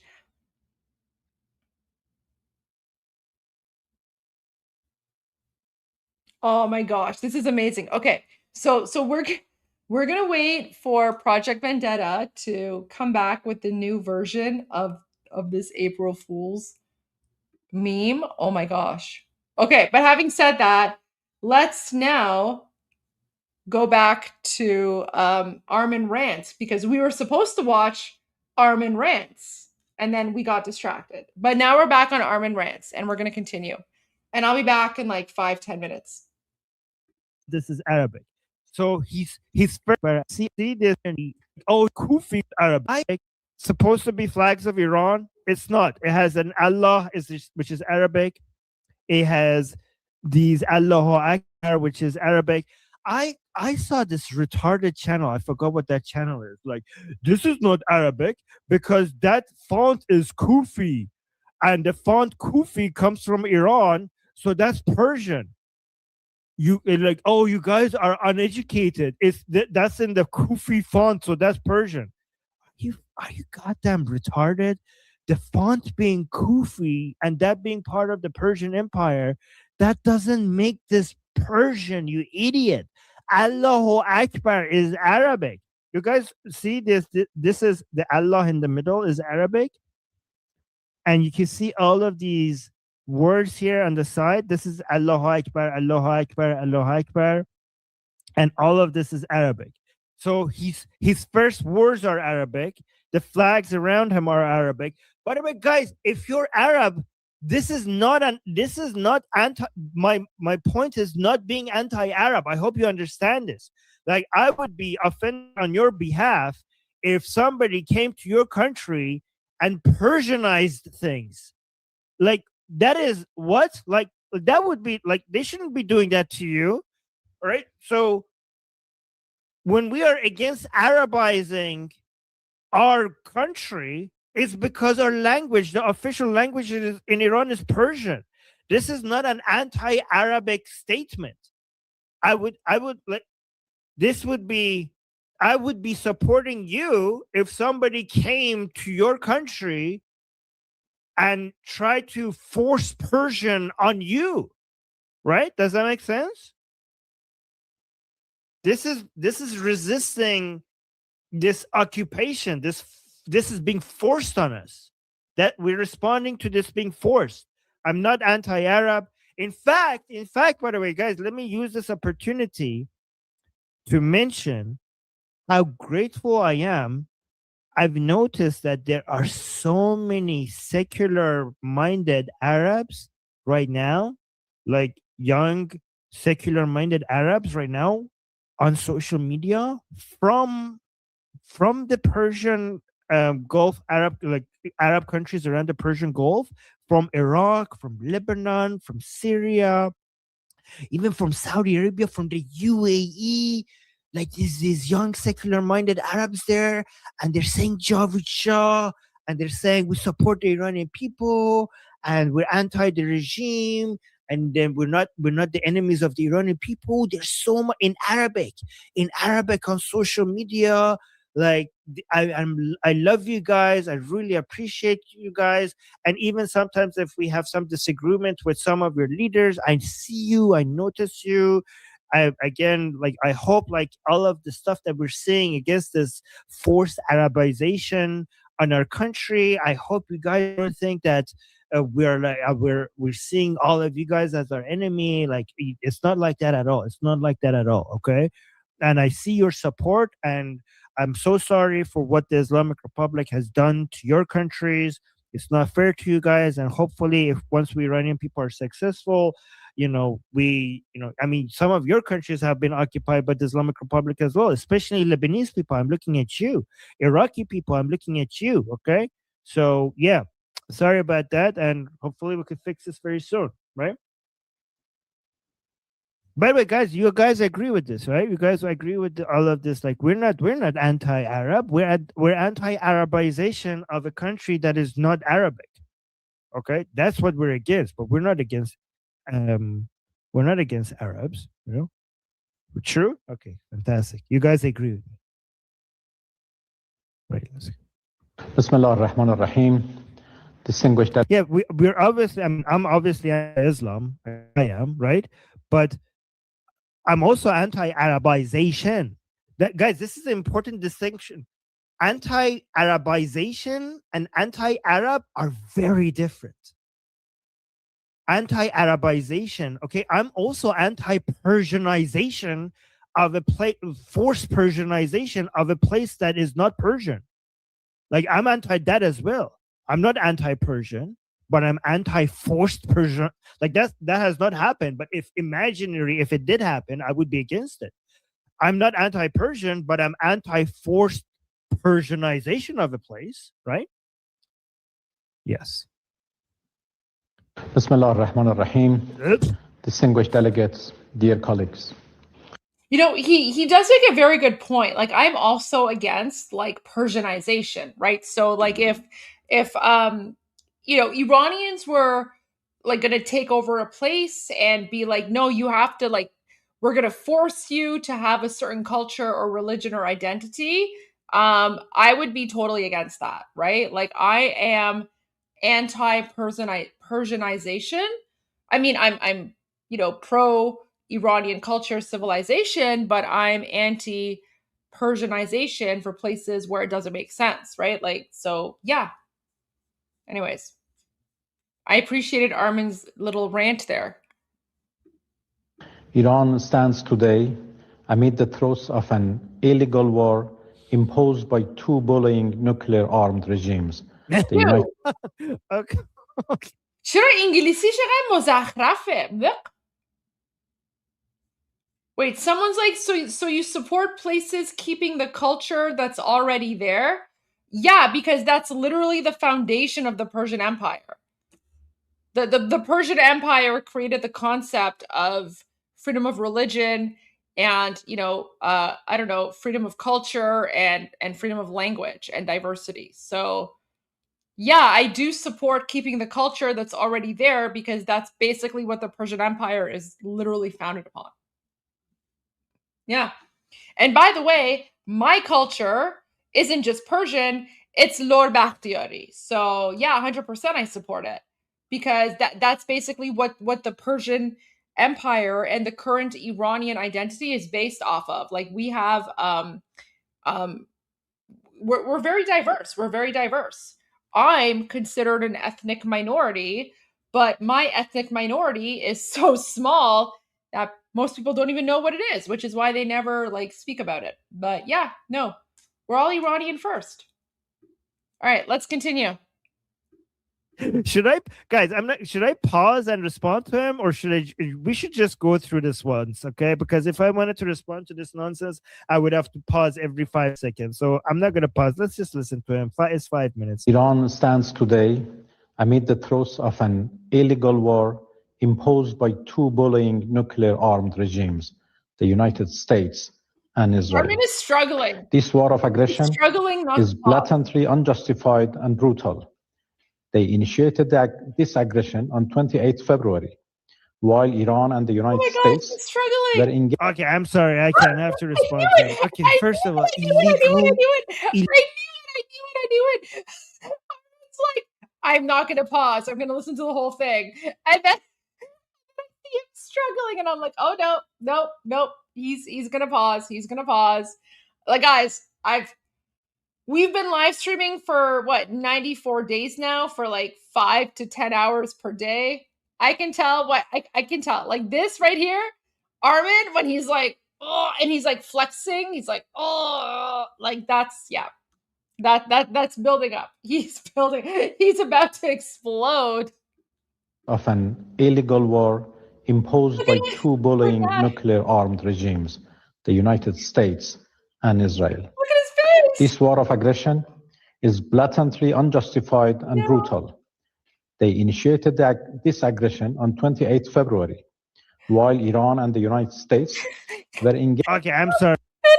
Wait. Just this part. So he's like, oh, what do I do? And then, guys, okay, I'm translating Armen for you right now. 28 February, while Iran. And then he's like, oh, like he's biting his lip. He's so in his head, he's like, Voy man chikar bokon, because he's thinking in Persian, right? He's thinking in Persian. He's like, man chikar bokonam, man nemitunam bayad ye chizi begam, right? So he's just like, I can't stop right now. And the United States. And then he's like, oh, what do I do? States were engaged. Okay, and then he's like, all right, guys. He's like, all right, guys. I can't. I have to. This is so funny. Guys, he didn't even last like 10 seconds because, in 10 seconds, he's like, oh, guys, I'm just going to play the whole thing and then I'll go back and I'll translate. But after 10 seconds, he's like, nope, I got to say something. All right, let's enjoy. I will not accept. I am not Armen, okay? I am Goldie. I will not interrupt anymore. I will mute my mic and we will just watch the rest of this and enjoy because you guys have told me that this is the good part where Armen loses it. So let's just watch it together and laugh. But I gave you like the preview intro. Blatantly unjustified and brutal. They initiated this aggression on 28 February, while Iran and the United States were engaged. Okay, I'm sorry. I can't have to respond to him. Okay, first of all, illegal war. What the are you talking about? Guys, isn't this rich? You guys wanted to wipe out Israel off the map. Is that legal? Is that legal? Are you effing kidding me? How is it illegal to respond to a direct threat of annihilating an entire country? Yo, for the past 47 years, we have promised that we're going to destroy Israel completely, as if it was never there. And now they're responding, and we're calling the response illegal. Your entire existence is illegal.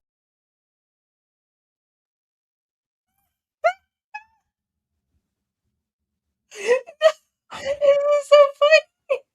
Engaged in a diplomatic process to resolve Americans' alleged concerns over Iran's nuclear program.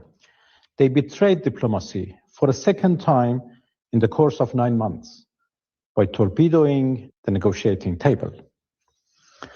Among the most harrowing manifestations of this aggression was the calculated, phased assault on Shajara Tayyib Elementary School in the city of Minab.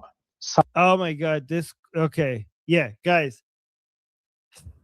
This school, everybody is just talking about the Minab. And again, I knew the Islamic Republic loves the fact that their own civilians died. Israel and America never, ever, ever target civilians. And they never target the civilians. And again, we still don't know exactly what happened in that school. But again, the Iranian people knew that when Americans and Israelis start the military operations, we will have some civilian casualties. But what the civilian casualties that the loss of life, innocent life from these military operations is incredibly smaller than the loss of civilian life because of the Islamic regime. You're talking about those schoolgirls who died in that school in Minab. You killed more than 40,000 Iranians in 2 days. Your regime killed 40,000 civilians more than 47, not in 2 days, in 10 hours. How dare you talk about 190 schoolgirls when you killed tens of thousands in 10 hours? Are you kidding me? The Iranian people knew the price that they had to pay for these military operations. They knew it would come to this, and they were still asking for it because nothing is more devastating to the Iranian people than the continuation of the Islamic regime. Where is this? Where are you not talking about the people you killed? You keep talking about Minab. And the fact that they talk about that Minab shows that's the only thing they could point out to, guys. In every military operations, there are always, in every military operations, there's going to be miscalculations and civilian casualties. But what we know for 100% guaranteed is that Americans and Israelis don't target civilians. The Islamic regime and its proxies always target civilians. In fact, if they kill any military personnel, that has been the accident because they mostly target civilians.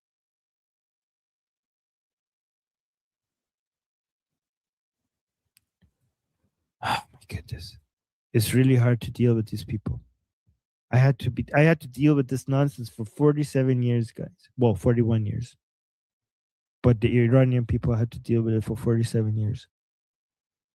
Oh, Sohail is here. Okay, let me finish this, Sohail, and then I'll get to that. Out of Iran, where more than 175 students and teachers were slaughtered in cold blood. They were slaughtered in cold blood, like were the Americans. Guys, this is the world that these people live in. Okay, in the world that them and the anti-Americans and anti-Israelis, the Americans were sitting, and in their bases of operations, like, looking at the targets, they're like, "Oh, sir, there are children here. This is a great opportunity for us to kill some Iranian children." Like, oh my God, yes, let's go kill some Iranian children. Like, do they really live in that world that they think that the Americans were like, "Oh yeah, let's bomb a school, like a classroom filled with schoolgirls"? Like, this is what they genuinely believe. Like, yeah, if that's how they operate, then we would have a lot more civilian casualties. We will have so much more civilian casualties if the Americans and Israelis operated like this. You know how many easy soft targets are out there for them to take out?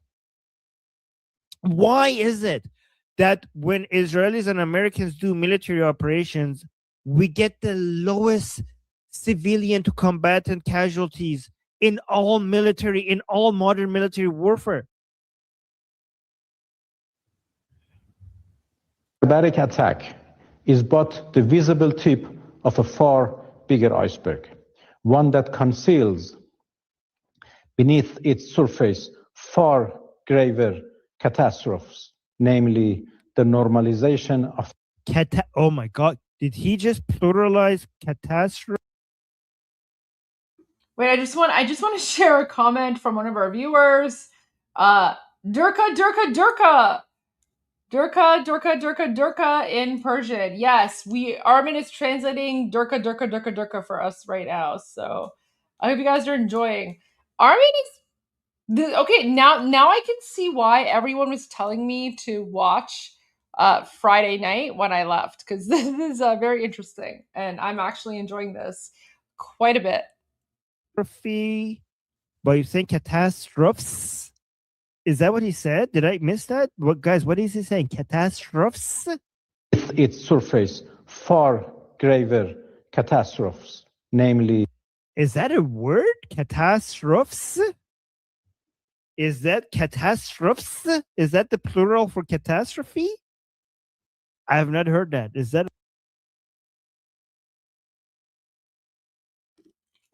I'm eating, but he doesn't know. So the word is catastrophe. The word is catastrophe, but Adolfchi is so idiotic and stupid. He doesn't know how to read or speak English, so he's like catastrophes.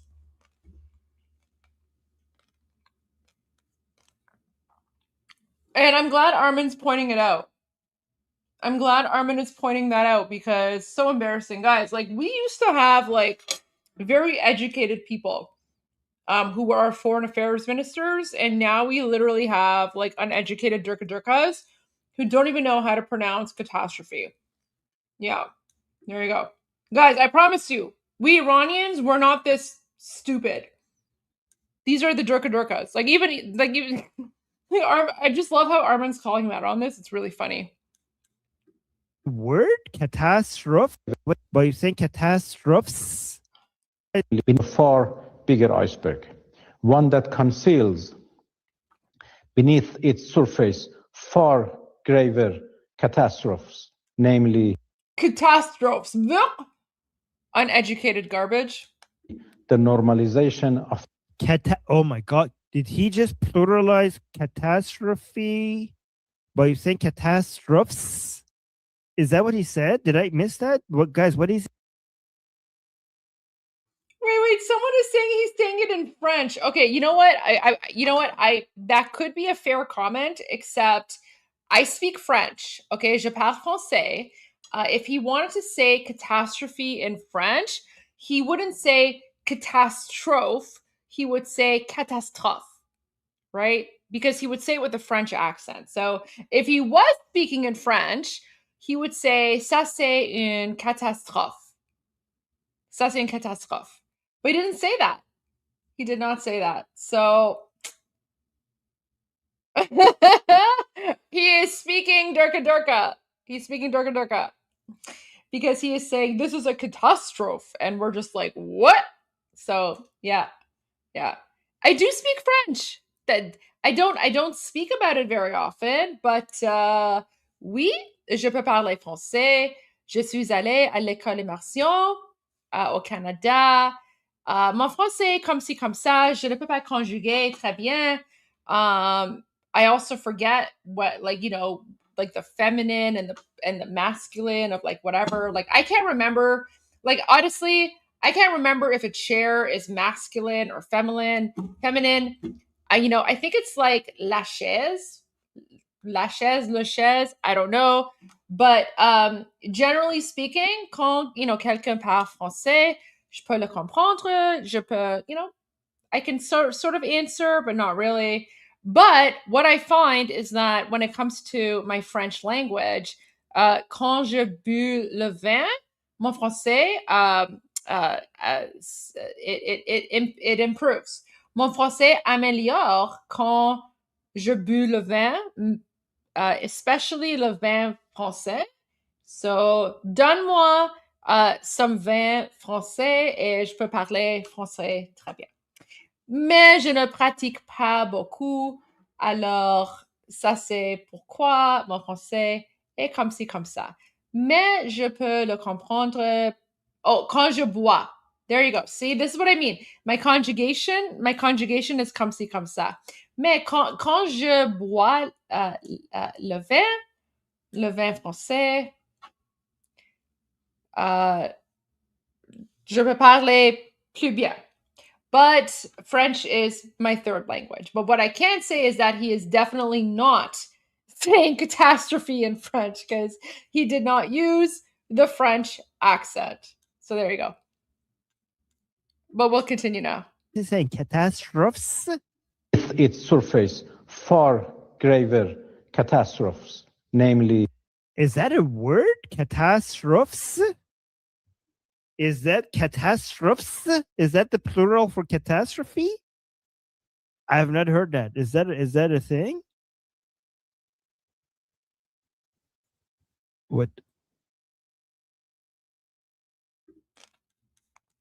I also just want to say, as a Franco, as like a Canadian in Ontario who learned French in the 1980s and early 1990s, I learned French from a pineapple. Never forget Télé Français. Okay? So for all the Canadians here, yes, I went to French immersion and we would watch Télé Français. So yes, part of my childhood is a singing, dancing pineapple speaking in French. And I hope that other people, at least in this chat, know about Télé Français because the singing, dancing pineapple was like a fever dream. Do you guys not know the pineapple? You guys don't know ananas?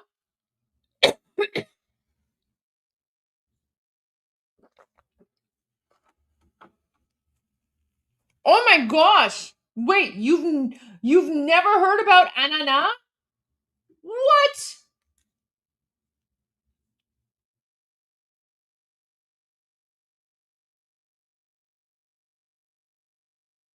Okay, wait, yes, see? Listen, see, I'm not crazy. We found someone in the chat. Télé Français, bonjour, allô, salut. Télé Français, avec vous, right? See? Guys, we literally have someone, I don't think I've ever seen this user comment before.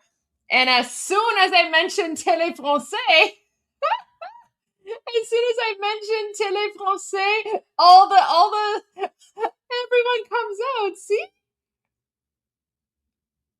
You guys know about Anana. Oh my gosh, you're singing that too. Okay, guys. No, you don't understand. Télé Français was like a Canadian TV series. And the theme song, the theme song was like a wild ride. Oh yeah, I remember Pengu, but okay guys, let me share my childhood education with you. Wait. I I lost the audio on my screen. Yeah, guys, let me share with you a staple of my childhood education. So you want to know, so if someone was like, what are you doing? If someone was like, what are you learning in school? What are you learning in school right now?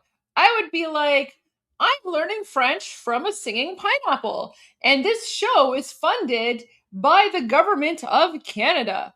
Yes. So if you guys are wondering, why I'm strange, I went to French immersion in Ontario and I learned French from a singing pineapple. Here we go. And everyone who knows Téléfrançais, you know what? I'm so glad I'm not the only one, because sometimes I mention Téléfrançais and no one has no idea what I'm talking about. They're like, Goldie, you're insane. I'm like, no, there's Téléfrançais. So here you go. This is literally my childhood. This is my childhood. I learned French from a pineapple. Téléfrançais, Téléfrançais, bonjour, allô, salut. Téléfrançais, Téléfrançais, lisez parler avec nous. C'est formidable, exceptionnel, c'est excellent, sensationnel, c'est merveilleux, c'est magnifique. Téléfrançais, fantastique. Téléfrançais, Téléfrançais, Téléfrançais. Téléfrançais. Yeah, welcome to my childhood.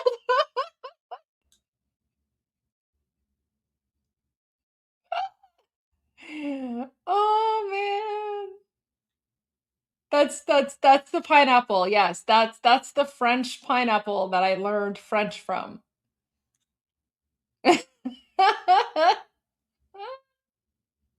Is it a wilder ride than the DuckTales theme? Yes. Yes, because as a child, listen, as a child, when you're like learning French from a pineapple, yeah. Yeah. There you go. So welcome to Canada. Guys, this is literally like 1980s, early 1990s, like Canadiana, right? Yeah.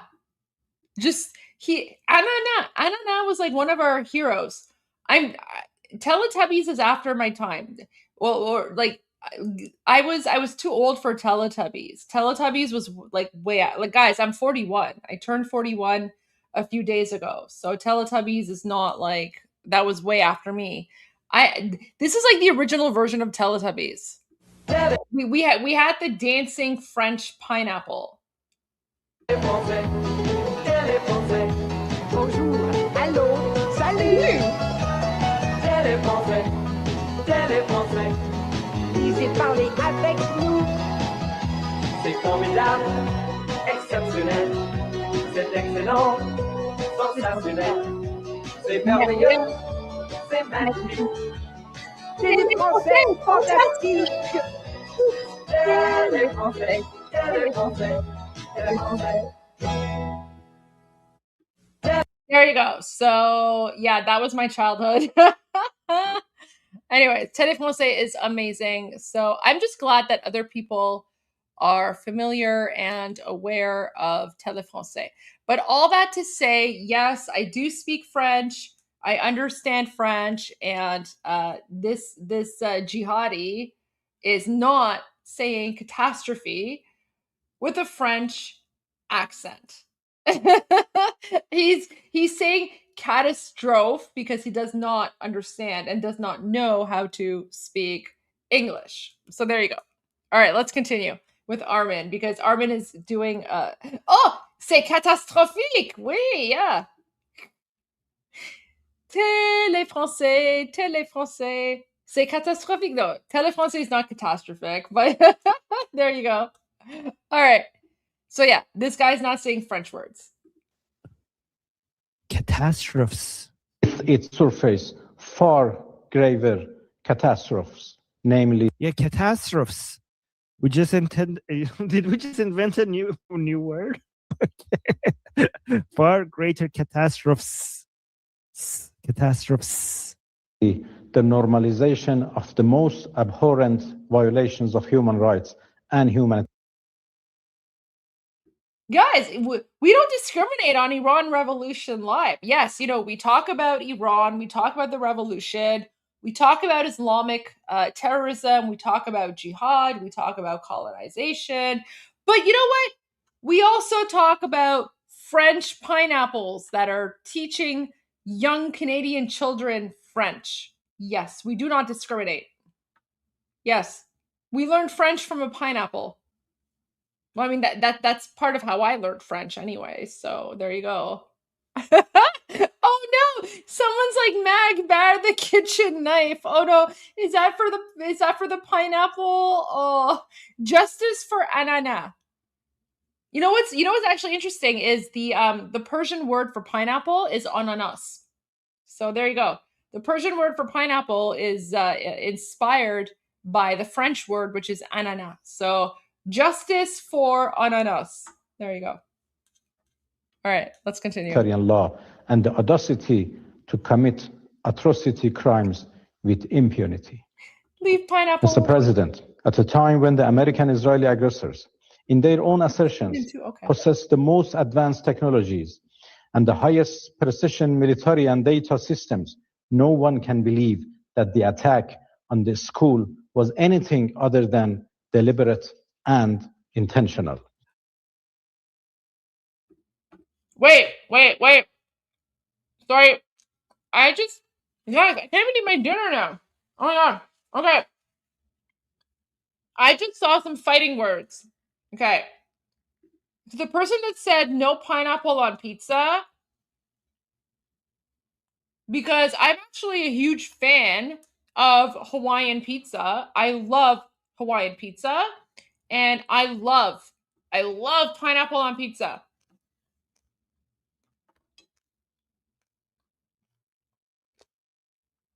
Wait, you've already had this debate? What? Wait, well, what was Armen's position? Well, wait, what was Armen's position? Does Armen approve or not? I need to know, because if Armen does not like pineapple on pizza, I'm going to ban him right now, and we'll never do Iran Revolution Live together again. Oh man, he said he liked it. Oh, thank God. Okay. There you go. Okay. All right, guys. All cool. Okay. Because Hawaiian pizza is epic. Pineapple and ham on pizza, like, you can't go wrong with that. Especially with like some garlic sauce or like Caesar sauce, Caesar dressing salad on the side. Yeah. Okay, we're not going to get into the pineapple on pizza debate because that is a very spicy debate. So, oh, wait, آرمین دوست نداره؟ یکی گفت که آرمین دوست داره. داری الکی میگی میخوای من الکی آرمین رو بلاک بکنم؟ اوکی، آرمین دوست داره یا دوست نداره؟ Wait.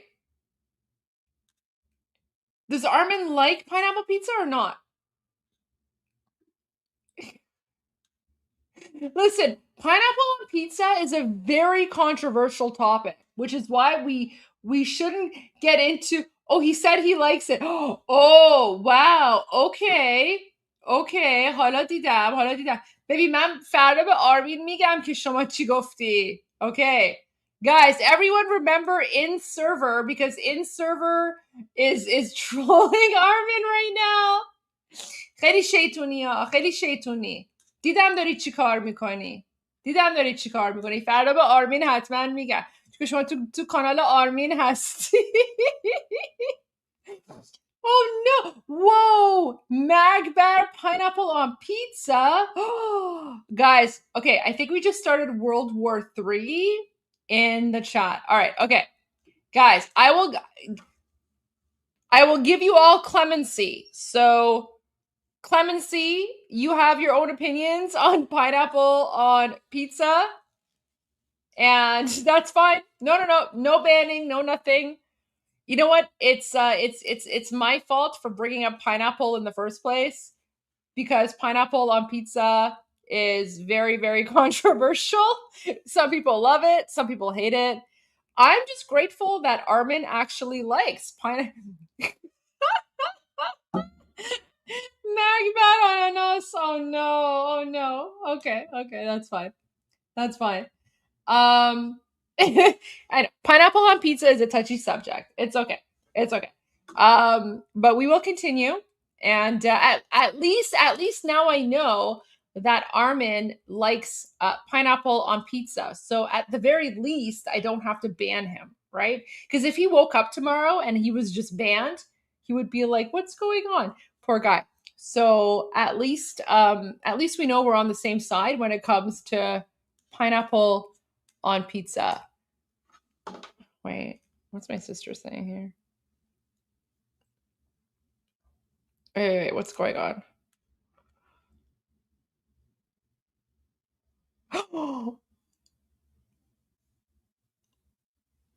no! What is this? What? No! Oh my gosh, guys, I'm trying to get to the Armen rants, but this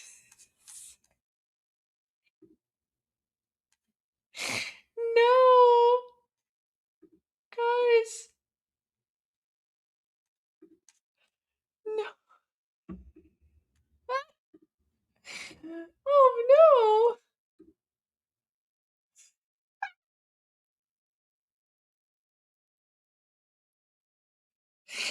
No, not the télé français pineapple.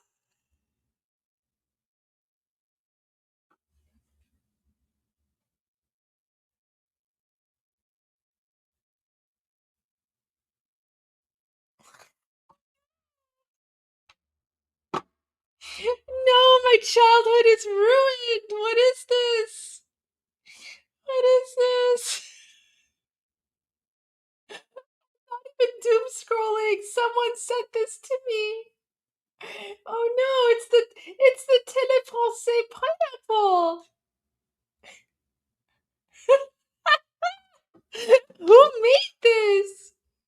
Who made this? No. Who did this? This is savage.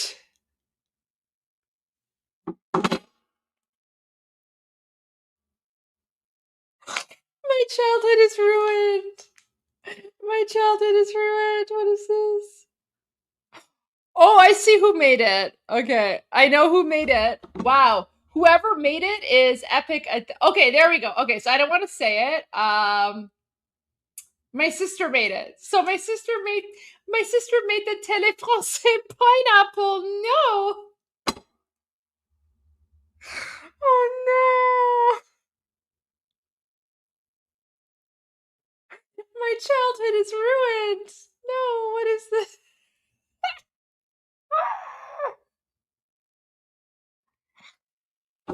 Oh my gosh. Oh my gosh. Okay. Okay. You know, there was always something sketchy.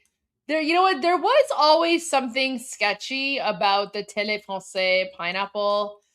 Because you know what? Like, he was actually always super sus looking. Like, guys, look at this. Look at this and tell me if this does not like traumatize you. I don't know. So this is episode 1 of Télé Français, okay? Episode 1 of Télé Français. The following program is a presentation of the Provincial Educational Media Center.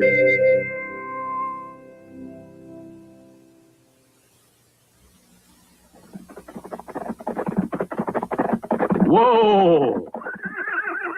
Alors, 5 secondes. 5, 4, 3, 2, 1, 0. Commençons. C'est l'heure.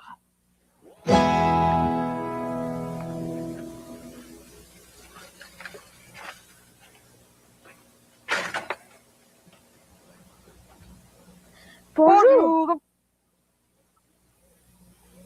Look at, like, guys, how weird is this? Like, okay, first of all, why is this kid like just biking in like a dump yard, right? Like, why is he like biking in a dump yard with like, I don't know, like a ruined car or whatever? And then, you know, he gets off his bike, and then as soon as he gets off of his bike, this random pineapple pops up behind him and he's like, bonjour, like, hello. And the kid's like, why is there a talking pineapple behind me? But it's like, why is he in a dump yard? Imagine like a 5-year-old child watching this. Like, I had so many questions. I had so many questions as a 5-year-old child. Look, like, the pineapple just pops up. So as he's coming up, the pineapple like just pops up from there and starts looking at him.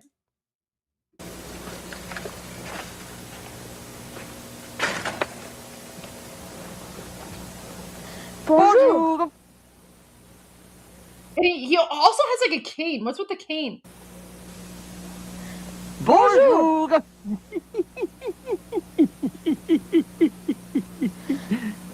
Bonjour. Ah. Tu parles? And then the kid's like, tu parles? You talk?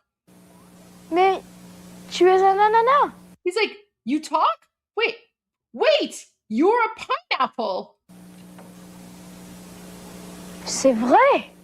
He's like, it's real. And then it's like, tu es un ananas.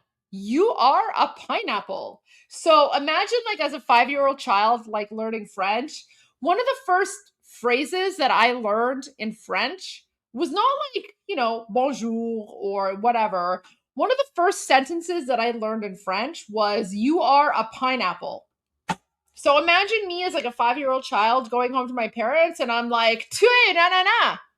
My parents were like, why did we immigrate to this country? Tu es un ananas. Oui, c'est vrai. He's like, oui, c'est vrai. That is true. Je suis un ananas. Je suis un ananas. Je suis un ananas. Et tu parles? He's like, et tu parles? You speak? Ce n'est pas possible. Ce n'est pas possible. That's not possible. Ce n'est pas possible. Ce n'est pas possible. Yeah, so imagine me like, you know, I go home. My parents are like, what did you learn in French today? And I'm like, tu es un ananas. Ce n'est pas possible. You're a pineapple. That's not possible. Because at some point in my life, I'm pretty sure that I'm going to, you know, have to use the phrase, you're a pineapple. Why are you speaking? That's not possible. Welcome to French Canadiana. Welcome to French Canadiana. Oui, c'est possible. He's like, yes, it's possible, right? So they're even like telling children that, yes, it's possible for pineapples to speak. Maybe that's why like Gen Z and like millennials are so messed up, because the 1980s, 1990s Canadian educational shows were teaching children that pineapples can speak French. Non, ce n'est pas possible. Oui, c'est possible. Bien sûr, c'est possible. C'est possible. It's possible. C'est possible. Non. Pourquoi pas? Parce que les ananas ne parlent pas. Les ananas ne parlent pas. So now this is the next phrase that we learned.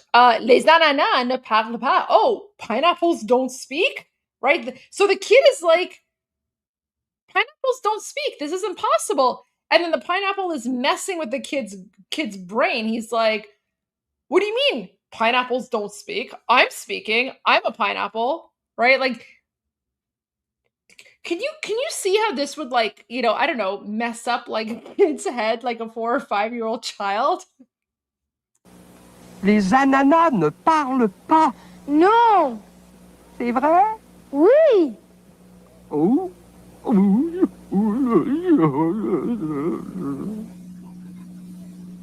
Bon. Bonjour. Anyways, there you go. So I'm not going to get into more of that, but there you go. There's like a glimpse of like my childhood.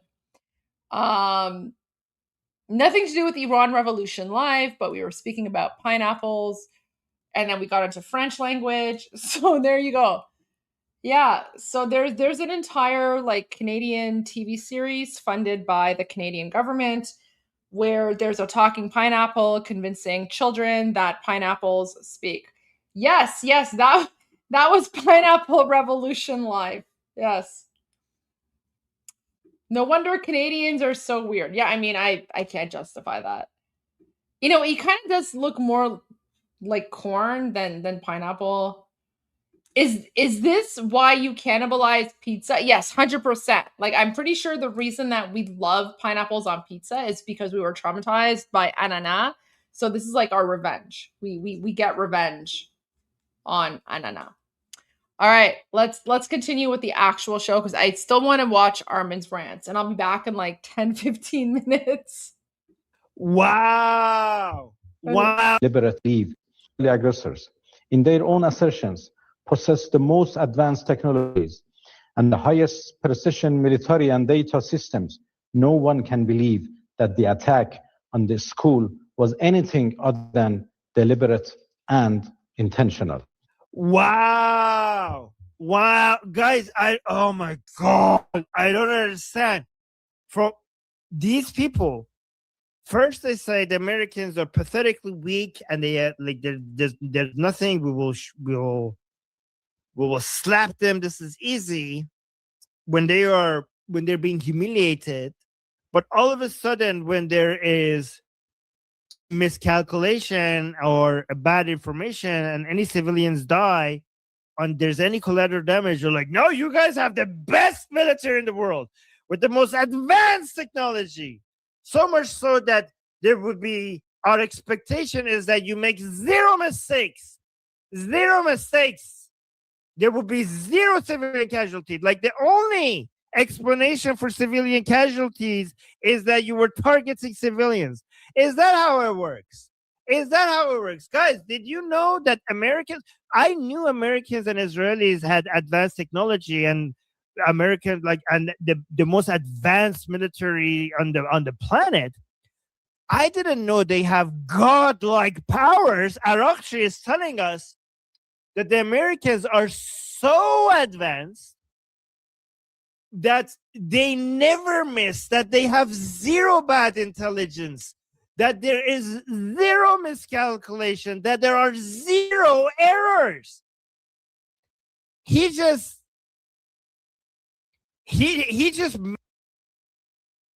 Okay, guys, so I just want to let you know, I managed to figure out how to change the layout of the screen. So if you look here, like this is like the original version where my screen is turned off, but this is the version where now I can like superimpose myself on the earlier video. So now it's like, now I can like react to him in real time, right? And then this can look like a legit video. So there you go. It's not really Goldieception because I'm covering myself, right? Like that's the old one. And then like this is the layout where I'm like covering myself. So yeah, now I get to like react to Armen, and then we can make like videos about this or whatever. But I you know what's really funny though? Now I could just like pause Armen at any time, and I can just be like pause, and then I can say whatever I want, and then Armen's pause, right? So it's kind of funny. Don't tell him I'm doing this. Don't tell him I'm doing this. Yeah, I changed the layout a little bit. I was trying to figure it out, but there you go. I finally figured it out. All right, let's continue with Armen's rants. Made America's military might and intelligence. He leveled it up to. Oh, wait, someone is saying my window is slightly larger. Yeah, I know. Okay, I mean, I could try to fix that. I don't know how to, but I don't know. It's kind of hard to fix it. It is what it is. It is what it is. You'll just have to deal with a slightly larger window. That's how you know that I'm superimposing. There you go. Godlike powers. I didn't know that. I mean, I have always appreciated how strong and. Oh no, that is so mean. Now you can interrupt Armen all you want. Wait, never mind, you already do. That is savage. That is so savage. So mean. Aw. I'll try to interrupt him less. I'm sorry. Aw. Impressive the U.S. military and intelligence are, but I didn't know it was at this level that they make zero mistakes. You see how desperate these people are? Okay, I did interrupt a lot in this part of the rant, so let's just go back so I can see like what the rant was about, because I got distracted. I got distracted by the pineapple and my sister. Mistakes. There will be zero civilian casualties. Like the only explanation for civilian casualties is that you were targeting civilians. Is that how it works? Is that how it works? Guys, did you know that Americans, I knew Americans and Israelis had advanced technology and American, like, and the most advanced military on the planet. I didn't know they have godlike powers. Arakshi is telling us that the Americans are so advanced that they never miss, that they have zero bad intelligence, that there is zero miscalculation, that there are zero errors. He just made America's military might and intelligence. He leveled it up to godlike powers. I didn't know that. I mean, I have always appreciated how strong and impressive the U.S. military and intelligence are, but I didn't know it was at this level that they make zero mistakes. You see how desperate these people are? Everybody knows that even with the best army and with the best intelligence, there will always be collateral damage. There will always be mistakes. There will always be misinformation. You could reduce it to a minimum, but you could never bring it down to zero. So there will always be, and even though the number of civilians dying in all of these military operations has been unbelievably low and not zero, these people are so desperate to use the lowest amount of civilian casualties in all modern military warfare to just go on that, grab that, and say, well, these people have godlike perfect powers. So the only expectation, the only civilian casualty that we.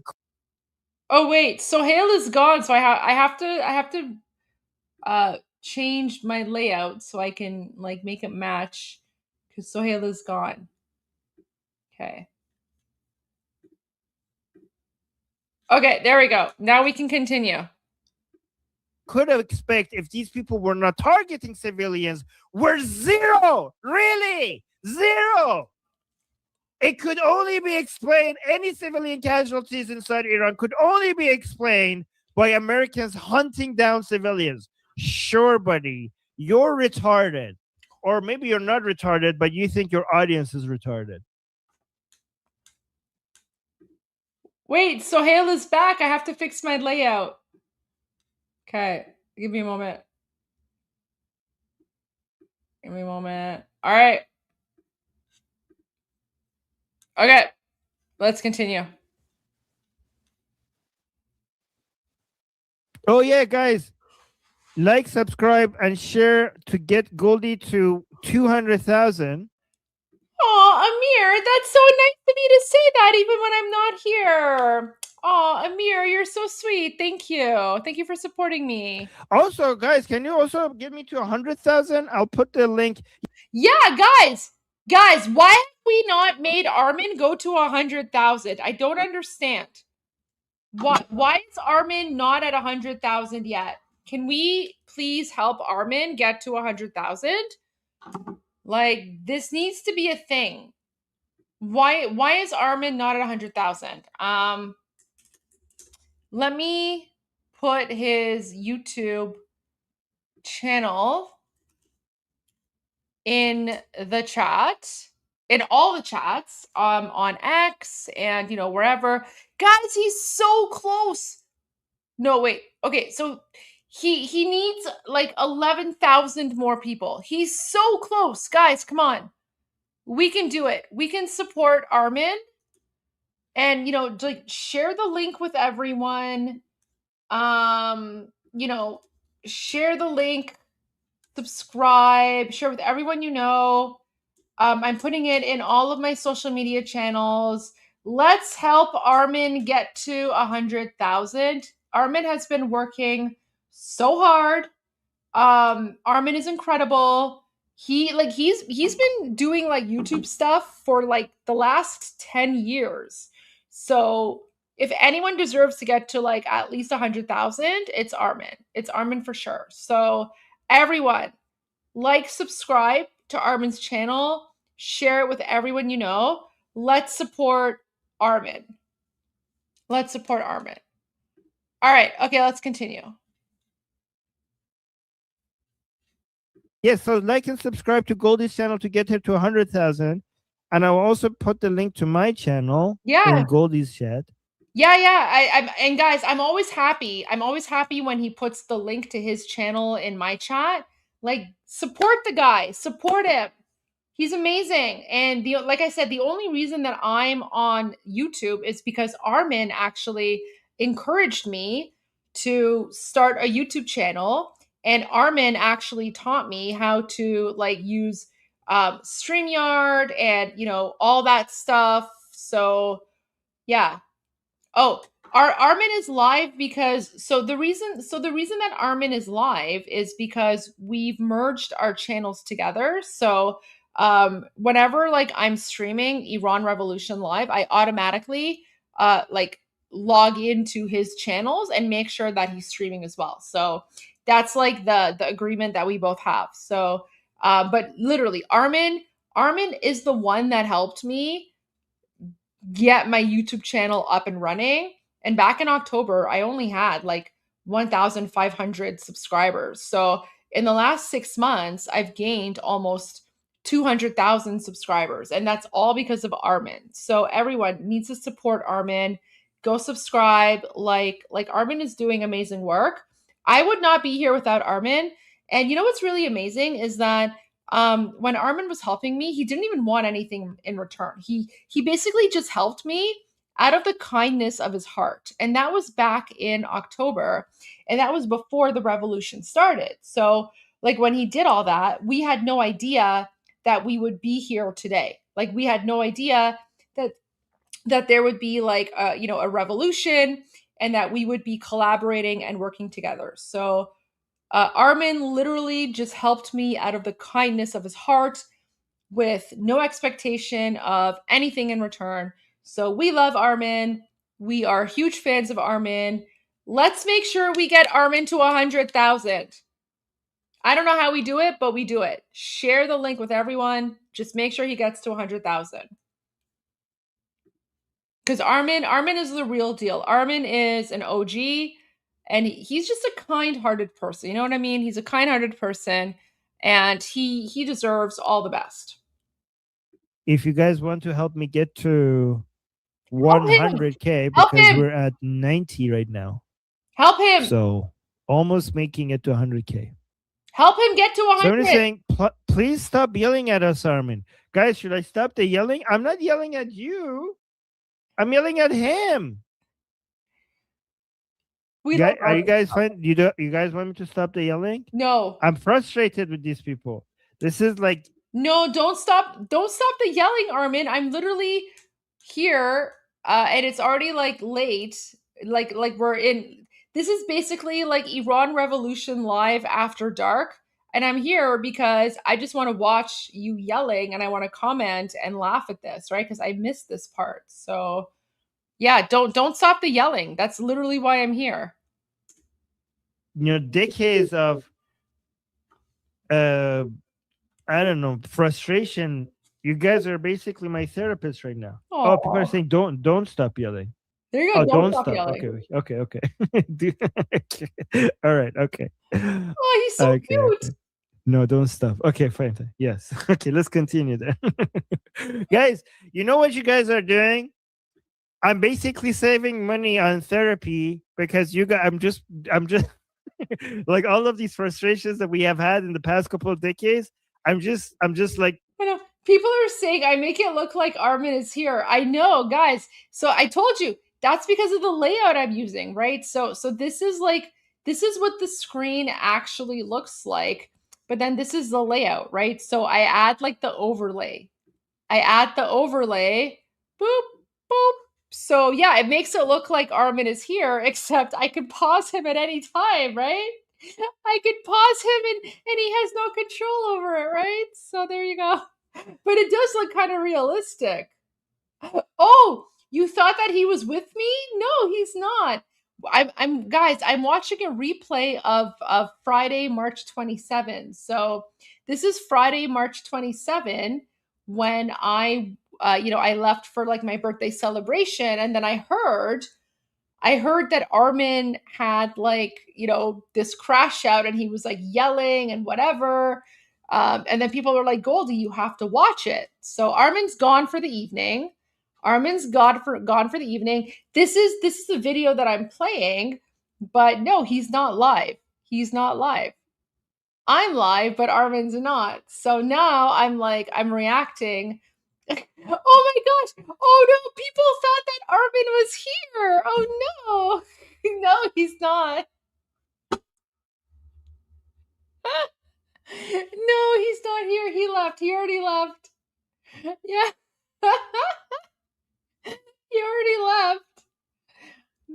But I heard a lot of good things about this night. So I was like, I need to watch it and experience it. So there you go. There you go. So that's what we're doing right now. But I'll be back in a little bit. Give me like 10-15 minutes. I'll be back, but I'll be watching. This was Armen's rant when I was out for my birthday celebration. You guys are working as my therapist. Oh, keep yelling. Okay. Oh, thank you, Armen. Thank you. Thank you, Milton. All right, let's continue. Yeah, I'm venting. Targeting Shajar Tayyib school was a war crime and a crime against humanity, one that demands unequivocal condemnation by all. Okay, so if it's a war crime to cause any amount of civilian casualties in war or any military operations or battles, then all war, every single military operation would be a war crime. So when you say war crime, the whole term war crime will make sense if there is some types of military operation or war that would not be a war crime. That would just be just war. Like it would be a war that is not a war crime. Or else the term war crime wouldn't mean anything if all war is war crime.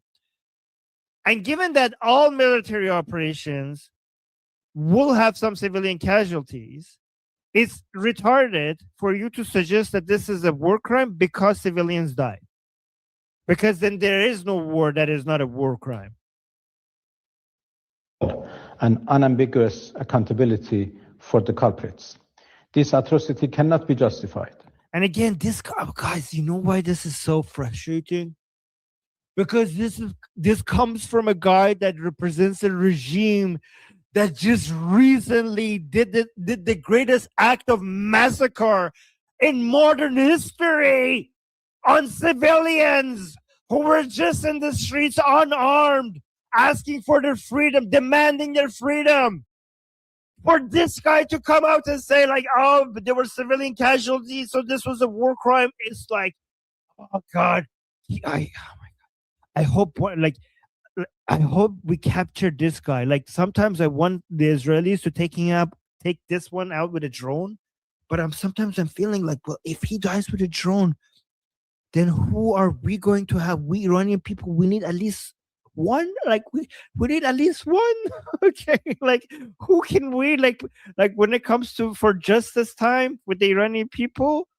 Like we want to have a court days and like put some of these people on trial. And like, can we have Arakchi? Like, can Israelis? You guys are having too much fun with this. Like, can we have Arakchi? Right? Like, I don't know. Sometimes I'm like, I want to see this guy on trial. Yeah, no leftovers, guys. Israelis, Americans, leave us some leftovers. Okay, okay. I don't know. Save him for last. Yeah, it's already justice time. Yeah, I don't know. Okay, we'll see. I want some of these people in the court. Yeah, wait, so Oh yeah, someone saying, Armin, we may keep Mushtaba for you guys. Yeah. Well, even with Mushtaba, you had to have a bite. You're leaving it. You're not leaving Mushtaba for us. You're leaving half a Mushtaba. You're leaving half a Mushtaba for us. Right? Yeah. Oh my god. You're like, yeah. Even the leftover, you actually took some. You took a bite out of that. Cannot be concealed and must not be met with silence and indifference. The attack on Shajara Tayyib school in Minab was not a mere. Oh, he's still talking about that school. Okay, this actually shows to me, guys. Please understand what happened in that school. If the reports are accurate, is a tragedy. Nobody should try to dismiss that. The focus on that school to me suggests that civilian casualties have been so low that that's their only go-to. That's their only go-to. They have that. How low has civilian casualty? Like, we have had this military operation all across Iran for 25 days. You would assume by now we would have so many examples, because again, mistakes happen, of events similar to what happened in Minab, in that girls' school, that they would be that the list would be longer. The fact that he's mentioning that school, again and again and again, shows that they're empty-handed. They don't have that many other examples, which shows how low the civilian casualties has been in Iran. The incident nor a miscalculation. The United States' contradictory remarks aimed at justifying their crime could not, in any manner, elude their responsibility. To denounce, they have been very responsible. Again, you have to do the math, guys. You have to do the math.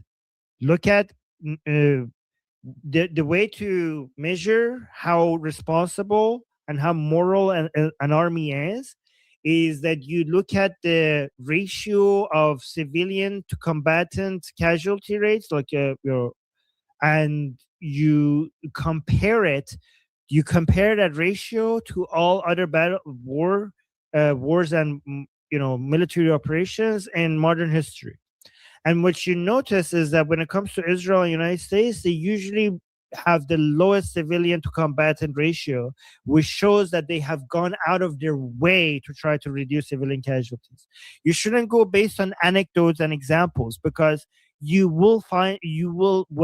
if you are the most moral, careful army and you have done so many things to reduce civilian casualties, because there will be civilian casualties, and because even one civilian casualty will be a tragedy and something very sad to look at. If you look at the anecdote and basically focus on that one story, you might get this picture that, oh, these people are evil. But if you zoom out a little bit and look at the ratio, then that is how you judge how careful that army is and that country is when it comes to, and how moral they are. And again, the Israeli army and the American army are the most moral armies in the world. Oh yeah, we got another super chat saying Neobunny has the debunk info for that school. Armin, check it out. I'm not gonna. I've seen the debunk videos, but thank you so much for the super chat. Again, guys, like, for every debunk video, I also seen people with, expertise that say like, oh, it was clearly this, and people with, again, expertise saying like, no, it's clearly the opposite. Okay, so I'm not gonna trust. If I'm not here, guys, let me give you a hint. The way I look at it, okay, if you're not an expert yourself, if you see certain experts with the right knowledge saying this happened, and then certain other experts with the right knowledge and experience saying no, the opposite happened, okay, then my position as a non-expert is I don't know. That's the responsible position to have when I hear people more knowledgeable than me having contradictory conclusions.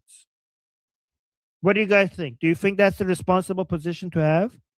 Because just because somebody is an expert and has a lot of experience, it doesn't necessarily mean that they're right, because other experts with a lot of experience are coming up with a different conclusion. So the most responsible position to have when you see that contradiction among experts is, I don't know. What I do know is that the Americans and Israelis don't target civilians. This could have been a mistake. This could have been the Islamic Republic doing this themselves. This could have been a fake story. Maybe it didn't even happen at all. I don't know. Okay.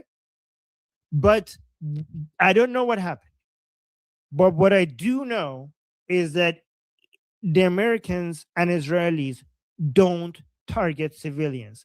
And what I also know is that the Islamic Republic and its proxies do target civilians. That I know. What do you guys think? Oh God, no, guys, the video analysis is like really long. So, yeah. Such a merciless assault on a place inherently civilian, a place where the most innocents reside and pursue knowledge. Yeah, Neil Bunny, I watched that video, and I also watched analysis from other people for why that is wrong. I watched an analysis that contradicts that. Yeah, no, I've seen other people say what I've seen people saying that, Neil Bunny, and I've also seen other people saying why that is not correct. Again, because I'm not an expert myself, I'm not going to rely on that. Such a merciless assault on a place inherently civilian, a place where the most innocents reside and pursue knowledge, is not merely a legal obligation under human rights frameworks. It is a moral and human imperative. Our conscience will judge us more profoundly than any tribunal ever could.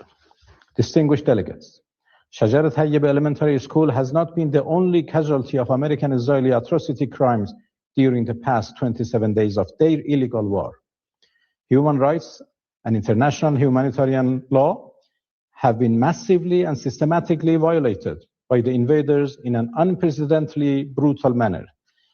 Oh my God. Again, guys, I'm sorry for pausing this, but every time he says international law, like if there is anything such as international law, you are the number one violators of it. It's a joke. These people lecturing the rest of the world about international law, it's a joke that you're even taking serious. It's a joke that you're even given this platform. Are targeting civilians and civilian infrastructures with no regard for laws of war. These are the people who celebrated October 7th. These are the people who celebrated October 7th. He is lecturing us about international law and humanitarian law. The people who celebrated October 7th is lecturing the rest of the world about international law. I kid you not, they celebrated it. Khamenei himself celebrated it.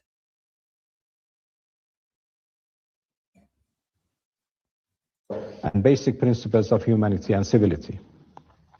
More than 600 schools have been demolished or damaged across Iran, and more than 1,000 students and teachers.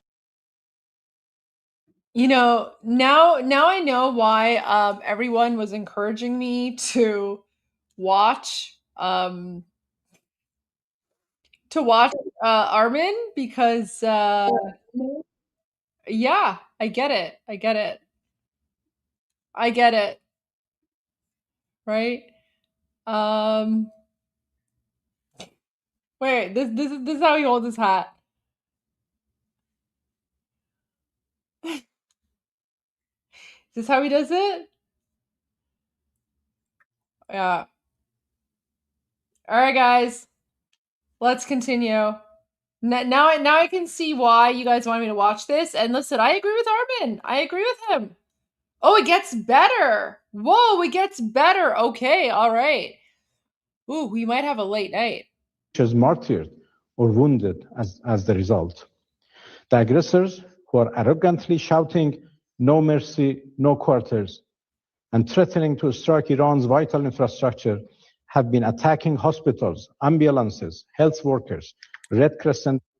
Did you see how he pronounced ambulance? He was like ambulances. Oh my gosh, what an embarrassment. Like, do you not even know how to pronounce ambulance? Mercy, no quarters, and threatening to strike Iran's vital infrastructure, have been attacking hospitals, ambulances, health workers, Red Crescent. Ambulances! Are you kidding me? Guys, we've seen the regime using ambulances. We've seen the regime using ambulances and moving the troops around. Yep. As cover. We've seen videos of that. And threatening to strike Iran's vital infrastructure. No, guys, it's not lies. Sometimes you have to hit ambulances because they're filled with regime forces. Have been attacking hospitals, ambulances. Hospitals that you use as covers. Hospitals that we've seen videos of regime forces hiding in schools and hospitals. Health workers, Red Crescent rescuers. Red Crescent rescuers, I showed you videos of the regime forces wearing Red Crescent uniforms. Hey, Goldie's here. Hey, Goldie. I am just here. Oh, wait. I am here. Wait. Let me see what's going on here. All right. Let me.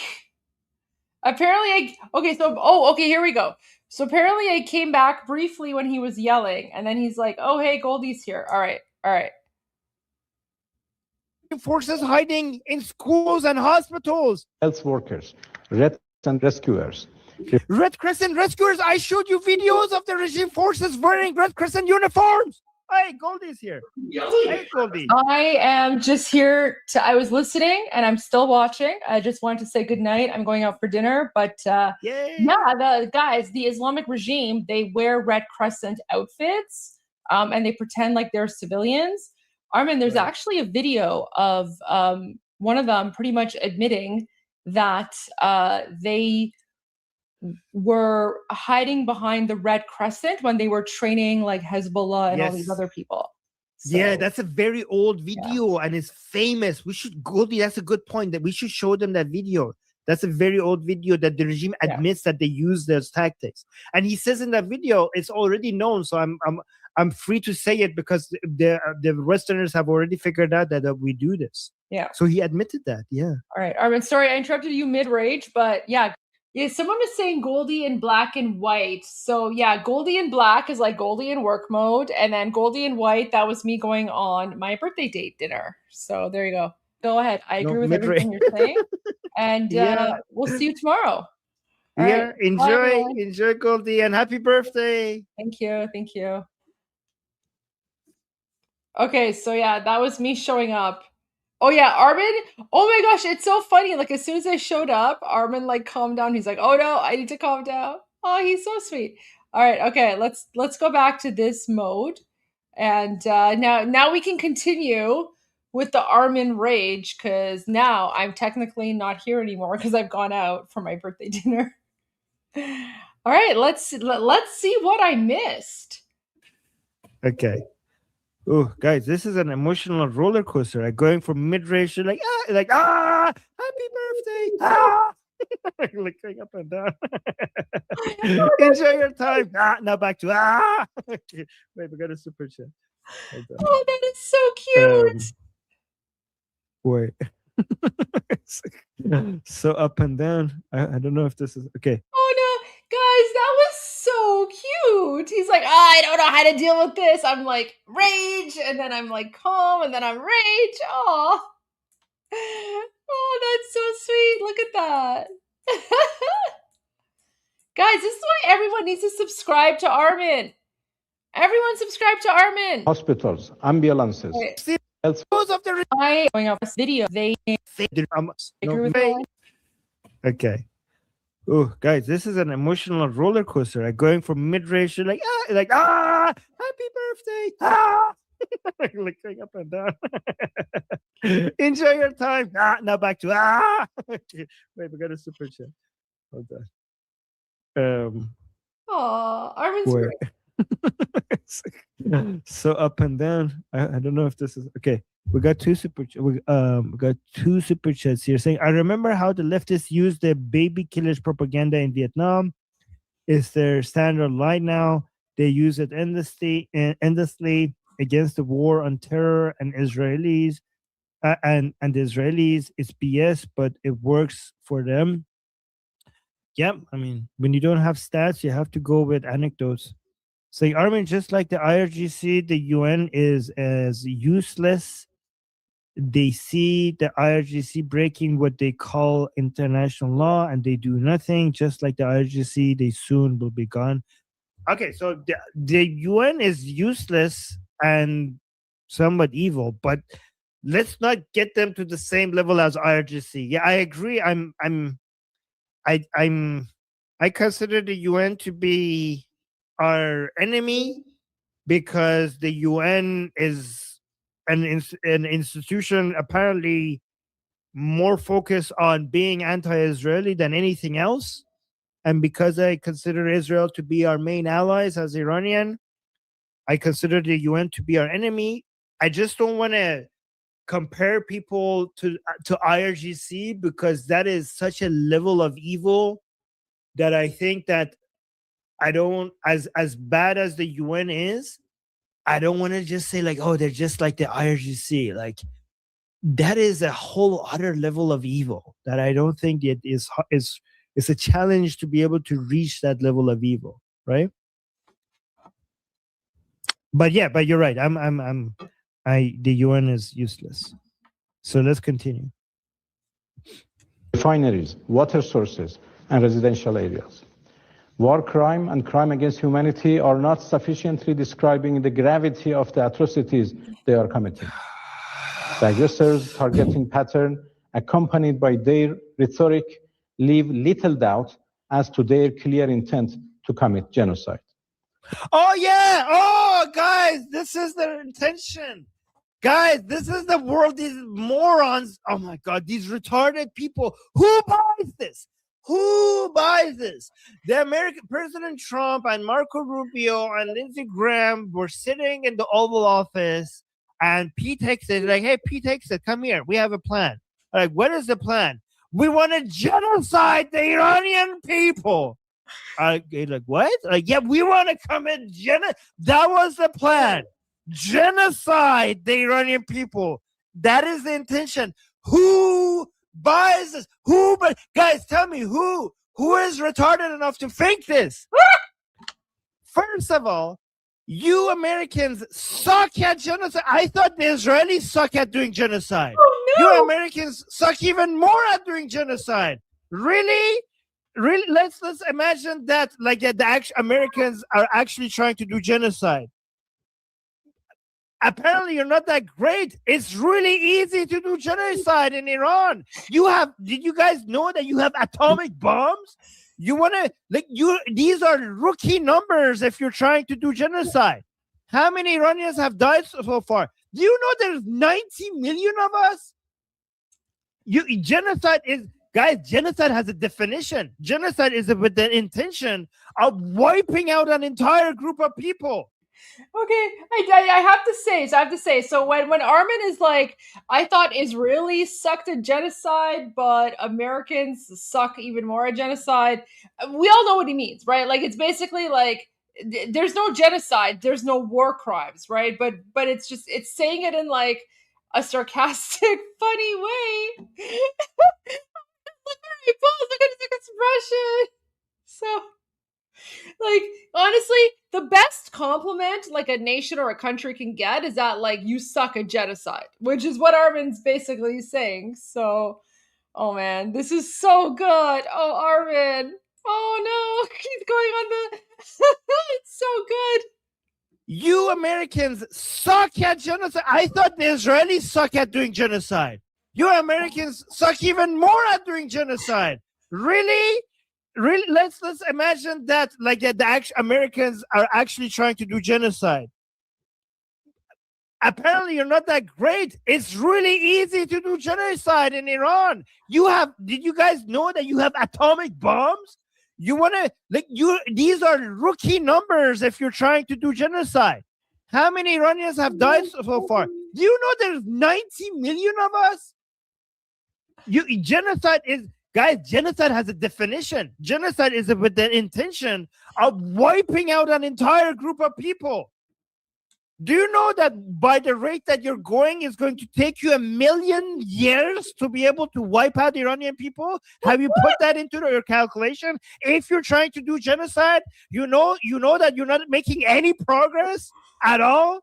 We probably had more babies than the number of people who have died in this period. It's true. I'm not impressed. What? Wow, guys.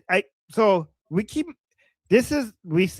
saying that Israelis, if all of this propaganda has been correct, that they've been trying to do genocide in Gaza, we're like, yeah, apparently the Jews are not good at everything. Okay, they're good at science, they're good at technology, they're good at academia, they're good at business, they're good at science, they're good at chess, they're good at comedy. But all of a sudden, when it comes to genocide, they become retarded. Apparently, they're like, how do we do this? Like wiping out the people? Like, should I drop? Oh no! Oh god! Oh my gosh! Oh my gosh! Okay, like it's so weird, like hearing him say that, because it's like you would think that it's an insult, but it's actually a compliment. It's like, yeah, like you want to be known for being bad at genocide because that means you're a good person. But just the way he says it is just like, oh my god. Like, okay, guys, Americans, yeah. He called you the R word, but it was, within context. It was for a good reason. Oh no. They're good at science, they're good at chess, they're good at comedy, but all of a sudden, when it comes to genocide, they become retarded. Apparently, they're like, how do we do this? Like wiping out the people? Like, should I drop a bomb in the middle of the most populated area? Like, no, let's warn them first. Like, are you sure that's going to kill more people? Like, yeah, let's drop leaflets and tell them where we're going to bomb. That sure is going to help us with genociding them, right? Like, let's have a whole crew of our soldiers that speak Arabic to call into Gaza, telling them where we're going to bomb. Like, are you sure that's going to help with genocide? Like, yeah, that's going to help us kill more of them. Like, how about this? How about before bombing a building, we blow up something right above their roof so that the people in the building know that we're going to bomb this building? Like, how is that going to help? Like, oh, it's going to shock them and it's going to freeze them in place and they're going to stay in there, and that way we're going to kill more of them. Apparently, that's going to help with genocide. Like, oh my God, like, yeah. So, yeah, guys, I thought Israelis suck at doing genocide, but apparently Americans suck even more at doing genocide. Because American has even more military power when it comes to doing absolute destruction. And it's really easy. Guys, it's so, the Americans suck so much at genocide that the Iranian people feel so safe walking in the streets of Iran, unfortunately, while they should be home, because they keep noticing that the Americans are being very precise with their targeting. So you are so bad at genocide that the Iranian people are not even feeling unsafe while under bombardment. No. Again, guys, I really want to know, who in the world is like looking at everything and analyzing the world? Oh, yeah, the Americans want to commit genocide on the Iranian people. Do these people even know what genocide means? Oh my God. Okay, so Israelis, apparently you are the second worst. Second worst. I thought you guys were the worst at genocide, but nope, it's the Americans. You're the second worst at doing genocide. The Americans even suck more. You know what, The guys? gravity of I agree. Armen is way more funnier than late night. Guys, Armen's not only way more funnier than late night hosts, he literally needs like his own late night comedy show. Could you imagine Armen being like a late night comedy show co-host? He would be hilarious. He would be so funny because he just like, Armen does not give an F. Like if Armen did like, you know, Armen After Dark late night comedy, like the guy needs his own like TV show. Because this is so funny. This is so funny. Oh my gosh. By the way, guys, please don't cut that part. Like, guys, somebody is going to cut that part out, and is going to make it seem like I'm saying Americans and Israelis suck at.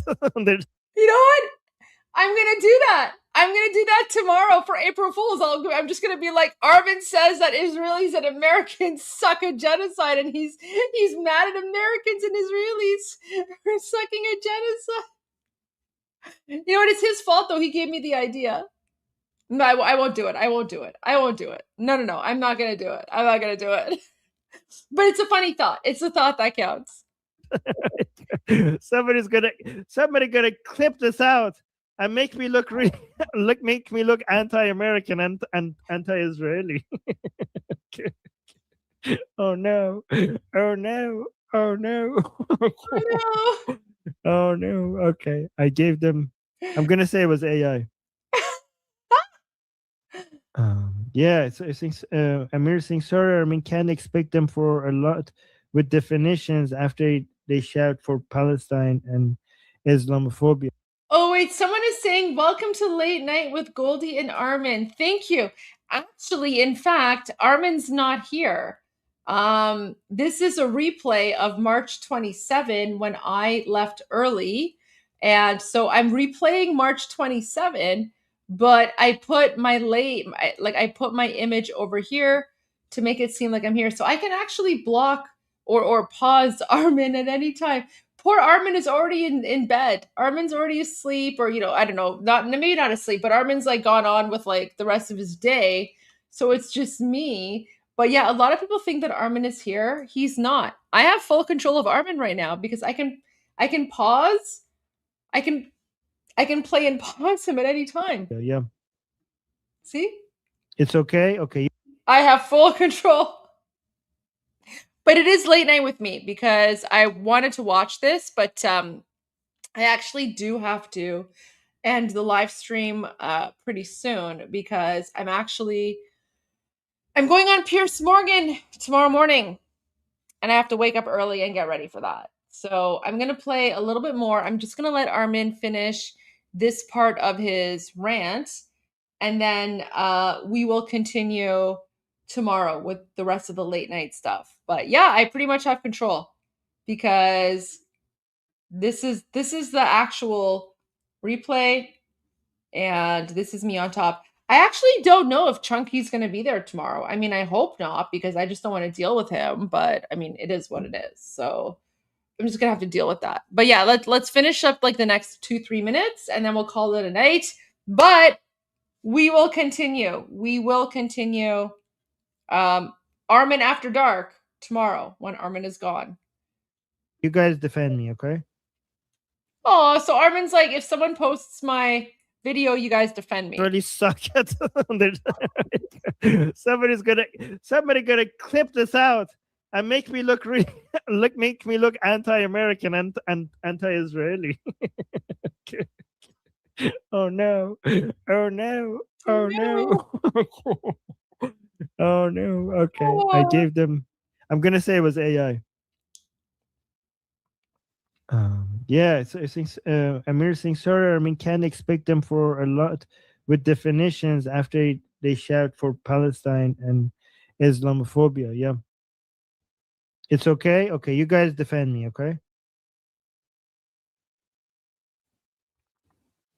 Yeah. Oh yeah. Yeah. Oh guys, you're right. I have the Israeli and American flag behind me, so it's gonna be hard for them to cut me out. They could actually, well, I mean, they could do a vertical version of the video. Cut that part out. I should bring the flags closer to behind me so it can't get cut out. Yeah, they're gonna put me on the Islamic Republic state TV and like, look, even this Pahlaviist person is saying Americans and Israelis suck. Atrocities they are committing. Oh my gosh. Okay. we will stop it here. I have the time frame because it's like past 11:30. I do have to go to bed, getting very late. But guys, thank you everyone for joining. This was fantastic. We're gonna have an amazing day tomorrow. Project Vendetta. Thank you for the 2C video. I look forward to trolling 2C tomorrow with that video. So you are a genius. Thank you, thank you, thank you so much. And Project Vendetta, when I edit the video, I'm gonna send it back to you so that you can upload like the edited version on your YouTube channel, so that when I then add it to like my Iran Revolution live playlist, we can make sure that the views go to your channel because you've earned it and you deserve it. So, all right, guys, thank you everyone for joining. This is day 94 of Iran Revolution Live. We'll see you tomorrow for day 95 and also for April Fools. So until then, I'm Israel Chai. God bless America. Payanda Iran and Javid Shah.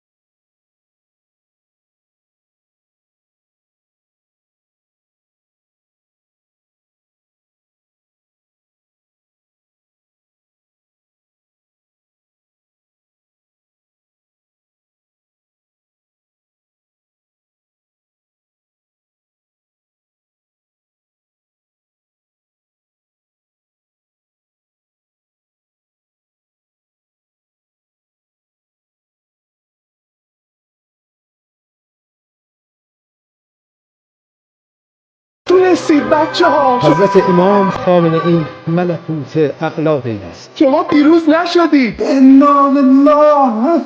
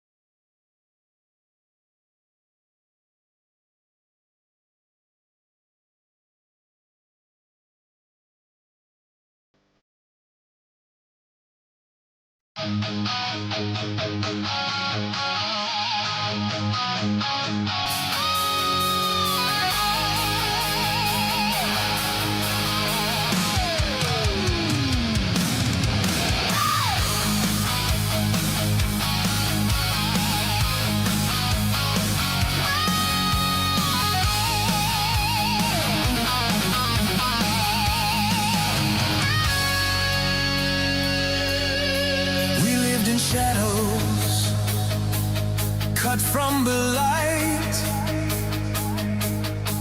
sirens and gunfire in the dead of night. They took our voices, they shut the net. The not our will, not our regret. Now hear us say, without any apology, America, send your angels of liberty. Angels of liberty, unleash your fire, and the Islamic regime lift us higher. Angels of liberty, hear our cry. Freedom is born when you fill our sky.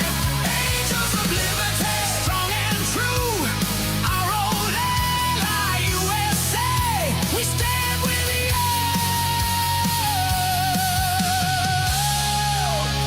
Sausage are on every street, IRGC boots marching to beat 40,000.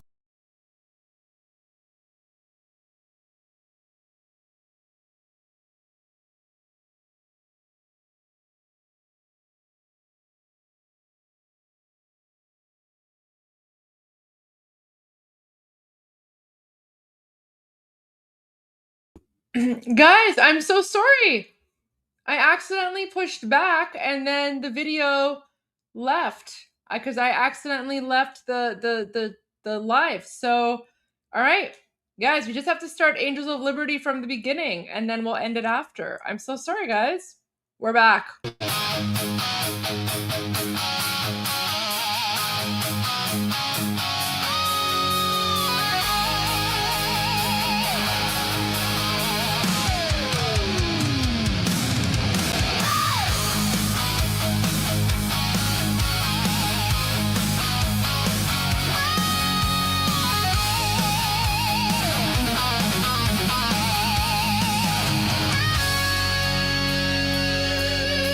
We lived in shadows, cut from the light, sirens and gunfire in the dead of night. They took our voices, they shut the net. The not our will, not our regret. Now hear us say, without any apology, America, send your angels of liberty. Angels of liberty, unleash your fire, and the Islamic regime lift us higher. Angels of liberty, hear our cry. Freedom is born when you fill our sky. Angels of liberty, strong and true, our old ally USA, we stand with you.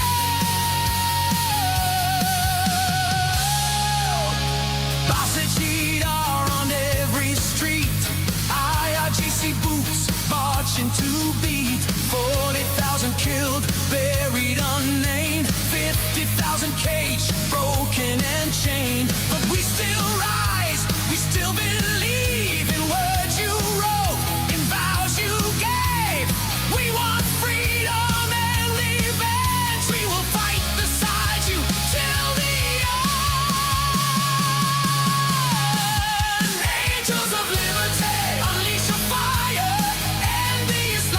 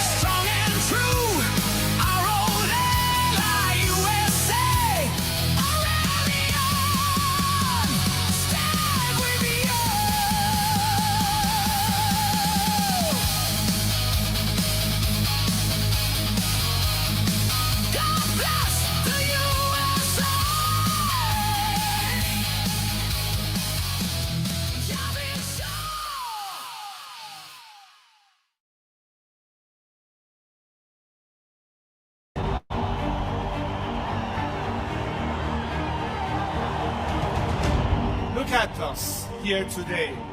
We see so many flags representing so many nations.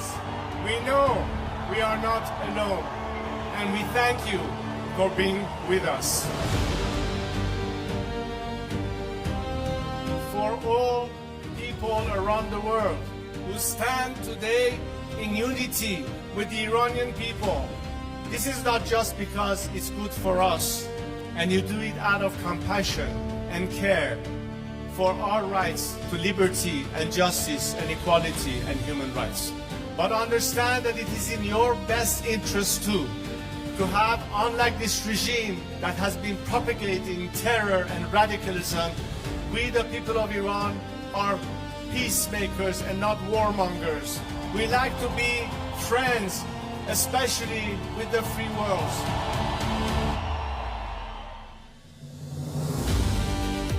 We'd like to be able to have the best neighborly relationship with the people of our area and the region, with the Arab countries, with Israel, and all our other neighbors. We are fighting for justice, we're fighting for human rights, we are fighting for liberty, we're fighting to put an end to all sorts of discrimination. Because as an Iranian, I stand here to tell you that I've dedicated 47 years of my life because I think that my country deserves far better than what we have right now.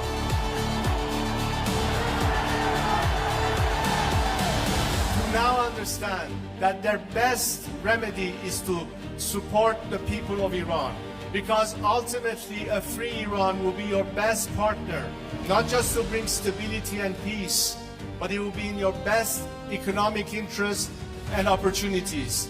Together we can prosper again, and the world will be so different once the Iranian people are free. I am here to guarantee a transition to secular democratic future. I am committed to be that leader of transition for you, so we can one day have the final opportunity to decide the fate of our country through a democratic, transparent process, through the ballot box and free elections. And let's make sure that this time, especially the free nations of this world and their governments, stand on the right side of history.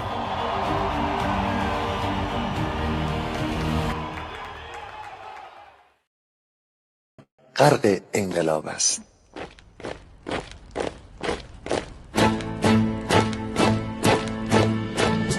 کشور ما، تاریخ ما در سیدگر فرا گرفته، گویی اهورا مستا دوباره در نور خود مرا گرفته.